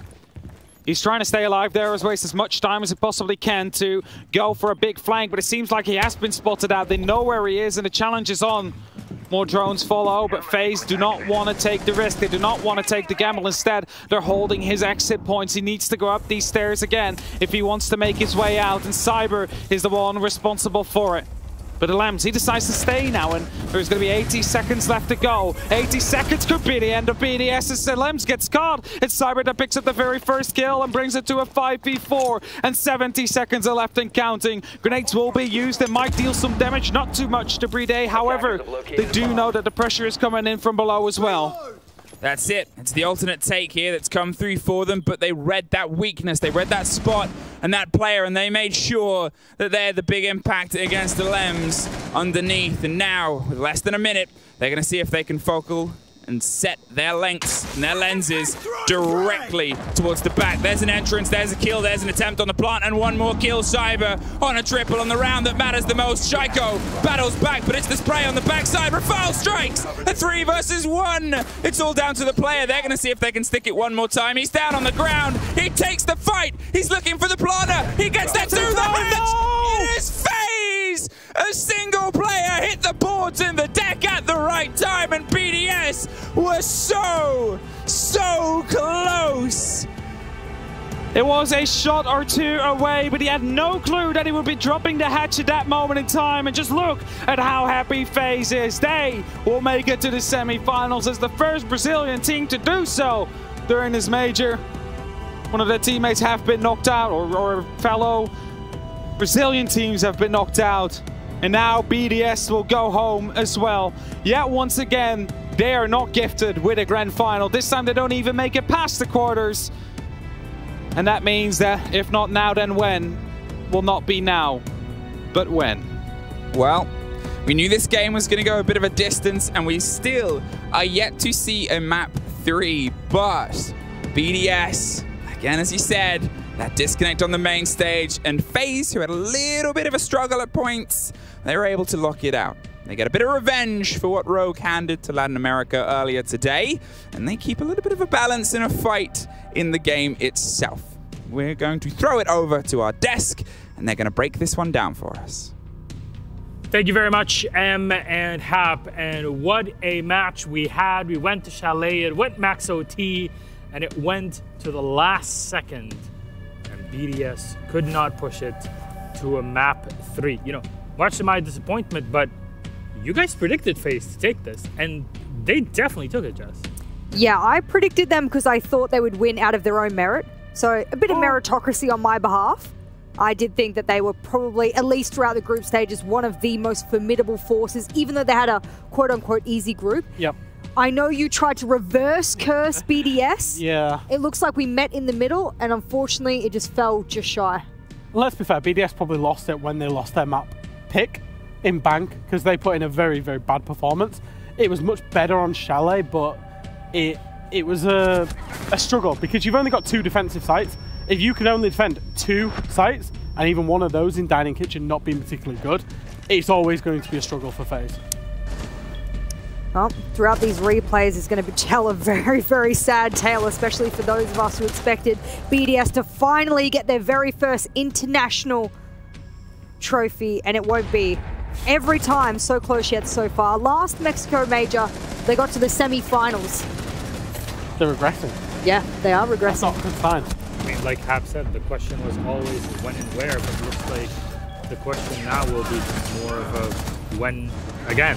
right? And I think it's interesting from BDS's point of view because they coast through EUL. They genuinely, they have quite an easy time in EUL. It's fair to say, unbeaten. They see that as like what they deserve. They see these international tournaments as a challenge and that they need to be at the top. And they just keep hitting this same wall, this same ceiling. They just keep hitting it and hitting it. If your ceiling is making it to the playoffs of every major and consistently being, you know, one of the top teams in your region, is that necessarily bad? It's not bad, but when you want to be the best, and they clearly, they want to be the best. They've got the investment to be the best. That's the standard. That's what they should be holding themselves to. Absolutely, and I think every team, and we would all agree with this, even you and I when we were coaches, you want to go to the top. Even if you do great beyond your ceiling, you want to go to the top. So for them not to be able to reach it yet again at yet another major, they still have 6 invitational, but I mean, that could be yet another tale. Was it the stress this time, Fresh? And I will ask both of you actually more of an open question in this case because you both had that experience as coaches. So I think it was maybe nerves, particularly on bank, like I say, because we've seen them on bank absolutely decimate most teams they've come up against.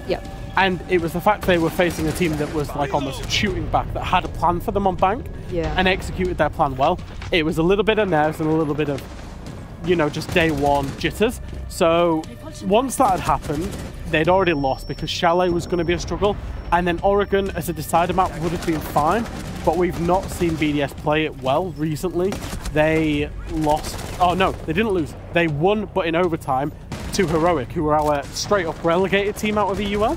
They lost to them on Oregon. So the map bans in conjunction with a first map of Bank, probably what lost it for BDS on the day.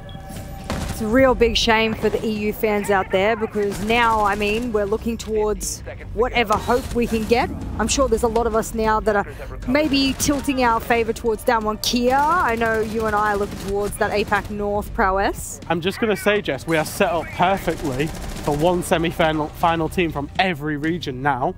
Should SSG make it through? Should. And you've cursed it. Well done, sir. Sorry, SSG. Honestly, but you know what? Rogue is still our EU friendship ended with BDS. Now Rogue is my friend. 8-7. FaZe BDS on Chalet. Cyber had a hell of a game, and despite Shaco's best efforts, it was all for none. FaZe really coming out on top here, and man, you really have to feel for BDS in this case going to the final round, but FaZe had their number the whole time too. They did, and it was just small things, and it wasn't that they did a full counter-analysis playbook. It was just little things dotted about. They were ready for the wing conditions of BDS, I would say, especially the lurk coming out of the Lems. We've seen the Lems have quite a bad day. They shut the Lems down particularly well because they knew exactly what he was going to do. BDS are a team where we've had concerns about them being adaptable and also counterable, where they tend to do a lot of the same things. So to see FaZe just implement them really small ideas, it was really good to see, and that's, you know, another thing that helps them win this game. All right, my friends, so back to you in a moment. Let's have a chat with our victors FaZe Clan. Cameraman is on camera. I don't know how that works. Hello, guys. Hello, cameraman. So good to see you. Congratulations on your victory and moving through the tournament now into the semis. First, it looked like in the groups, there wasn't much that could really take you down, and now you shoot down the best team that Europe has produced this year. How does it feel like for FaZe? It feels amazing. I love these guys. We work so hard to get here, and it's a pleasure to play along with them and have these improvements since the first part of the year. And stage 2 on BR6, we had some struggle. As I was saying, like Cyber Girlfriend delivered, and that kind of took hesitation a bit, and now we have Cyber. This is Cyber. Incredible Cyber that played incredibly well in this entire series. And let's talk about that then. Bank was map number 1. You absolutely smashed BDS. What was there that you felt your team had that gave you that advantage to demolish the best EU team on one of their coziest map in Bank? Yeah, we looked to the stats of their bank. It was pretty scary, to be honest. They had a really good bank this season, but I think our bank's better. We played better, even with some struggle. In my opinion, we had some communication struggle there in the beginning, but we ended up winning. So yeah. Do you think you had something special planned for Bank, or during the game, or were you just adapting on BDS constantly? If I do, I won't tell you. I'm trying here, okay? I'm trying. I bet. I just want to pull out all those strats. You know, we got Fresh here on the desk, and he played alongside G2. He knows all about saving strats. So we want to pull them out of people at this point. You might have to use them as the tournament goes. Yeah, you'll find out. Well, you go into Chalet, and it goes all the way to max OT. So what happened there? What was kind of the thorn in your side that pulled you to the end before you were able to defeat BDS? I think we slipped up a little bit in the beginning, as we had in Bank too. We should have switched sides like 4-2, but yeah, like we had got a lot of resilience, and yeah, I think Ramalho had a good adaptation too to the bar defense. They were smashing us, and then we just reinforced 2 hatches and put kite on it, and we just fall back. So I think that's the main reason that we won Chalet. So yeah, it's Ramalho. How do you say? It's Ramalho business. He did it great. Yeah. It's his job. Yeah, it's his job. Yeah. Do. He is the expert at it on the team. And you know, now having beaten BDS, you're locked in for the semis, but you're playing DWG KIA from Korea, and of course from APAC North. Did you expect to go up against them, and what do you have to say to them? I expected an easy game for, again, like SANDBOX and KIA. I know KIA is a pretty strong team. They're better than SANDBOX, and it's gonna be a tough game for sure. But we're gonna prepare just we did like against BDS. So yeah, it's a strong team, but we have everything to win, and hopefully we can have a good match tomorrow. You think LATAM has what it takes to take down APAC in a semi? I hope so. Can't wait to see it. Anything you want to say to all the fans out there, cameraman? Just thank you, all my fans, my family. Queria mandar beijo aí pra minha família toda, Fernanda aí, meus pais estão me assistindo, meus amigos, então é isso aí, gratidão, estamos aqui, estamos dando o nosso melhor e espero que vocês estejam curtindo aí em casa o show aqui, isso aí. Thank you very much, cameraman. Muito obrigado, and obrigado. Congratulations on your victory against BDS. You'll go up against DWG KIA. Can't wait to see that semi-final tomorrow. Until then, get some rest and good luck. Thank you. And we are back. Yes, Jess? I'm laughing because he was very humble about the fact he goes, oh, you know, we reinforced some hatches, we used kite here.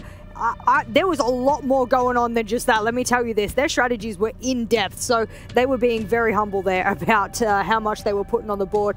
A bit more than just the kite, I think.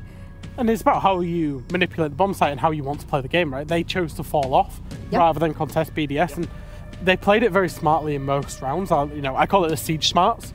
So they made the decision to just consciously not attack it, not fight BDS. Put the Kaid on, get away, and it is a very small thing, but it's a very small thing that wins around for you in a moment of need, right? Yeah, absolutely. I think time management is something that FaZe did really well on both of their sides, both whether they went early on or whether they just tried to dwindle time on their defense. I think it worked well. Playing defense is, you know, countering on the attacking side is like peeling an onion, going through it one by one. Oh, bringing out the Shrek quotes on the desk. Let's go. I love a good Shrek quote where he goes, you just layers of an onion. This is ours. Yes, sir. Well, our MVP for this matchup, let's take a look at who it is. And if not Cyber, I'm going to be pretty mad. Oh, he is. Yes! 30-19, plus 11 on the KD, 73 on entry. And our Sledge Valkyrie player here on the squad. Jess, your thoughts on Cyber? I mean, he's playing like one of the most picked operators throughout the major thus far, so go nuts. I mean, that's probably not a surprise, but he's also playing one of the most banned operators on defense. And that was also not a surprise for me because I think even though we saw Lems bring the IQ as a bit of a counter for it, which is probably the first time today we've seen someone actually bring a counter. Thank you very much, Lems, using common sense of counter adaptation. But it still didn't matter because they were just so time short. So throughout that round, I think the Valkyrie was really key, but I mean, it's Chalet. What do you expect? He's a big part of their roster. A big part. He comes up with a lot of kills. And like you say, he does play those big operators.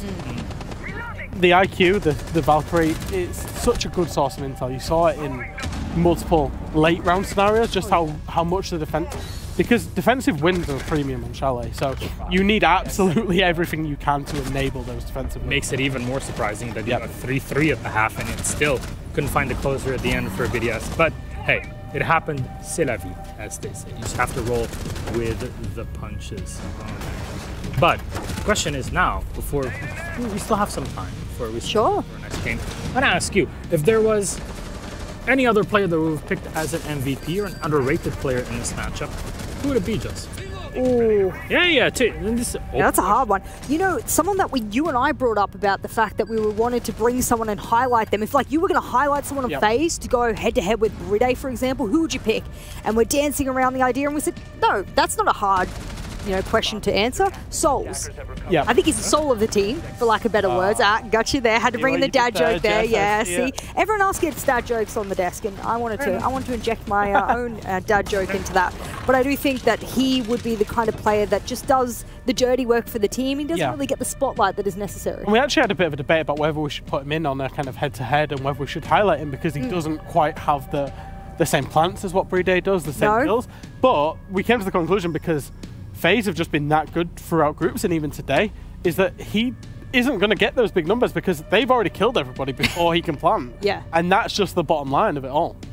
He's just, like you say, he does the dirty work for the team. He really does. He'll drone, he'll play whatever operator you need him to, and he is the clutch master. He is the clutch master. Not that in FaZe you really need a clutch master recently. But should those like 4 players not have won the round already, he's the one, he's like, I'm here. Hey guys, I'll Maverick a hatch for you. Honestly, there's so many pros that still muck up Mavericking hatches. It blows my mind. It's incredible. And you know what? I want you to blow my mind even further today. Get on that telescope station. We're really going to see how short I am for the first time ever. This is a leg reveal. I can't believe we're doing it live on TV, guys. Boop. We're doing it, Mum. Wow, it's happening. All right. So essentially what I wanted to do was show everyone part of the strategy that I really thought encompassed FaZe throughout the entire series. I want to pick a clip from Chalet specifically, but what I really wanted to do here was point out how they had layers upon layers throughout their entire strategy. So let's kick things off here and give you a little bit of context as to what's happening. Essentially, it's a bar defense, and of course, we see all of BDS pushing over from the Solarium side over. What's important about this is that there's a clash in a power position over towards these blue library stairs here. That's where the clash is playing, reinforced by someone my disc because we had the Jaeger ban, so no ADSs in T, but something that people didn't necessarily spot was this nice little Banshee in the middle of the room. Now, of course, that's what BDS looks to get rid of first. Rafael's throwing in as many of those flash grenades as possible to cook those with my disc. Shaiko's awaiting with grenades and a Gone 6 in hand, and so the first thing they get rid of with the LEMs is that there. Now, I'm going to pause it here. Banshee's gone now, so you're unimpeded for the most part. But what people don't spot is that there is yet another layer to this defense on library stairs. Look at this, it's the hole here. And you're probably thinking, it's an innocuous little hole, might be a vertical of some kind. Maybe the defenders above are using it. Not really, because what that Banshee was placed there for was to slow an attacker down as they ran through there, for a very, very particular reason. As this rolls through, BDS is losing time. It's dwindling. They're droning. They're trying to get intel. Shaiko's trying to nade a person with a shield in front of their face.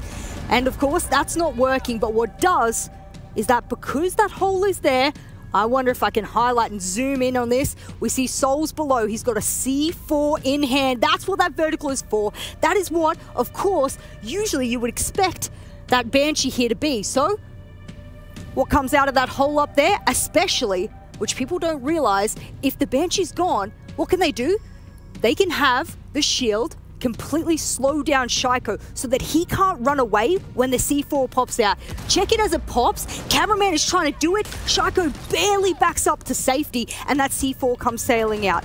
Usually, with the Banshee there, with the zaps of the clash coming out, he would not be able to get away. Boom, free kill. That's 3 layers of utility used in that one singular power position, and FaZe is one of the most formidable strategic teams coming out of Latin America that I have seen so far.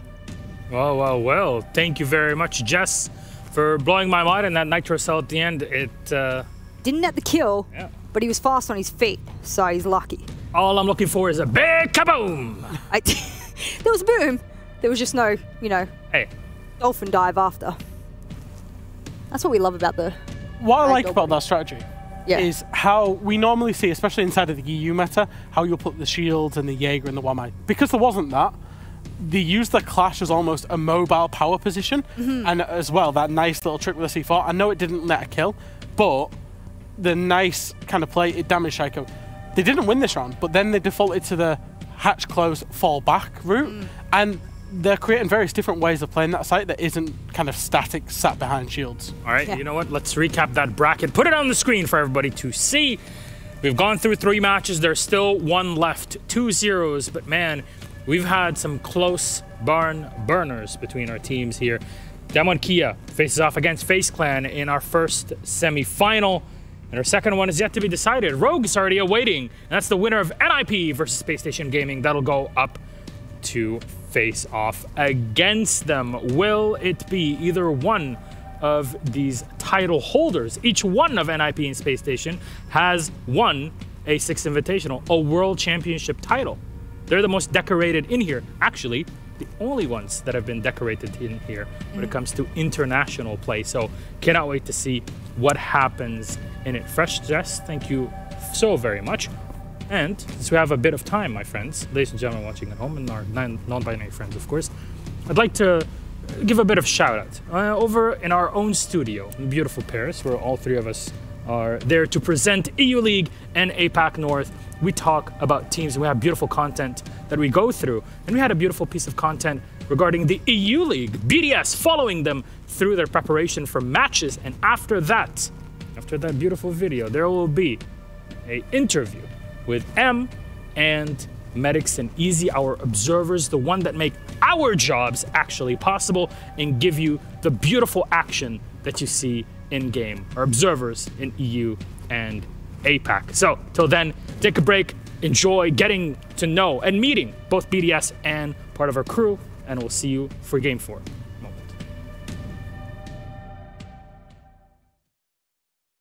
Get it? Yes is the answer, and BDS go into Pro League. Sisu relegated to Challenger League, and that's it.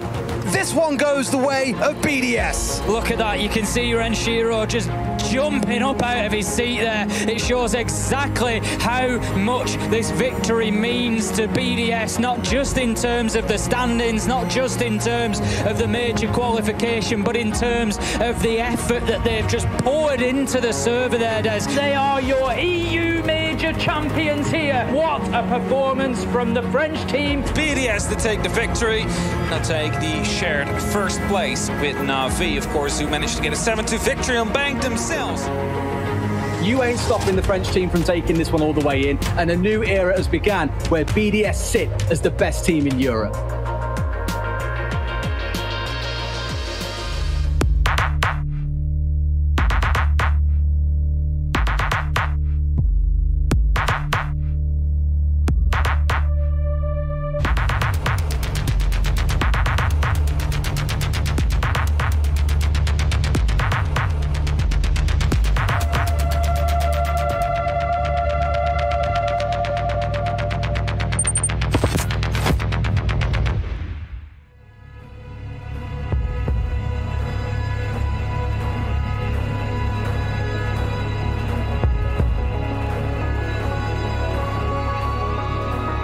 Ça fait bientôt 2 ans que je fais BDS.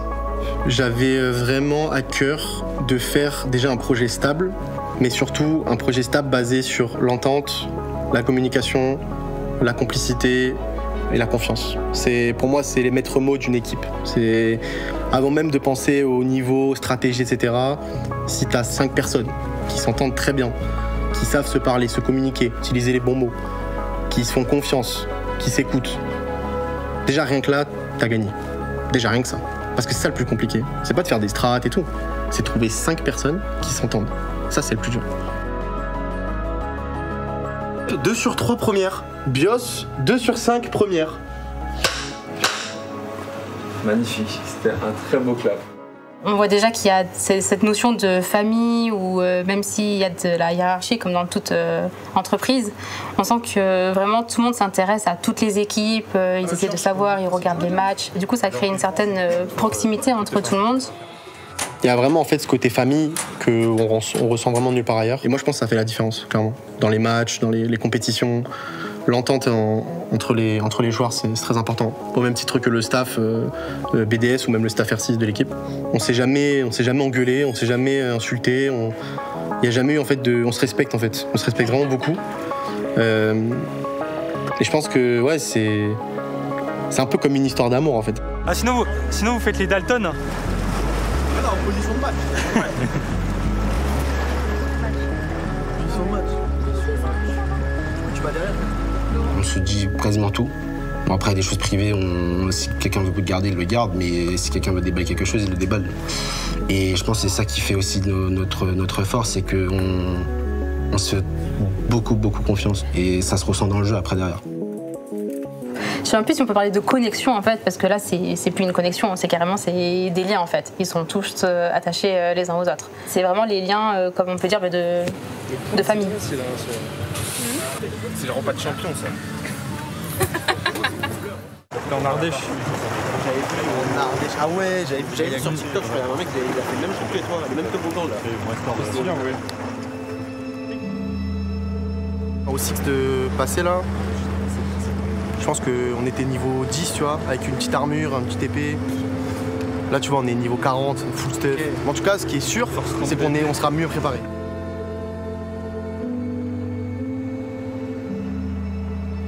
Qui c'est qui est là-dessous? Mais non. Il dort, lui. Bonjour. C'est moi qui lui ai mis la couverture en plus. Parce que c'est un match, ça fait longtemps. Enfin, ça fait deux stages, on veut le gagner. Et c'est vrai qu'on... Je pense qu'on n'a jamais eu une aussi bonne prep pour ce match-là en fait. Nous, on a à cœur de réussir et forcément la réussite ça passe par le travail. Donc je vais pas vous mentir, on se déchire en prac en fait. Parfois même trop et c'est là où justement notre staff intervient, que ce soit Katou ou même Eagle et même peut-être Bios dans le futur qui nous dit bon là les gars calmez un peu parce que là si vous jouez trop ça risque de partir en sucette un peu. Mais c'est vrai qu'on joue beaucoup, on joue vraiment beaucoup et on se donne les moyens en fait de réussir tout simplement. Moi chez BDS on travaille beaucoup plus, enfin on a beaucoup plus d'entraînement que dans les autres orgues que j'ai faites. On est à un tel niveau où en fait il faut toujours se renouveler, c'est toujours chercher la perfection. Si on se contente de toujours faire la même chose, ça c'est bien encore au six. Hein. On se fait regarder par tout le monde parce qu'on réussit.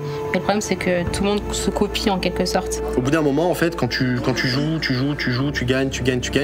Les équipes, en fait, plus tu gagnes, plus elles vont commencer à te regarder, à apprendre de toi, à voir ce que tu fais, etc. Et en fait, on l'a bien vu que on manquait en fait peut-être d'un avis extérieur, de quelqu'un qui pourrait peut-être nous aider, nous aiguiller sur certaines choses, nous apporter en fait des solutions ou des nouvelles idées pour être peut-être un peu moins prévisibles. Et en fait, la personne que moi, en fait, j'ai pensé au tout début, c'était Bios. Parce que Bios connaît le jeu, Bios a déjà coaché des équipes, Bios a gagné une Pro League, Bios sait de quoi il parle. En fait, on n'a jamais fait de débrief de notre vie, mais depuis qu'il y a Bios, on fait des débriefs. Ouais, depuis qu'il y a Bios, on fait des débriefs. Micro débrief. Genre 35 secondes. Oui, c'est tout petit. J'ai toujours considéré cette équipe comme vraiment le top niveau. Je me rappelle avoir dit à certains dirigeants de BDS qui disaient avec LM, vous avez le leader parfait, le capitaine parfait. Et quand ils ont rajouté Bridé, là, ils avaient tous les éléments. Je veux dire, si on regarde les 5 joueurs, ils sont complémentaires. C'est parfait. Pour moi, ils peuvent atteindre le meilleur niveau, même si, entre guillemets, au moment où j'arrivais, ils avaient une sorte de petit creux, un cycle un peu plus négatif que par d'habitude. It looks like they've all evacuated the site now. They don't want to risk it. They want to play lobby. BDS doesn't have control and Shepard still has his smokes. There's one man left alive, Renshiro. You've got to do it now. He gets the kill or almost does. But Empire, that time it hits zero. Kanto comes up, hits him into the dirt. G2 are now the undisputed best team in Europe. The round is done. Le deuxième stage, je dirais que c'est un peu moins bien passé dans le sens où sur ce stage, la concurrence était un petit peu plus rude. Comme on l'a vu, il y avait G2 qui avait fait des changements, ils étaient vraiment très en forme sur ce stage 2. Navi toujours au top. Toutes les équipes en fait, maintenant savent à peu près comment jouer, quelle stratégie employer, comment aborder le jeu, etc. Et surtout, les équipes en fait se sont vachement mixées, c'est-à-dire qu'il y a des joueurs qui sont arrivés, des nouveaux joueurs, etc., des bons joueurs. Et forcément, ça fait des très bonnes équipes. Ça a été compliqué aussi pour les joueurs d'accepter qu'il n'y ait plus de LAN. Donc c'est un peu frustrant, je dirais. Quand on est pro sur un jeu, l'atmosphère est différente, la concentration est différente. Ils sont en train de jouer un major quand même depuis chez eux. Quand on se voit pas, t'as pas la petite tape que tu peux faire à ton mate ou la petite main pour justement le soutenir ou continuer à l'encourager. Des phases de bas, comme des moments de bas, tout simplement. Et je pense que ça arrive à tout le monde. Du coup, on a une période creuse. Et je pense que ça arrivait justement pendant la période du Six Invitational. C'est-à-dire que le SI, ça a été vraiment un peu le coup de marteau en fait, sur la tête. Où en fait, on est arrivé vraiment confiant. On peut gagner, on va gagner. On sait qu'on peut taper une finale. Et ouais, gros coup de massue quoi. To another play and one more for Merc. It's Rafale locked inside. It's a spray, but it's a TSM room, and it is audibly American. Managing to shut down BDS, who were some of the tournament favorites, went down to the lower bracket first, and as I said, on a été, je pense, en dessous de ce qu'on doit proposer, notamment dans les matchs importants. Et en fait, c'est au retour en fait, du Six où vraiment là, on s'est posé la question, on s'est dit bon, coach ou pas coach, qu'est-ce qu'on fait? T'as le workshop là et t'as la master qui est là sur. La première, j'ai mis toutes mes cams dans le bar, parce qu'on savait qu'ils avaient été attaqués par la base. On avait vraiment besoin et envie d'avoir quelqu'un qui sait de quoi il parle. On voulait pas quelqu'un qui parle pour parler, on voulait quelqu'un qui puisse vraiment nous aiguiller et qui ait vraiment une connaissance du jeu, stratégiquement, mentalement, etc. Souvent on dit qu'il faut avantager les points forts, il faut travailler sur les points forts. Moi je veux juste gommer tous les points faibles. Je veux plus qu'il y ait de points faibles et je veux plus qu'on perde des cartes parce qu'on va dire l'adversaire est un peu avantagé sur celle-ci ou parce qu'il y a un side, un côté de défense ou d'attaque qu'on gère un peu moins bien. En fait ils font vraiment une attaque church avec 2 blocs qui sautent à la fin et peut-être un mec tunnel, c'est tout. Et ils ont pas changé là-dessus. On sait à peu près quoi faire pour attaquer, tu vois, même on sait quoi faire, tu vois. Mais le truc en fait c'est qu'en prac, tu sais on a vachement théorie-craft l'attaque, tu vois. Mais le problème c'est qu'en prac, on joue jamais des équipes qui le défendent. Et comme Empire, ils sont pris un 7-2, 7-3 là les deux, bam bam, au revoir. Ouais, c'est vrai.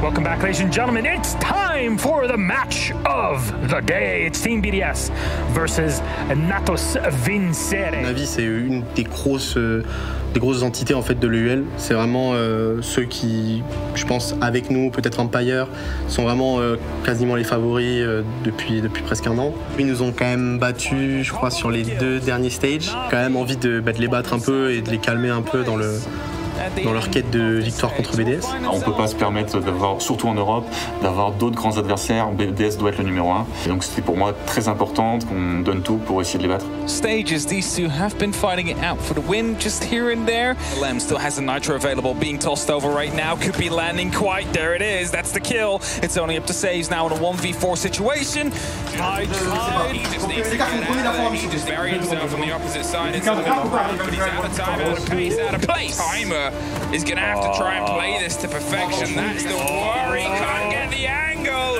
And Lems is just running for everything.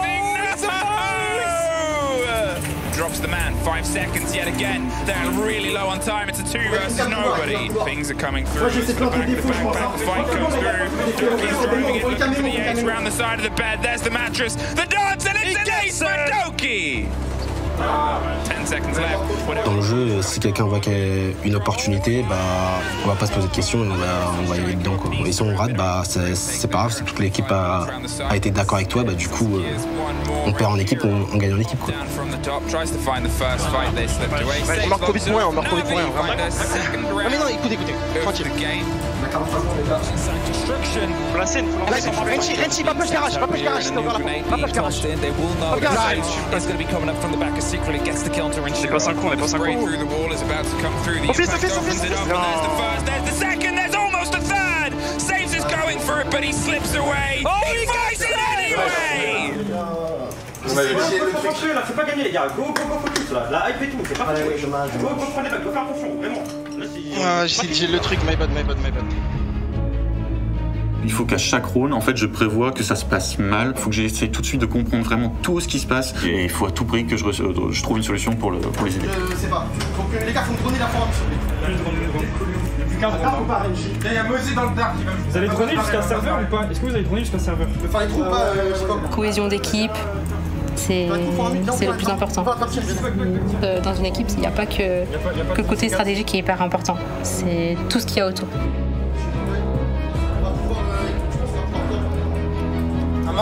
Des fois, je leur dis, mais tu sais que j'ai pensé à ce que tu viens de dire il n'y a même pas 10 secondes et j'ai te le dire de le faire. C'est un terme que j'aime bien utiliser. On a notre cerveau en connecté en Bluetooth, je pense. J'essaie de poser des faux, les gars. Il n'y a pas de carte, il n'y a pas de carte.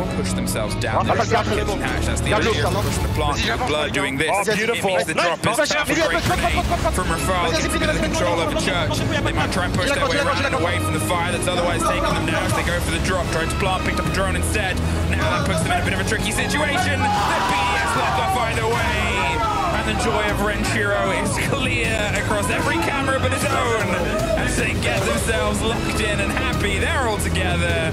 I'm sure the fans are happy as well. Shaiko, go job, mate. Pour yourself 3 points. Bien joué.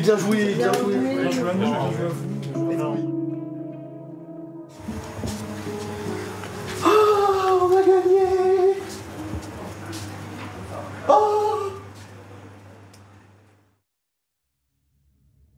Comme d'hab, moi je fais court parce que ça sert à rien de parler pour rien dire. En plus, vous avez gagné. Juste là, il y a eu quelques petites éventuellement. Déjà, vous avez gagné pas mal de 1 contre 1. En vrai, le score a pu être plus serré. Vous en perdez un aussi, Rafale, mais enfin, ça se joue à rien.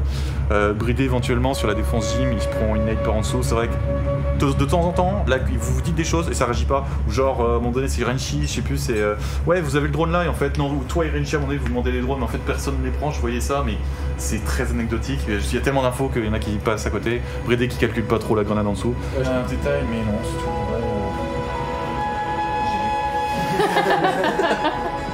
Non, mais sinon, en vrai, par contre, on est capable d'aller chercher un titre, on l'a déjà fait.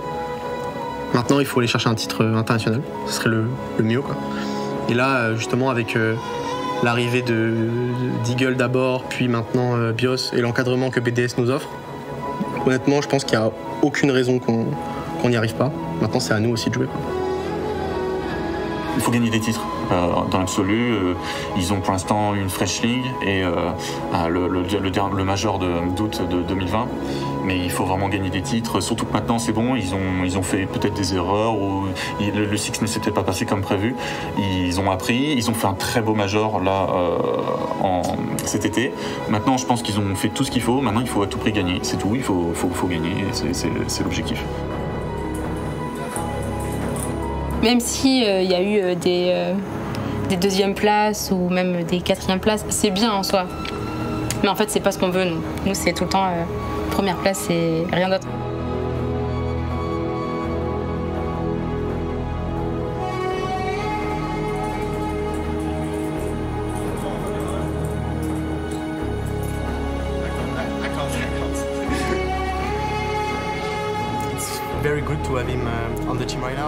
Quand tu arrives en fait en LAN et que tu as tout déchiré dans ta région, les autres équipes ils te regardent et ils sont pas bien, quoi.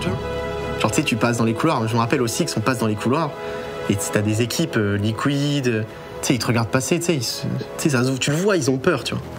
Et moi je veux ça, moi. Moi je veux qu'on arrive au prochain major là. Je veux que les gens ils passent devant nous, ils disent putain, t'as vu ces BDS, ils ont pas perdu un match. Moi je regarde, ouais, on n'a pas perdu un match les gars. Préparez-vous, on n'a pas perdu un match, ça va pas commencer aujourd'hui.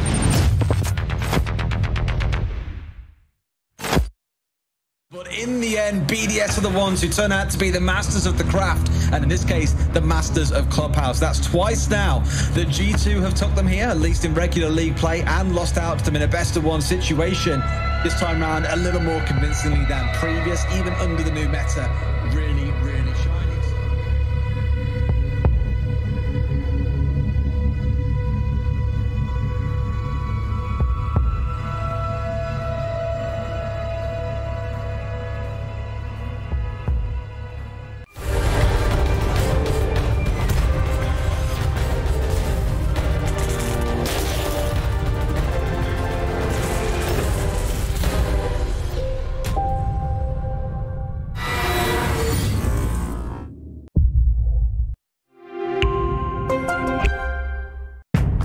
does it take to create the future of a gaming community?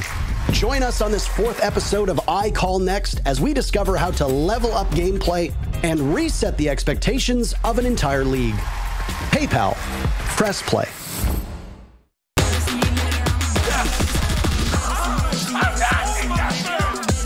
Easy going right there. One more to go.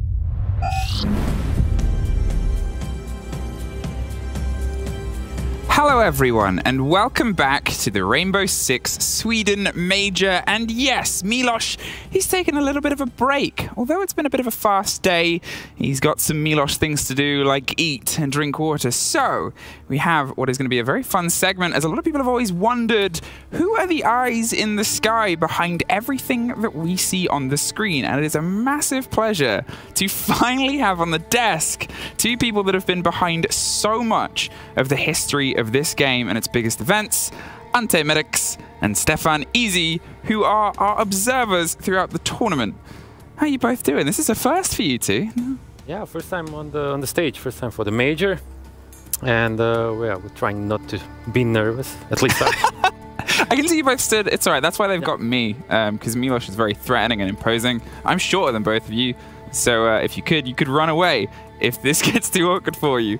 The first thing I think would be a good lead-in is probably to work out exactly what your history was with the game. So, where did Siege start for you, Easy? I started playing 6 years ago. I tried to be a competitive player for a while. I even talked with Pengu yesterday. That I used to be in a ranked stack with him and a few other people that you might all know, like Doki, for example. But I was always like the 7th on the spare bench when they had a ranked stack going. I got into Benelux League, which is my home region. Became a champion twice. We won't talk about how that went. And then I became a coach, got to CL, and then got picked up as an observer by the Benelux region, and then later by EUL. And Medics, you actually have a more recent story, as you found a bit of a home inside the Adria League as a bit of a tour de force player. Yeah, I mean, Siege for me started back in 2017, I believe. That's a Velvet Shell operation. I was a free weekend player, and I bought a starter pack and just kind of fell in love with the game. I tried to play competitively. So Nella and I started a team back then, but it didn't work out for me.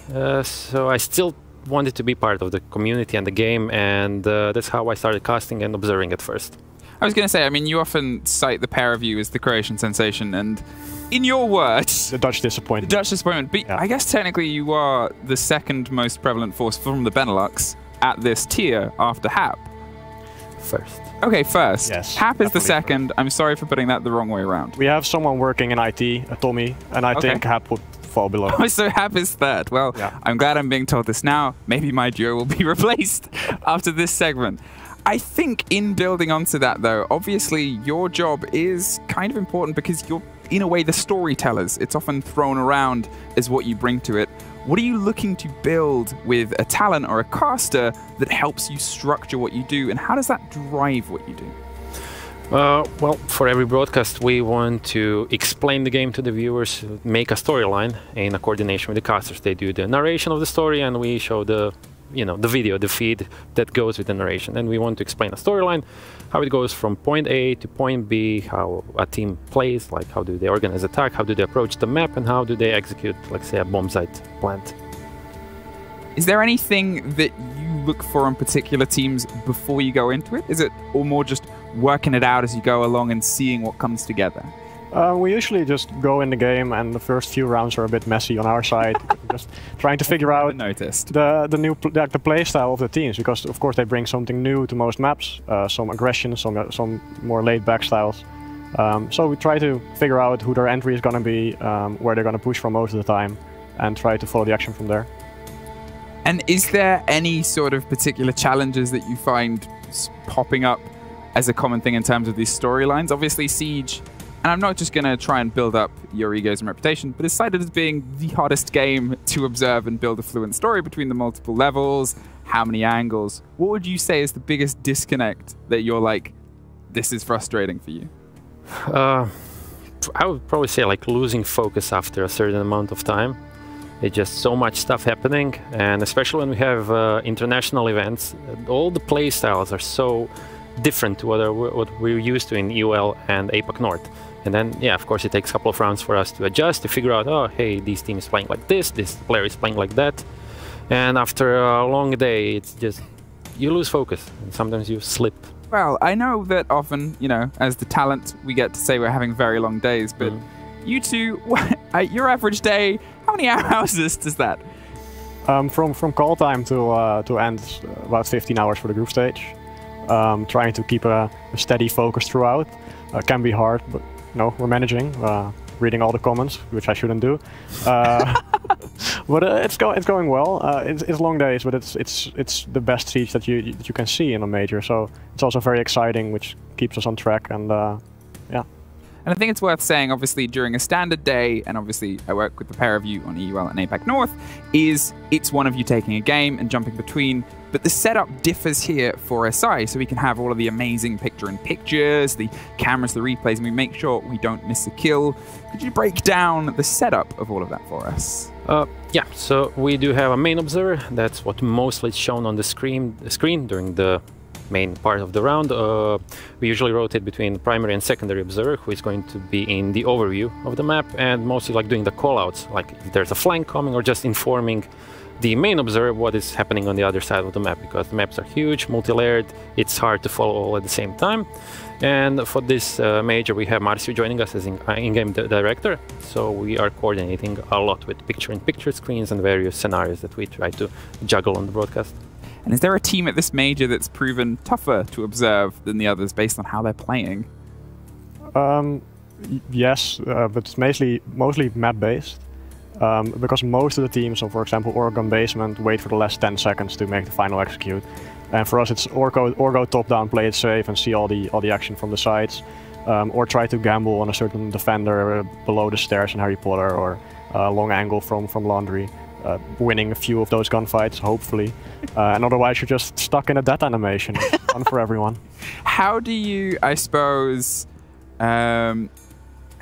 thread those particular bits together? Is it you can sort of get a taste of that, of where you think the entrance is going to come from, and you go from there as, okay, well, this is here and this is here? Or I usually like to try to figure out where is the diffuser going to enter the bomb site if I'm watching from the attacker's perspective, and I like to take a look at the drones. Like, I know it's boring, it looks boring, but for us it proves extremely valuable information to figure out what kind of intel does the attacking team have on the defenders.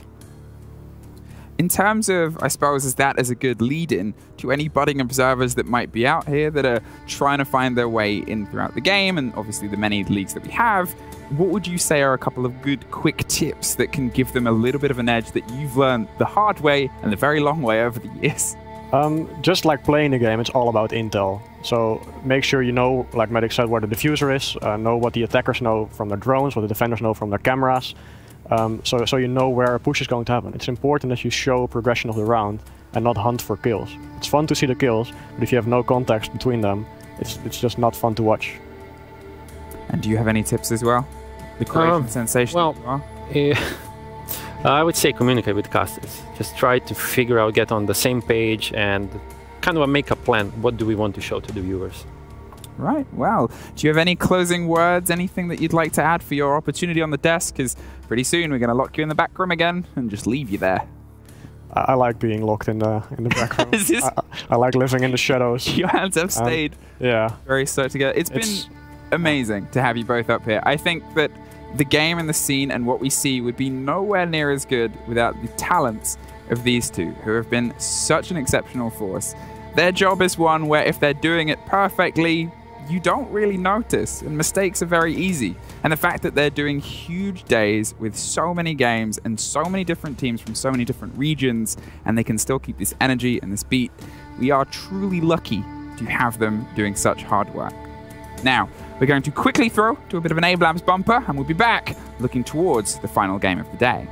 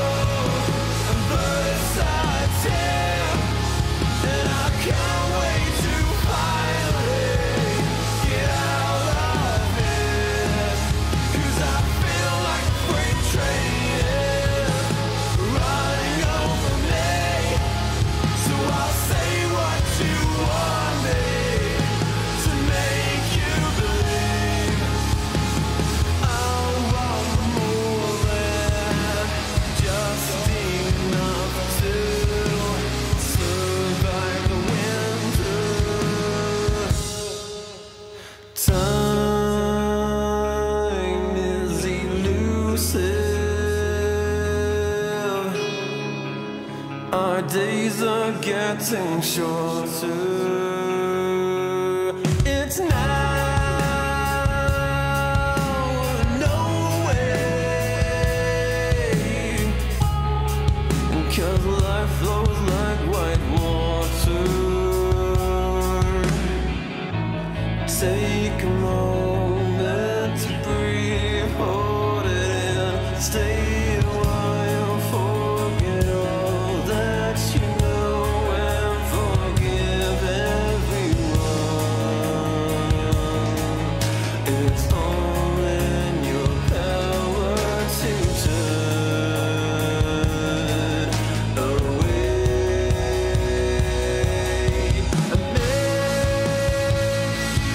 I've been blinded,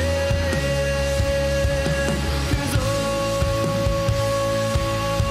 I see now is a fairy tale ending is not in our cards at all. Make a change, forget wait for nothing, to death do I, 'cause I feel like a freight train is running over me, so I'll say what you want me to make you believe, mortify and complicate. I'll wait by until it's too late. But I think that you know much better. Wait forever.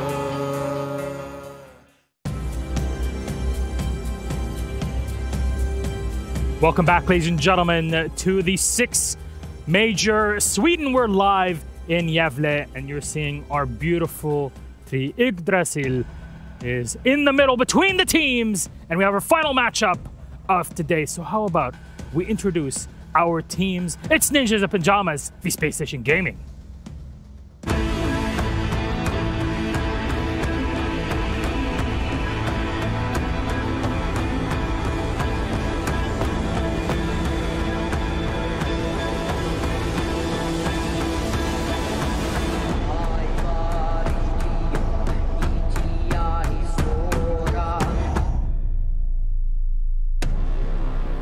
Our LATAM representatives, Brazilian team and world champions, it's Ninjas in Pyjamas! Our reigning world champions come storming onto the stage as they're looking to redeem themselves after going into hibernation with a slow year, but they're looking to change that here at the Sweden Major. They do have an opponent against them that they faced off against in the past. Who are they?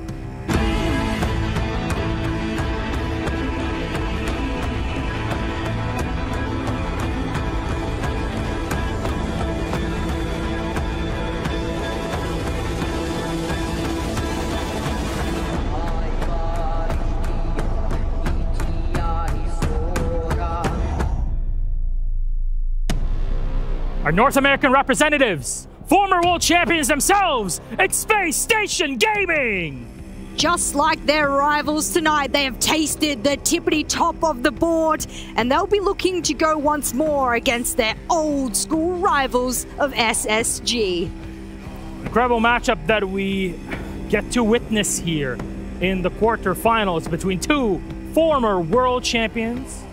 Well, well, well, what have we gotten ourselves into? Let's see what the runes have to say. Welcome back to the Longhouse, where we find what is the truth brought to us by the runes that never lie. And that's always a big part to play. Space Station versus NIP. Who do those above us think will take this victory? A re-roll, first of all, a tight game. And again. And again. And NIP are the victors, the Ninjas in Pyjamas, the reigning champions from SI, the team that were almost entirely undefeated in the run. They have a habit of never giving up, never stopping and fighting all the way to the end. I think the runes are on the mark. I have to agree with them there. Just the one game they lost was the game that did not matter that much for them. So Well, the runes speak the truth. Do you think the reigning champions will find a fight, or will the only remaining North American team be the ones to finally dismantle them?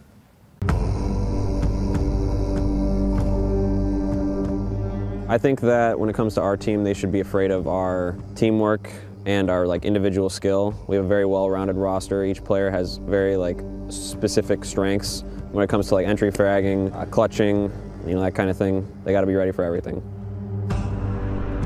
We're playing really good, and we like to play really aggressive, adapt a lot, and study other things. And they can counter things like gunfights or gunshots. We are really good right now, individual and the collective as a whole. And yeah, that's it.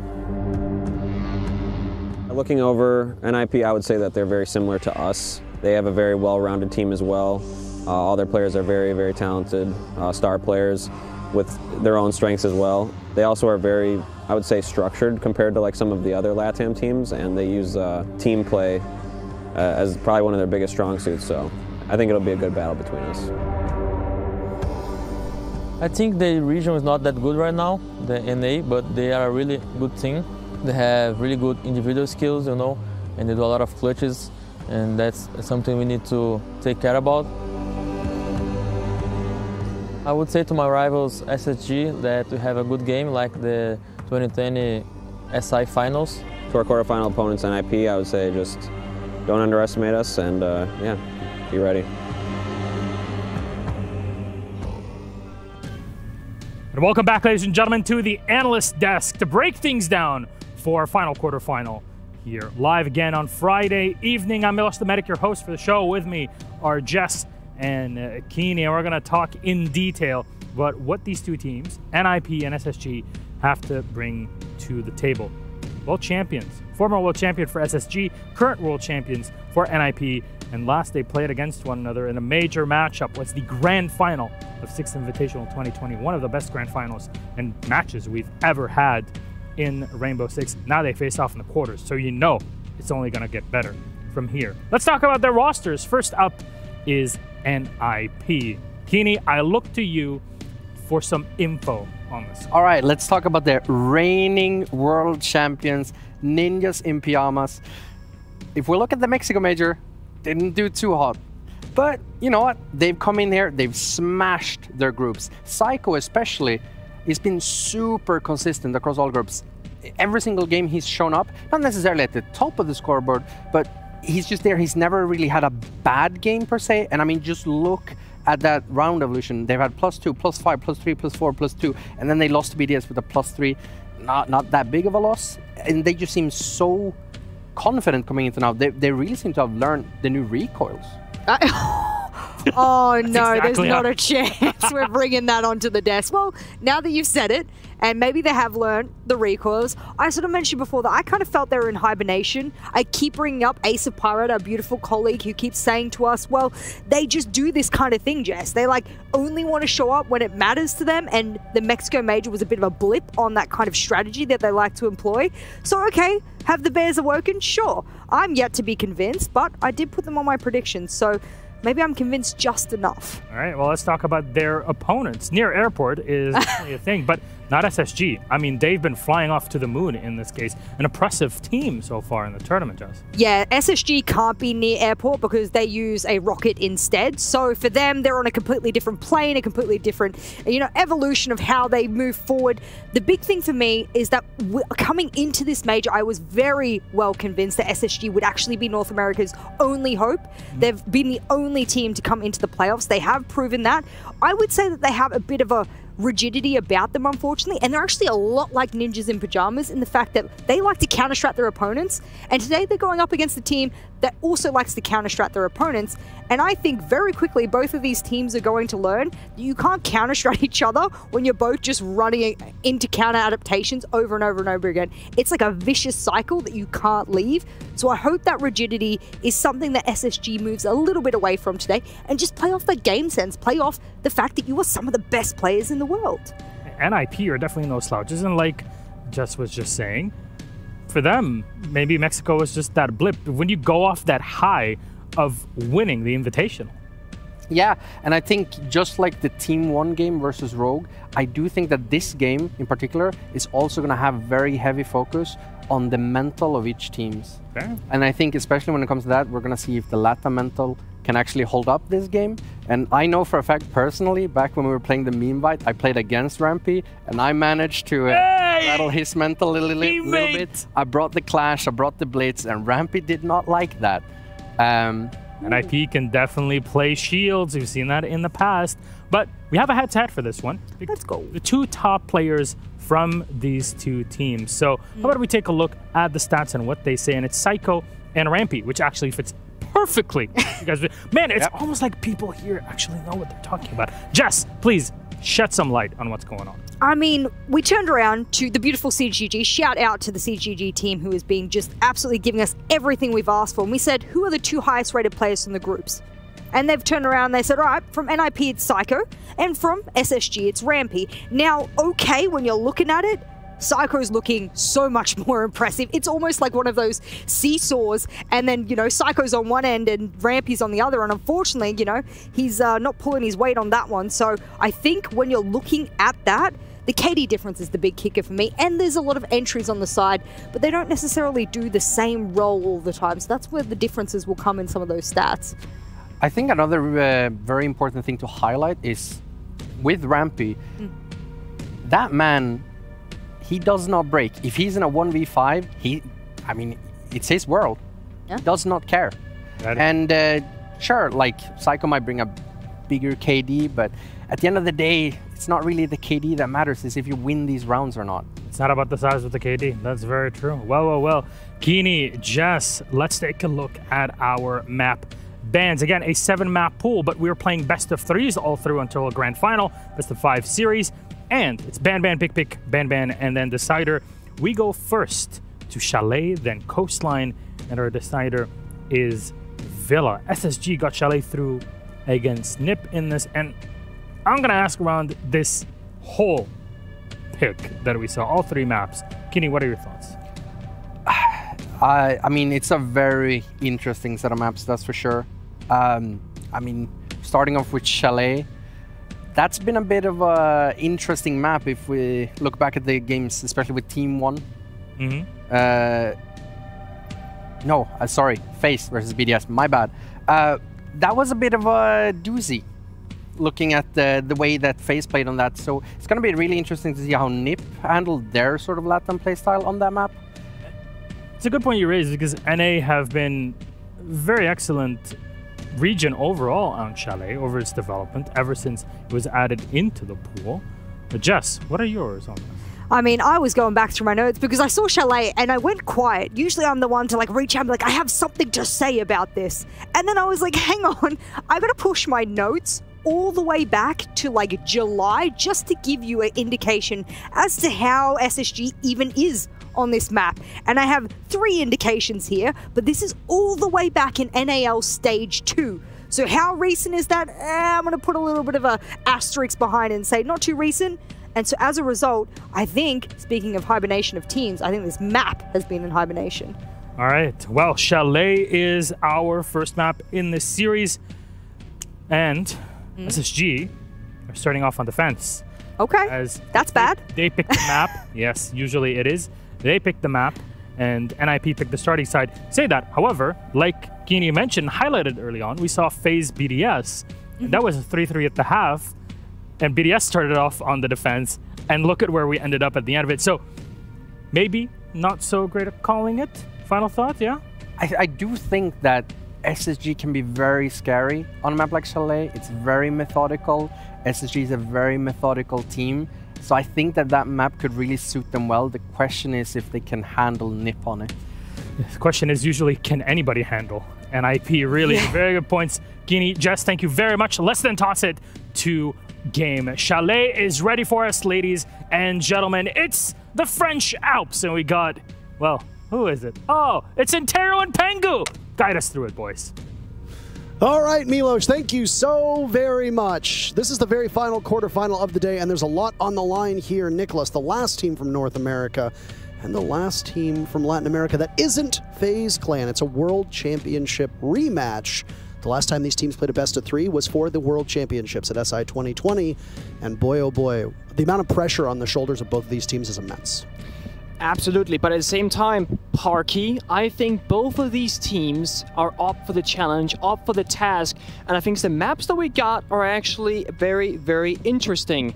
We have not really seen either NIP or SSG showcase neither their chalet or their coastline, which means this is something they've been hiding, and we know they can play them as they've been brought out now here in the quarters. But the question comes, who shows up better when there's nothing to prepare for? As of recent, it was not played in the group stage by either team.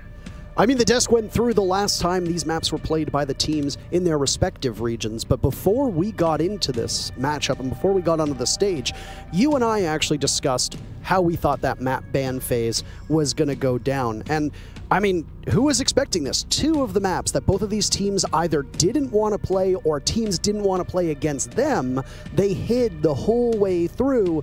And now we have this huge question mark here. With the way the day's been going, a 2-0 seems likely. Every single team that has won so far failed to need a third map to do it. If that's the case, the only map that these 2 teams have played on, which is Villa, which is that third map, in which Spacestation is a perfect 2-0, and Ninjas in Pyjamas are 0-1 against BDS, will be fascinating to watch. Oh my god, that is very, very close! 51% of you think that Spacestation will win versus 49% thinking Ninjas in Pyjamas, and there's not going to be a lot for us to go off of. The operator bans are going to be hugely important, and we'll start the ban phase now on our first map, Spacestation, starting on defense here on Chalet. Yep, here we go. It's a fast one. Parky, they know what they want, and they will show us in a minute. Will it be the Thatcher? Yes, it will. Starting off with the comfort, as we always do. We all know that Thatcher's not going to make it to the party. He rarely, if ever, does. Now, NIP, do they target ban hot and cold on that Ying or the Bug, or will they go for something else? It is indeed the target ban. A wise choice, if you ask me, because I too would have said, you know what, the Ying is going to be a big problem because hot and cold and SSG are just so good at using that operator.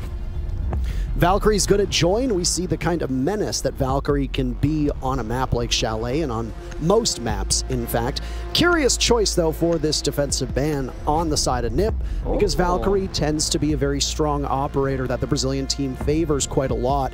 Echo is the final defender ban, and as you can see on the top of your screen, Thatcher, Ying, Valkyrie, and Echo will be unavailable for the entirety of this matchup. Now, if we talk about attacker-favored, defender-favored style maps, through the group stages, there's been a bit of an upending of conventional wisdom here. There have been a lot of attacker-favored maps, and Chalet does tend to be historically one of the more attacker-friendly. Yeah, absolutely correct, and I don't think this is going to be much different, to be honest. With the Valkyrie and the Echo both being gone, the only sort of information that you can really have on defense is the mirror, which Bosco is showcasing and sticking right now, and of course, the bulletproofs. But the thing is, SSG, they know a thing or two about information because they typically bring a bulletproof almost every single round. However, this time, Skies in the mute will choose not to. He'll bring the C4 instead. The mirror window will be the only piece of information from the side of SSG. And I would argue, with the way that the operator bans went, I would almost favor NIP.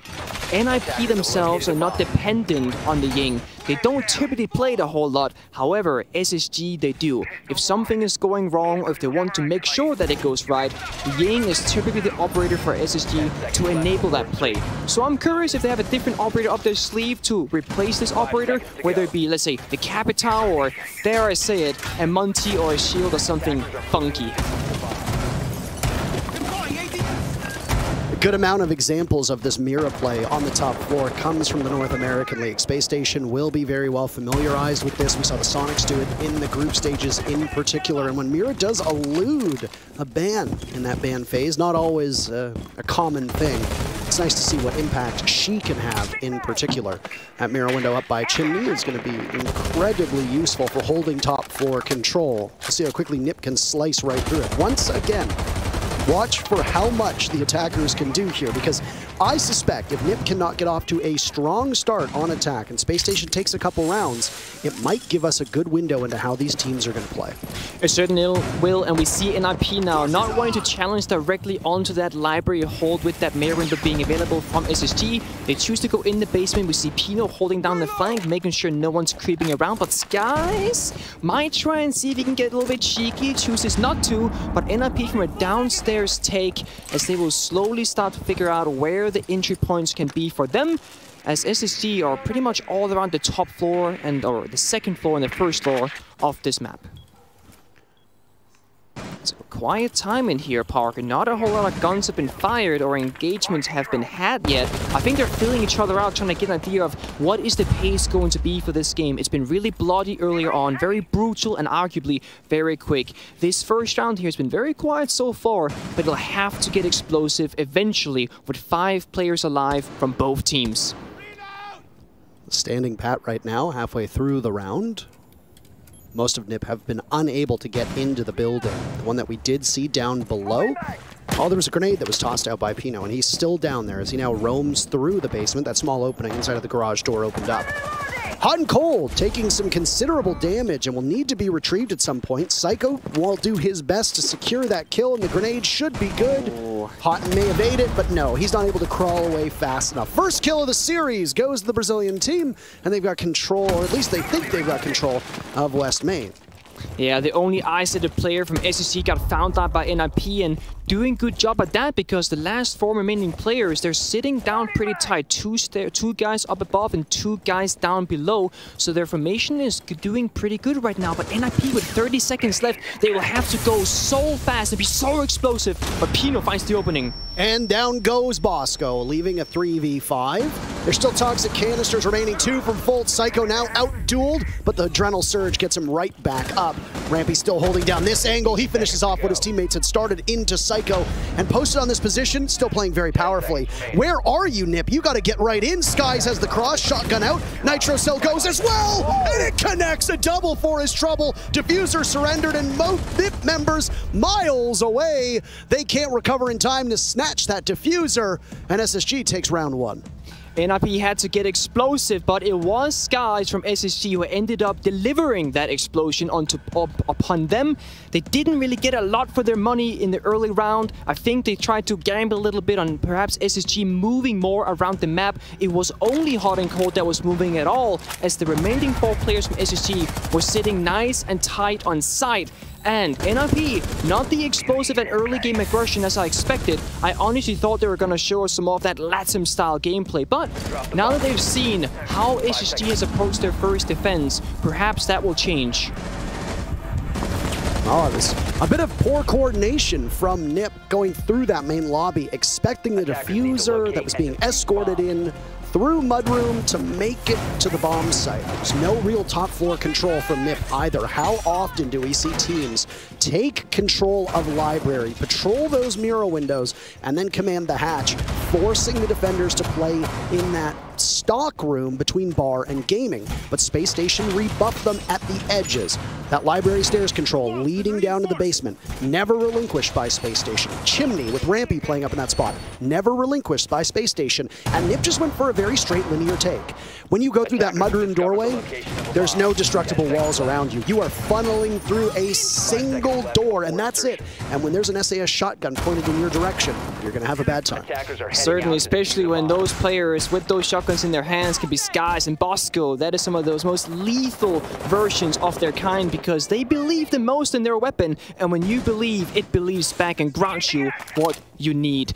SSG, one of their, well, 2 of their prime factors is 1, they are so clutch. They have the most clutches this entire tournament. But speaking of clutch, look at NIP going for a fast side take. Oh my goodness, damage done to Bosco. They're right in right now. The remainder sorted, and Nip finds their 2nd kill to start off the round. Down goes Rampy. SSG deciding that they want to take these engagements very brazenly, but they've yet to really hit a target. Diffuser planted, so the round that had about 2 minutes left is now reduced to only 40 seconds. Volt's the first kill for SSG, but he'll have to retake, and directly to his left is a player from Nip. Down goes the shield, but he can't see too far.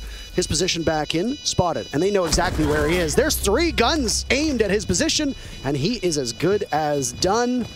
There's only 2 remaining. SSG have that top 4 control, but they're miles away from the diffuser. 20 seconds remaining, and they're just being picked off, hunted for sport by Nip. Hot and Cold knows how dangerous and how impossible this may be. Stat pad as best as you can. Those are impactless frags, and the first round might have gone to Space Station, but Nip takes one of their own.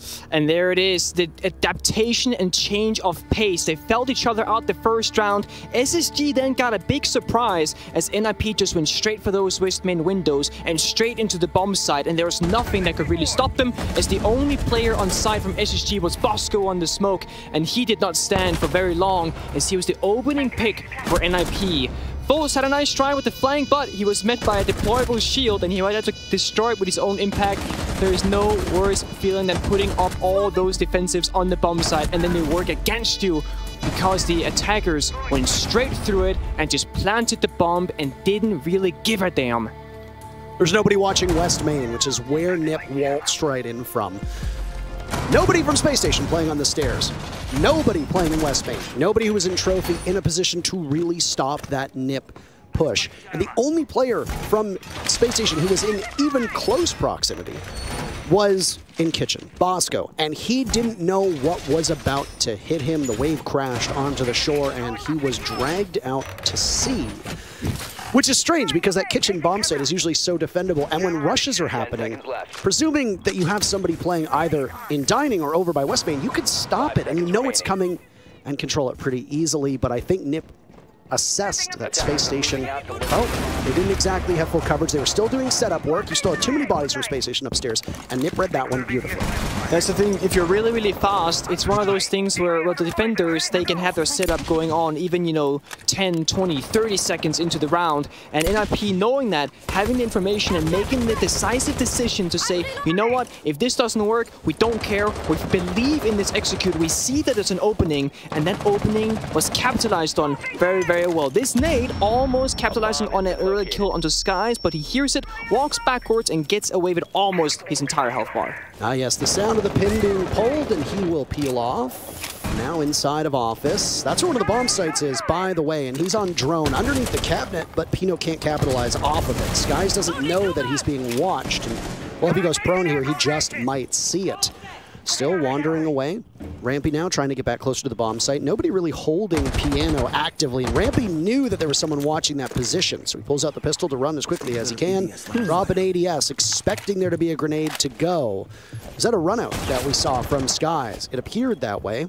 Held off on for just a second as the first minute of this round has now expired. Yeah, Rampy says, don't worry, you'll be safe now. No grenades can do you no harm as the ADS gets put down in the middle of the round after the first initial nade on Skies almost took his life.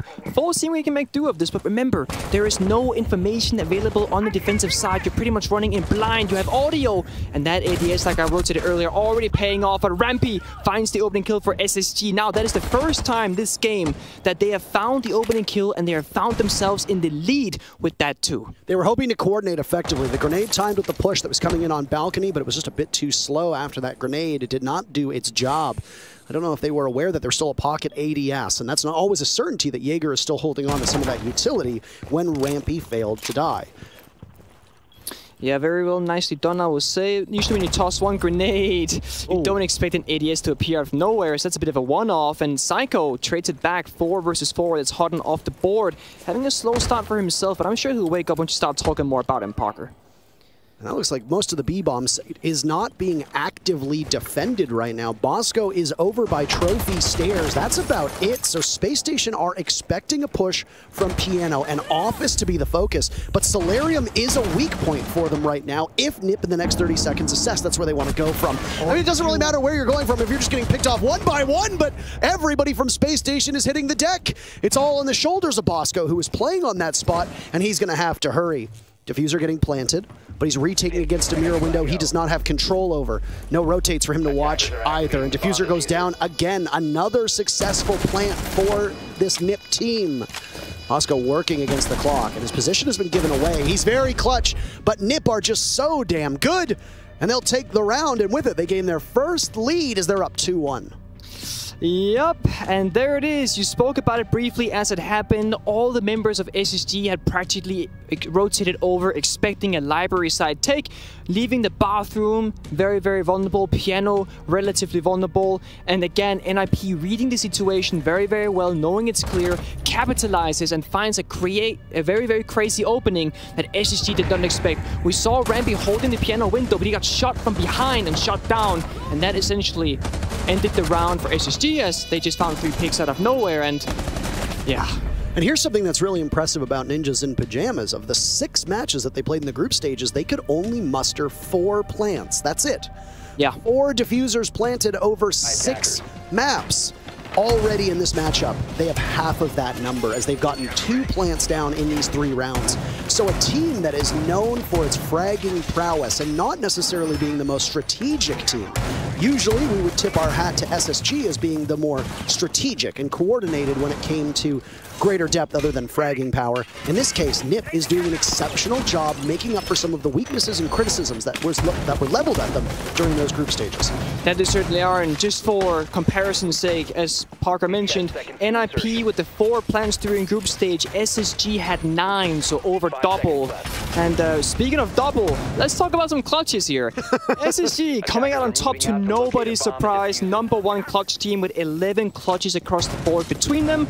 NIP tied for second with 5. So once again, SSG doubling up on the points in those areas, but so far it's NIP with double the round score in this present game. We do speak about Chalet being a bit more attacker favored, and there are multiple reasons for that. Essentially speaking, you just don't have that much ground to work with as a defender. You gotta pick where you wanna be strong, and what we have right now is just like the previous time we saw the bar bomb side, is that you have that top blue stairs where Skies is sitting with the smoke, and you have Rambi playing in on chimney, and that's the area that SSG says that's what we're gonna defend, that's what we care about the most, and that's what we're gonna keep our attention towards. NIP this time with a different approach. Remember, last time it was up through the basement. This time around, they're coming from that office master bedroom side, so they want to challenge this hold from SSG. Now, there's no Amai being played, it's just the Jaeger and the Aruni, meaning that the grenades will be coming through with big pain. I do want to remind somebody about Chalet. It has the most attacker-friendly results through the group stage. Of the 5 times that Chalet was played up to this point, this will be number 6, the defenders only won 35% of the rounds. The 65% went in favor of the attackers. So defenders in a terrible spot statistically. If you can take 1/3 of the rounds on defense, you're right about where the average is. Another round for Spacestation here on defense would be crucial, as that 5-1 on Chalet has been seen a number of times. That said, we're just past the halfway mark now of round number 4, and Spacestation are looking to hang on. NIP assembling over by the balcony and looking to take some more map control away towards the bomb site. They're positioned over by Piano, over by Office, and need to push towards that bar gaming bomb site. Adrenal Surge comes out as we hit the final minute mark now, and this is where the action begins, but Spacestation finds their targets. A beautiful start for them on this round. All 3 players from NIP losing their 50-50s. A 5v2 with plenty of time for NIP to figure this one out, but they are losing out on the numbers advantage huge. Well, it looked like a great setup from NIP, got shut down very briefly, but Julio has something to say about that. The mirror in the inside of stock will shut him down briefly, as he'll have to crouch behind this bar desk. Flashbangs and hands coming out. That's gonna benefit him with those changes. Now he knows the whereabouts of this mirror player. He's the last man standing as Kamikaze has found himself injured. He's now in a 1 versus 3, but there's no diffuser anywhere nearby. Could he make it outside, go for that revive, maybe find a kill of his own? He knows Skies is stuck inside of this room, but surely Skies is not alone. He has friends, he has teammates, he has the cross. It becomes the 1v1, and Skies finds it. SSG takes the round. Well, for a moment there, it was looking like it might be flawless with the way that Spacestation rebuffed the advances of Ninjas in Pyjamas. Keeping it this close, being on defense on Chalet once again is a good sign for Spacestation. And the way that they're playing this aggressive style, taking those engagements on that previous round, was a winning formula. They're not going to be able to go back to this bomb site. Bar Gaming is now locked for the remainder of Spacestation's defenses, as they have won it successfully twice. Now, could we see something swapped up here by going to the bottom floor bomb site? Well, Nick, while we were talking, it actually looks like the answer to that is going to be yes. Spacestation will do what they do on many maps. play every single bomb site that exists in the game. So what is typically known as an incredibly hard bomb site to defend is going to be picked by Spacestation. But wait, of the 6 times that this bomb site has been played at this event, it's 50-50 as to whether the attackers will win. That's not bad. I mean, if you're 50-50 on the odds right now and you're SSG seeing those odds, I think you're saying that you're happy with that. The one thing that could be very awkward, though, I will say, is that Psycho is now on the Flores. And this kind of is like Oregon basement defense, where you're going to be solidifying certain positions and you're going to be sitting pretty tight on side. The Flores drones have incredibly high value and can help you get rid of those crucial positions from the defenders. So NIP doing a pretty good job at assessing the possibilities and maybe figuring out what are our weaknesses and what do we want to be able to do. And again, Bosco on the Wamai is going to kind of complement into that, where they want to worry about the grenades, but in reality, the thing that's going to be destroying your stuff is going to be the drones. Well, Psycho's been the standout performer in the head-to-head with SSG. Both he and Rampy are on top of this team statistically. Psycho actually is the 4th highest rating of every player through the group stages, and obviously it speaks to the dominance that NIP had so long in the groups. Yeah, they lost the last match to BDS 4-7, but you know what? At that point, NIP had nothing to play for. A loss to BDS didn't change the results of the group. You had an opportunity to play a map you didn't really care about, maybe save some strats and prep for the next day. I think NIP handled that one appropriately, though they could have gone a perfect 6-0. So, in regards to Rampy, by the way, 14th highest rating. So a bit of a difference right now. Hot and Cold is a player that SSG also needs more out of. He has had an average performance here through the groups, and in this round, it's a bad performance. He gets punished by a grenade relatively early on, leaving 2 minutes for Spacestation to find themselves down a man. It's always this window in particular, and it's always a grenade flying through it. And like the previous round, there was Skies, this time it's Hot and Cold, and right now, this time around, it's Pino. Gotcha! Pokemon was chosen, it was captured, and it was defeated. That is Pino off the board, and now it looks a bit better for SSG. 4 versus 4 now, and they've kind of evened back the score. But speaking of NIP, they looked like they were in a bit of a slumber throughout the last couple of months, especially in their domestic tournaments. They weren't really looking like a team that were champion-like, but they have really shown up at Sweden so far. There's a line of sight from the very top floor up an office that lets you look down into the bottom floor, and I don't know if that's what NIP is going to try to go for. It also involves opening up hatches. Kamikaze was over inside a big garage looking at the double panel where Musi is right now to try and open that up, but instead it's the wine cellar wall that they're going to go for first and foremost, and not the back one leading to the corridor in the garage. It's looking pretty good, but now we gotta take a look at what comes out from SSG. The Kite Claws here and the Jammer. They're putting a stop to NIP's push, and they need to find a way to destroy them, because otherwise this round is not gonna look good for them. What do they have available? No nades from Musi, about to wall bang his way through this bottom closet. Kite Claw on the outer wall and the Jammer on the inner. So essentially what it comes down to is... Oh, C4 in hands, guys, looking to get cheeky. He knows he has to find it. Oh! Dunk does not go through, but SSG knows they cannot breach these walls. They have to force their way through. Did a fair bit of damage to Kamikaze, by the way. There's a kill for NIP. A second follow-up. No. Fultz looks at the ground instead of upwards. So now Kamikaze will need to tear through with Julio not too far off inside of blue. A split push. But right now, SSG is eluding them. Bosco wins his engagement. It's all on Julio in the midst of the site with 1 second left. And the game of Keep Away will give 3 rounds to Spacestation. Impossible for them to lose the first half. This is a massive win on the most attacker-sided map. Yeah, so let's wind back the clock a bit. Who was the opening death? It was Hot and Cold. How did he die? Well, a grenade. What could NIP really use in those last 50-ish seconds? Well, a grenade. They were stopped by a Kite Claw, they were stopped by a Jammer, and there was no way for them to really find them. And now... they've said, we pick up the Maverick. We do not want to be put in this position again. We do not want to be unable to open up the walls. We do not want our win condition to be... Oh, it doesn't matter. I'll take it all back. They 6-picked the Nuke instead. So they're gonna go back to this sneaky peeky like go for kills. But to be honest, we're no longer in the basement, so I don't really blame them a whole lot.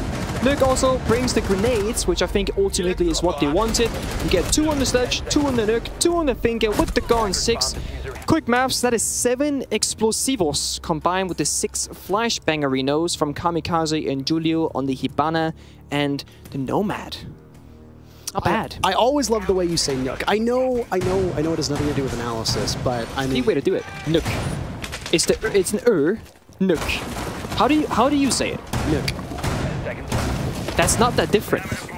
It's pretty good, actually. Nook. I'm making Milos blush right now, I bet. Yeah, I mean... Milos loves the languages, the pronunciations, and he has his ways about them, and we don't always see eye to eye on those, but I know how to go about this one in particular. He's a true languageologist, so yes, there's nobody. That's the word. Nobody who pronounces like he does. Anywho, very final defense for Space Station. They picked Chalet. Presumption is they're most comfortable on this map, likely more comfortable than Ninjas in Pyjamas. Once again, only 35% win rate for the defenders on this map, and yet Space Station cannot be worse than 50%. That is pretty good. Pretty good. Pretty good to say the least. You can pay us as much money as you want to say nice things on a broadcast, but sometimes all you gotta say is, that's pretty good. That's it. I will say one thing though to protect those stats is that there is a bit of a bias. Oh wait, once a moment. Here's Psycho sneaking up in the dining hallway. Full seems to have figured it out. And just like the previous time we saw a Nook creeping up, out and about, it gets shut down. Julia was a little bit too late with the refrag. That could have caught Fools off guard, but it doesn't seem to happen. What happens instead is Skies got picked off by Pino.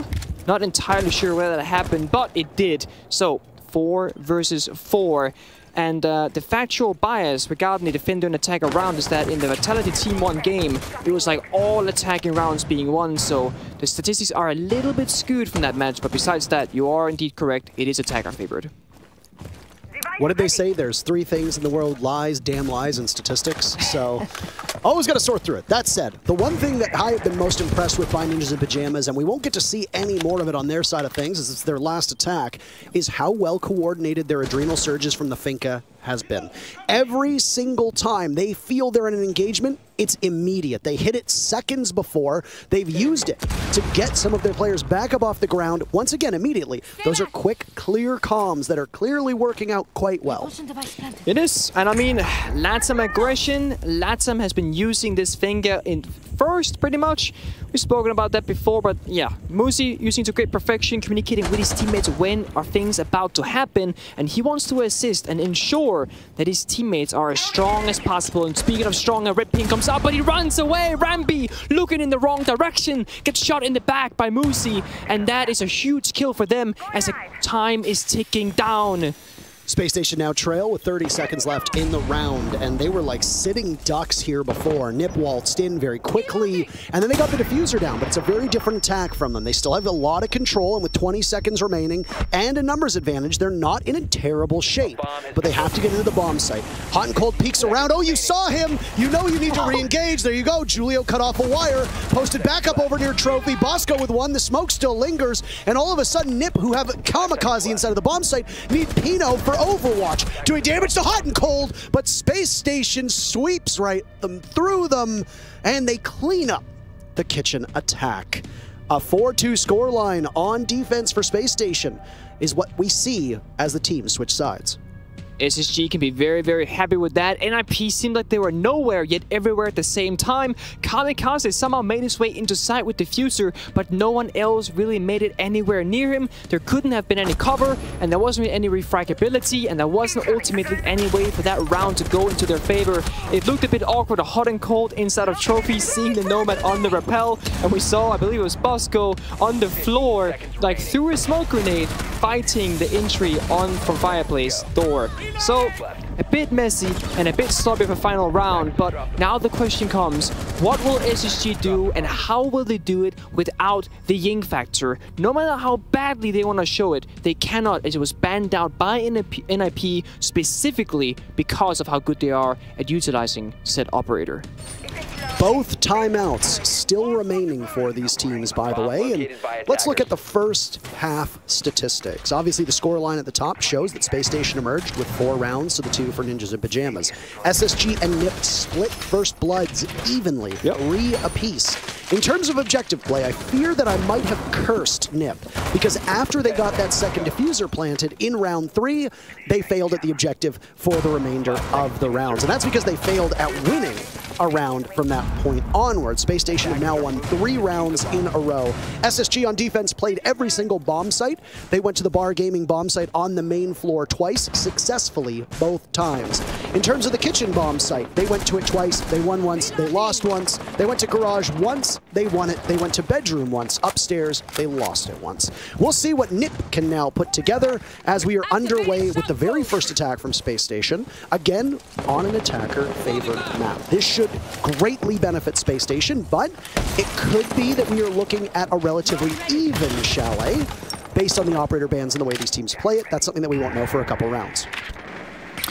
Yeah, one thing these two teams have in common, besides being really good at the game, is of course that they like the bar bomb site, and it's been in succession thus far.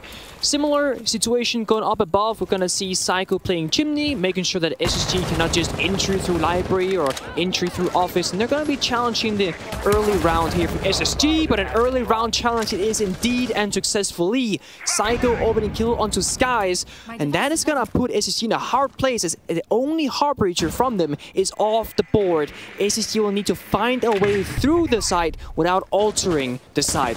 So we're gonna have to come down to the gunplay, and we know how strong Latim is at that. But not only that, they also have one more gun on the board as they have the man advantage. Sky Still Alive would say, I have altered the bomb site. Pray I don't alter it further. But now, instead, Skies is dead. And also, the lowest rated performer for Space Station heading into this matchup, and yet he is top frag right now at 6 and 4. Gumine stepped on by Hot and Cold. He'll pull it out of his foot, as you see that there's those 2 T5s that will be roaming in both Psycho and Julio. I think NIP is realizing what they did. They got Hibana off the board, and look with that kill. They all fell back from the top floor because guess what? They can't open up the hatches, they can't open up any walls, and sure, they can do a bit of vertical play with that hammer, but other than that, NIP recognizing the situation that they're in, and they're playing accordingly to that. All they gotta make sure to do now is not get a 1 versus 1 50-50 gunfight, which almost just happened for Fultz. Fultz looking at that back bar, that storage portion. Kamikaze taken down by a grenade from Rampy. Fultz a flash out, and he's as good as gone. Or no, rather, a smoke to go off. But Pino preys upon Bosco. Still over by Kitchen. Rampy's been dropped as well, and NIP are swarming the attackers. Hunt Cold inside a main lobby, but he doesn't have anything lined up. Looking at the double doorway, we know that there's a player from NIP playing over by Kitchen, but is that something that Space Station has any idea of? Diffuser dropped, Hot and Cold now, all on his own as Rampy's been dropped and secured, and the very first offensive round for NIP goes in their favor. Nicely done, and it all kind of played off that opening kill onto Skies, and yeah, he's been the lowest performer so far, top performer in this match, but Skies, I mean, it doesn't matter how many kills you bring to the table, what matters is that you get your job done on the operator that you're playing, and unfortunately, while he was trying to do his job, trying to breach that wall into Chimney to deny the position from NIP, he got shot down with nice calculated aggression, and that unfortunately cost SSG more than they could chew. Kitchen dining defense lined up for NIP. You see the replays, by the way. That death onto Skies really knocked the wind out of the sails of the attackers. And on a bomb site like this, Bar Gaming, the things that you're going to want to open up, hatches from above, if they haven't already been opened up, potentially the wall leading into Bar, you can't do that if there's no Hibana on the board. And interestingly enough, when Skies got picked off, he had put a 6 set of X-Kairos on the inside wall upstairs in Library. Now, the assumption is that they were going to play soft destruction from either Chimney or inside of Library to look down, which would effectively clear out that gaming bomb site, pushing the defenders back either towards the Library stairs or into that back bar area that connects the 2 bomb sites. Yep, it was a nice try and a good effort, just didn't really go anywhere, but that was mostly in thanks to NIP understanding that, well, if Hibana is using her gadget, she doesn't have a gun in her hand, so I can swing for free. And a pretty free quick kill it was at that. We have now gone to Kitchen on our second defense from NIP. And they're extending up above, pretty typical stuff, very nicely done with the shields, and they have chosen that their stronghold is going to be inside of Master Bedroom. SSG now. They are going to challenge in part it looks like they will be mainly going for a Solarium side take, which means that they will have some frustrations of their own, as NIP is also creeping around in this exact same area. Kite Claw is being used on that one hard wall, and that's gonna further help NIP with their position, as it's quite a difficult one for SSG rather to clear. I'm really interested to see how there's any staying power in play from the Kona stations of Pino playing off of that Thunderbird. That'll be fun to watch. You already heard one of them go off on Psycho. Rampy in particular knows a thing or two about that operator and how clutch potentials can be aided by a last second and very, very coincidental injection of HP. So that'll be something to watch. Teams like to bring Thunderbird on this map, for the record, especially those that are going to be playing in areas where you are softened up by grenades, explosives, etc.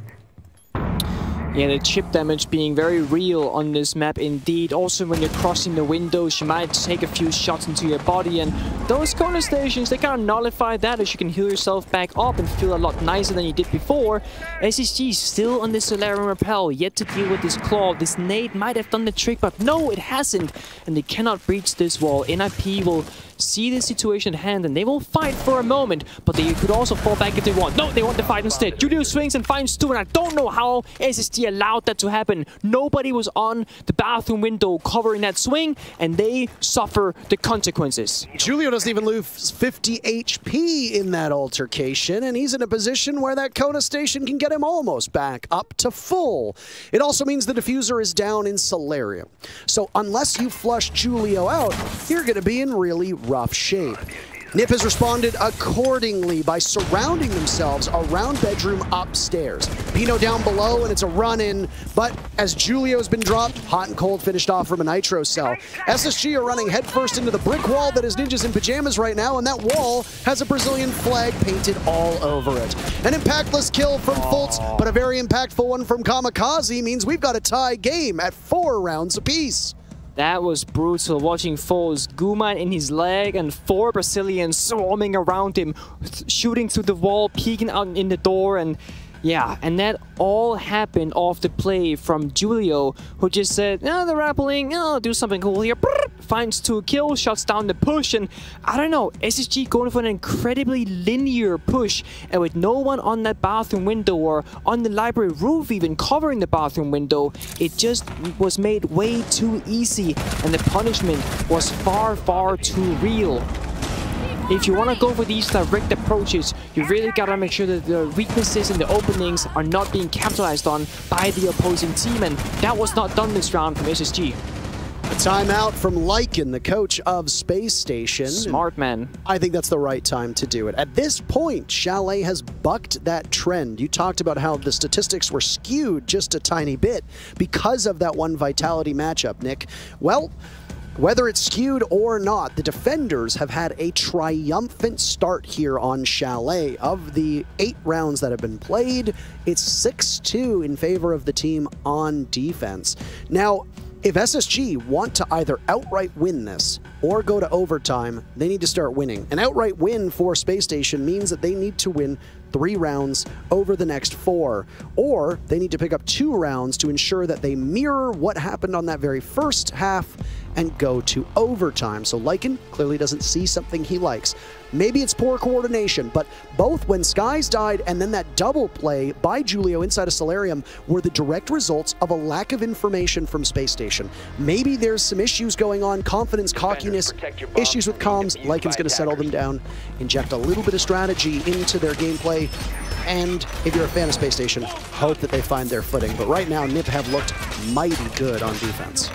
No, I think those are all very valid points, and I think if you're SSG, I think if you're Lycan calling that timeout, since SSG hasn't actually shown this map in the group stage, it could just be some first game nerves and a bigger stage in a while, so it might just be freshening up on what exactly we need to keep track of, because as we saw, they clearly lost track of the objective the previous round, as there was multiple openings from NIP which cost them what they wanted to achieve, which was the win. So just saying, guys, remember, our priority is this and that, which could be if we go for a direct attack, make sure that the bases are covered, make sure you can't get flanked, and make sure that there's no openings openings where you get vulnerable into those gunfights. Because when you give NIP the gunfights, when you let NIP dictate the rounds, that is when SSG looks a bit flawed. Both of these teams, they lack controlling the momentum, and that's exactly why this Ying Bang probably came out, because if SSG has the Ying, they are now in control.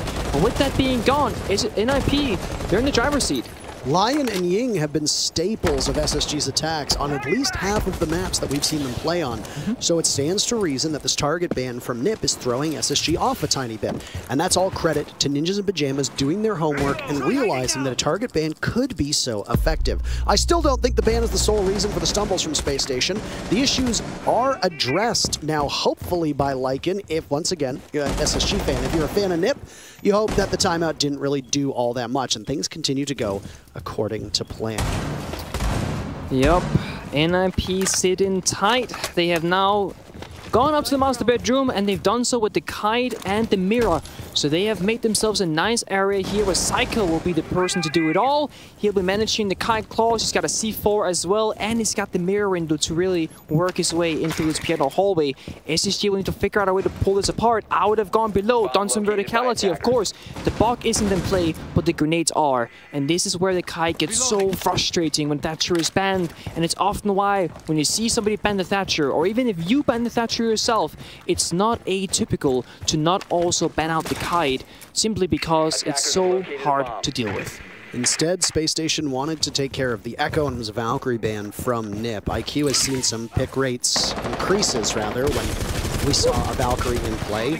I don't know if Julio was... Oh, no, he wasn't. I didn't know if Julio was behind the wall or not. The silhouette not doing us any favors here, but a grenade will go in, and it's a bit too early. It doesn't go the way that Julio is playing. What a shot on the hot and cold.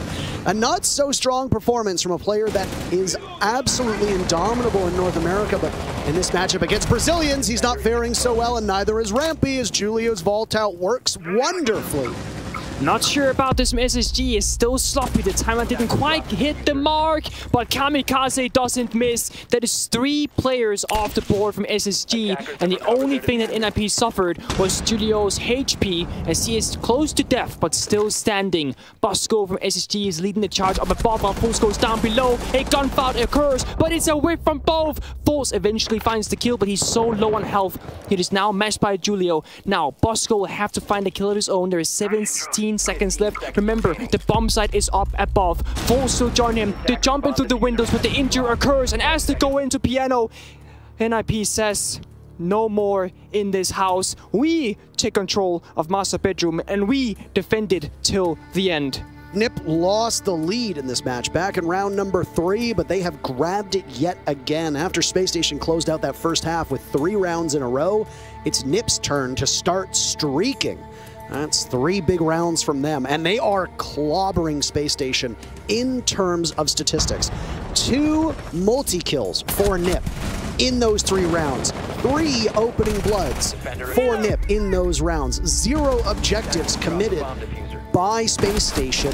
Very minimal hard destruction committed by Spacestation. There is almost no statistic that NIP hasn't beaten Spacestation on during those 3 rounds. And the timeout from Lycan that was called in the previous round, obviously not working out in favor. Now, not that I want to try to read into the mind of players because I've never competed at this level, but good news. You have, so give me your thoughts on this. That Fultz play when he dropped down into lobby and engaged inside of kitchen and inside of dining, it looked like desperation, it looked like frustration, and like just simple nerves. Is that something that you could see at the same time? Certainly. I mean, one of the things that when you talk about SSG is how clutch they are. But in this match, we've yet to see many clutch moments from them.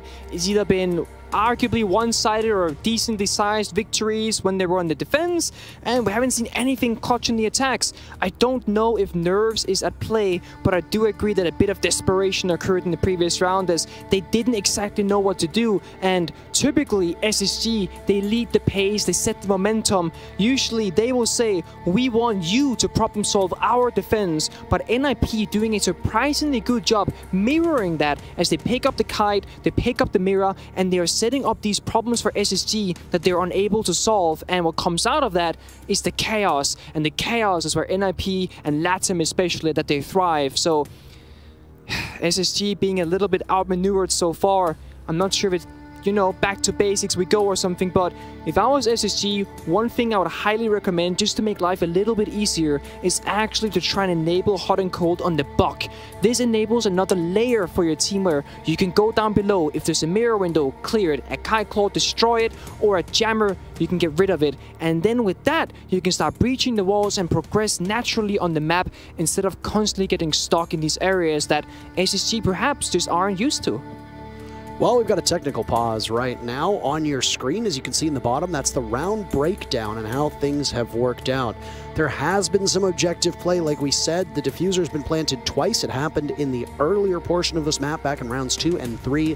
And the diffuser is ultimately what ended up being successful for NiP in round 3. Outside of that, it has been violence. Nothing but lots of violence.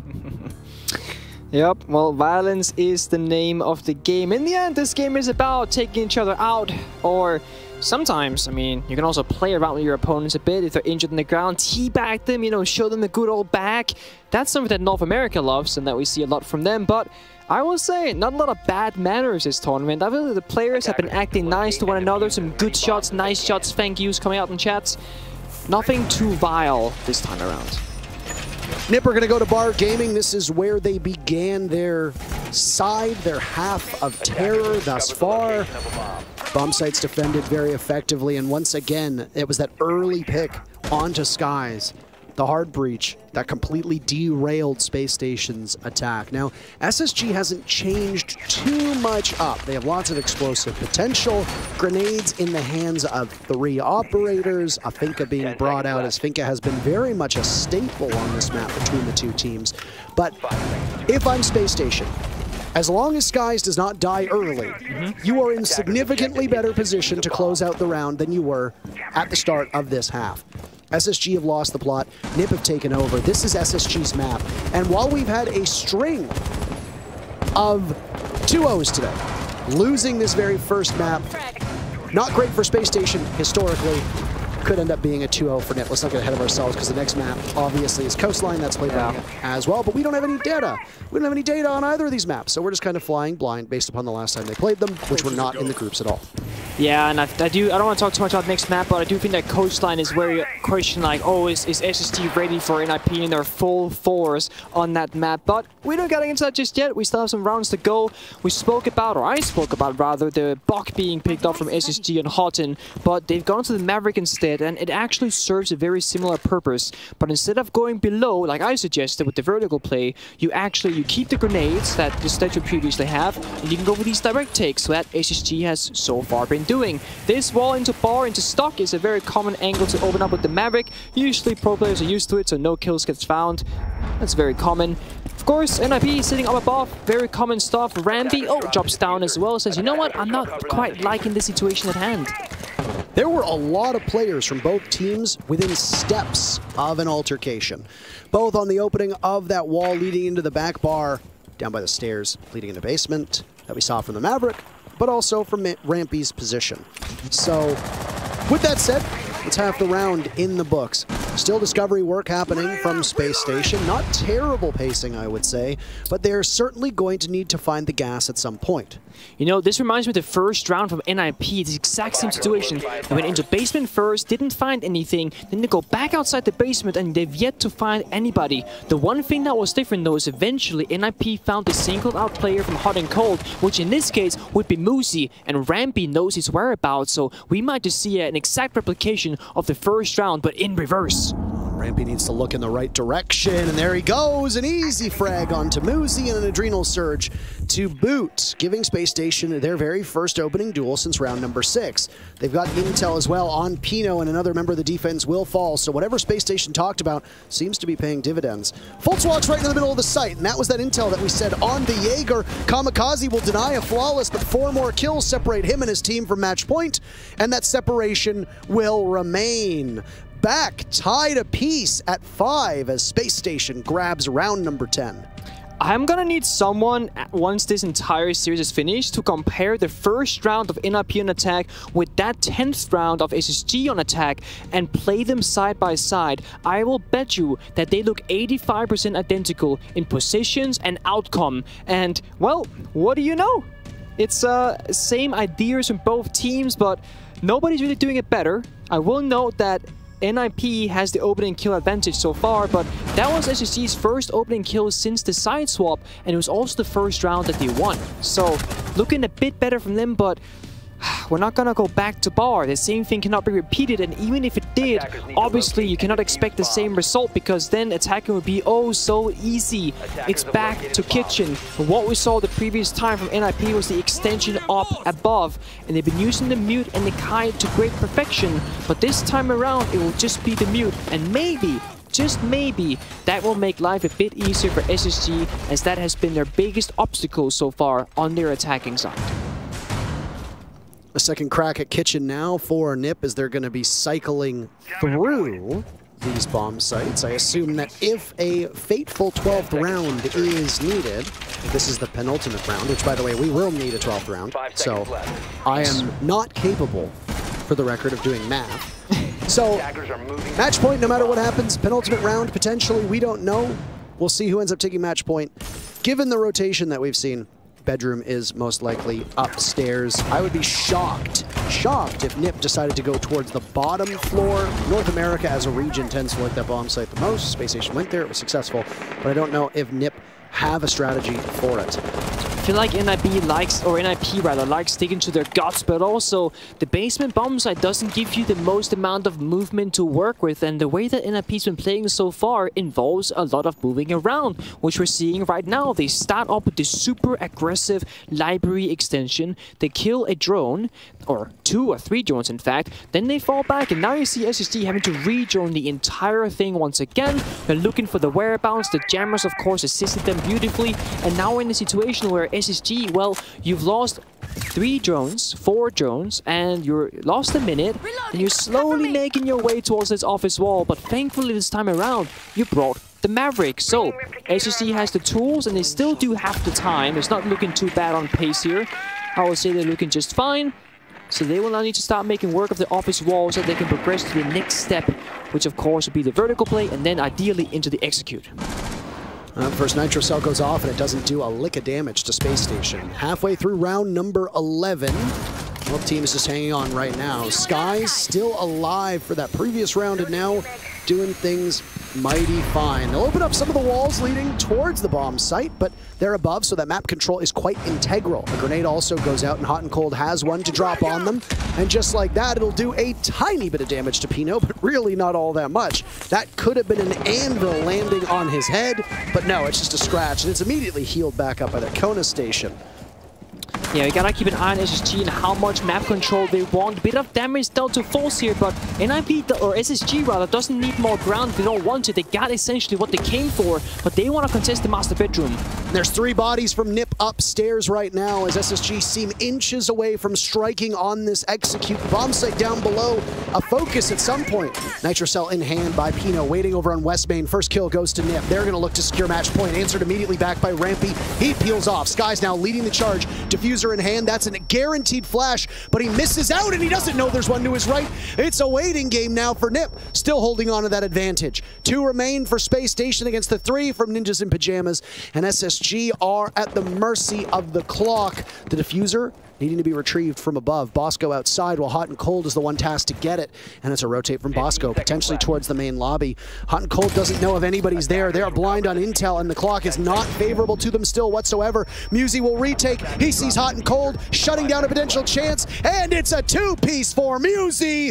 NIP on match point. Oh boy, SSG. So, there's 2 ways that could have gone. The first one is what happened. You breach the office wall and you say, we want more. We want master bedroom, we want bathroom, we want solarium. We want to clear out the entire top floor and feel super safe and comfortable. They tried that, it didn't work. The other outcome you can do is that you open up the office wall, you take office control, and then you sit tight. You work right below into fireplace, you breach the wall into dining, and then you work on that execute. That never happened, NIP, they challenged, they stuck around, and the one thing to really note is that Julio was stuck inside a bathroom, hiding in a corner, fully blinded. And what happened with their communication was that Pino threw a C4 from below up onto that bathroom door, and when Julio got the gunfight, sure, Julio found the first kill, then got refragged from SSG, but then the beautiful part came where Pino exploded his C4 and found another kill, essentially putting Julio's terrible position into a 2 kills or a 2-for-1 advantage, and NIP found a great benefit from that terrible position of Julio. Very well done, and it's something that really points out the communication and calmness of that. It's the one most glaring thing about Spacestation through all of these rounds is an inability to find their targets. When they get in the building, they are constantly searching for answers as to where Nip is. Now, sometimes you can pinpoint, okay, there's a Mozzie on the board, okay, there's a Vigil on the board, okay, there's a Mute on the board. That's why teams are having these struggles. But for the most part, Nip is only running a Mute, and those 4 jammers are not always in positions to deny intel so much as to deny gadgets from working, especially given that Thatcher ban. And you talked about how effective operators like KIA to Mute can be because of that. So for Spacestation, this is an issue that they're having on their part. Their team coordination, not as tight as it usually is, and they've fallen behind the 8-ball on this one. They still have a round to pull this off. Overtime awaits us if SSG... Oh no. Look at this. Pino surrendering himself, potentially a sacrificial lamb for Nip, as, you know, blood for the blood god, all that jazz. But the opening pick breaks in Spacestation's favor. So far through this half, Nick, the team that has got that first blood has won every single round. For Spacestation, if that trend line breaks, that's the map. They want to hope that it continues. Yeah, I said, oh no, because for once again, I was like, oh no, SSG's Heartbreacher will just walk into an opponent, but it actually ends up being hot and cold, finding Pino, and the Jaeger getting off the board. Now, NIP can make do without him. He's already put down his utility, and they've got the value that they wanted, but Musi joins him in the grave as Fold finds a nice shot onto the bathroom window, and that now leaves NIP on the back end of things. Now, they do not have much to stand on here. There is no win objective right now for them. They will need to find the bomb or the gunfights. And Psycho creeps on up. There's no flank watch. Hot and cold dispatched. He's still trying to find some positivity in this match, and I mean that in terms of kills, as he has been firmly in the negatives. That's not what you want from him out of the role that he's been playing. And he's on that secondary hard breach on the Maverick. Good thing for you, you've still got the Hibana for added insurance, and a flash will drop deep into the middle of the A bomb site. Just a little bit over a minute to go now. Spacestation still with the upper hand, but things can change very quickly. Quickly they can change indeed. We already saw one swing come out from NIP successfully, getting down that man advantage from 2 to just 1. And a 4 versus 3 is not unwinnable by any means or measure.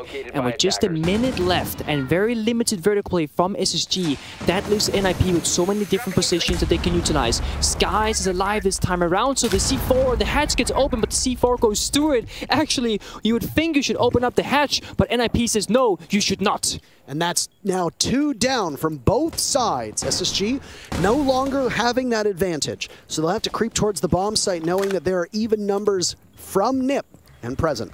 They still haven't been able to figure out the off-site play of Kamikaze holding this position. So the sidearm of Skies will walk its way down the main lobby and now look into the bomb site.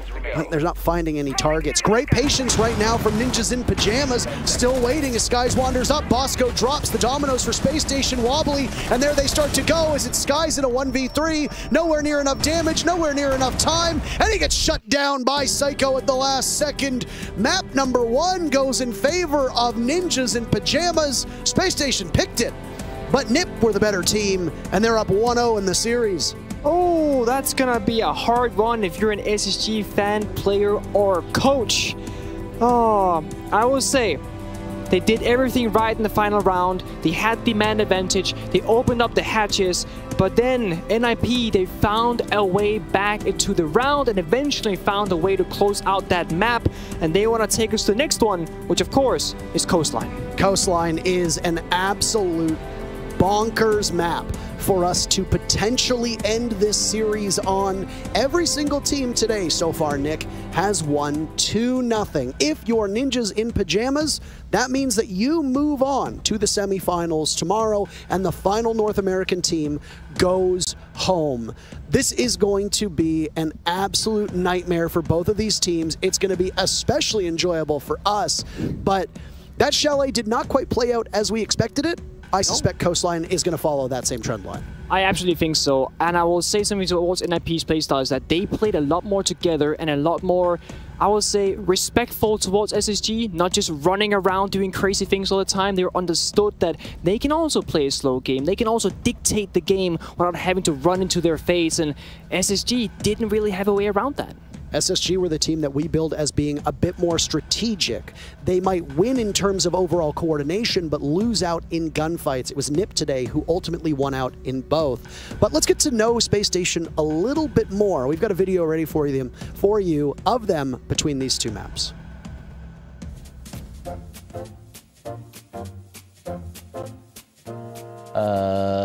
It's Alex. Yeah, Alex. I don't know. Me? Alex or Bosco? Yeah. Yeah. Alex or Bosco? There's a lot. We have a lot of leaders. Alex is our in-game leader. And then Bosco's like our in-game leader on defense. Me? I'm pointing at Fultz. Oh. It just looked like it's at you. I wouldn't even say Fultz is lazy. I think he sleeps a lot. Yeah, he sleeps a lot. That's the only reason. I see Fultz sleep 11, 12 hours. I'm just kind of a slow-moving person. If that makes sense. Takes your time. Yeah, I'm not in a rush. It's probably me or Matt. I would say Rampy.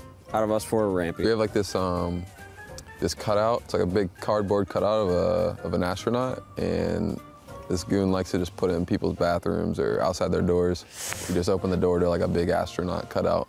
Looks like a person in the dark. So I did it to our analyst when he was sleeping one time. He left his lights on in the room because we watched a scary movie, and I just walked in his room and put it at the foot of his bed and just walked out. He like woke up at like 4 in the morning screaming. Myself. Rampy. Yeah, I'd say Rampy. Probably Rampy. I mean, I don't know. I've been here long enough. Rampy just has the strongest emotion on the team, I would say. Myself, for sure. So. That's how it's always been for me. I'm very competitive, very outspoken, loud. Yeah. Bosco. Yeah, Bosco's has been to school the longest, so I'm gonna go with him. That's really about it. That's the only reason. For our team, we just have like the theory that Bosco's just good at everything he does, so we just got to get Bosco. I have to have Bosco. Like, that's my duo right there. So Bosco picked me, so we got to hear the reason. I gotta know. I just picked the next oldest, the person that I feel like has dealt with the most responsibilities outside of the game. Oh, that's a good one. And yeah, that would be Alex. Before Alex was on the team, you picked me. That's a good one. I got thrown under the bus. But yeah, you know. And welcome back, ladies and gentlemen, to the Analyst Desk. Look at that.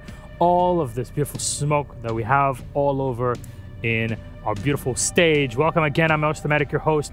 With me are Jess and Bikini Bodhi. My friends, but we have a chat about NIP's victory on map 1. We went on Chalet, and despite the fact that NA is a very strong region, and SSD specifically on this map, NIP still outdid them, Jess. I think it was just back and forth. I mean, I think back to the time that I saw NIP first rip apart this map and work out how to displace the Solarium stairs take by going underneath into Big Car Garage. I mean, that to us was the biggest innovation of adaptation a team had ever done since the map was reintroduced in its state. And they've come back, and yes, okay, very close game, but strategy was key for both of these teams. And I think that's going to be clear going throughout this entire series that, yeah, okay, we might have a frag-heavy map coming up, but I don't think it's going to be necessarily based off eliminations alone.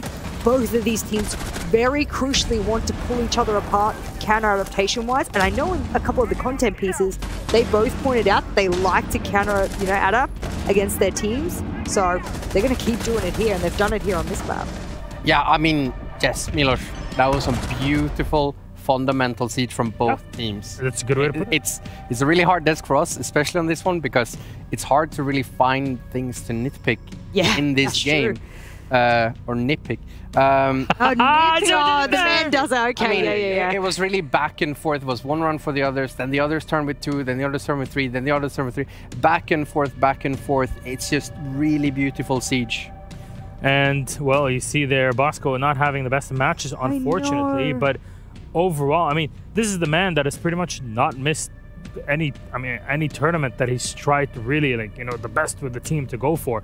Every single time he was a big contender, no matter a qualifier, even back in the day, SI18 coming all the way here in 2021. But what do you think just was the little edge that pushed NIP just a bit over? Because, like we said, this is 2 world champions. You come in, you expect exactly like what Kini is saying, perfect fundamentals. And that's what we got. But what was that edge?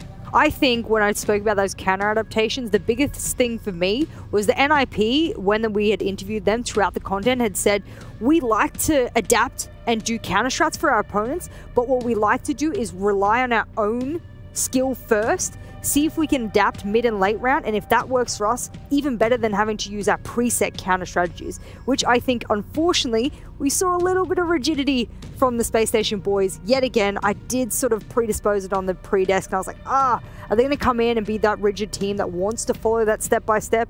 They did. It cost them a couple of those really crucial rounds, and support players like Bosco got absolutely ripped apart as a result of that. Said Psycho is going to show up.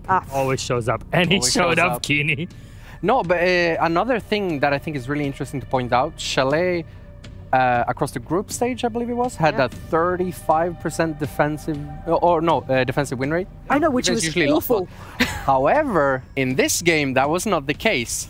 SSG opened strong with a 4-2, and then NIP goes on defense, and they win most of the rounds on defense. So, I mean, we just saw a defender-sided Chalet. I mean, it was a beautiful game. There's not much to say.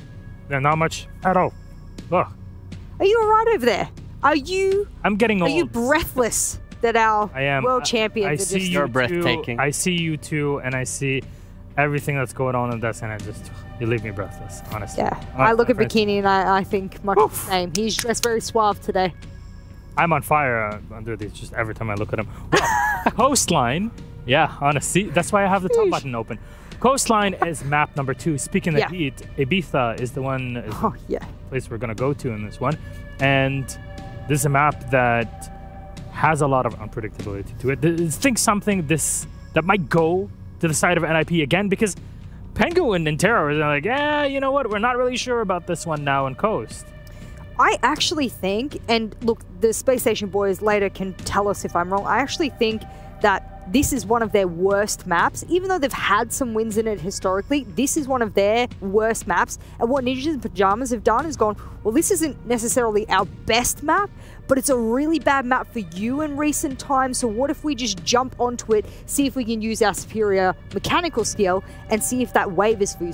For me, I'm thinking that that's where it is. I could be totally wrong, but just looking at the stats here, I'm like, that's where I'm feeling it's leaning towards. Oh yeah, absolutely. I mean, it's leaning towards NIP, for sure. Yeah. I mean, it's an aggressive map. They had the most entries on Chalet. Yeah.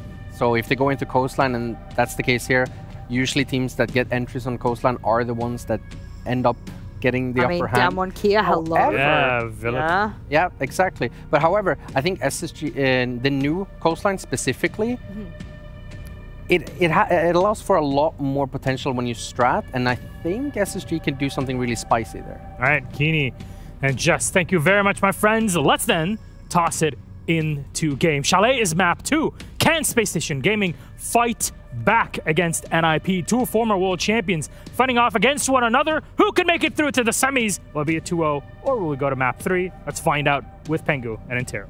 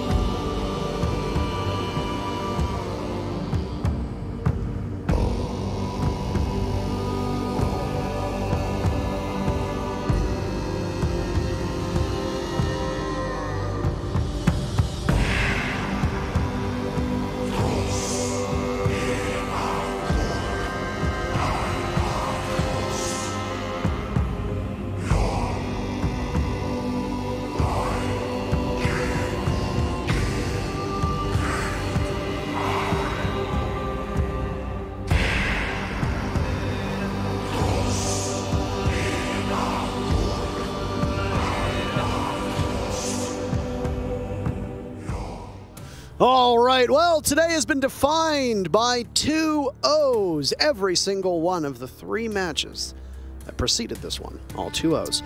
Will today's final match follow? For Brazilian fans and international fans who might be cheering for Ninjas in Pyjamas, you are saying, yes, God, yes! If you're Space Station fans, you're saying, no. Mercy, please. Please, no. Space Station are going to look to defeat NIP on their map to push us to a 3rd and final map, a tiebreaker. And we haven't seen a tiebreaker just yet at all today, Pengu. No. Hey.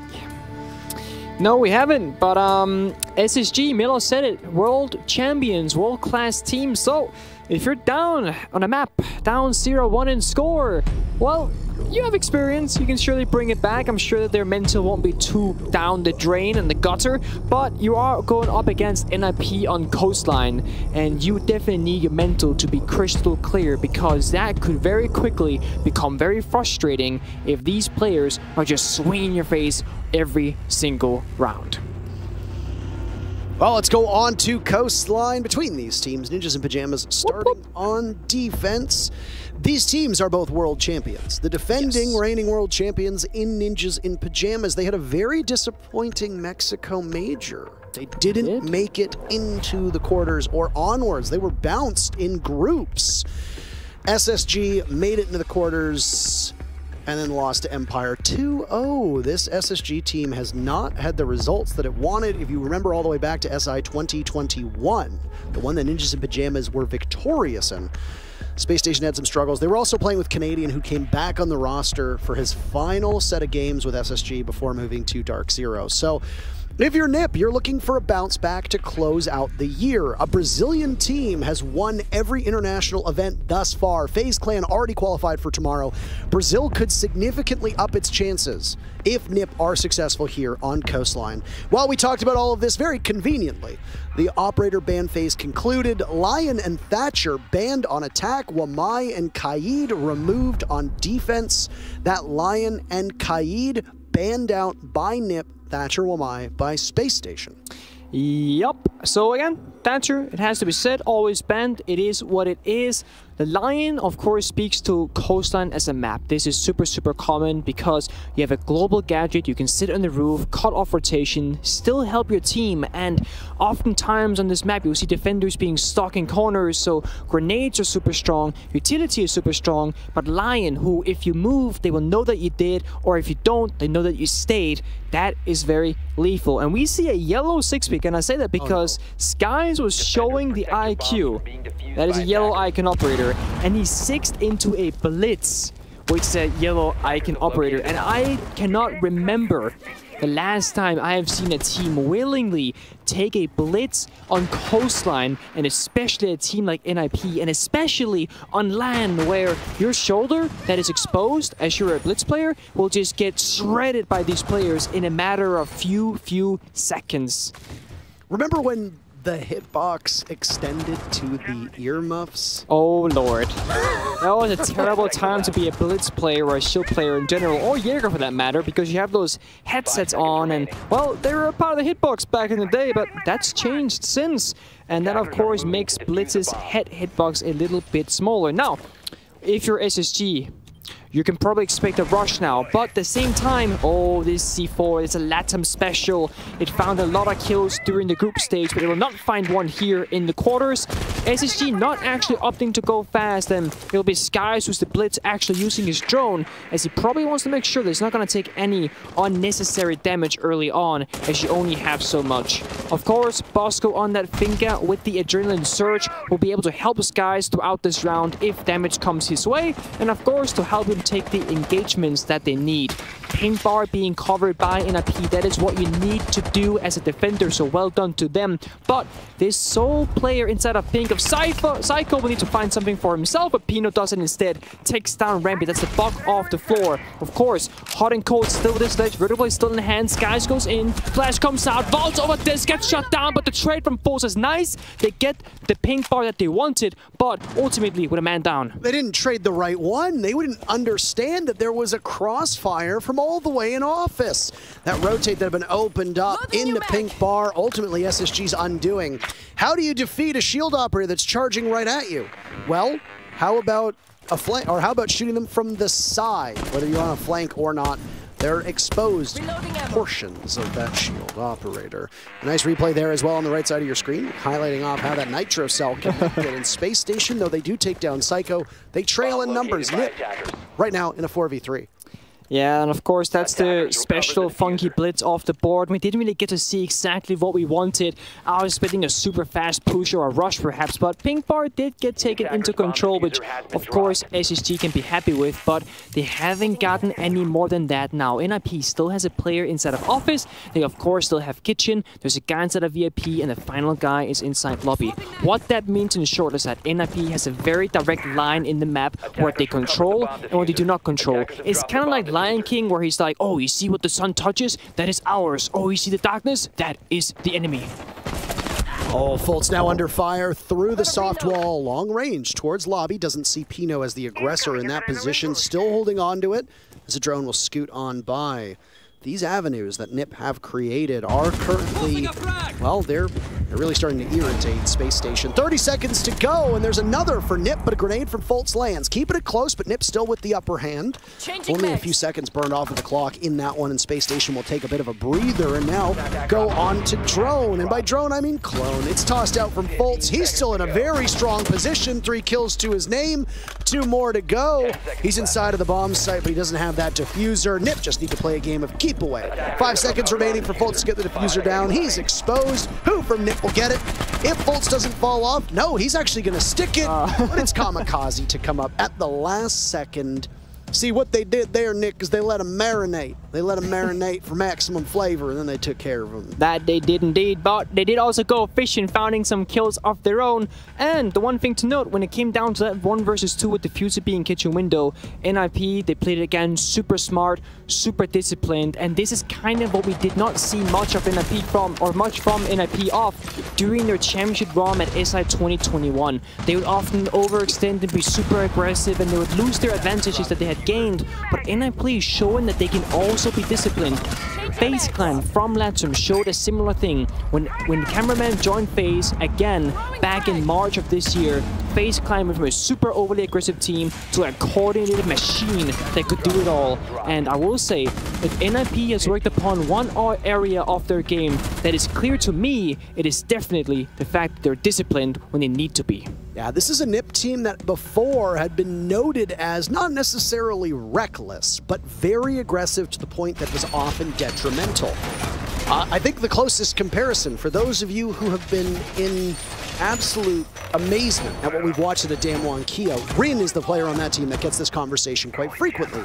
Rin, when enabled to roam around, can be an extraordinarily powerful force and has been topping the charts for multiple games for DWG KIA. But the big negative to that is that sometimes you play too recklessly, you get too aggressive, you get picked off too early. There's plenty of players like that, and some of them are even in the semifinals tomorrow. As a team, NIP were often criticized for that. When things would go awry in their games, that aggression that we saw as they would roam around the map and directly take engagements, and their propensity to want to push fights that they didn't need to was often noted as a major downside. That NIP is not here right now. Nope. This is a restrained NIP that is playing very patient and letting SSG, who are usually that coordinated team, push in to their demise. It certainly is. We're seeing a similar thing, but this time SSG doing something a little bit different. Rampy is actually droning out office, and they will now take control of the entire side of the map rather than just the one room of Pink Bar. And that's exactly what bit them in the butt in the previous round. So it's nice to see SSG recognizing the weakness in the previous round, but Hot and Cold still finds himself alone. He finds the kill on Julio. That's the injury kill for his team. Puts that in a 4 versus 5, and they've also gotten control over Pink. Pino wants to find it back. He's holding the angle, gets the drone, runs away almost with the wall bang. It was so close. All he had to do was press left mouse button, but it did not come through. Now SSG are actually in a stable position. They've gotten the ground they wanted. Rampy's inside of office, Houghton inside of kitchen. So that basically means that they have now gathered a stable foundation to now work upon.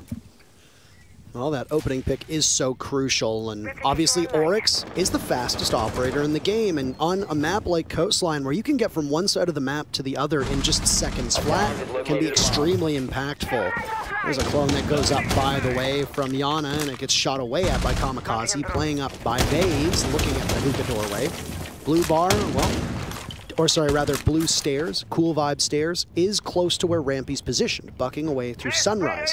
Because SSG has that numbers advantage, they can stick somebody on flank watch, and that's exactly where Fultz is. 1 minute to go. The one weakness from SSG right now is that nobody's on those side repels, which means all this vertical play, making the players of NIP move around, doesn't really go punished, but as I say that, Hot and Cold has found itself on the repel now, and that gets them a kill onto Psycho, and that's what I want to see. Hookah repel has also been enabled from Bosco, and this is exactly the execution that we needed from SSG. Hotton is still on this position, by the way, but some nice shooting by Moose. He's traded right out, and a quad kill from Hot and Cold. He's still on the window, and Ace is within his reach, but no, it's going to be Fultz to take it. There's no honor among thieves here, and it's Fultz to steal it away. Space Station still gets the flawless round, even if Hot and Cold isn't the one responsible for every kill. The teams, just like we saw on Chalet, now tied at 1 apiece. Almost with an ace, it was a flawless regardless, but man, oh man, SSG ended up executing that plan quite wonderfully. They had me worried for a second. I want to talk about them not being on the window repels, and the same moment I said that, Hot and Cold must have heard it because he went straight on it, and that got him 4 kills, and eventually, of course, the flawless round from the side of SSG, and this is what they did. They took Pink, they took Office, sure, Hot and Cold also took Kitchen, found a kill that puts him into the 5 versus 4, then Rampy goes all the way from Office outside the building, inside of Pink Bar, and start bogging the floor from below, and that is at the same time, I presume, that Hot and Cold ran outside of Kitchen, made his way to the side rappel, and there the magic happened. Speaking of magic, we have found ourselves in the master bedroom and penthouse, where we have these new VIP walls that are now reinforceable. That is one of the many changes that we've seen. Let's get back to this for 1 second, but Hot and Cold on that rappel. Where are the most punishing angles that you as a defender can use to your advantage to kill somebody on rappel of the big window looking at billiard table? Well, number one, the one that people often look at the most is a very quick run out from Office. Fultz was down there at one point watching that angle, making sure that nobody would take up that map control. The second avenue is to run out the hookah balcony, but once again, because of that coverage of Sunrise down below, Nip couldn't do that. So they had no tools at their disposal other than winning a straight-up gunfight on a small target upside down on a window to dislodge Hotton from that part. But no, you wanted to talk about the reinforcements that we see over in VIP, so for a second, let's focus there. Yep, so there we are. Now, the one thing to note is that the kite is banned, so that makes SSG's life a lot easier. They can basically just walk up, show up, and open up the wall if that's what they want. But knowing SSG and how they played so far, I don't think they're gonna go for these linear takes like we saw them in the previous map of Chalet. They want to get the map control, they want to get funky and start dancing with the players of NIP, and of course, they want to find the man advantage. Having more guns in the same direction on a map as like Coastline is exactly how you start winning these attacking rounds, but NIP has something to say about that. Julio primed for a run out. He's far off the site, but Skies reads into that effectively. SSG shutting down Nip, who now through 2 rounds in a row have been a little bit too cute with their first engagements. 2 players from Nip in this position to refrag though, and Psycho will test the long-range durability of that Roni, but no, Rampy felled, traded back by Bosco. Kamikaze down for the count. Psycho persists in this angle. We're only a minute and a half into this round, not even halfway, and the server is getting cleared out. Unbelievable. Pino dropped. He's finished off. Fultz is also finished off. A 2v2. 6 players in the server. My goodness, these teams more dead than an FPLQ in North America right now, Nick. Oh, that hurts. We all love the FPLQ, and what we love as well is the aggression from NIP. Julio got found early, but NIP, instead of falling back and retreating, they said, you know what, we're gonna send in the cavalry, and all the players from side found themselves fighting alongside the roamers all of a sudden, and a massive brawl occurred. And what we find left remaining is 2 players from each side, which I'm gonna say actually favors NIP because they got the bomb side control, they got the angles covered, and of course, there's no hot breach from SSG. So the calm before the storm, should a storm even arise. The Oryx of Musi still very much in action and can dash across the map whenever they so choose. Sky sees the pest and will try to take care of it, but instead he'll sacrifice that Rotero drone, 1 remaining. Psycho's still alive. So he can pilot that drone if it's available, but it doesn't show at all. I don't know if Skies has shot it away or not, or if it detonated. Either way, he'll flash his way in. Still looking towards VIP. The Oryx is on the ground, playing that new angle that's been opened up, and a second Rotero drone will now follow. Down goes Hot and Cold to Muzi, so the Oryx not being flushed out by Skies as he's a little bit too slow, not realizing that he's on the ground, and the T5 will chew right through him, as Nip don't want Space Station doing anything after that previous round. A flawless round, SSG? That's fine. We'll take round number 3, and Nip is now once again in the lead. Yeah, that's what I was talking about. Without those angles favoring NIP in that 2 versus 2, SSG gotta do so much control with so few resources, so few drones, and ultimately they had time, but they can't do much with that. NIP playing it nicely, they had all those angles open up and those soft walls, and eventually, as SSG entered guitar, door, and bathroom hatch, they found nothing but the guns pointed in their directions from NIP, and they got shut down on the entry. Not much they really do there, and honestly, it was a nice try. It is what it is. It comes down to those gunfights once again. Well, there was a bit of overexertion from Nip at the very beginning. Maybe a bit too strenuous as they decided to just charge on in. Julio just waited at that doorway, and he didn't need to provoke the engagement against Skies, but he did, and he got shut down for it. Patience was the word that we used to describe Ninjas in Pyjamas over the previous map, and it must hold true for map 2 if Nip want to be able to seal this deal and book their ticket to the semis tomorrow. Space Station, well, they've still been setting the pace through most of these rounds. Yeah, they have been. But Nip are responding so well. If we go back to the rematch that we talked about, that SI 2020 final, Nip were setting the pace in almost every single round, and it prompted SSG to switch things up, which is when SSG ended up taking control and then ultimately winning the World Championship.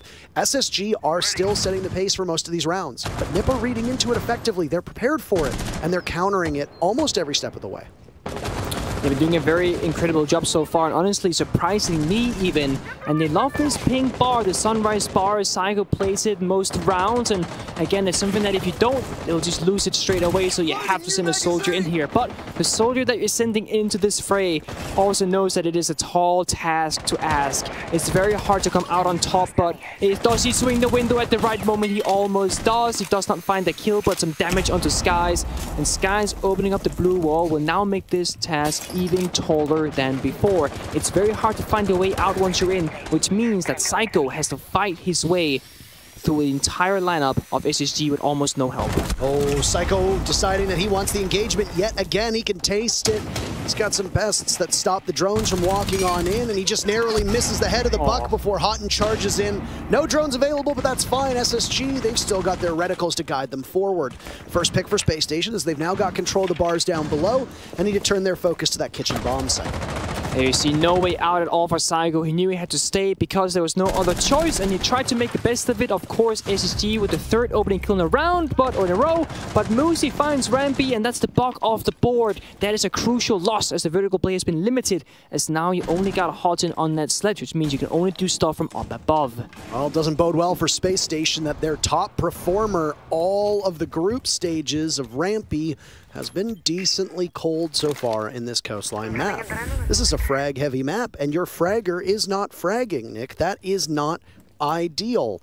Adrenal Surge is going to cut out Muzi, who is such an important piece of the puzzle in the previous round. A huge factor is lurking, lying in wait.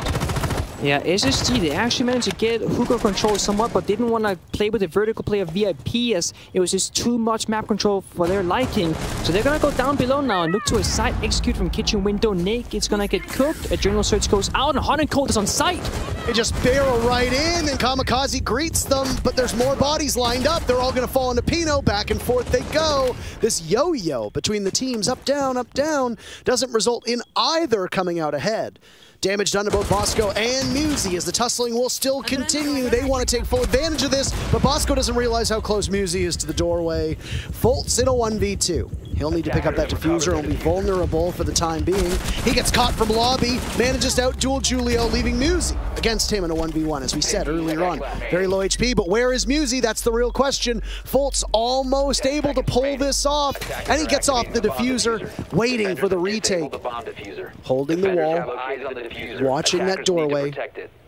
Where is Musi going to push from? From inside a bathroom, creeping up, low HP. 30 seconds to go. Diffuser still ticking away, and a nice flick from Fultz.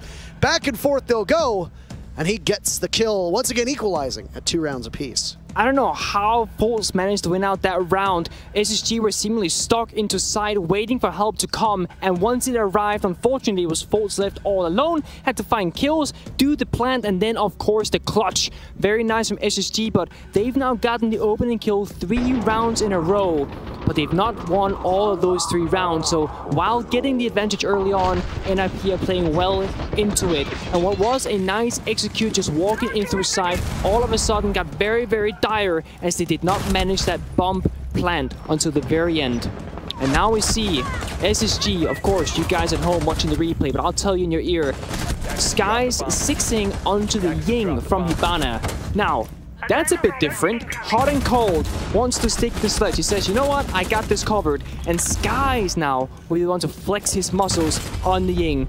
Sky's not having a particularly amazing game so far, 1-3, but honestly, with this double bar bomb site, you don't necessarily need a bunch of heart breach, you need verticality, you need grenades, and when you got the Ying with the smokes and the candelas, you can make a lot of trouble happen very, very quickly. I was wondering if we were going to see the Ying show up, Nick. Yeah? With the likelihood that I thought there was, I figured, okay, we're going to see it. Maybe 1 round, maybe 2 at some point, but when? When is the question? Spacestation very much like this operator. There's a multitude of players on the team that can effectively play the Ying. Skies is going to play Ying in a support-oriented role. Use your candelas, get in quickly, allow your teammates to try and make plays off of it. By the way, as we said all that, a Nitrocell gets tossed out, looking for one of those cheeky angles where you spawn and you get killed by a Nitrocell right away, but Julio is not capable of getting anything from it. So the only plant denial, the only explosive plant denial is now gone. Yeah, of course, they do have the toxic base from Kamikaze, but that will pretty much be it, because there are no impacts, there are no C4s, and there are no explosives at all. Psycho still holding on to his alibi placement by the looks of it, but other than that, everything has been utilized. Musi on the Warden here could play crucial, but Pino starts it off with a big, nice opening kill onto Fultz, the top gunner for his squad. That's 2 nades off the board, and of course the Gone 6. Kamikaze now heading up into Sunrise. The bomb site, so the double bars, and this rampage from Nip off-site working out quite well. Oh, almost outdueling Rampy through the walls, but he's just not strong enough. Significant damage then, though, to the former top frag for SSG. He's relinquished that crown right now to Fultz, who's on 7 kills. Rampy's still struggling to find some. Both of these players extremely highly rated. Yep, we see Kamikaze playing sort of default. Now this is a classic position to be in. One of my favorites, in fact. And SSG doesn't have the heartbeats to deal with it. It'll come down to Skies on the Ying. He is pretty much the only brutal force that they have into the executors. There's only 1 nade left from Hot and Cold, so he got the nade, he got the smokes, and of course he got the candelas. But outside of this, we're once again down to all gunplay, and that is once more where NIP, they thrive. Pino found 2 kills all alone earlier in the round. Imagine what 4 players of NIP combined in 2 or 3 different rooms can do together. Oh, down goes Hot and Cold. So Sky's still there to do some damage. Rampy's been good for both kills on his team thus far, but he hears more bullets go in his direction. Skies will now go on to Drone to try and get something out of this situation. Musi takes down what little was left of Rampy. Nips avenues that we've seen time and time again. So effective. They are brilliantly done, and SSG has no answer for it.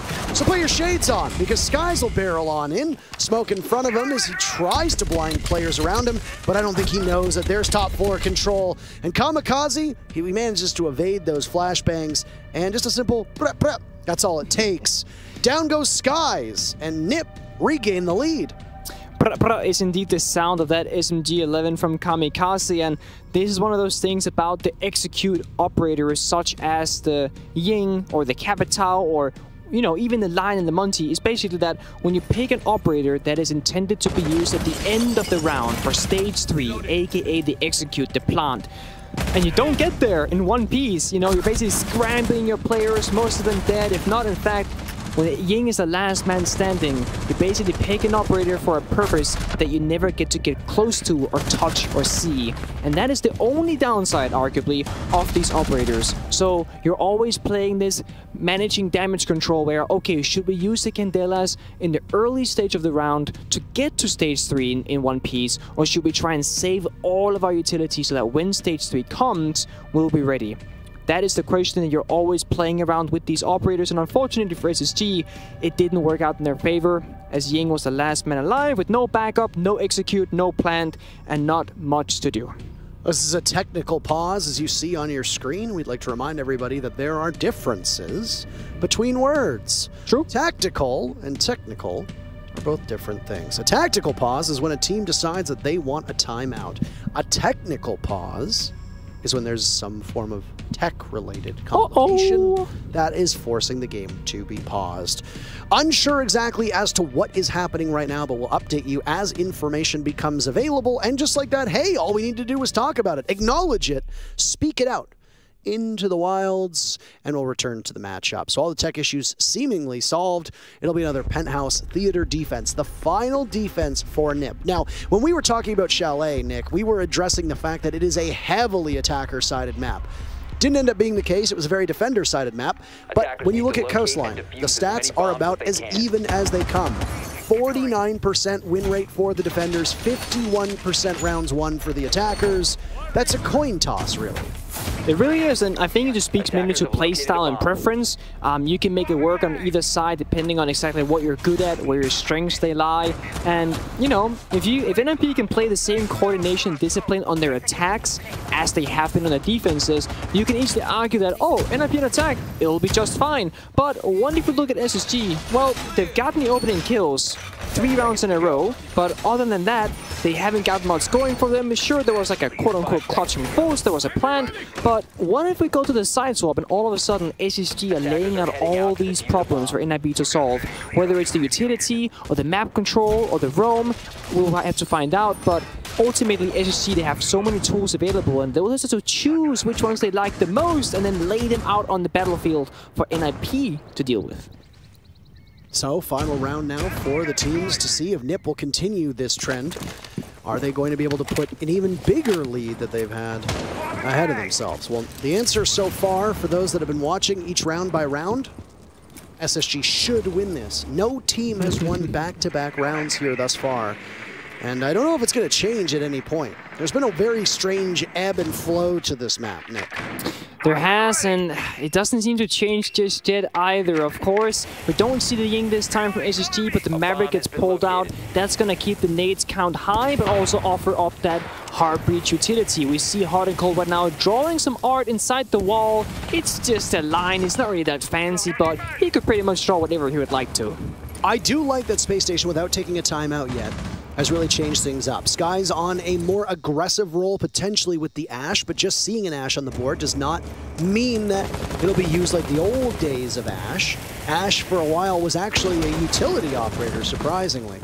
No more Hibana available, just a single hard breach of that Maverick. And no can openers, those secondary hard breaches either. Wall been opened up inside of VIP. The assault on Penthouse could be moments away, depending on what SSG wants to do. Yeah, but this is where it starts getting difficult. The easy area is getting the wall opened, as NIP did not contest, but now they have shields, they got angles, and they have guns. That VIP wall is also soft, which means that there are so many things that SSG has to worry about and respect. But honestly, they're doing a pretty good job so far. Voltz's nade gets caught by the laser gate, by the way, as NIP finds their opening pick, and they've been exceptionally good at this, looking for more than that. Skies having a pretty poor start here on Coastline in a 1v5. A second grenade from Voltz will go out, and he'll chunk a bit of HP off of Musi, who's sitting at an 8 and 3. Still posted up in this spot, though. And a crossfire towards the bathroom through the soft walls. It's now Kamikaze losing some HP. Psycho down, Bosco will follow, and now the remainder of Kamikaze is gone. Pino tossed out a Nitro cell into the corner, connecting onto Rampy. NIP now with the numbers advantage. Though, that Adrenal Surge went off in time. Voltz on a tiny bit of HP with Hot and Cold overhealed. SSG are in an uncomfortable spot with the final 30 seconds still awaiting them. Look at this discipline from NIP. They're just standing still in corners, but if the fight were to ensue, they can play off one another. One guy on the door, one guy behind the cabinet. They're playing it out together, swinging around for information, but ultimately, the discipline is just too good. Hot and Cold have to wake his way through and find Swallow. Can he fight the second? Yes, he can. And all of a sudden, it's a 1 versus 1 with 5 seconds left, but no! Pino takes the round for NIP. A huge double play from Pino, giving the first half to Ninjas in Pyjamas. Mighty behind the team trying to pump them up. As you can see, big claps. Ninjas in Pyjamas only 3 rounds away from qualifying for tomorrow's semifinals. Space Station, North America's last team, look just about ready to be calling a travel agent and heading home. Patience is the word. Discipline is another one, Nick. These are the two that we will repeat over and over again as we watch this NIP team tear through Space Station. Absolutely, and again, yeah, discipline and patience from NIP, that is what ultimately won them that round, whereas the previous early iteration of this roster, I feel like they would have somehow thrown that away, and that is when you, as a fan, as a spectator, as a player, as a caster, as a competitor, you need to stop being like, what is going on? Why are they failing to see these things as we are? But that is not the case for NIP, as they have figured out this weakness and also worked upon it. And that round was the first time in this matchup where one team has won 2 back-to-back. And that, of course, was from NIP, not from SSG. We have a little bit of a re-host going on, so just sit tight, hold tight, maybe grab a snack. It won't be very long, we're almost there, but if you need a refresher or a drink, now's the time to get it, as you won't be missing any action, but we'll be back momentarily. The grim look on Lycan's face, I think, speaks the loudest of it all. He knows when his boys are in trouble. Yeah. And Space Station are in trouble.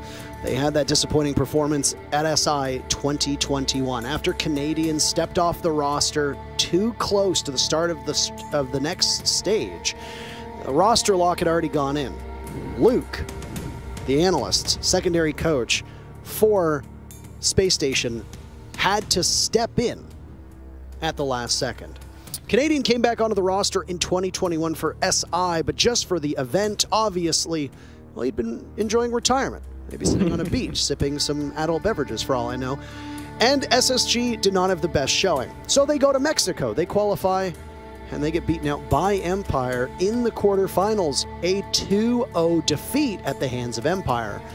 3 rounds, about 10 minutes of time, could separate Space Station from another 2-0 defeat, this time in a pretty highly anticipated rematch. Yes, both SSG and NIP have already played each other since SI, but it was a single best-of-1 in which NIP won 7-3 all the way back at the 6 Invitational 2021, but this is the first best-of-3 that they've played since then. SSG are just not looking like themselves.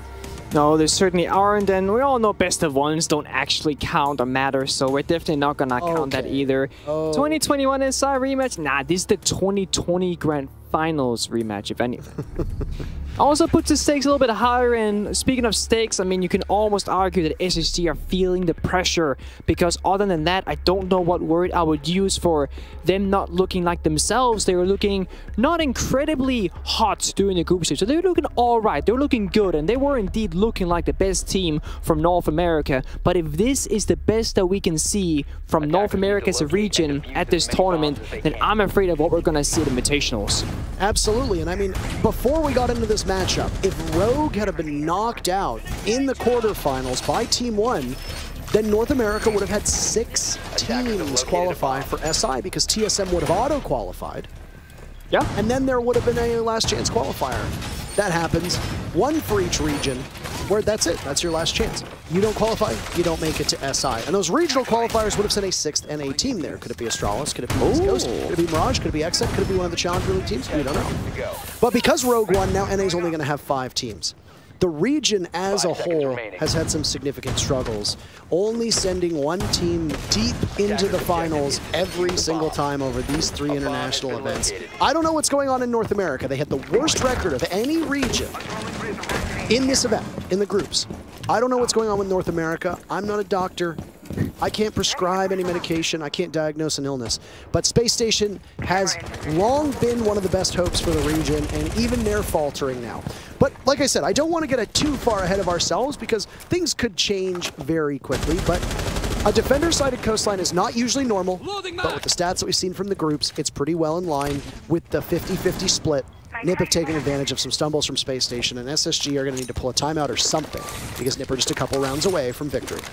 Yeah, and we see Skies from SSG pulling out the Valkyrie, and I think Spacestation Gaming as a team, they like having information to work with, so hopefully this will do work for them.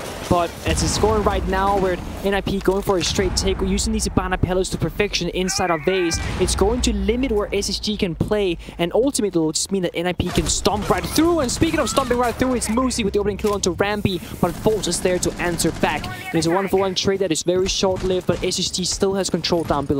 Hot and Cold down below with him as well, so there's multiple players in position to capitalize, but a grenade will land on the Skies. Still, Skies not the best result thus far through this matchup. SSG are going to do a bit more heavy lifting. It looked like it would be a fairly quick execute as well. It prompted Bosco to toss out 2 of those gas canisters real early on. 90 seconds remain, and Bosco has but a single gas canister in his pocket.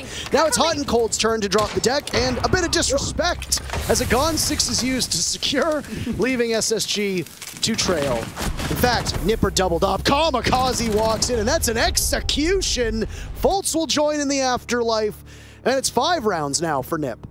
Yeah, and then those Ibana pellets they used earlier on that vase wall. Sure, that wasn't the biggest sized hole, but it does enough to eliminate the possibility and the cover that the wall would normally provide for SSG, and NIP to full effect uses that advantage in their favor. The big window where Pell rolls for in reverse. When SSG were on attack, it was Hot and Cold finding 4 kills, but this time around, it is Hot and Cold getting shut down from that very same position. The Gone 6 area effect, small, but it works. Ended up finding him as he was crawling away, hoping that perhaps he could get revived, but that of course was not the case. So nice execute by NIP in his kind of that linear direct attack that SSG tried to approach earlier, but just didn't really find the same success. I also don't want our focus on NA being the first region to be fully eliminated distract from the fact that NiP are currently playing lights out. Yes, there are issues right now that Spacestation are dealing with. They have not taken their timeout yet. As far as we're aware, no, neither team has actually pulled that timeout button.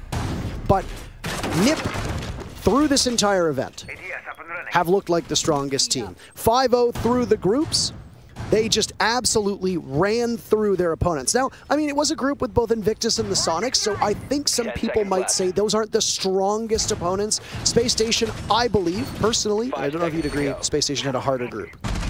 I mean, Group of Death was statistically a harder group. There was some numbers being put out there, so yeah. But NiP still made it look relatively easy. Their only loss so far came to BDS in a matchup that frankly did not matter at all. So why would NiP bother to try their hardest when you can sit back, relax, work on your comms, work on your fundamentals, and maybe save some strategies for a rainy day. And hey, it certainly looks like this NiP team have not really been frustrated. They had some issues at the start of Chalet, but it's been gone since then, and they've been quite cool throughout. I think having fun is very important, and if you can take that final seeding match just as a fun thing where you're playing some Siege with the boys, then perhaps that'll also kind of alleviate those stress and expectations as you progress. There is no bigger gift than being able to play Siege purely for fun and just figuring out your groove at a LAN tournament, whereas if every single game just matters so much, it's easy to get buckled up into the stress environment that you're inside of. That's a Twitch drone now with that unlimited range. Finding a Valkyrie camera that was tossed out by Skies. So SSG losing a small bit of their utility. NiP are stacked up for this kitchen execute over towards service. They might want to spread out throughout the rest of the map. They're working above it as well to open up that hatch that's inside of Master Bedroom. Yeah, this is looking really good for NIP. I mean, they got top floor control in less than half the round, and that means that they can open up every single piece of this floor as Penal will make work. He's got 18 swings left to go, and to be quite frank, with this time left, he could get all 18 out if he wants to, as it's a 5 versus 5. It favors the attackers, and SSG will need somewhere on this map to make a play. I mean, Skies is on those cams in perpetuity, though, so he can just sit there and feed intel as much as he wants. That intel being fed to Fultz, though, and he's not going to be able to do too much. Gun down is now Psycho with the FAMAS in hand, is looking for a second. They can collapse on the stairs, but Psycho's going to wait for his teammate to maybe have his back. Not long enough. Hot and Cold takes him down and will lose some of the ceiling above him, as there's still some sledging to be done. Skies gets away with his life as well. Julio's next in line to walk into lobby. Does he have any intel? Well, the Banshee's going to go off, so they know he's there, but which side is he playing off of? And will Spacestation be able to do anything with this? Neither Houghton nor Skies seem all that interested in engaging just yet, so waste some time, maybe. Let Julio push forward. Skies out dueling Pino with that MPX, now 30 seconds to go. And an Adrenal Surge will guide Nip forward. A little bit of HP to help them on this one. Hot and Cold takes out Julio, and Nip are falling right into this trap in lobby set by SSG. Now a grenade in hand, leaving Musi in a 1v3, and SSG will not let the Brazilian opponents go to match point just yet. There's still some life left in them as they take their third round. There is. They are fighting tooth and nail, and basically SSG kept sending more teammates over to help this lobby side. What started with like a one-man position became two, became three, and there was even a fourth player assisting with the angles from far away. It was basically Bosco on side, I believe, holding down the fort, making sure that nobody came through stock, and that's pretty much all SSG needed. We can also, of course, assume that those Valkyrie cameras, or the Black Eyes cameras, that they're providing valuable information that they could use to know the whereabouts of NIP, because SSG seems very comfortable leaving bomb side quite vulnerable. I mean, we talked about patience and we talked about discipline, but it was Spacestation who'd set that trap, sending players upstairs to try and deal with the entry that we saw, and then immediately containing themselves inside of the main lobby, still with intel. And as those numbers began to tilt in their favor, you saw everybody come to the aid of the SSG players. First it was Skies by himself, then Hot and Cold showed up after Fultz died. Then Rampy joined the party, leaving only one on site to hold down the fort. And guess what? You didn't need Bosco to really do all that much, I guess. With that said, that's a successful defense for Spacestation. That kitchen bomb site is going to be locked for at least 2 rounds. They might not be able to play it again. If Nip win these next 2 rounds, it won't be available. Keep your eye on that. Instead, near the kitchen bomb site, it'll be a double bars defense down below. Yeah, they're gonna extend upstairs, and I'm pretty sure the mirror will put down the mirror inside of Hookah facing Pool Table and Aqua, and this will just solidify the upstairs hold, because in the previous round on kitchen defense, we saw NIP rush up above, start swinging that hammer, and that's when SSG was like, damn, what do we do now? Okay, lobby, let's make a fight happen. They did, they supported it, but now extending up basically means that even if NIP manages to get there, they will have to fight for the ground, and that's where SSG has a stable foundation of which they can build upon, because just hiding inside is not gonna be enough this time. Well, Nip will try to clear this top floor, as you talked about. They'll start over by Hall of Fame and then head through bedroom. I don't know if they assess an opening down below. That hatch has been very conveniently removed, so they can drop down if they'd so choose. Muzi's all alone right now. I don't know if he's being droned in by anybody. It's Psycho and Pino sitting on drones at the moment. And yeah, he is. So they've droned out luggage and they've droned out lobby. Yeah. I'll give Muzi a nice long line of sight by 90, looking at the wall into Hookah. I mean, they're doing a good job. SSG has drawn a line in the map. They're only really holding the Aqua office, Hooker, and of course the bomb sites. They don't care about Penthouse at all. They don't really care about lobby that much, but Rampy is lurking down below, making his way around, but Pino being very patient here, just waiting for someone to swing by so he can say hello. There's Musi shooting away at the wall. More soft destruction to happen. He's still there. It certainly appears like Hookah is the bomb site. It's not. It's the double bars below, as we talked about. Missed opportunity from Pino as he was staring through the doorway on Hookah balcony. A member of SSG just crouches on by. Fultz doesn't realize how close he came to dying. A punch and a jump out. He's on the ground, and Fultz doesn't exactly have the angle, but it's a bit of a potato fight. Nobody able to hit their shots. But he's trapped in the corner now. Oh, no. He is undoing. Oh, that's so good. A member of SSG went down into the sauna room, opened up the window, and then peeled Pino off the rappel here with the nade, and it buys Fultz enough time to move away. Hot and Cold finds the opening onto Musi, and Fultz also gets away. Oh, SSG desperately needed that first blood, and they're going to grab it, but it's traded back relatively quickly. Sky's down for the count. Unsure of what secondary utility he had. Possible that he brought one of those bulletproof cameras, or could have brought a nitro cell. So we'll see. what the remaining members from Space Station will do to answer this. Julio gets killed by Foltz inside a hookah, but a trade back from the window as Pino had holed up on this position for so long. Kamikaze falls, and these teams are just brutally murdering each other. Pino now in a 1v3. He'll have to walk into the middle of the site. He doesn't see either Hot and Cold nor Bosco in that position. And Space Station cleanup. They're doing their damnedest to ensure that we go to a third map, and they've now taken 2 rounds in a row to close the gap between them and Nip to just a single round. That looked like the least, what should I say, confident, comfortable, decisive NIP we've seen so far. And honestly, I have a theory. I think NIP was trying to, again, change the pace of the game. They went super fast the previous round on kitchen attack. They got super quickly into top floor. They did the vertical play, and they called that brawl inside of lobby. The following round, we see Pino holding an angle for what I believe was about 40 seconds straight. Of course, nothing came out of it. He missed his opportunity, but it just appears that NIP likes playing this game where we go fast, we go slow. Now we're somewhere in between. This round, we're everywhere, and this following round, we are nowhere to be seen.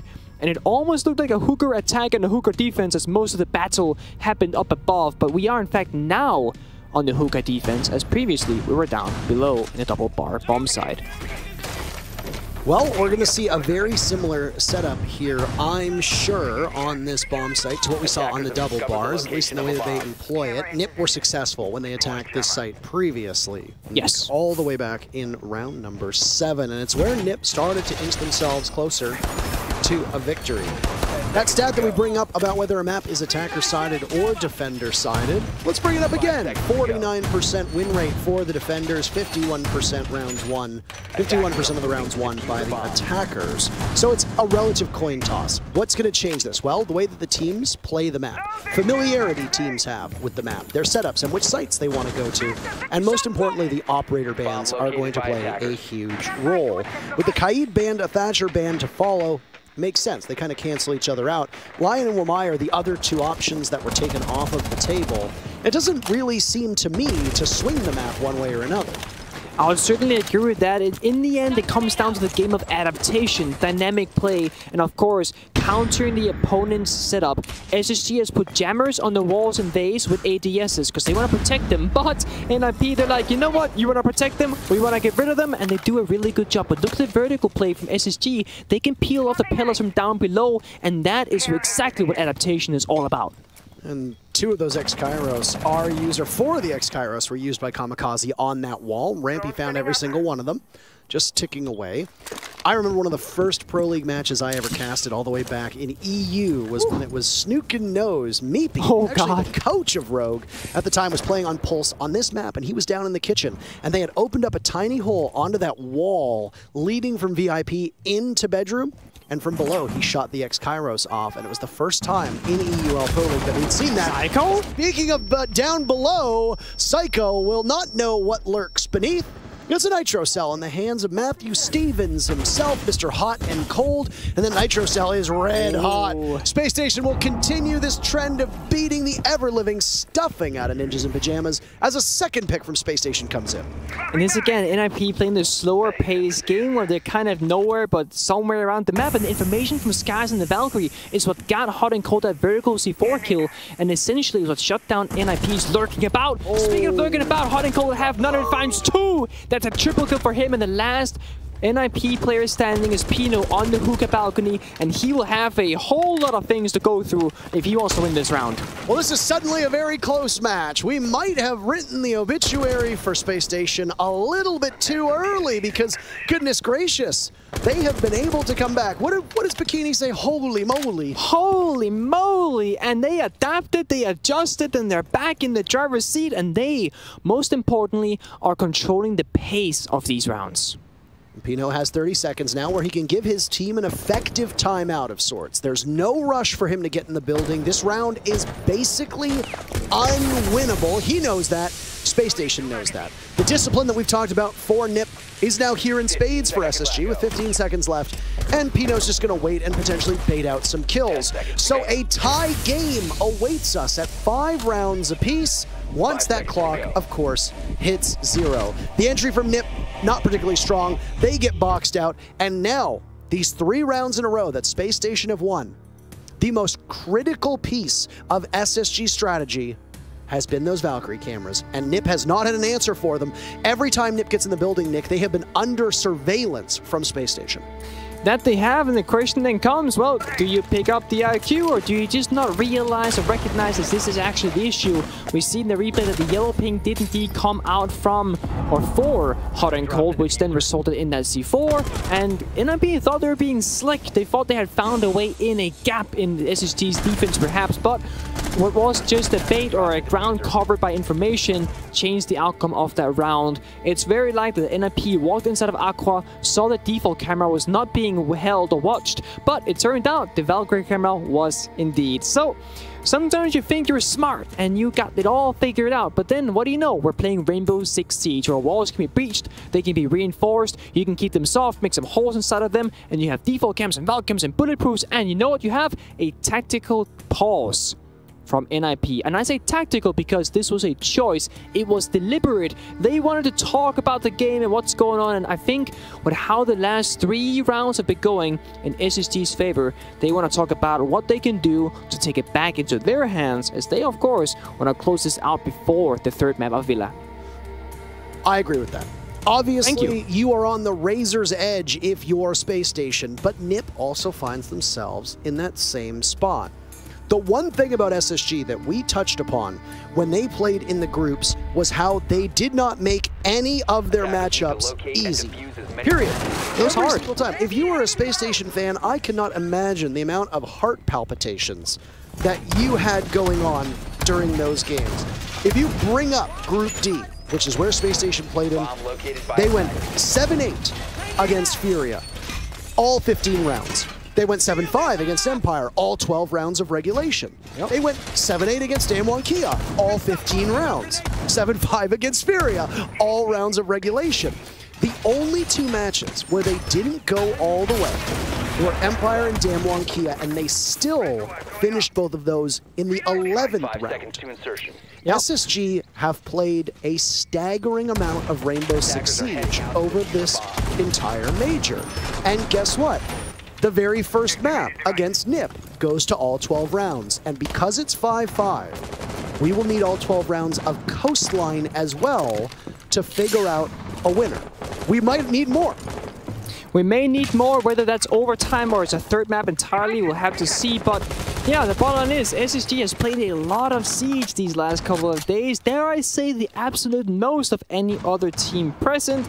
Well, they'll have to do it once again if they want to see this map through, and of course, they will have to take it to the 3rd map of Villa because they lost the first, that was Chalet.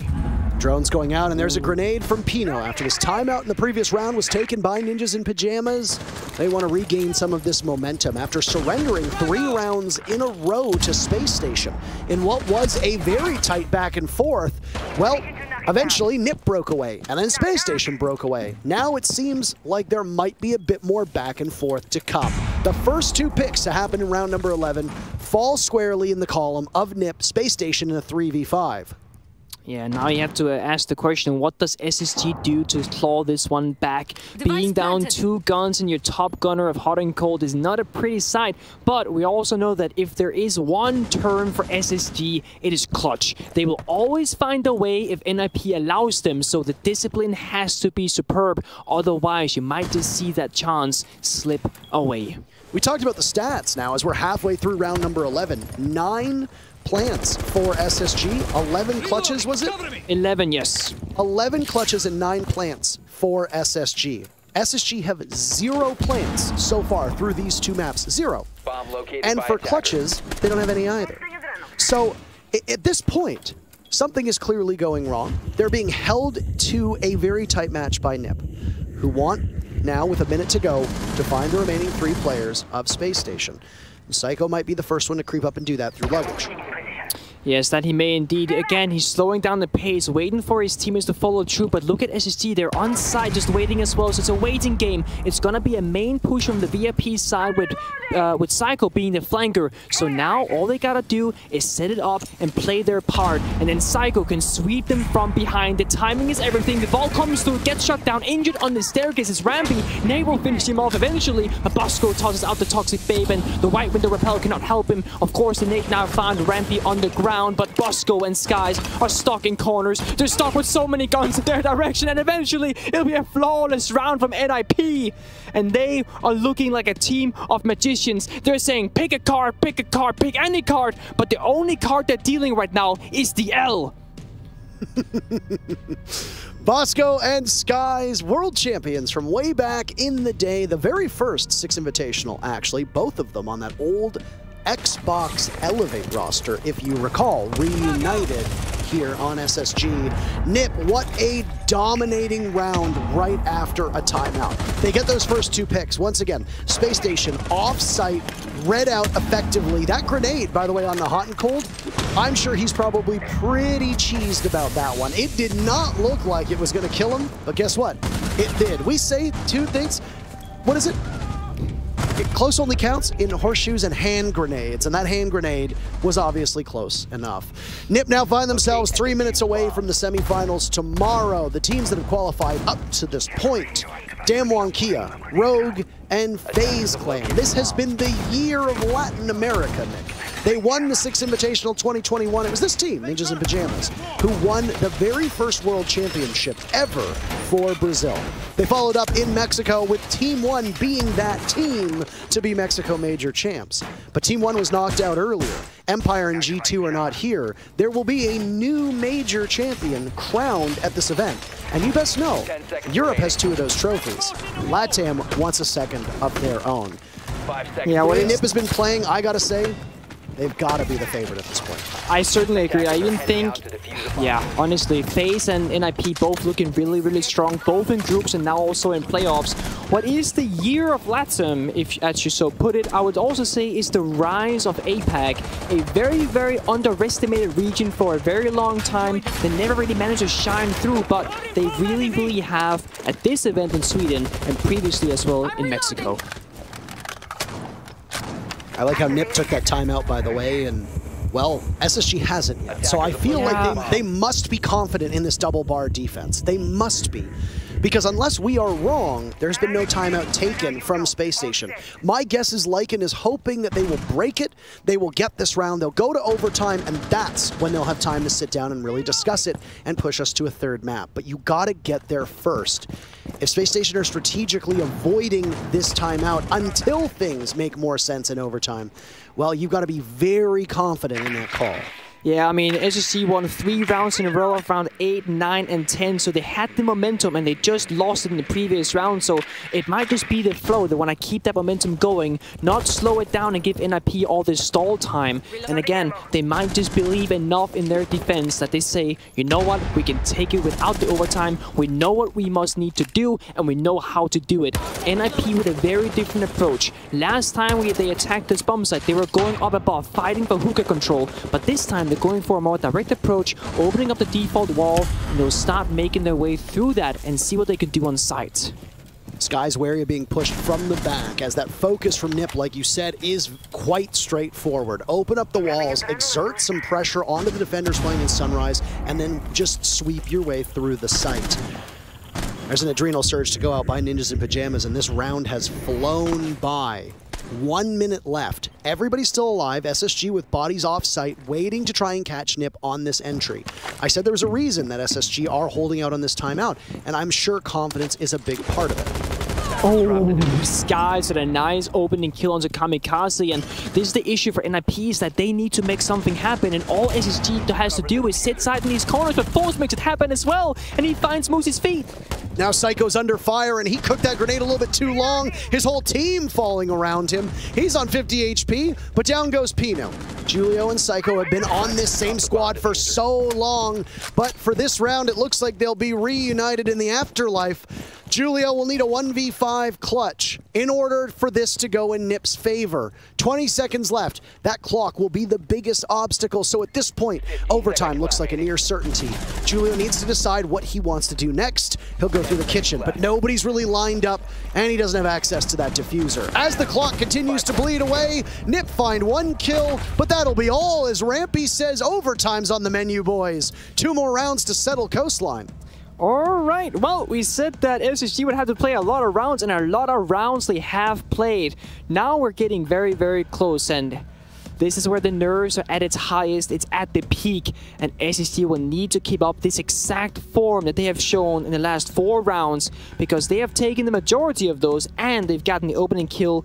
Out of the last 4 rounds, 3 of those were from SSG, and that is why they've been put in that great position early on in the round. Those skies in the previous, Fulls followed up from the hatch up above, and it's just a limited direct take from NIP. They didn't really find anything, the nades didn't go through, and those anchored positions from that skies are sitting behind the pink bar and Bosco here in lounge.